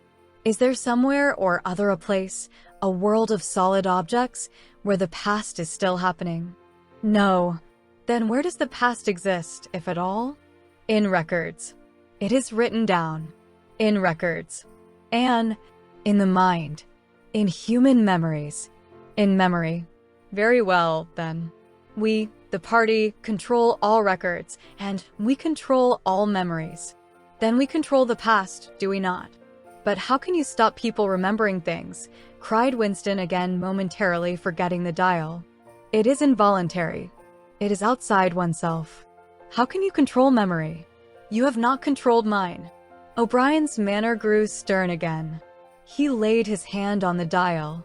"On the contrary," he said, "you have not controlled it. That is what has brought you here. You are here because you have failed in humility, in self-discipline. You would not make the act of submission, which is the price of sanity. You preferred to be a lunatic, a minority of one. Only the disciplined mind can see reality, Winston.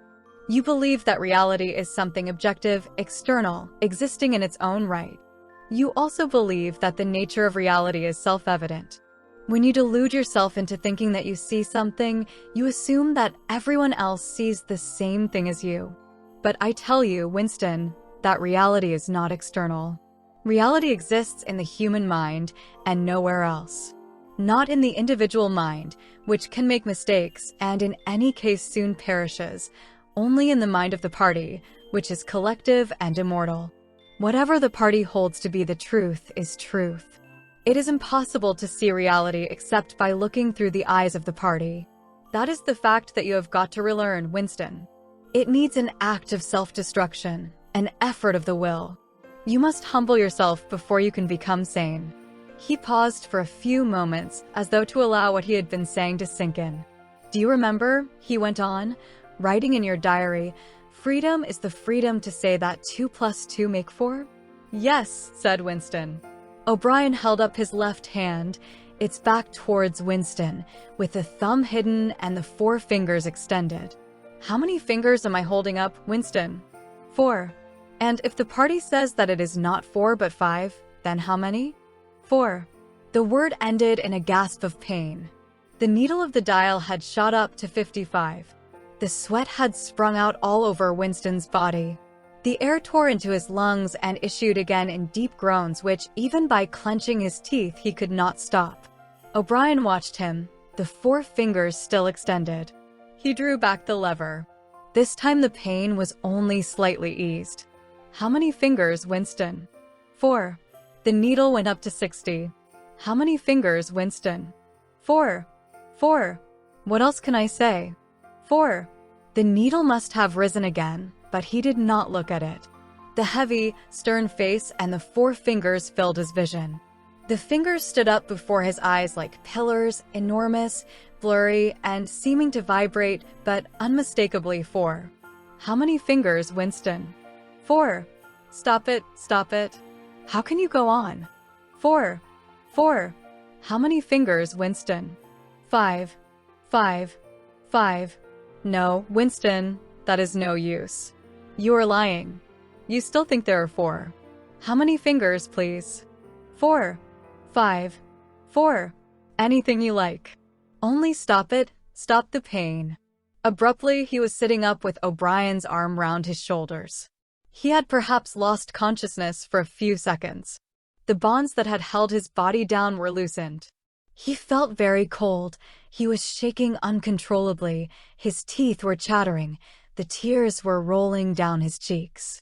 For a moment he clung to O'Brien like a baby, curiously comforted by the heavy arm round his shoulders.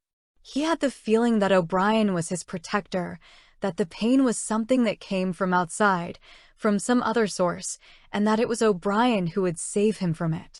"You are a slow learner, Winston," said O'Brien gently. "How can I help it?" he blubbered. "How can I help seeing what is in front of my eyes? 2 and 2 are 4. Sometimes, Winston. Sometimes they are 5. Sometimes they are 3. Sometimes they are all of them at once. You must try harder. It is not easy to become sane." He laid Winston down on the bed. The grip of his limbs tightened again, but the pain had ebbed away and the trembling had stopped, leaving him merely weak and cold. O'Brien motioned with his head to the man in the white coat, who had stood immobile throughout the proceedings. The man in the white coat bent down and looked closely into Winston's eyes, felt his pulse, laid an ear against his chest, tapped here and there. Then he nodded to O'Brien. "Again," said O'Brien. The pain flowed into Winston's body. The needle must be at 70-75. He had shut his eyes this time. He knew that the fingers were still there and still 4. All that mattered was somehow to stay alive until the spasm was over. He had ceased to notice whether he was crying out or not. The pain lessened again. He opened his eyes. O'Brien had drawn back the lever. "How many fingers, Winston?"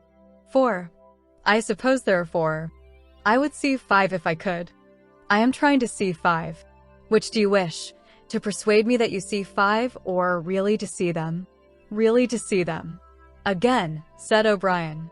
Perhaps the needle was 80-90. Winston could not intermittently remember why the pain was happening. Behind his screwed-up eyelids, a forest of fingers seemed to be moving in a sort of dance, weaving in and out, disappearing behind one another and reappearing again.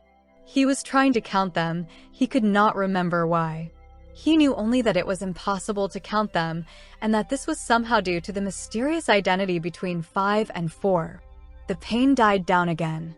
When he opened his eyes, it was to find that he was still seeing the same thing. Innumerable fingers, like moving trees, were still streaming past in either direction, crossing and recrossing. He shut his eyes again. "How many fingers am I holding up, Winston?" "I don't know. I don't know. You will kill me if you do that again." 4, 5, 6. "In all honesty, I don't know." "Better," said O'Brien. A needle slid into Winston's arm. Almost in the same instant, a blissful, healing warmth spread all through his body. The pain was already half forgotten. He opened his eyes and looked up gratefully at O'Brien. At sight of the heavy, lined face, so ugly and so intelligent, his heart seemed to turn over. If he could have moved, he would have stretched out a hand and laid it on O'Brien's arm. He had never loved him so deeply as at this moment, and not merely because he had stopped the pain. The old feeling that at bottom it did not matter whether O'Brien was a friend or an enemy had come back. O'Brien was a person who could be talked to. Perhaps one did not want to be loved so much as to be understood. O'Brien had tortured him to the edge of lunacy, and in a little while, it was certain, he would send him to his death. It made no difference. In some sense that went deeper than friendship, they were intimates, somewhere or other. Although the actual words might never be spoken, there was a place where they could meet and talk.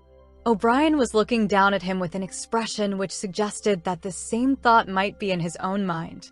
When he spoke, it was in an easy, conversational tone. "Do you know where you are, Winston?" he said. "I don't know. I can guess." "In the ministry of love. Do you know how long you have been here?" "I don't know. Days, weeks, months. I think it is months." "And why do you imagine that we bring people to this place?" "To make them confess." "No, that is not the reason." "Try again." "To punish them."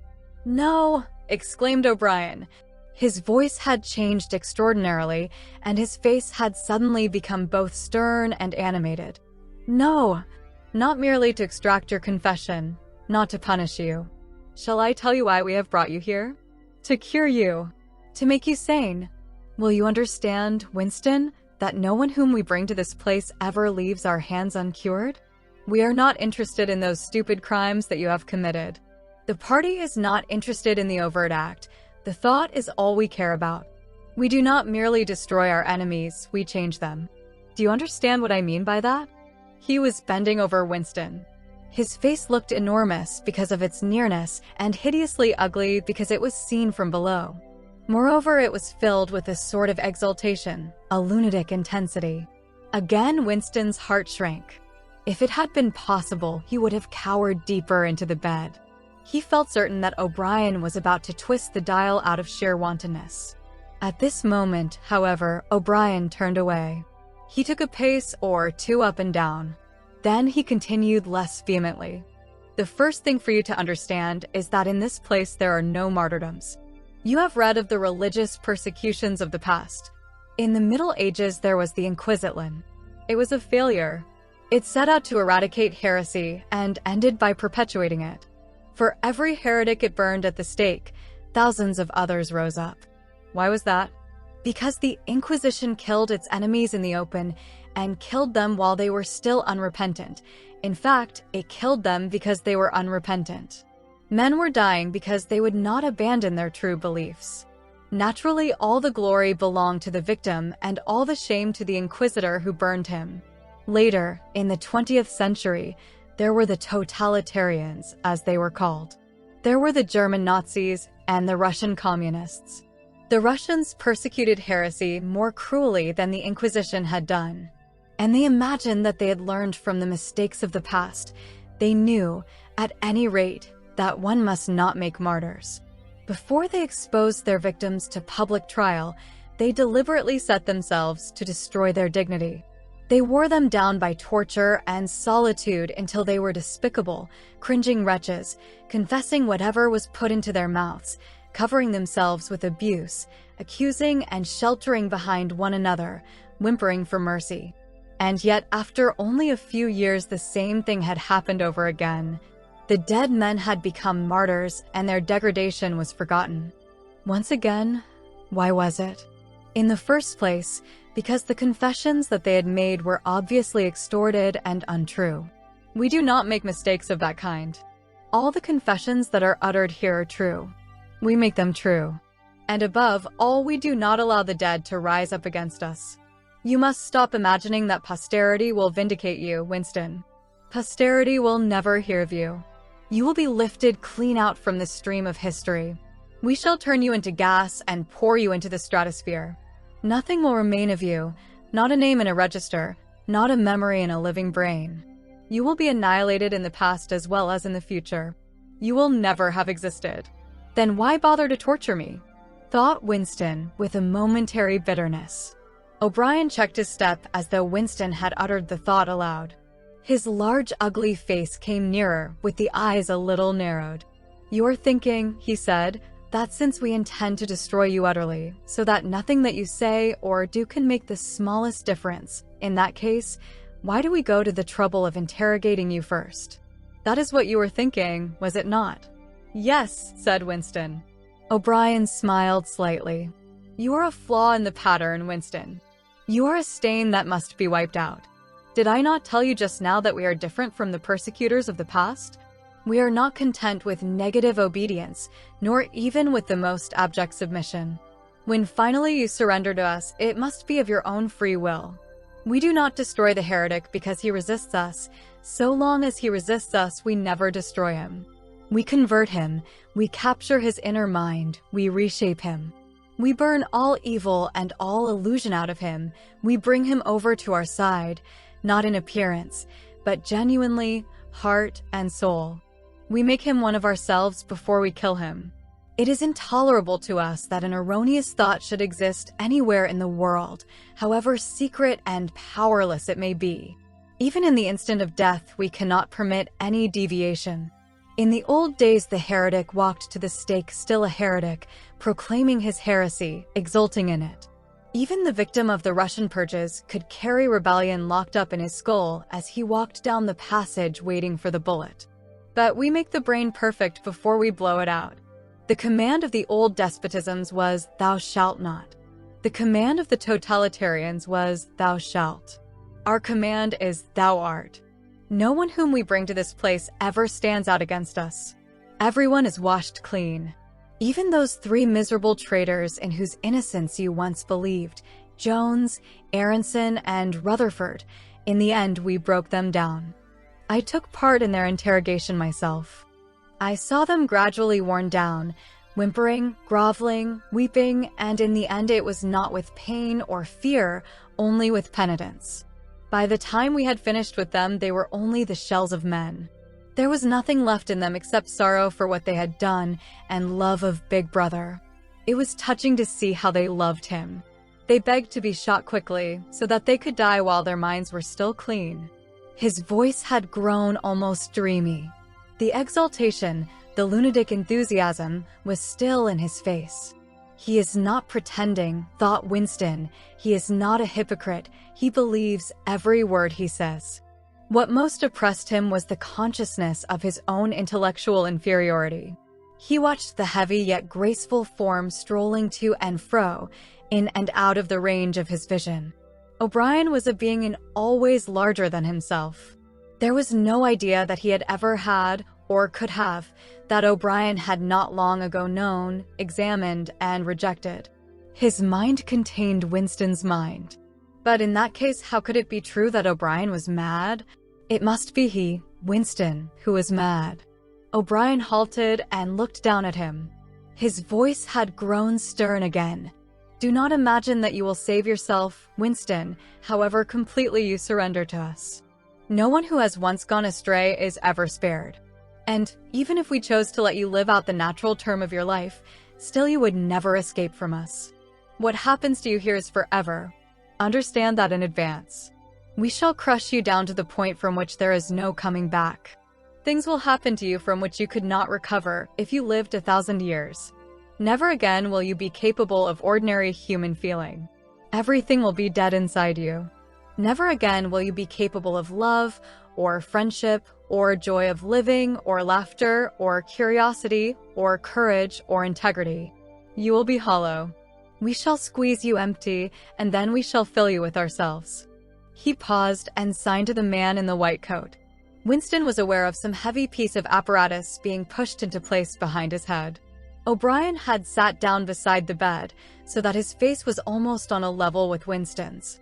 3,000, he said, speaking over Winston's head to the man in the white coat. 2 soft pads, which felt slightly moist, clamped themselves against Winston's temples. He quailed. There was pain coming, a new kind of pain. O'Brien laid a hand reassuringly, almost kindly, on his. "This time it will not hurt," he said. "Keep your eyes fixed on mine." At this moment there was a devastating explosion, or what seemed like an explosion, though it was not certain whether there was any noise. There was undoubtedly a blinding flash of light. Winston was not hurt, only prostrated. Although he had already been lying on his back when the thing happened, he had a curious feeling that he had been knocked into that position. A terrific painless blow had flattened him out. Also, something had happened inside his head. As his eyes regained their focus, he remembered who he was and where he was, and recognized the face that was gazing into his own, but somewhere or other there was a large patch of emptiness, as though a piece had been taken out of his brain. "It will not last," said O'Brien. "Look me in the eyes. What country is Oceania at war with?" Winston thought. He knew what was meant by Oceania and that he himself was a citizen of Oceania. He also remembered Eurasia and Eastasia, but who was at war with whom he did not know. In fact, he had not been aware that there was any war. "I don't remember. Oceania is at war with Eastasia. Do you remember that now?" "Yes. Oceania has always been at war with Eastasia. Since the beginning of your life, since the beginning of the party, since the beginning of history, the war has continued without a break, always the same war. Do you remember that?" "Yes. 11 years ago, you created a legend about 3 men who had been condemned to death for treachery. You pretended that you had seen a piece of paper which proved them innocent. No such piece of paper ever existed. You invented it, and later you grew to believe in it. You remember now the very moment at which you first invented it. Do you remember that? Yes. Just now I held up the fingers of my hand to you. You saw 5 fingers. Do you remember that? Yes. O'Brien held up the fingers of his left hand, with the thumb concealed. There are 5 fingers there. Do you see 5 fingers? Yes. And he did see them for a fleeting instant before the scenery of his mind changed. He saw 5 fingers, and there was no deformity. Then everything was normal again, and the old fear, the hatred, and the bewilderment came crowding back again. But there had been a moment, he did not know how long, 30 seconds, perhaps, of luminous certainty, when each new suggestion of O'Brien's had filled up a patch of emptiness and become absolute truth, and when 2 and 2 could have been 3 as easily as 5, if that were what was needed. It had faded, but before O'Brien had dropped his hand, but though he could not recapture it, he could remember it, as one remembers a vivid experience at some period of one's life when one was in effect a different person. You see now, said O'Brien, that it is at any rate possible. Yes, said Winston. O'Brien stood up with a satisfied air. Over to his left, Winston saw the man in the white coat break an ampoule and draw back the plunger of a syringe. O'Brien turned to Winston with a smile. In almost the old manner, he resettled his spectacles on his nose. Do you remember writing in your diary, he said, that it did not matter whether I was a friend or an enemy, since I was at least a person who understood you and could be talked to? You were right. I enjoy talking to you. Your mind appeals to me. It resembles my own mind, except that you happen to be insane. Before we bring the session to an end, you can ask me a few questions, if you choose. Any question I like? Anything. He saw that Winston's eyes were upon the dial. It is switched off. What is your first question? What have you done with Julia? Said Winston. O'Brien smiled again. She betrayed you, Winston. Immediately, unreservedly. I have seldom seen anyone come over to us so promptly. You would hardly recognize her if you saw her. All her rebelliousness, her deceit, her folly, her dirty-mindedness, everything has been burned out of her. It was a perfect conversion, a textbook case. You tortured her? O'Brien left this unanswered. Next question, he said. Does Big Brother exist? Of course he exists. The party exists. Big Brother is the embodiment of the party. Does he exist in the same way as I exist? You do not exist, said O'Brien. Once again the sense of helplessness assailed him. He knew, or he could imagine, the arguments which proved his own non-existence, but they were nonsense. They were only a play on words. Did not the statement, "You do not exist," contain a logical absurdity? But what use was it to say so? His mind shriveled as he thought of the unanswerable, mad arguments with which O'Brien would demolish him. I think I exist, he said wearily. I am conscious of my own identity. I was born and I shall die. I have arms and legs. I occupy a particular point in space. No other solid object can occupy the same point simultaneously. In that sense, does Big Brother exist? It is of no importance. He exists. Will Big Brother ever die? Of course not. How could he die? Next question. Does the Brotherhood exist? That, Winston, you will never know. If we choose to set you free when we have finished with you, and if you live to be 90 years old, still you will never learn whether the answer to that question is yes or no. As long as you live, it will be an unsolved riddle in your mind. Winston lay silent. His breast rose and fell a little faster. He still had not asked the question that had come into his mind the first. He had got to ask it, and yet it was as though his tongue would not utter it. There was a trace of amusement in O'Brien's face. Even his spectacles seemed to wear an ironical gleam. He knows, thought Winston suddenly, he knows what I am going to ask. At the thought the words burst out of him. What is in room 101? The expression on O'Brien's face did not change. He answered drily. You know what is in room 101, Winston. Everyone knows what is in room 101. He raised a finger to the man in the white coat.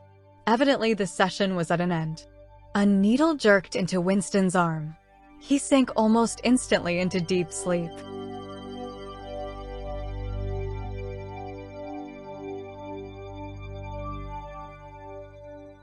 Chapter 3. There are 3 stages in your reintegration, said O'Brien. There is learning, there is understanding, and there is acceptance. It is time for you to enter upon the 2nd stage. As always, Winston was lying flat on his back. But of late his bonds were looser. They still held him to the bed, but he could move his knees a little and could turn his head from side to side and raise his arms from the elbow. The dial, also, had grown to be less of a terror. He could evade its pangs if he was quick-witted enough. It was chiefly when he showed stupidity that O'Brien pulled the lever. Sometimes they got through a whole session without use of the dial. He could not remember how many sessions there had been. The whole process seemed to stretch out over a long, indefinite time, weeks, possibly, and the intervals between the sessions might sometimes have been days, sometimes only an hour or 2. As you lie there, said O'Brien, you have often wondered, you have even asked me, why the Ministry of Love should expend so much time and trouble on you. And when you were free, you were puzzled by what was essentially the same question.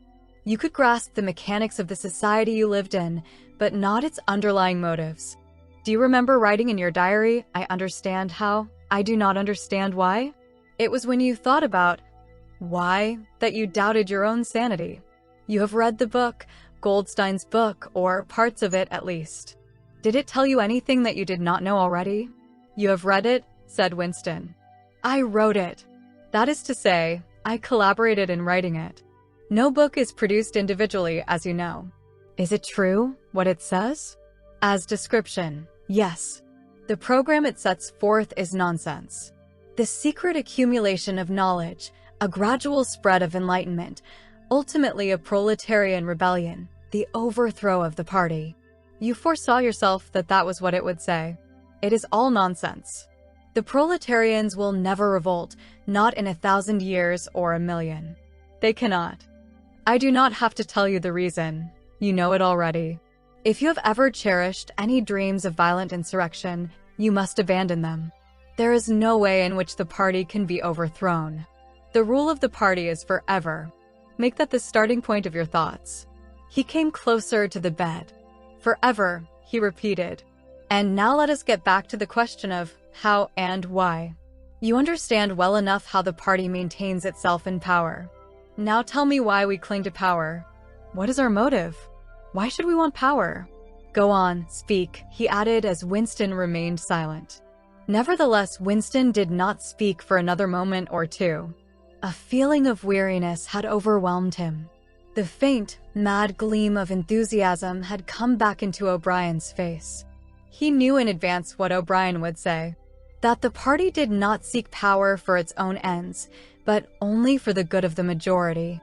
That it sought power because men in the mass were frail, cowardly creatures who could not endure liberty or face the truth, and must be ruled over and systematically deceived by others who were stronger than themselves.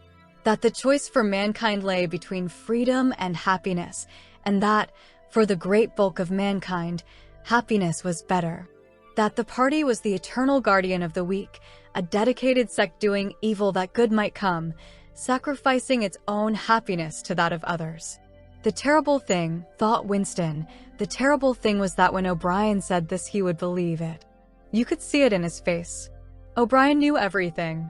1,000 times better than Winston, he knew what the world was really like, in what degradation the mass of human beings lived, and by what lies and barbarities the party kept them there.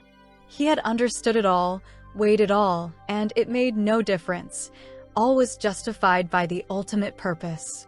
What can you do, thought Winston, against the lunatic who is more intelligent than yourself, who gives your arguments a fair hearing, and then simply persists in his lunacy?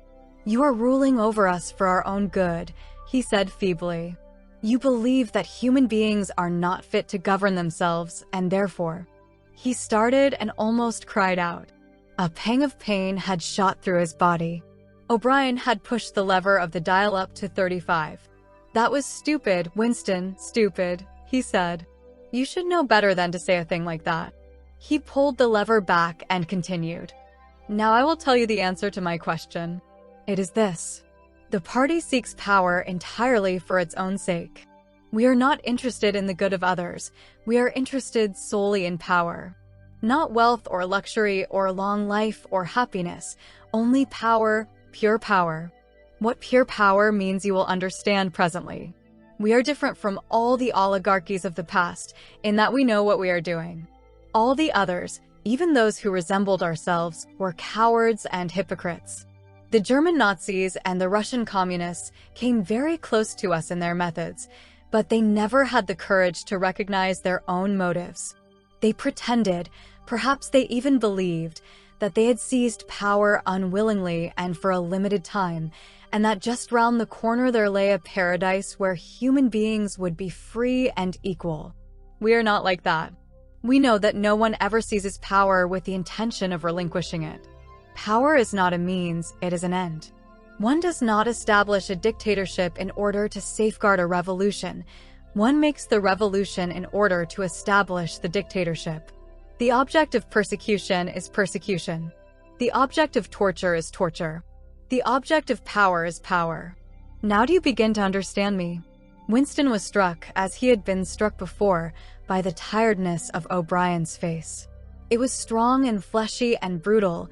It was full of intelligence and a sort of controlled passion before which he felt himself helpless, but it was tired. There were pouches under the eyes, the skin sagged from the cheekbones. O'Brien leaned over him, deliberately bringing the worn face nearer. "You are thinking," he said, "that my face is old and tired. You are thinking that I talk of power, and yet I am not even able to prevent the decay of my own body. Can you not understand, Winston, that the individual is only a cell? The weariness of the cell is the vigor of the organism. Do you die when you cut your fingernails?" He turned away from the bed and began strolling up and down again, one hand in his pocket. "We are the priests of power," he said. "God is power. But at present power is only a word so far as you are concerned. It is time for you to gather some idea of what power means. The first thing you must realize is that power is collective. The individual only has power in so far as he ceases to be an individual. You know the party slogan, freedom is slavery. Has it ever occurred to you that it is reversible? Slavery is freedom. Alone free, the human being is always defeated. It must be so, because every human being is doomed to die, which is the greatest of all failures. But if he can make complete, utter submission, if he can escape from his identity, if he can merge himself in the party so that he is the party, then he is all-powerful and immortal. The second thing for you to realize is that power is power over human beings. Over the body, but above all, over the mind. Power over matter. External reality, as you would call it, is not important. Already our control over matter is absolute. For a moment, Winston ignored the dial. He made a violent effort to raise himself into a sitting position and merely succeeded in wrenching his body painfully. "But how can you control matter?" he burst out. "You don't even control the climate or the law of gravity. And there are disease, pain, death." O'Brien silenced him by a movement of his hand. "We control matter because we control the mind. Reality is inside the skull. You will learn by degrees, Winston. There is nothing that we could not do. Invisibility, levitation, anything. I could float off this floor like a soap bubble if I wished to. I do not wish to, because the party does not wish it. You must get rid of those 19th century ideas about the laws of nature. We make the laws of nature, but you do not. You are not even masters of this planet. What about Eurasia and East Asia? You have not conquered them yet. Unimportant. We shall conquer them when it suits us. And if we did not, what difference would it make? We can shut them out of existence. Oceania is the world, but the world itself is only a speck of dust. And man is tiny, helpless. How long has he been in existence? For millions of years, the earth was uninhabited. Nonsense. The earth is as old as we are, no older. How could it be older? Nothing exists except through human consciousness. But the rocks are full of the bones of extinct animals, mammoths and mastodons and enormous reptiles which lived here long before man was ever heard of. Have you ever seen those bones, Winston? Of course not. 19th century biologists invented them. Before man, there was nothing. After man, if he could come to an end, there would be nothing. Outside man, there is nothing. But the whole universe is outside us. Look at the stars. Some of them are 1,000,000 light years away. They are out of our reach forever. What are the stars? Said O'Brien indifferently. They are bits of fire a few kilometers away. We could reach them if we wanted to. Or we could blot them out. The Earth is the center of the universe. The sun and the stars go round it. Winston made another convulsive movement. This time he did not say anything. O'Brien continued as though answering a spoken objection. For certain purposes, of course, that is not true. When we navigate the ocean, or when we predict an eclipse, we often find it convenient to assume that the Earth goes round the sun and that the stars are millions upon millions of kilometers away. But what of it? Do you suppose it is beyond us to produce a dual system of astronomy? The stars can be near or distant, according as we need them. Do you suppose our mathematicians are unequal to that? Have you forgotten doublethink? Winston shrank back upon the bed. Whatever he said, the swift answer crushed him like a bludgeon. And yet he knew that he was in the right. The belief that nothing exists outside your own mind, surely there must be some way of demonstrating that it was false? Had it not been exposed long ago as a fallacy? There was even a name for it, which he had forgotten. A faint smile twitched the corners of O'Brien's mouth as he looked down at him. I told you, Winston, he said, that metaphysics is not your strong point. The word you are trying to think of is solipsism. But you're mistaken. This is not solipsism. Collective solipsism, if you like. But that is a different thing. In fact, the opposite thing. All this is a digression, he added in a different tone. The real power, the power we have to fight for night and day, is not power over things, but over men. He paused, and for a moment assumed again his air of a schoolmaster questioning a promising pupil. How does one man assert his power over another, Winston? Winston thought. By making him suffer, he said. Exactly. By making him suffer. Obedience is not enough. Unless he is suffering, how can you be sure that he is obeying your will and not his own? Power is in inflicting pain and humiliation. Power is in tearing human minds to pieces and putting them together again in new shapes of your own choosing. Do you begin to see, then, what kind of world we are creating? It is the exact opposite of the stupid hedonistic utopias that the old reformers imagined. A world of fear and treachery and torment. A world of trampling and being trampled upon. A world which will grow not less, but more merciless as it refines itself. Progress in our world will be progress towards more pain. The old civilizations claimed that they were founded on love or justice. Ours is founded upon hatred. In our world, there will be no emotions except fear, rage, triumph, and self-abasement. Everything else we shall destroy, everything. Already we are breaking down the habits of thought which have survived from before the revolution.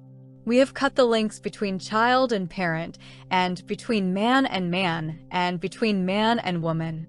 No one dares trust a wife or a child or a friend any longer. But in the future there will be no wives and no friends. Children will be taken from their mothers at birth, as one takes eggs from a hen. The sex instinct will be eradicated. Procreation will be an annual formality like the renewal of a ration card. We shall abolish the orgasm. Our neurologists are at work upon it now. There will be no loyalty, except loyalty towards the party. There will be no love, except the love of Big Brother. There will be no laughter, except the laugh of triumph over a defeated enemy. There will be no art, no literature, no science. When we are omnipotent, we shall have no more need of science. There will be no distinction between beauty and ugliness. There will be no curiosity, no enjoyment of the process of life. All competing pleasures will be destroyed. But always, do not forget this, Winston, always there will be the intoxication of power, constantly increasing and constantly growing settler. Always, at every moment, there will be the thrill of victory, the sensation of trampling on an enemy who is helpless. If you want a picture of the future, imagine a boot stamping on a human face forever. He paused as though he expected Winston to speak. Winston had tried to shrink back into the surface of the bed again. He could not say anything.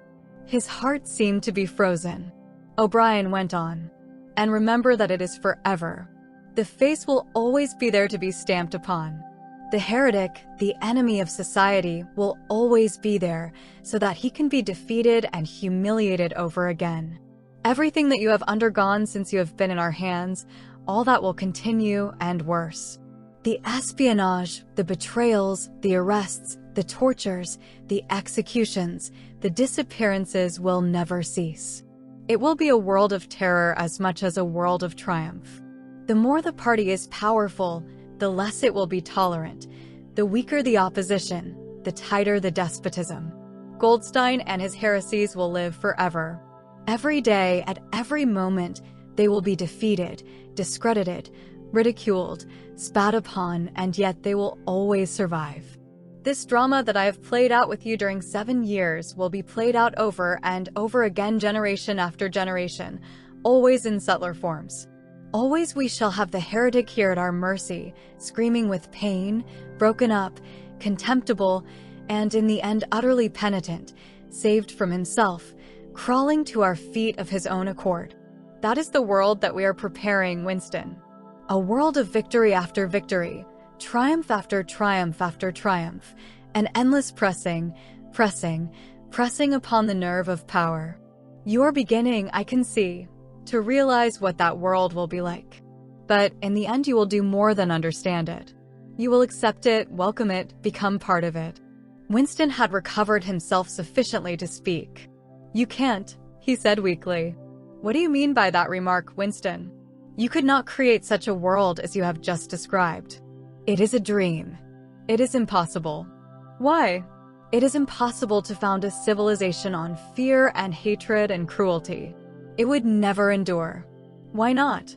It would have no vitality. It would disintegrate. It would commit suicide.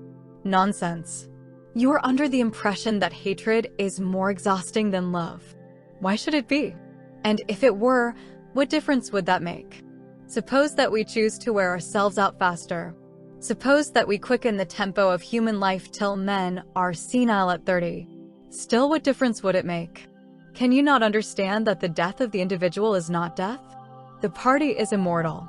As usual, the voice had battered Winston into helplessness. Moreover, he was in dread that if he persisted in his disagreement, O'Brien would twist the dial again. And yet he could not keep silent. Feebly, without arguments, with nothing to support him except his inarticulate horror of what O'Brien had said, he returned to the attack. I don't know, I don't care. Somehow you will fail.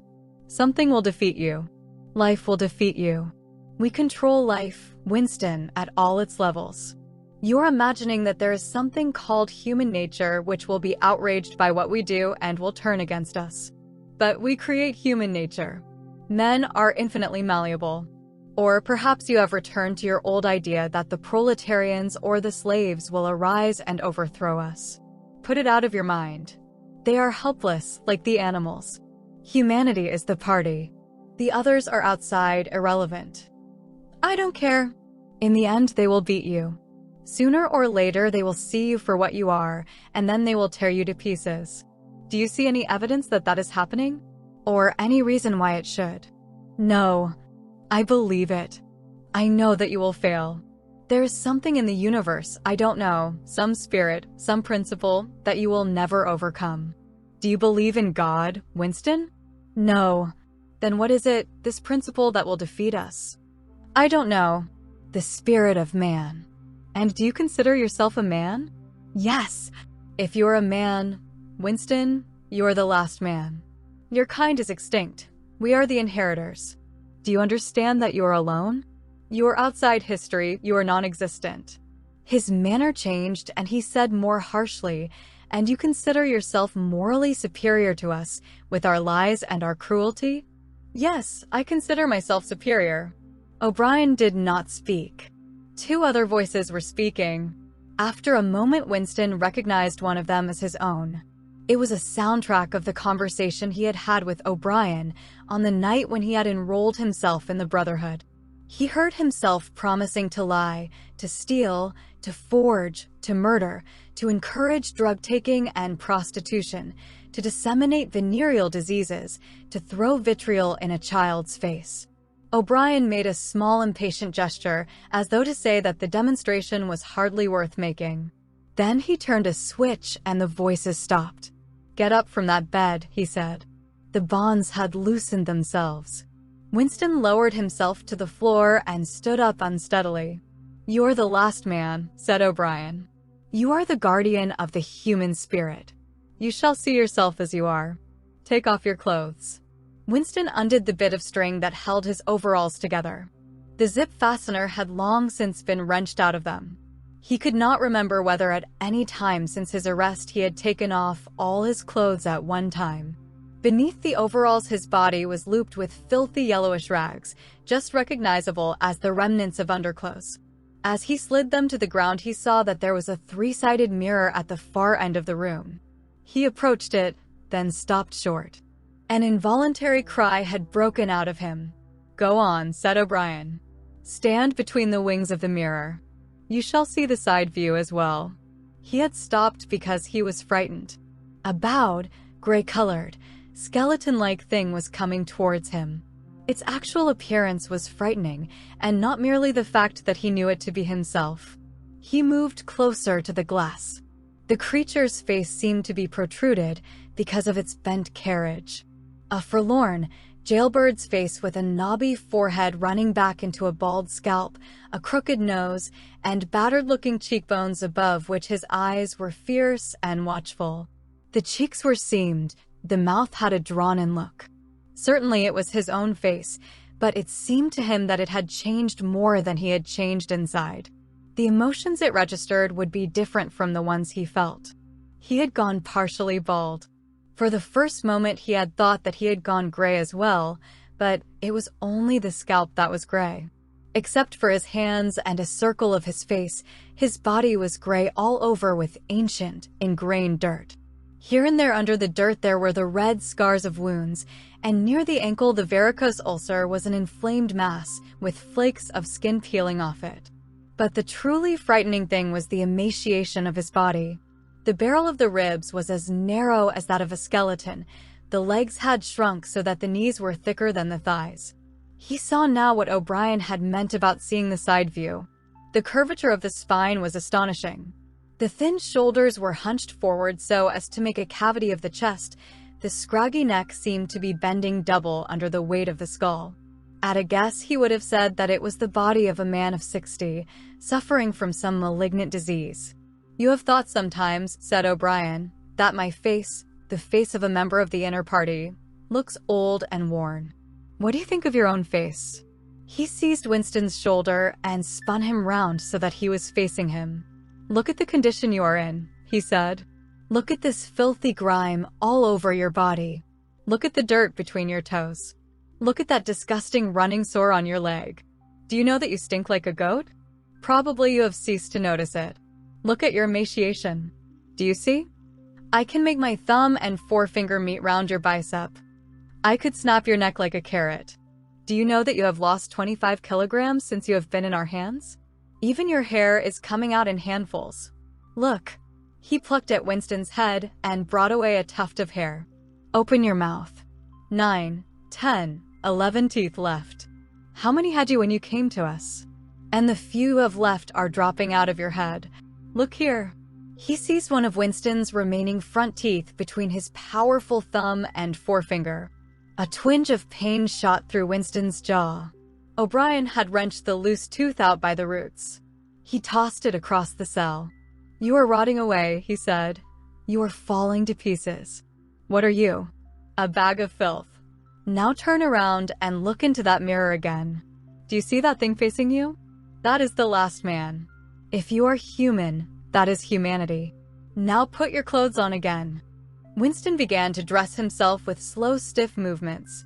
Until now he had not seemed to notice how thin and weak he was. Only one thought stirred in his mind, that he must have been in this place longer than he had imagined. Then suddenly, as he fixed the miserable rags round himself, a feeling of pity for his ruined body overcame him. Before he knew what he was doing, he had collapsed onto a small stool that stood beside the bed and burst into tears. He was aware of his ugliness, his gracelessness, a bundle of bones in filthy underclothes sitting weeping in the harsh white light, but he could not stop himself. O'Brien laid a hand on his shoulder, almost kindly. "It will not last forever," he said. "You can escape from it whenever you choose. Everything depends on yourself." "You did it," sobbed Winston. "You reduced me to this state." "No, Winston, you reduced yourself to it. This is what you accepted when you set yourself up against the party. It was all contained in that first act. Nothing has happened that you did not foresee." He paused and then went on. "We have beaten you, Winston. We have broken you up. You have seen what your body is like. Your mind is in the same state. I do not think there can be much pride left in you. You have been kicked and flogged and insulted. You have screamed with pain. You have rolled on the floor in your own blood and vomit. You have whimpered for mercy. You have betrayed everybody and everything. Can you think of a single degradation that has not happened to you?" Winston had stopped weeping, though the tears were still oozing out of his eyes. He looked up at O'Brien. "I have not betrayed Julia," he said. O'Brien looked down at him thoughtfully. "No," he said. "No, that is perfectly true. You have not betrayed Julia." The peculiar reverence for O'Brien, which nothing seemed able to destroy, flooded Winston's heart again. How intelligent, he thought, how intelligent. Never did O'Brien fail to understand what was said to him. Anyone else on Earth would have answered promptly that he had betrayed Julia. For what was there that they had not screwed out of him under the torture? He had told them everything he knew about her habits, her character, her past life. He had confessed in the most trivial detail everything that had happened at their meetings, all that he had said to her and she to him, their black market meals, their adulteries, their vague plottings against the party, everything. And yet, in the sense in which he intended the word, he had not betrayed her. He had not stopped loving her. His feelings towards her had remained the same. O'Brien had seen what he meant without the need for explanation. "Tell me," he said, "how soon will they shoot me?" "It might be a long time," said O'Brien. "You are a difficult case. But don't give up hope. Everyone is cured sooner or later. In the end, we shall shoot you."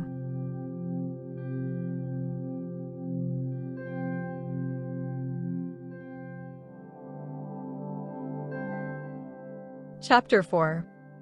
He was much better. He was growing fatter and stronger every day, if it was proper to speak of days.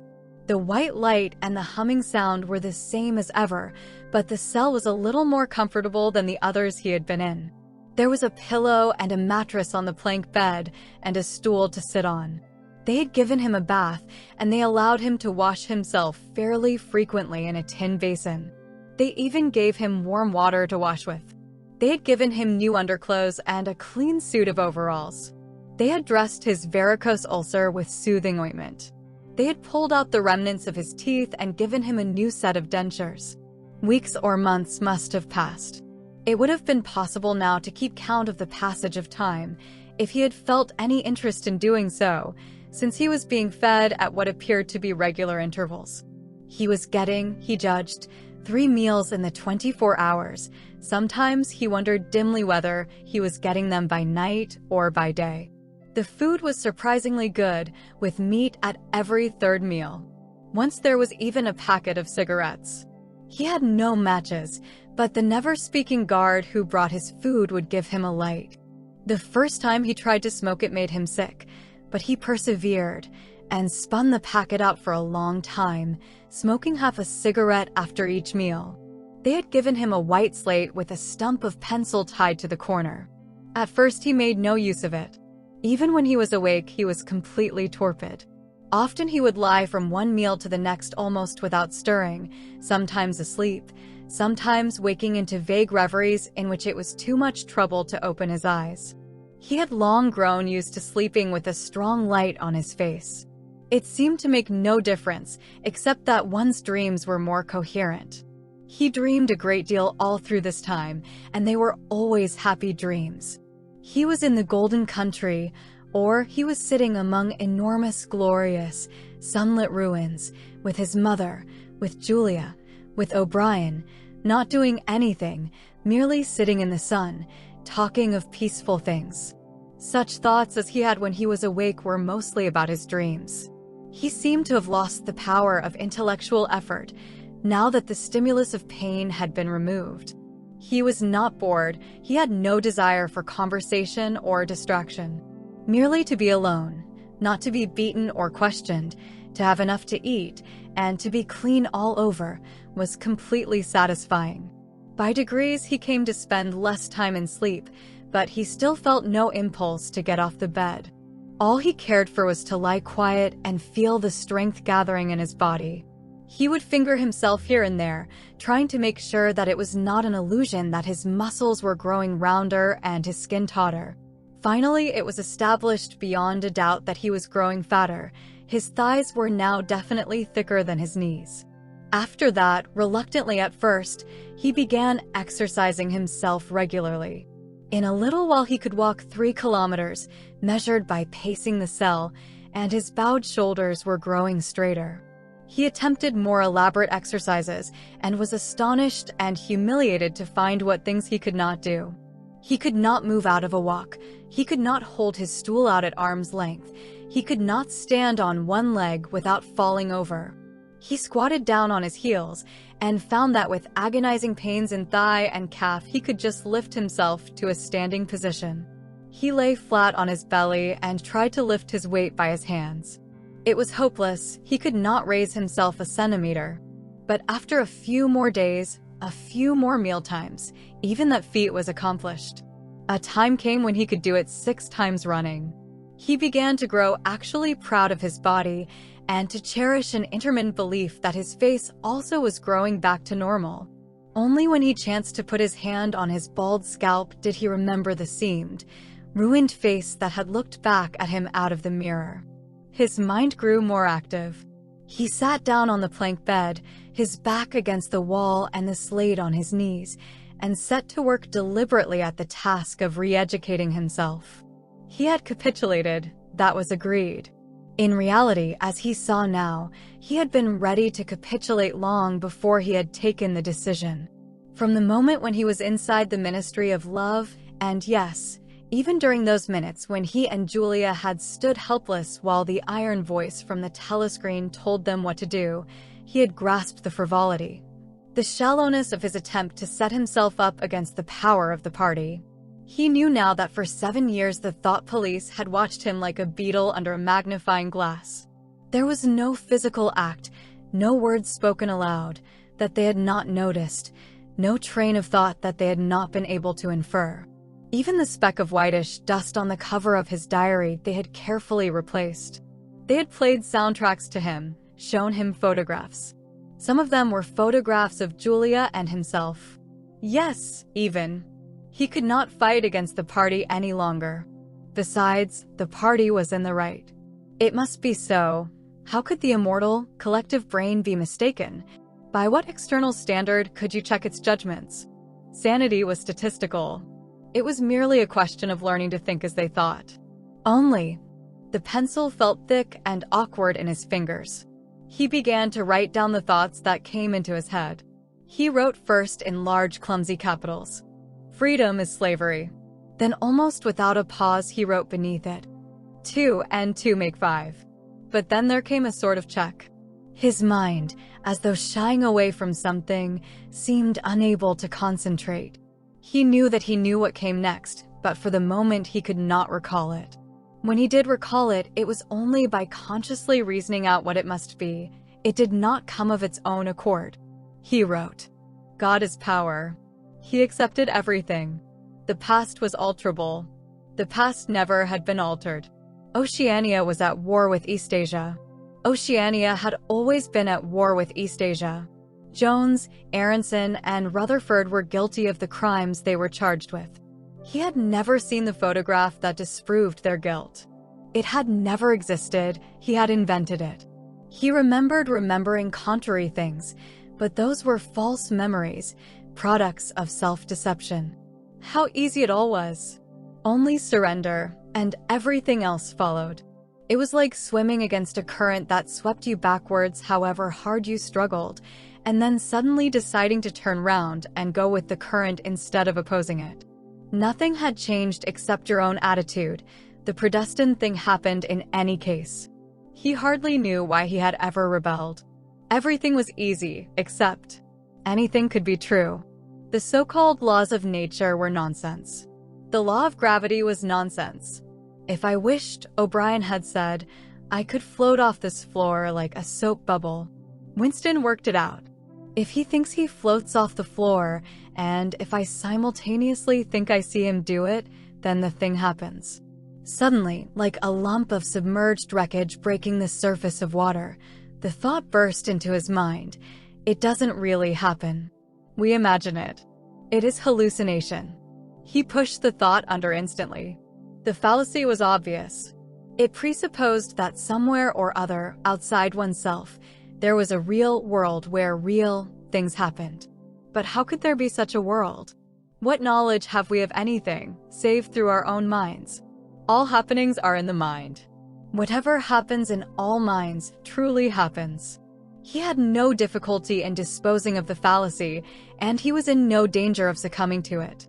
He realized, nevertheless, that it ought never to have occurred to him. The mind should develop a blind spot whenever a dangerous thought presented itself. The process should be automatic, instinctive. Crime Stop, they called it in Newspeak. He set to work to exercise himself in Crime Stop. He presented himself with propositions. The party says the earth is flat. The party says that ice is heavier than water, and trained himself in not seeing or not understanding the arguments that contradicted them. It was not easy. It needed great powers of reasoning and improvisation. The arithmetical problems raised, for instance, by such a statement as 2 and 2 make 5, were beyond his intellectual grasp. It needed also a sort of athleticism of mind, an ability at one moment to make the most delicate use of logic and at the next to be unconscious of the crudest logical errors. Stupidity was as necessary as intelligence and as difficult to attain. All the while, with one part of his mind, he wondered how soon they would shoot him. Everything depends on yourself, O'Brien had said, but he knew that there was no conscious act by which he could bring it nearer. It might be 10 minutes hence or 10 years. They might keep him for years in solitary confinement. They might send him to a labor camp. They might release him for a while, as they sometimes did. It was perfectly possible that before he was shot, the whole drama of his arrest and interrogation would be enacted all over again.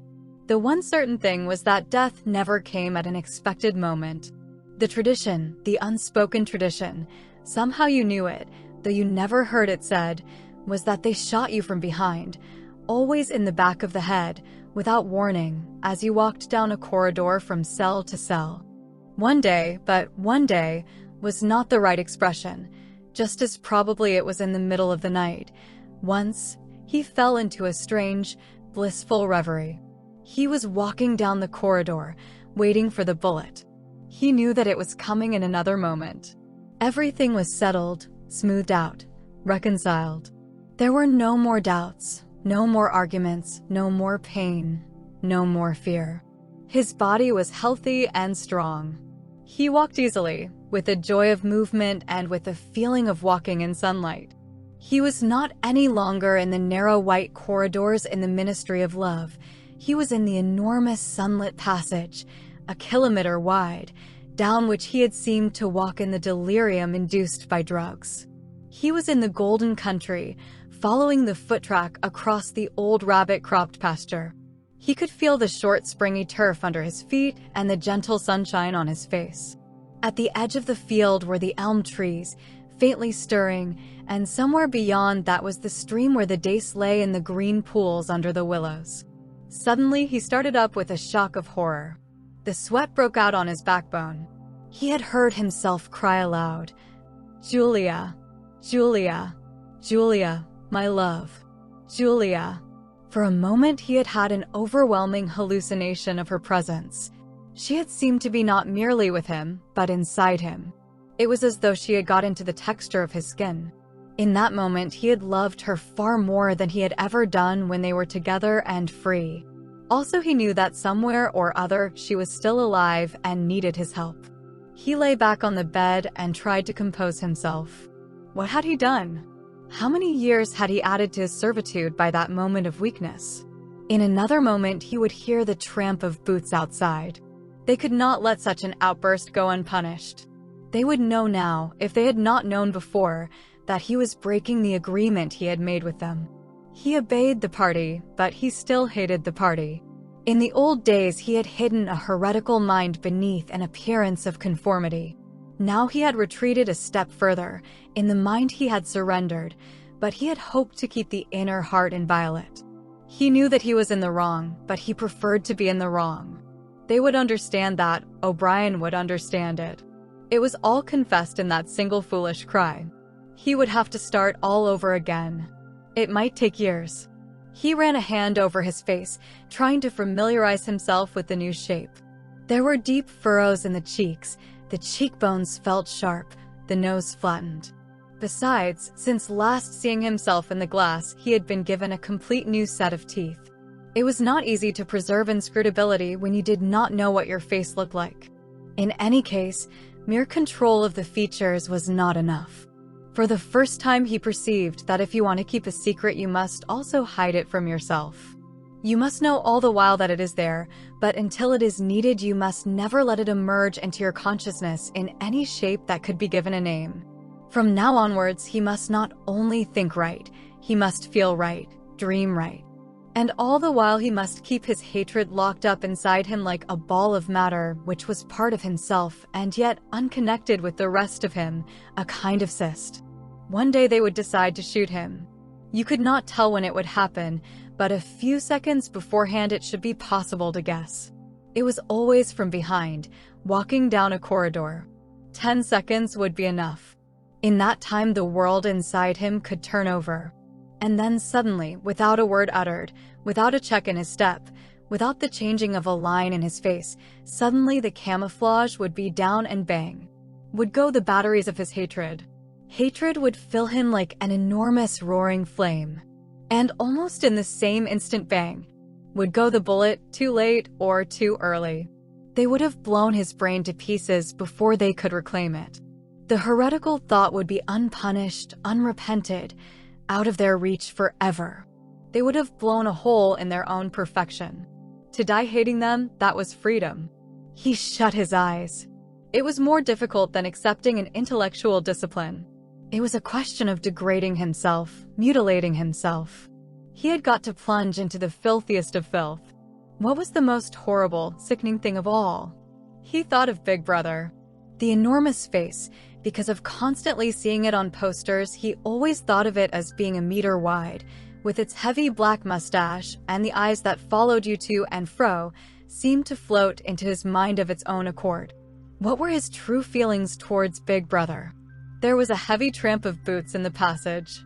The steel door swung open with a clang. O'Brien walked into the cell. Behind him were the waxen-faced officer and the black uniformed guards. "Get up," said O'Brien. "Come here." Winston stood opposite him. O'Brien took Winston's shoulders between his strong hands and looked at him closely. "You have had thoughts of deceiving me," he said. "That was stupid. Stand up straighter. Look me in the face."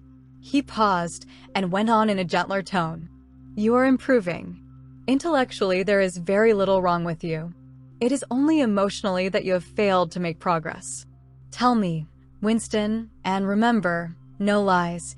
You know that I am always able to detect a lie. Tell me, what are your true feelings towards Big Brother?" "I hate him." "You hate him? Good. Then the time has come for you to take the last step. You must love Big Brother. It is not enough to obey him. You must love him." He released Winston with a little push towards the guards. "Room 101, he said.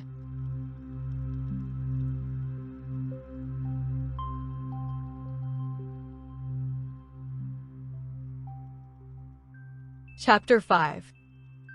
At each stage of his imprisonment he had known, or seemed to know, whereabouts he was in the windowless building. Possibly there were slight differences in the air pressure. The cells where the guards had beaten him were below ground level. The room where he had been interrogated by O'Brien was high up near the roof. This place was many meters underground, as deep down as it was possible to go. It was bigger than most of the cells he had been in, but he hardly noticed his surroundings. All he noticed was that there were two small tables straight in front of him, each covered with green baize. One was only a meter or two from him, the other was further away, near the door. He was strapped upright in a chair, so tightly that he could move nothing, not even his head.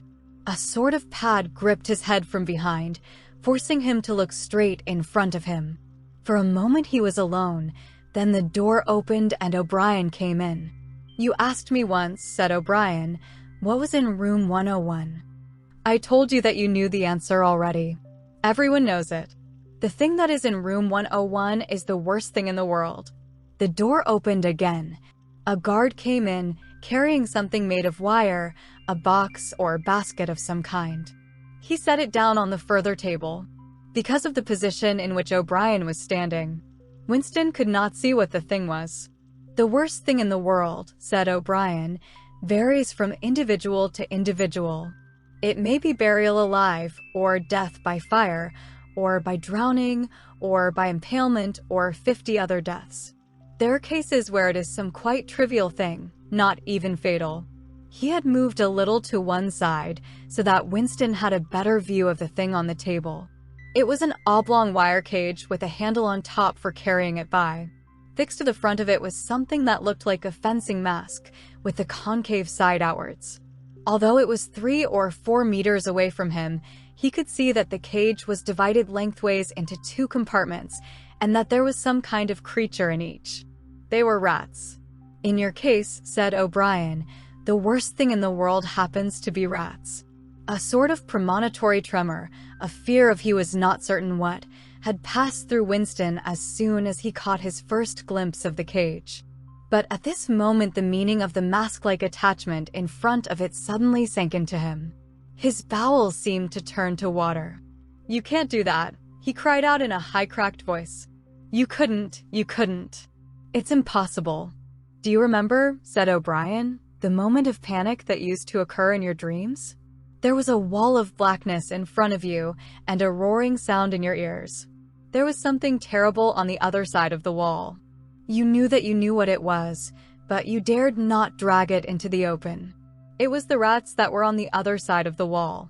"O'Brien," said Winston, making an effort to control his voice. "You know this is not necessary. What is it that you want me to do?" O'Brien made no direct answer. When he spoke it was in the schoolmasterish manner that he sometimes affected. He looked thoughtfully into the distance, as though he were addressing an audience somewhere behind Winston's back. "By itself," he said, "pain is not always enough. There are occasions when a human being will stand out against pain, even to the point of death. But for everyone there is something unendurable, something that cannot be contemplated. Courage and cowardice are not involved. If you are falling from a height, it is not cowardly to clutch at a rope. If you have come up from deep water, it is not cowardly to fill your lungs with air. It is merely an instinct which cannot be destroyed. It is the same with the rats. For you, they are unendurable. They are a form of pressure that you cannot withstand, even if you wish to. You will do what is required of you. But what is it? What is it? How can I do it if I don't know what it is?" O'Brien picked up the cage and brought it across to the nearer table. He set it down carefully on the baize cloth. Winston could hear the blood singing in his ears. He had the feeling of sitting in utter loneliness. He was in the middle of a great empty plain, a flat desert drenched with sunlight, across which all sounds came to him out of immense distances. Yet the cage with the rats was not 2 meters away from him. They were enormous rats. They were at the age when a rat's muzzle grows blunt and fierce and his fur brown instead of gray. "The rat," said O'Brien, still addressing his invisible audience, "although a rodent, is carnivorous. You are aware of that. You will have heard of the things that happen in the poor quarters of this town. In some streets, a woman dare not leave her baby alone in the house, even for 5 minutes. The rats are certain to attack it. Within quite a small time, they will strip it to the bones. They also attack sick or dying people. They show astonishing intelligence in knowing when a human being is helpless. There was an outburst of squeals from the cage. It seemed to reach Winston from far away. The rats were fighting. They were trying to get at each other through the partition. He heard also a deep groan of despair. That, too, seemed to come from outside himself. O'Brien picked up the cage, and as he did so, pressed something in it.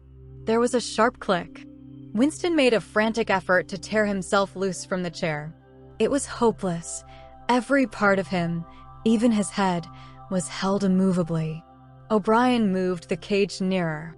It was less than a meter from Winston's face. "I have pressed the first lever," said O'Brien. "You understand the construction of this cage. The mask will fit over your head, leaving no exit. When I press this other lever, the door of the cage will slide up. These starving brutes will shoot out of it like bullets. Have you ever seen a rat leap through the air? They will leap onto your face and bore straight into it. Sometimes they attack the eyes first.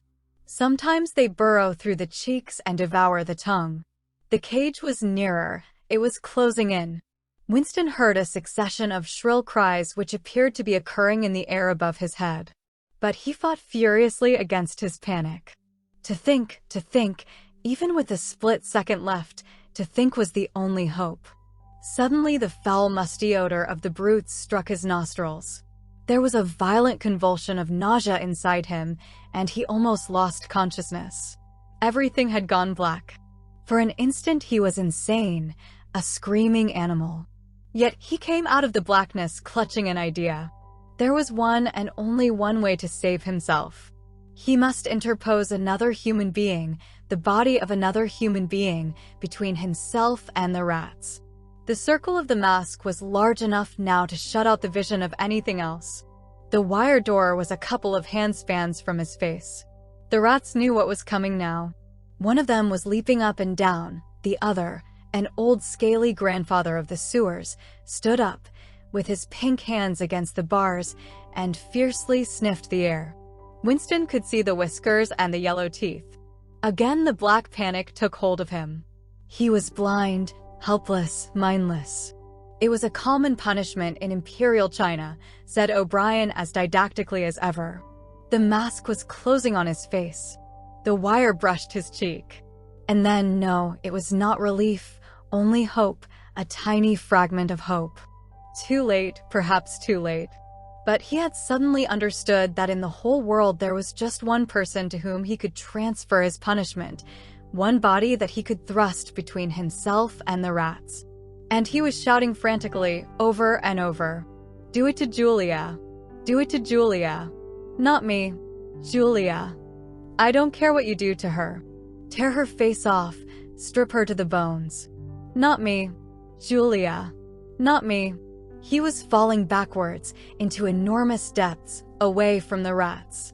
He was still strapped in the chair, but he had fallen through the floor, through the walls of the building, through the earth, through the oceans, through the atmosphere, into outer space, into the gulfs between the stars, always away, away, away from the rats. He was light years distant, but O'Brien was still standing at his side. There was still the cold touch of wire against his cheek. But through the darkness that enveloped him, he heard another metallic click and knew that the cage door had clicked shut and not open.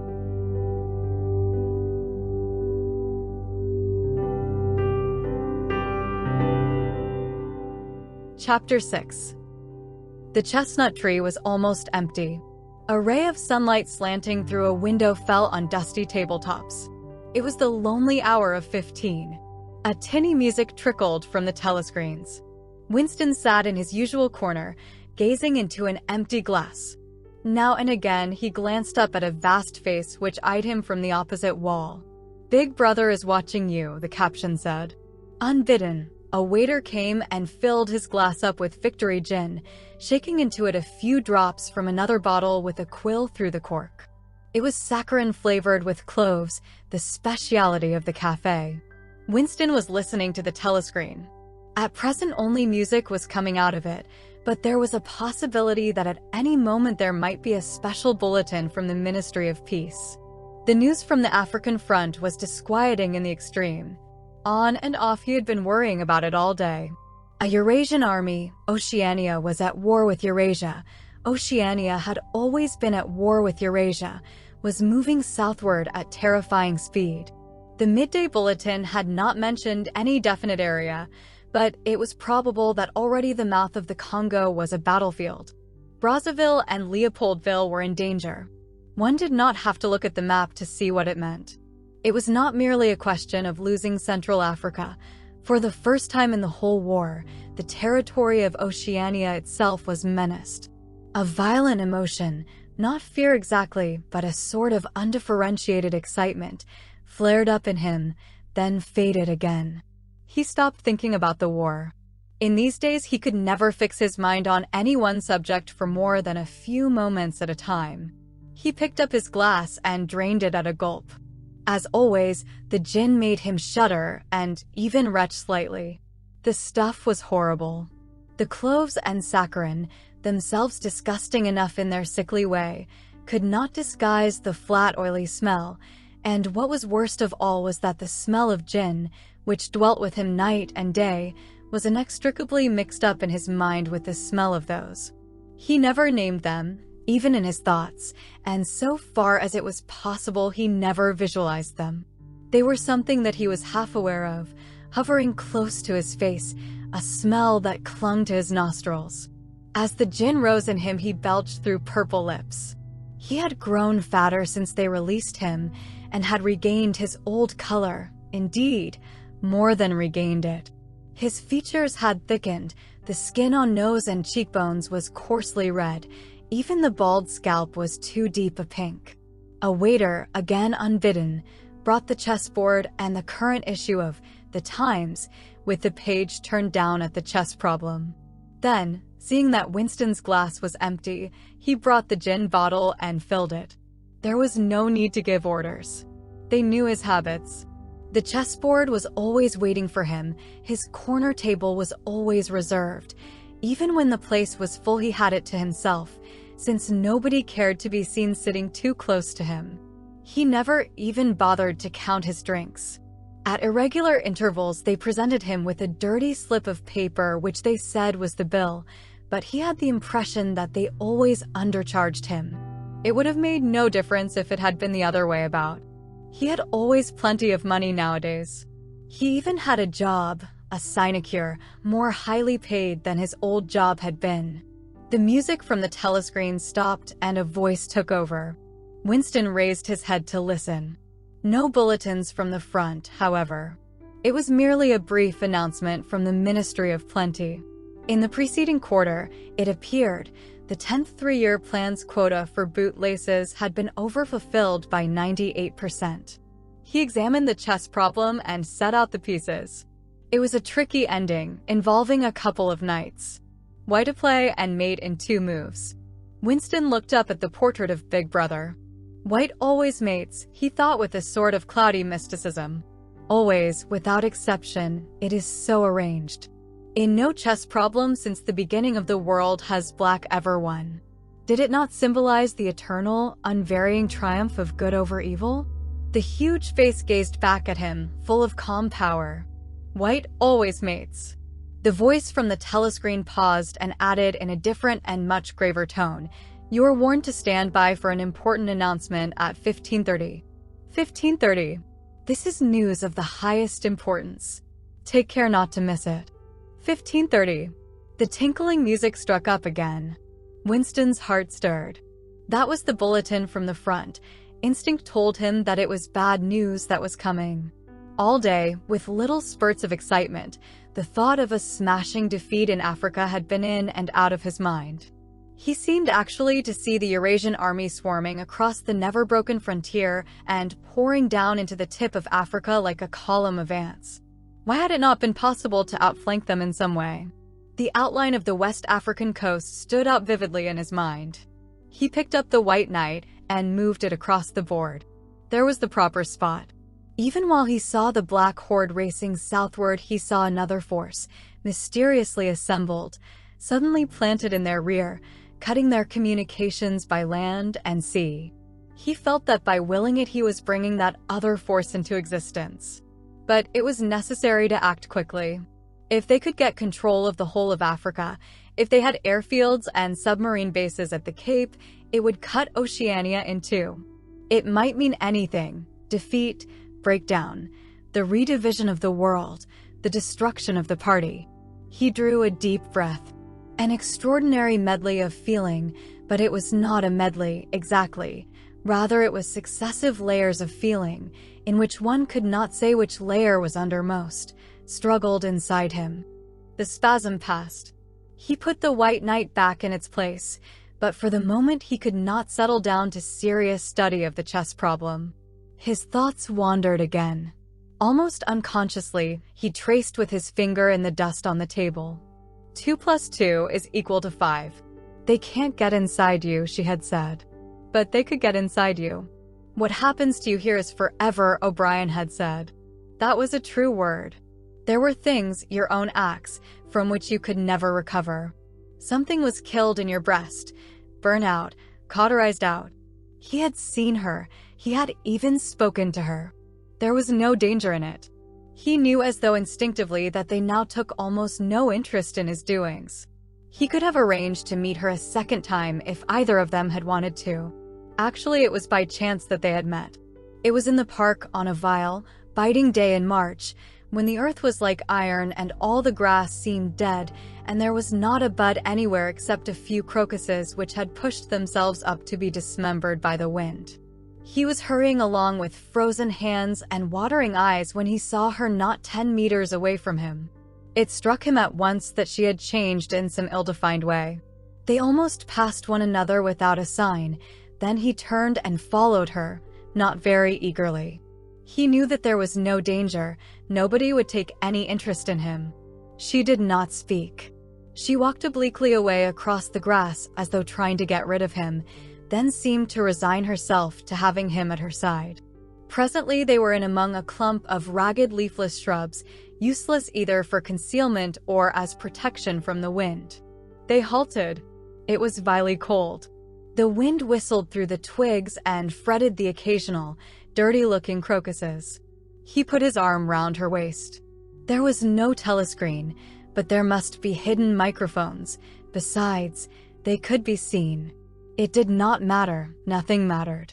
They could have lain down on the ground and done that if they had wanted to. His flesh froze with horror at the thought of it.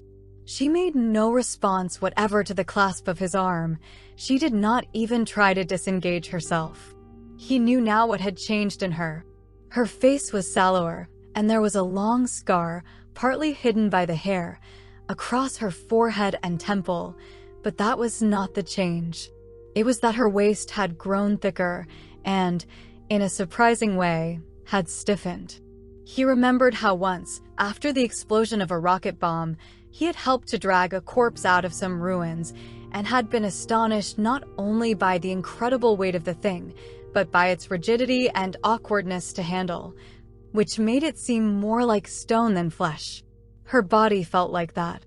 It occurred to him that the texture of her skin would be quite different from what it had once been. He did not attempt to kiss her, nor did they speak. As they walked back across the grass, she looked directly at him for the first time. It was only a momentary glance, full of contempt and dislike. He wondered whether it was a dislike that came purely out of the past or whether it was inspired also by his bloated face and the water that the wind kept squeezing from his eyes. They sat down on 2 iron chairs, side by side, but not too close together. He saw that she was about to speak. She moved her clumsy shoe a few centimeters and deliberately crushed a twig. Her feet seemed to have grown broader, he noticed. "I betrayed you," she said baldly. "I betrayed you," he said. She gave him another quick look of dislike. "Sometimes," she said, "they threaten you with something you can't stand up to, can't even think about. And then you say, 'Don't do it to me. Do it to somebody else, do it to so-and-so.' And perhaps you might pretend, afterwards, that it was only a trick, and that you just said it to make them stop and didn't really mean it. But that isn't true. At the time when it happens, you do mean it. You think there's no other way of saving yourself, and you're quite ready to save yourself that way. You want it to happen to the other person. You don't give a damn what they suffer. All you care about is yourself. All you care about is yourself, he echoed. And after that, you don't feel the same towards the other person any longer. No, he said, you don't feel the same. There did not seem to be anything more to say. The wind plastered their thin overalls against their bodies. Almost at once it became embarrassing to sit there in silence. Besides, it was too cold to keep still. She said something about catching her tube and stood up to go. We must meet again, he said. Yes, she said, we must meet again. He followed irresolutely for a little distance, half a pace behind her. They did not speak again. She did not actually try to shake him off, but walked at just such a speed as to prevent his keeping abreast of her.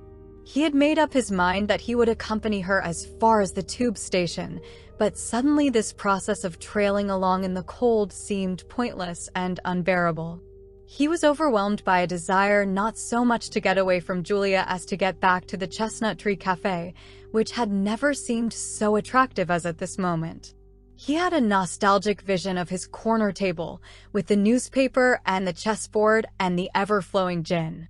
Above all, it would be warm in there. The next moment, not altogether by accident, he allowed himself to become separated from her by a small knot of people. He made a half-hearted attempt to catch up, then slowed down, turned, and made off in the opposite direction. When he had gone 50 meters, he looked back. The street was not crowded, but already he could not distinguish her. Any one of a dozen hurrying figures might have been hers. Perhaps her thickened, stiffened body was no longer recognizable from behind. At the time when it happens, she had said, you do mean it. He had meant it. He had not merely said it, he had wished it. He had wished that she and not he should be delivered over to the... Something changed in the music that trickled from the telescreen. A cracked and jeering note, a yellow note, came into it. And then, perhaps it was not happening, perhaps it was only a memory taking on the semblance of sound. A voice was singing. Under the spreading chestnut tree. I sold you and you sold me. The tears welled up in his eyes. A passing waiter noticed that his glass was empty and came back with the gin bottle. He took up his glass and sniffed at it. The stuff grew not less, but more horrible with every mouthful he drank. But it had become the element he swam in.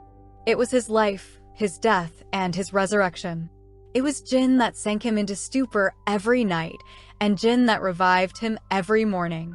When he woke, seldom before 1100, with gummed-up eyelids and fiery mouth and a back that seemed to be broken, it would have been impossible even to rise from the horizontal if it had not been for the bottle and teacup placed beside the bed overnight. Through the midday hours, he sat with glazed face, the bottle handy, listening to the telescreen. From 15 to closing time, he was a fixture in the chestnut tree. No one cared what he did any longer. No whistle woke him. No telescreen admonished him. Occasionally, perhaps twice a week, he went to a dusty, forgotten-looking office in the Ministry of Truth and did a little work, or what was called work. He had been appointed to a subcommittee of a subcommittee which had sprouted from one of the innumerable committees dealing with minor difficulties that arose in the compilation of the 11th edition of the Newspeak Dictionary. They were engaged in producing something called an interim report, but what it was that they were reporting on he had never definitely found out. It was something to do with the question of whether commas should be placed inside brackets or outside. There were 4 others on the committee, all of them persons similar to himself. There were days when they assembled and then promptly dispersed again, frankly admitting to one another that there was not really anything to be done. But there were other days when they settled down to their work almost eagerly, making a tremendous show of entering up their minutes and drafting long memoranda which were never finished. When the argument as to what they were supposedly arguing about grew extraordinarily involved and abstruse, with subtle haggling over definitions, enormous digressions, quarrels, threats, even to appeal to higher authority.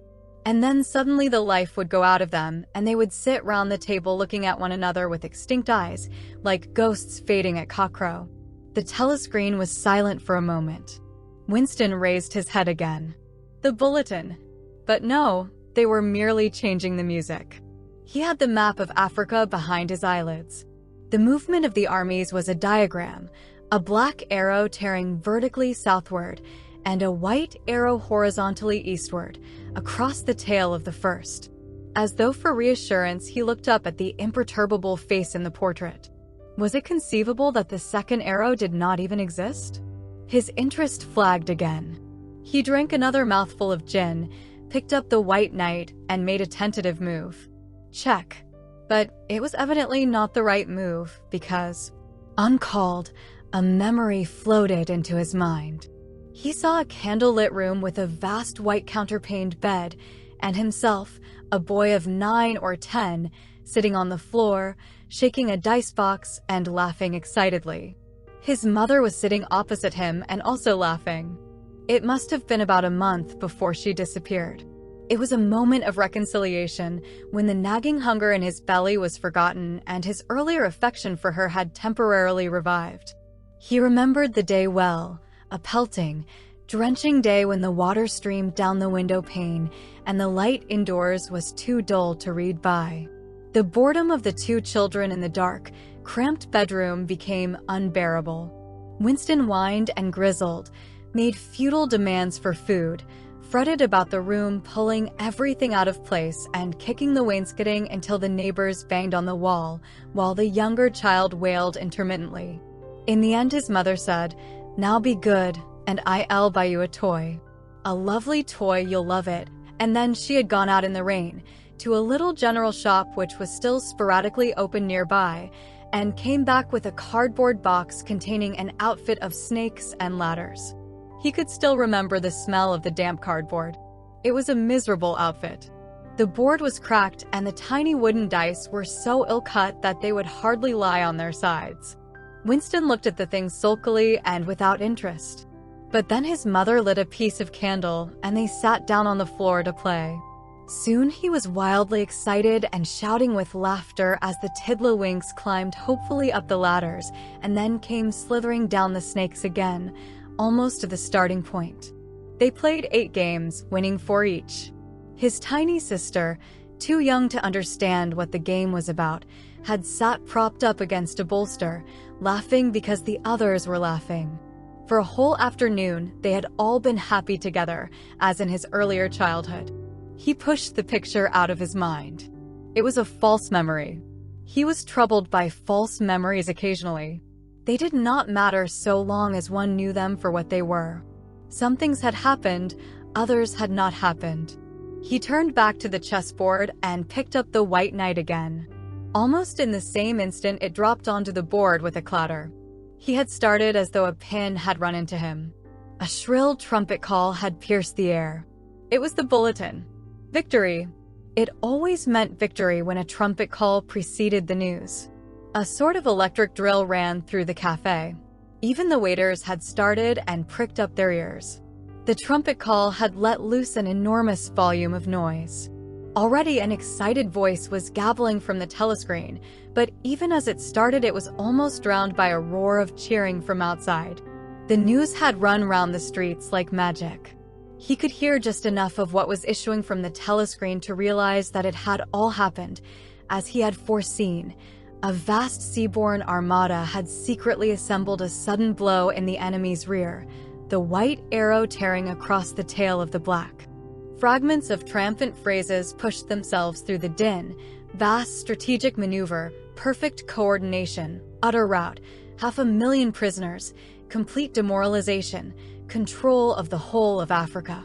Bring the war within measurable distance of its end. Victory. Greatest victory in human history. Victory. Victory. Victory.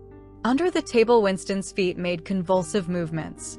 He had not stirred from his seat, but in his mind he was running, swiftly running. He was with the crowds outside, cheering himself deaf. He looked up again at the portrait of Big Brother. The colossus that bestrode the world. the rock against which the hordes of Asia dashed themselves in vain.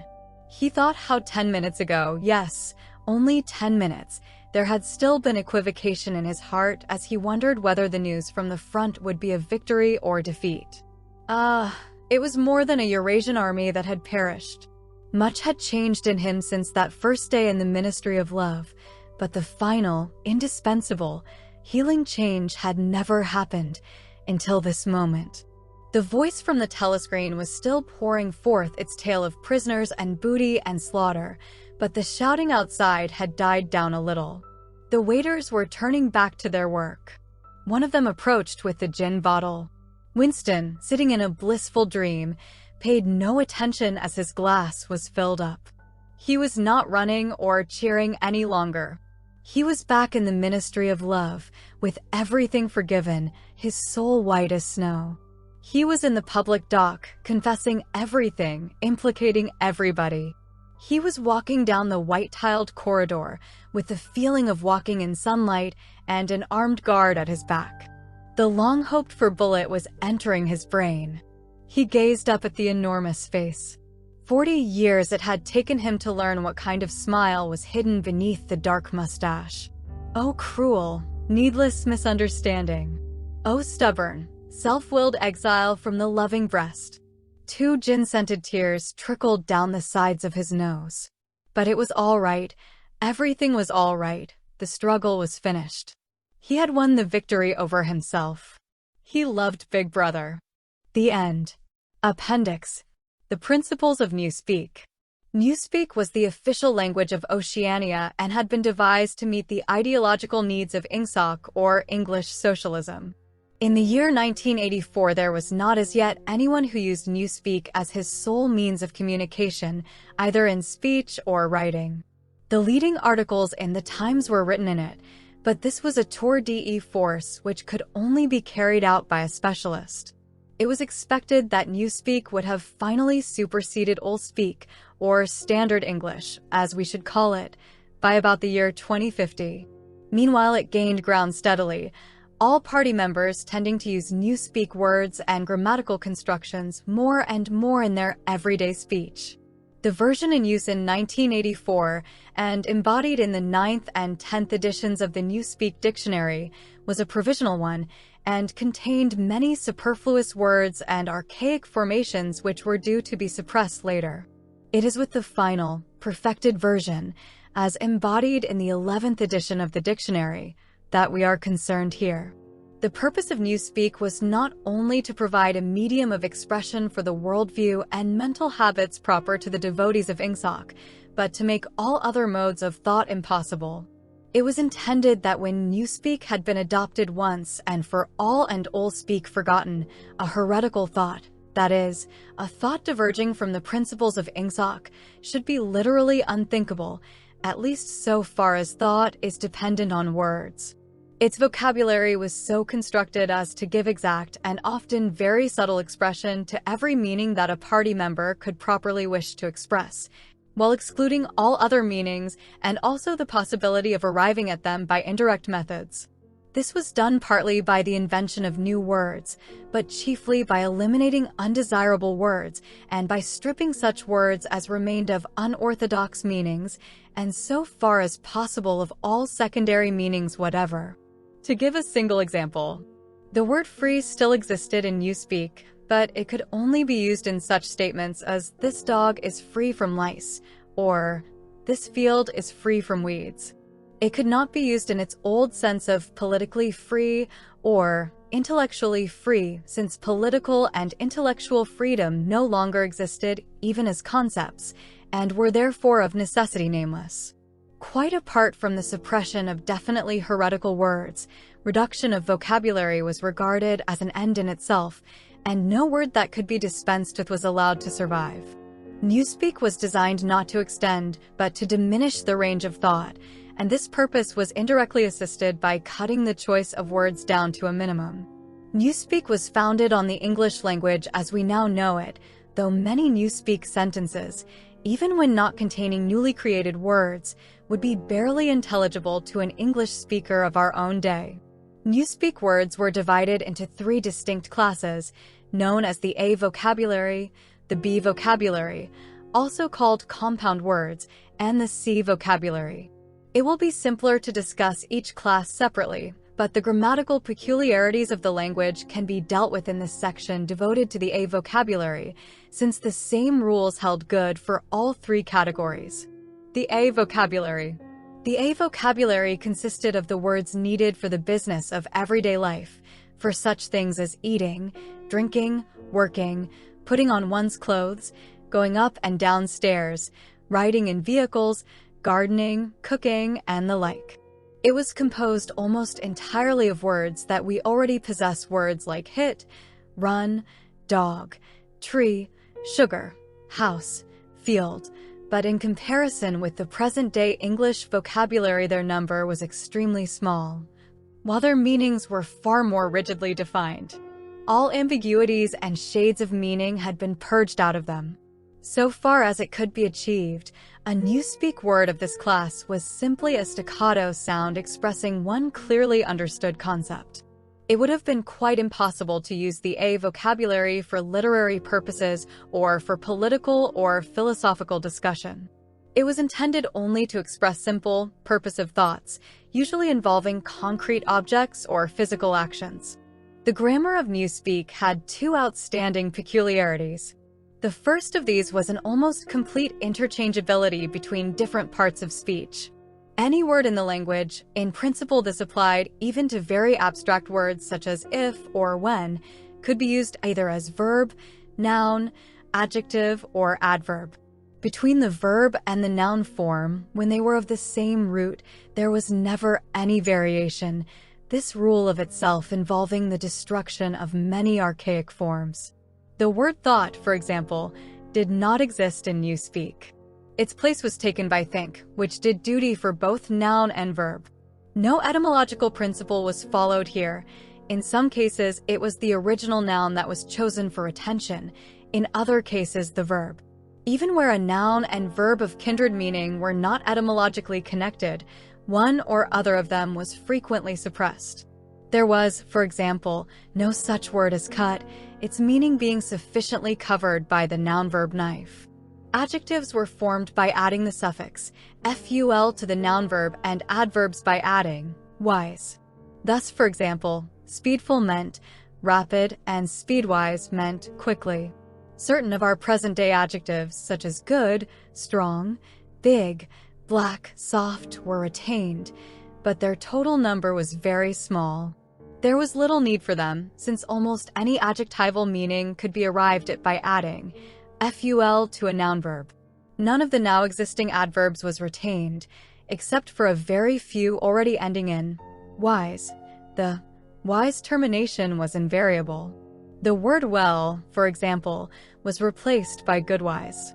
In addition, any word, this again applied in principle to every word in the language, could be negatived by adding the affix un dash, or could be strengthened by the affix plus dash, or, for still greater emphasis, double plus dash.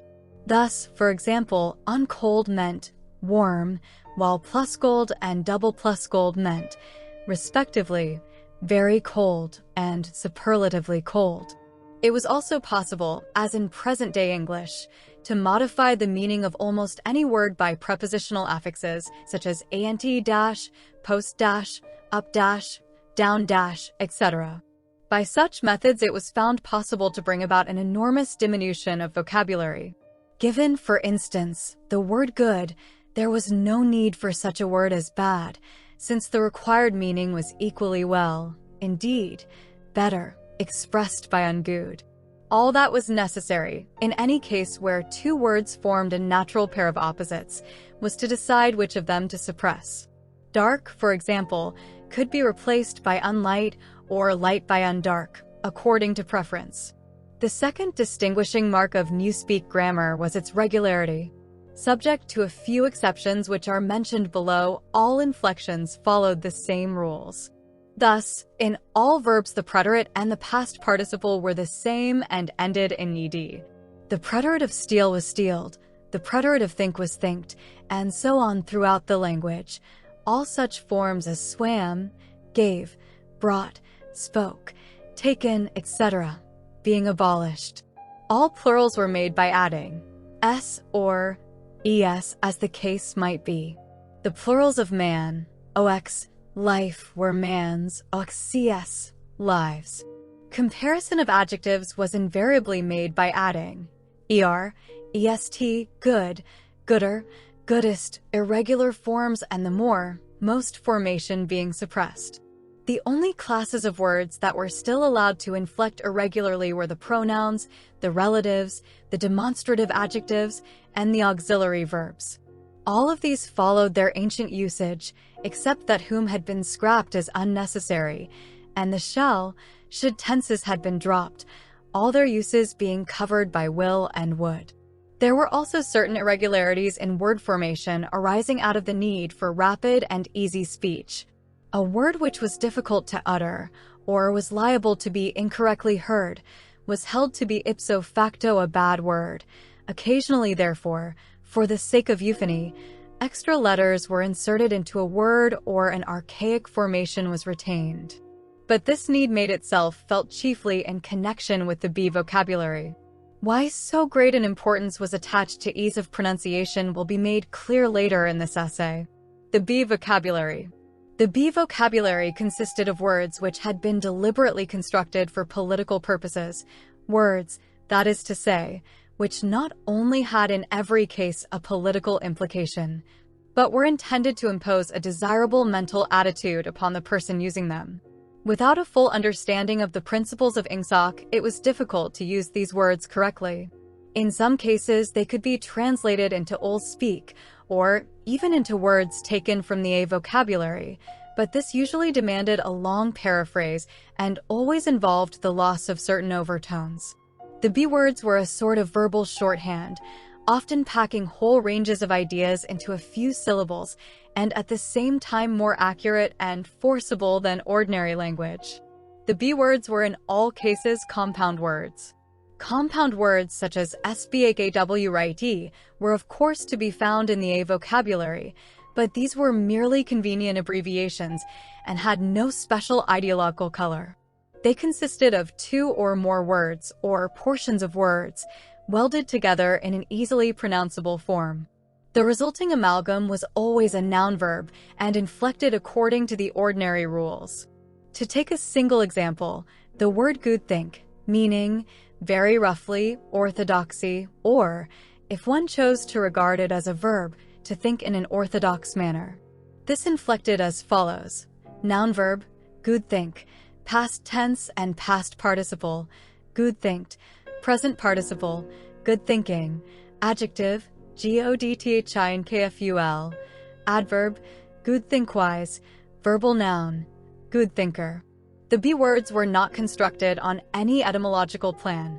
The words of which they were made up could be any parts of speech, and could be placed in any order and mutilated in any way which made them easy to pronounce while indicating their derivation.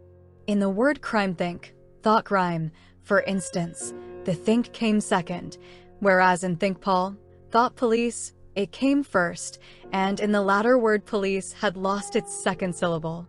Because of the great difficulty in securing euphony, irregular formations were commoner in the B vocabulary than in the A vocabulary.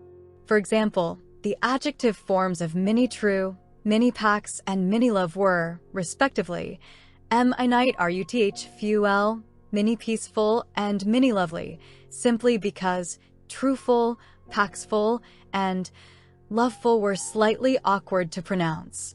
In principle, however, all B words could inflect, and all inflected in exactly the same way. Some of the B words had highly subtilized meanings, barely intelligible to anyone who had not mastered the language as a whole. Consider, for example, such a typical sentence from a Times leading article as "Old thinkers on belly feel ingsoc." The shortest rendering that one could make of this in Old Speak would be, "Those whose ideas were formed before the revolution cannot have a full emotional understanding of the principles of English socialism." But this is not an adequate translation.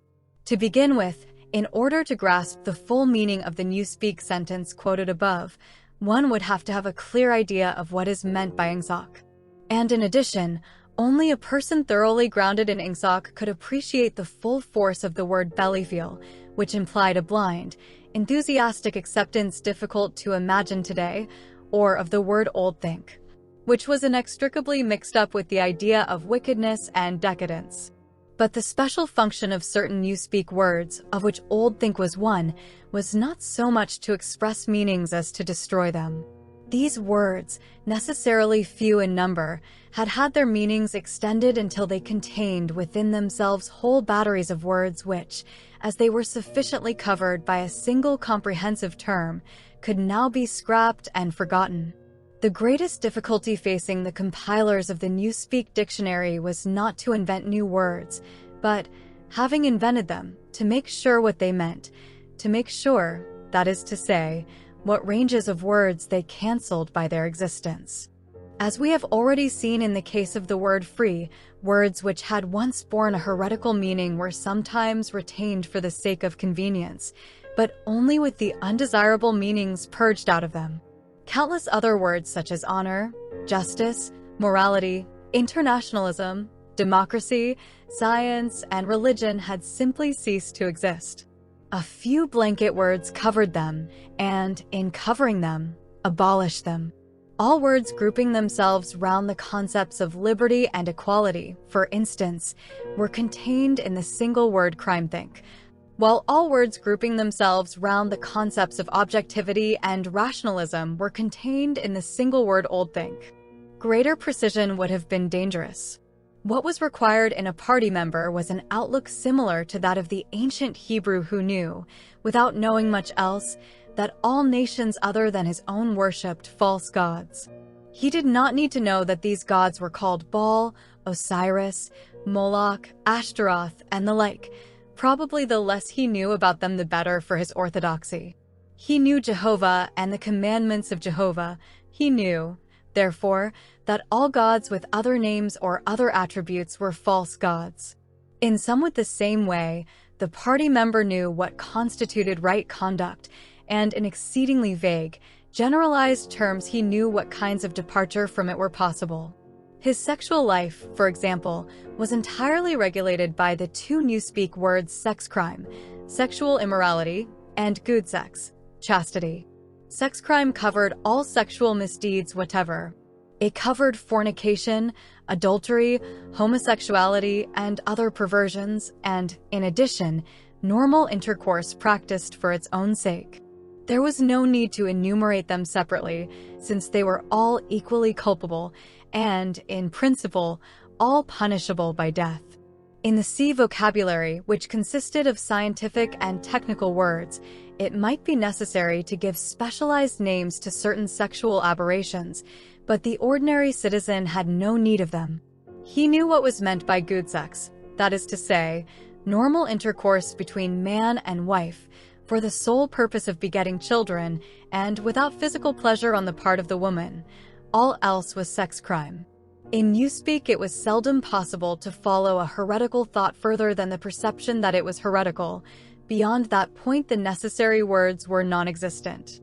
No word in the B vocabulary was ideologically neutral. A great many were euphemisms. Such words, for instance, as joy camp, forced labor camp, or Minipax Ministry of Peace, i.e. Ministry of War, meant almost the exact opposite of what they appeared to mean. Some words, on the other hand, displayed a frank and contemptuous understanding of the real nature of oceanic society. An example was prolfeed, meaning the rubbishy entertainment and spurious news which the party handed out to the masses. Other words, again, were ambivalent, having the connotation good when applied to the party and bad when applied to its enemies. But in addition, there were great numbers of words which at first sight appeared to be mere abbreviations, and which derived their ideological color not from their meaning, but from their structure. So far as it could be contrived, everything that had or might have political significance of any kind was fitted into the B vocabulary. The name of every organization, or body of people, or doctrine, or country, or institution, or public building was invariably cut down into the familiar shape, that is, a single easily pronounced word with the smallest number of syllables that would preserve the original derivation. In the Ministry of Truth, for example, the Records Department, in which Winston Smith worked, was called RecDep, the Fiction Department was called FicDep, the Teleprograms Department was called TeleDep, and so on. This was not done solely with the object of saving time. Even in the early decades of the 20th century, telescoped words and phrases had been one of the characteristic features of political language, and it had been noticed that the tendency to use abbreviations of this kind was most marked in totalitarian countries and totalitarian organizations. Examples were such words as Nazi, Gestapo, Comintern, Inprecher, Agitprop. In the beginning, the practice had been adopted as it were instinctively, but in Newspeak it was used with a conscious purpose. It was perceived that in thus abbreviating a name one narrowed and subtly altered its meaning by cutting out most of the associations that would otherwise cling to it. The words Communist International, for instance, call up a composite picture of universal human brotherhood, red flags, barricades, Karl Marx, and the Paris Commune.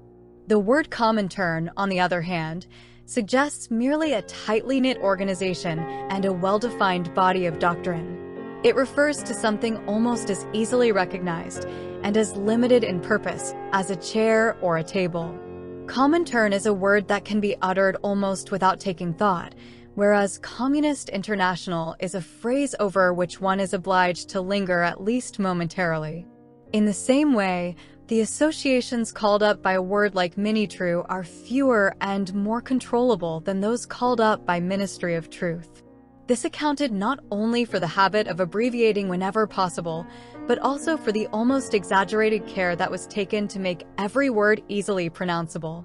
In Newspeak, euphony outweighed every consideration other than exactitude of meaning.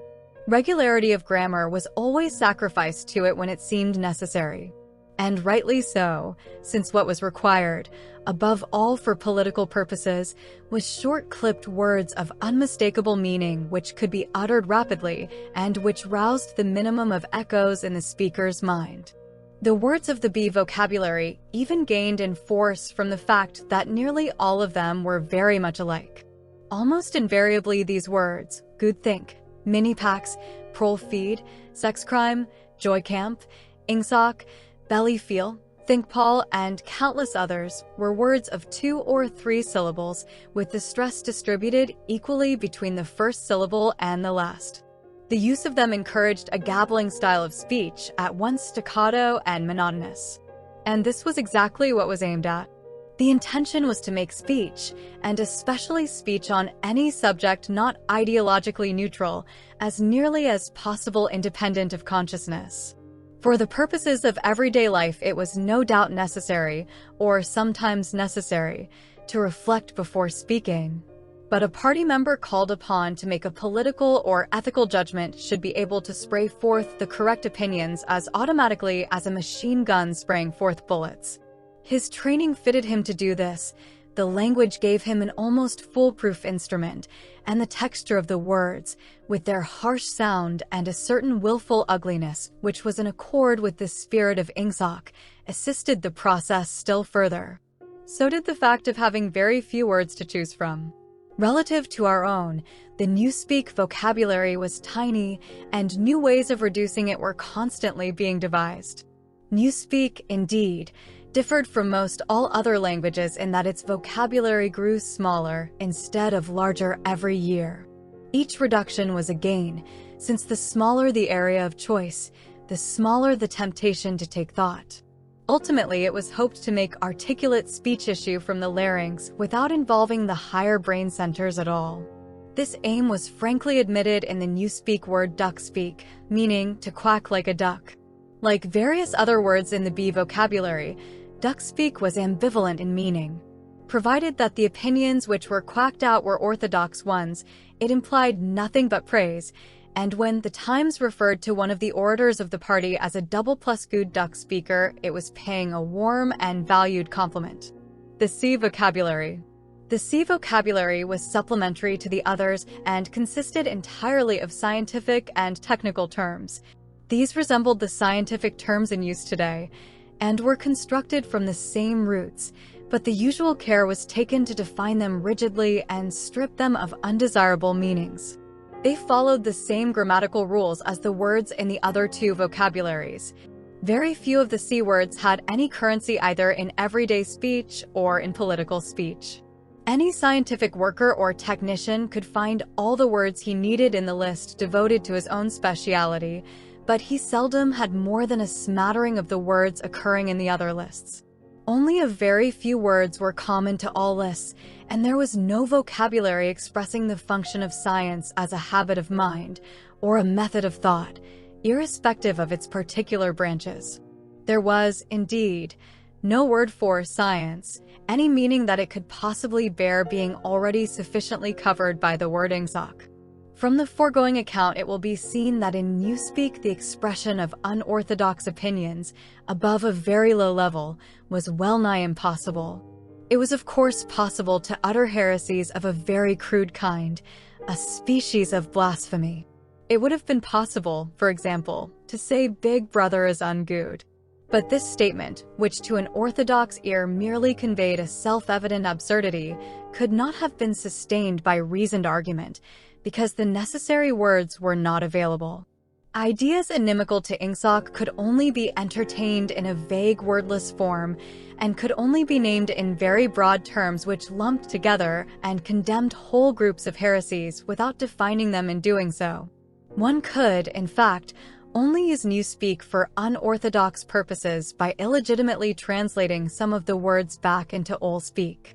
For example, all mans are equal was a possible Newspeak sentence, but only in the same sense in which all men are red-haired is a possible Old Speak sentence. It did not contain a grammatical error, but it expressed a palpable untruth, i.e. that all men are of equal size, weight, or strength. The concept of political equality no longer existed, and this secondary meaning had accordingly been purged out of the word equal.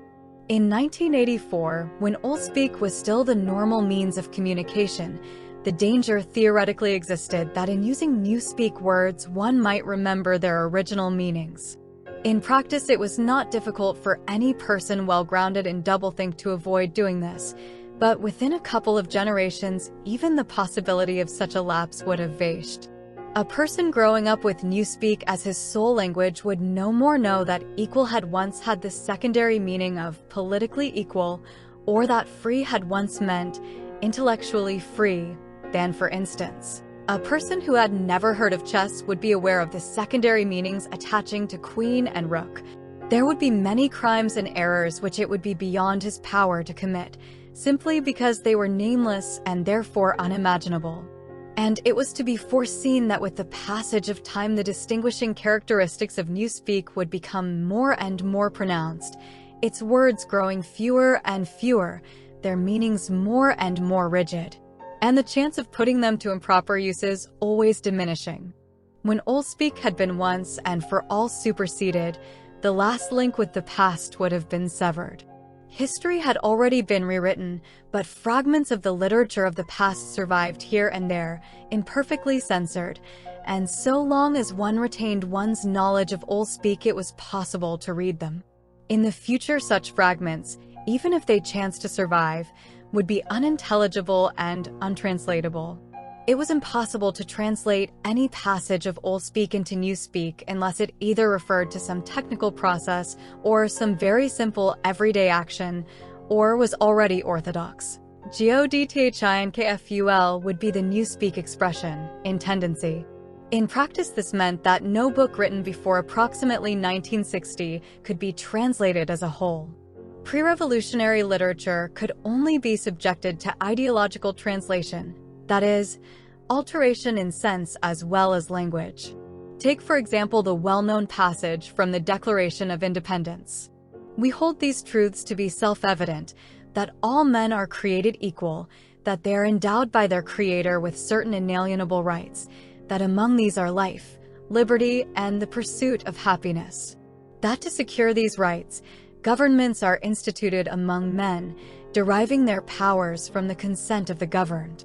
That whenever any form of government becomes destructive of those ends, it is the right of the people to alter or abolish it, and to institute new government.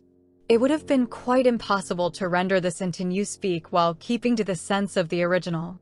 The nearest one could come to doing so would be to swallow the whole passage up in the single word crime think. A full translation could only be an ideological translation, whereby Jefferson's words would be changed into a panegyric on absolute government. A good deal of the literature of the past was, indeed, already being transformed in this way. Considerations of prestige made it desirable to preserve the memory of certain historical figures, while at the same time bringing their achievements into line with the philosophy of Ingsoc. Various writers such as Shakespeare, Milton, Swift, Byron, Dickens, and some others were therefore in process of translation. When the task had been completed, their original writings, with all else that survived of the literature of the past, would be destroyed. These translations were a slow and difficult business, and it was not expected that they would be finished before the first or second decade of the 21st century. There were also large quantities of merely utilitarian literature, indispensable technical manuals, and the like, that had to be treated in the same way. It was chiefly in order to allow time for the preliminary work of translation that the final adoption of newspeak had been fixed for so late a date as 2050.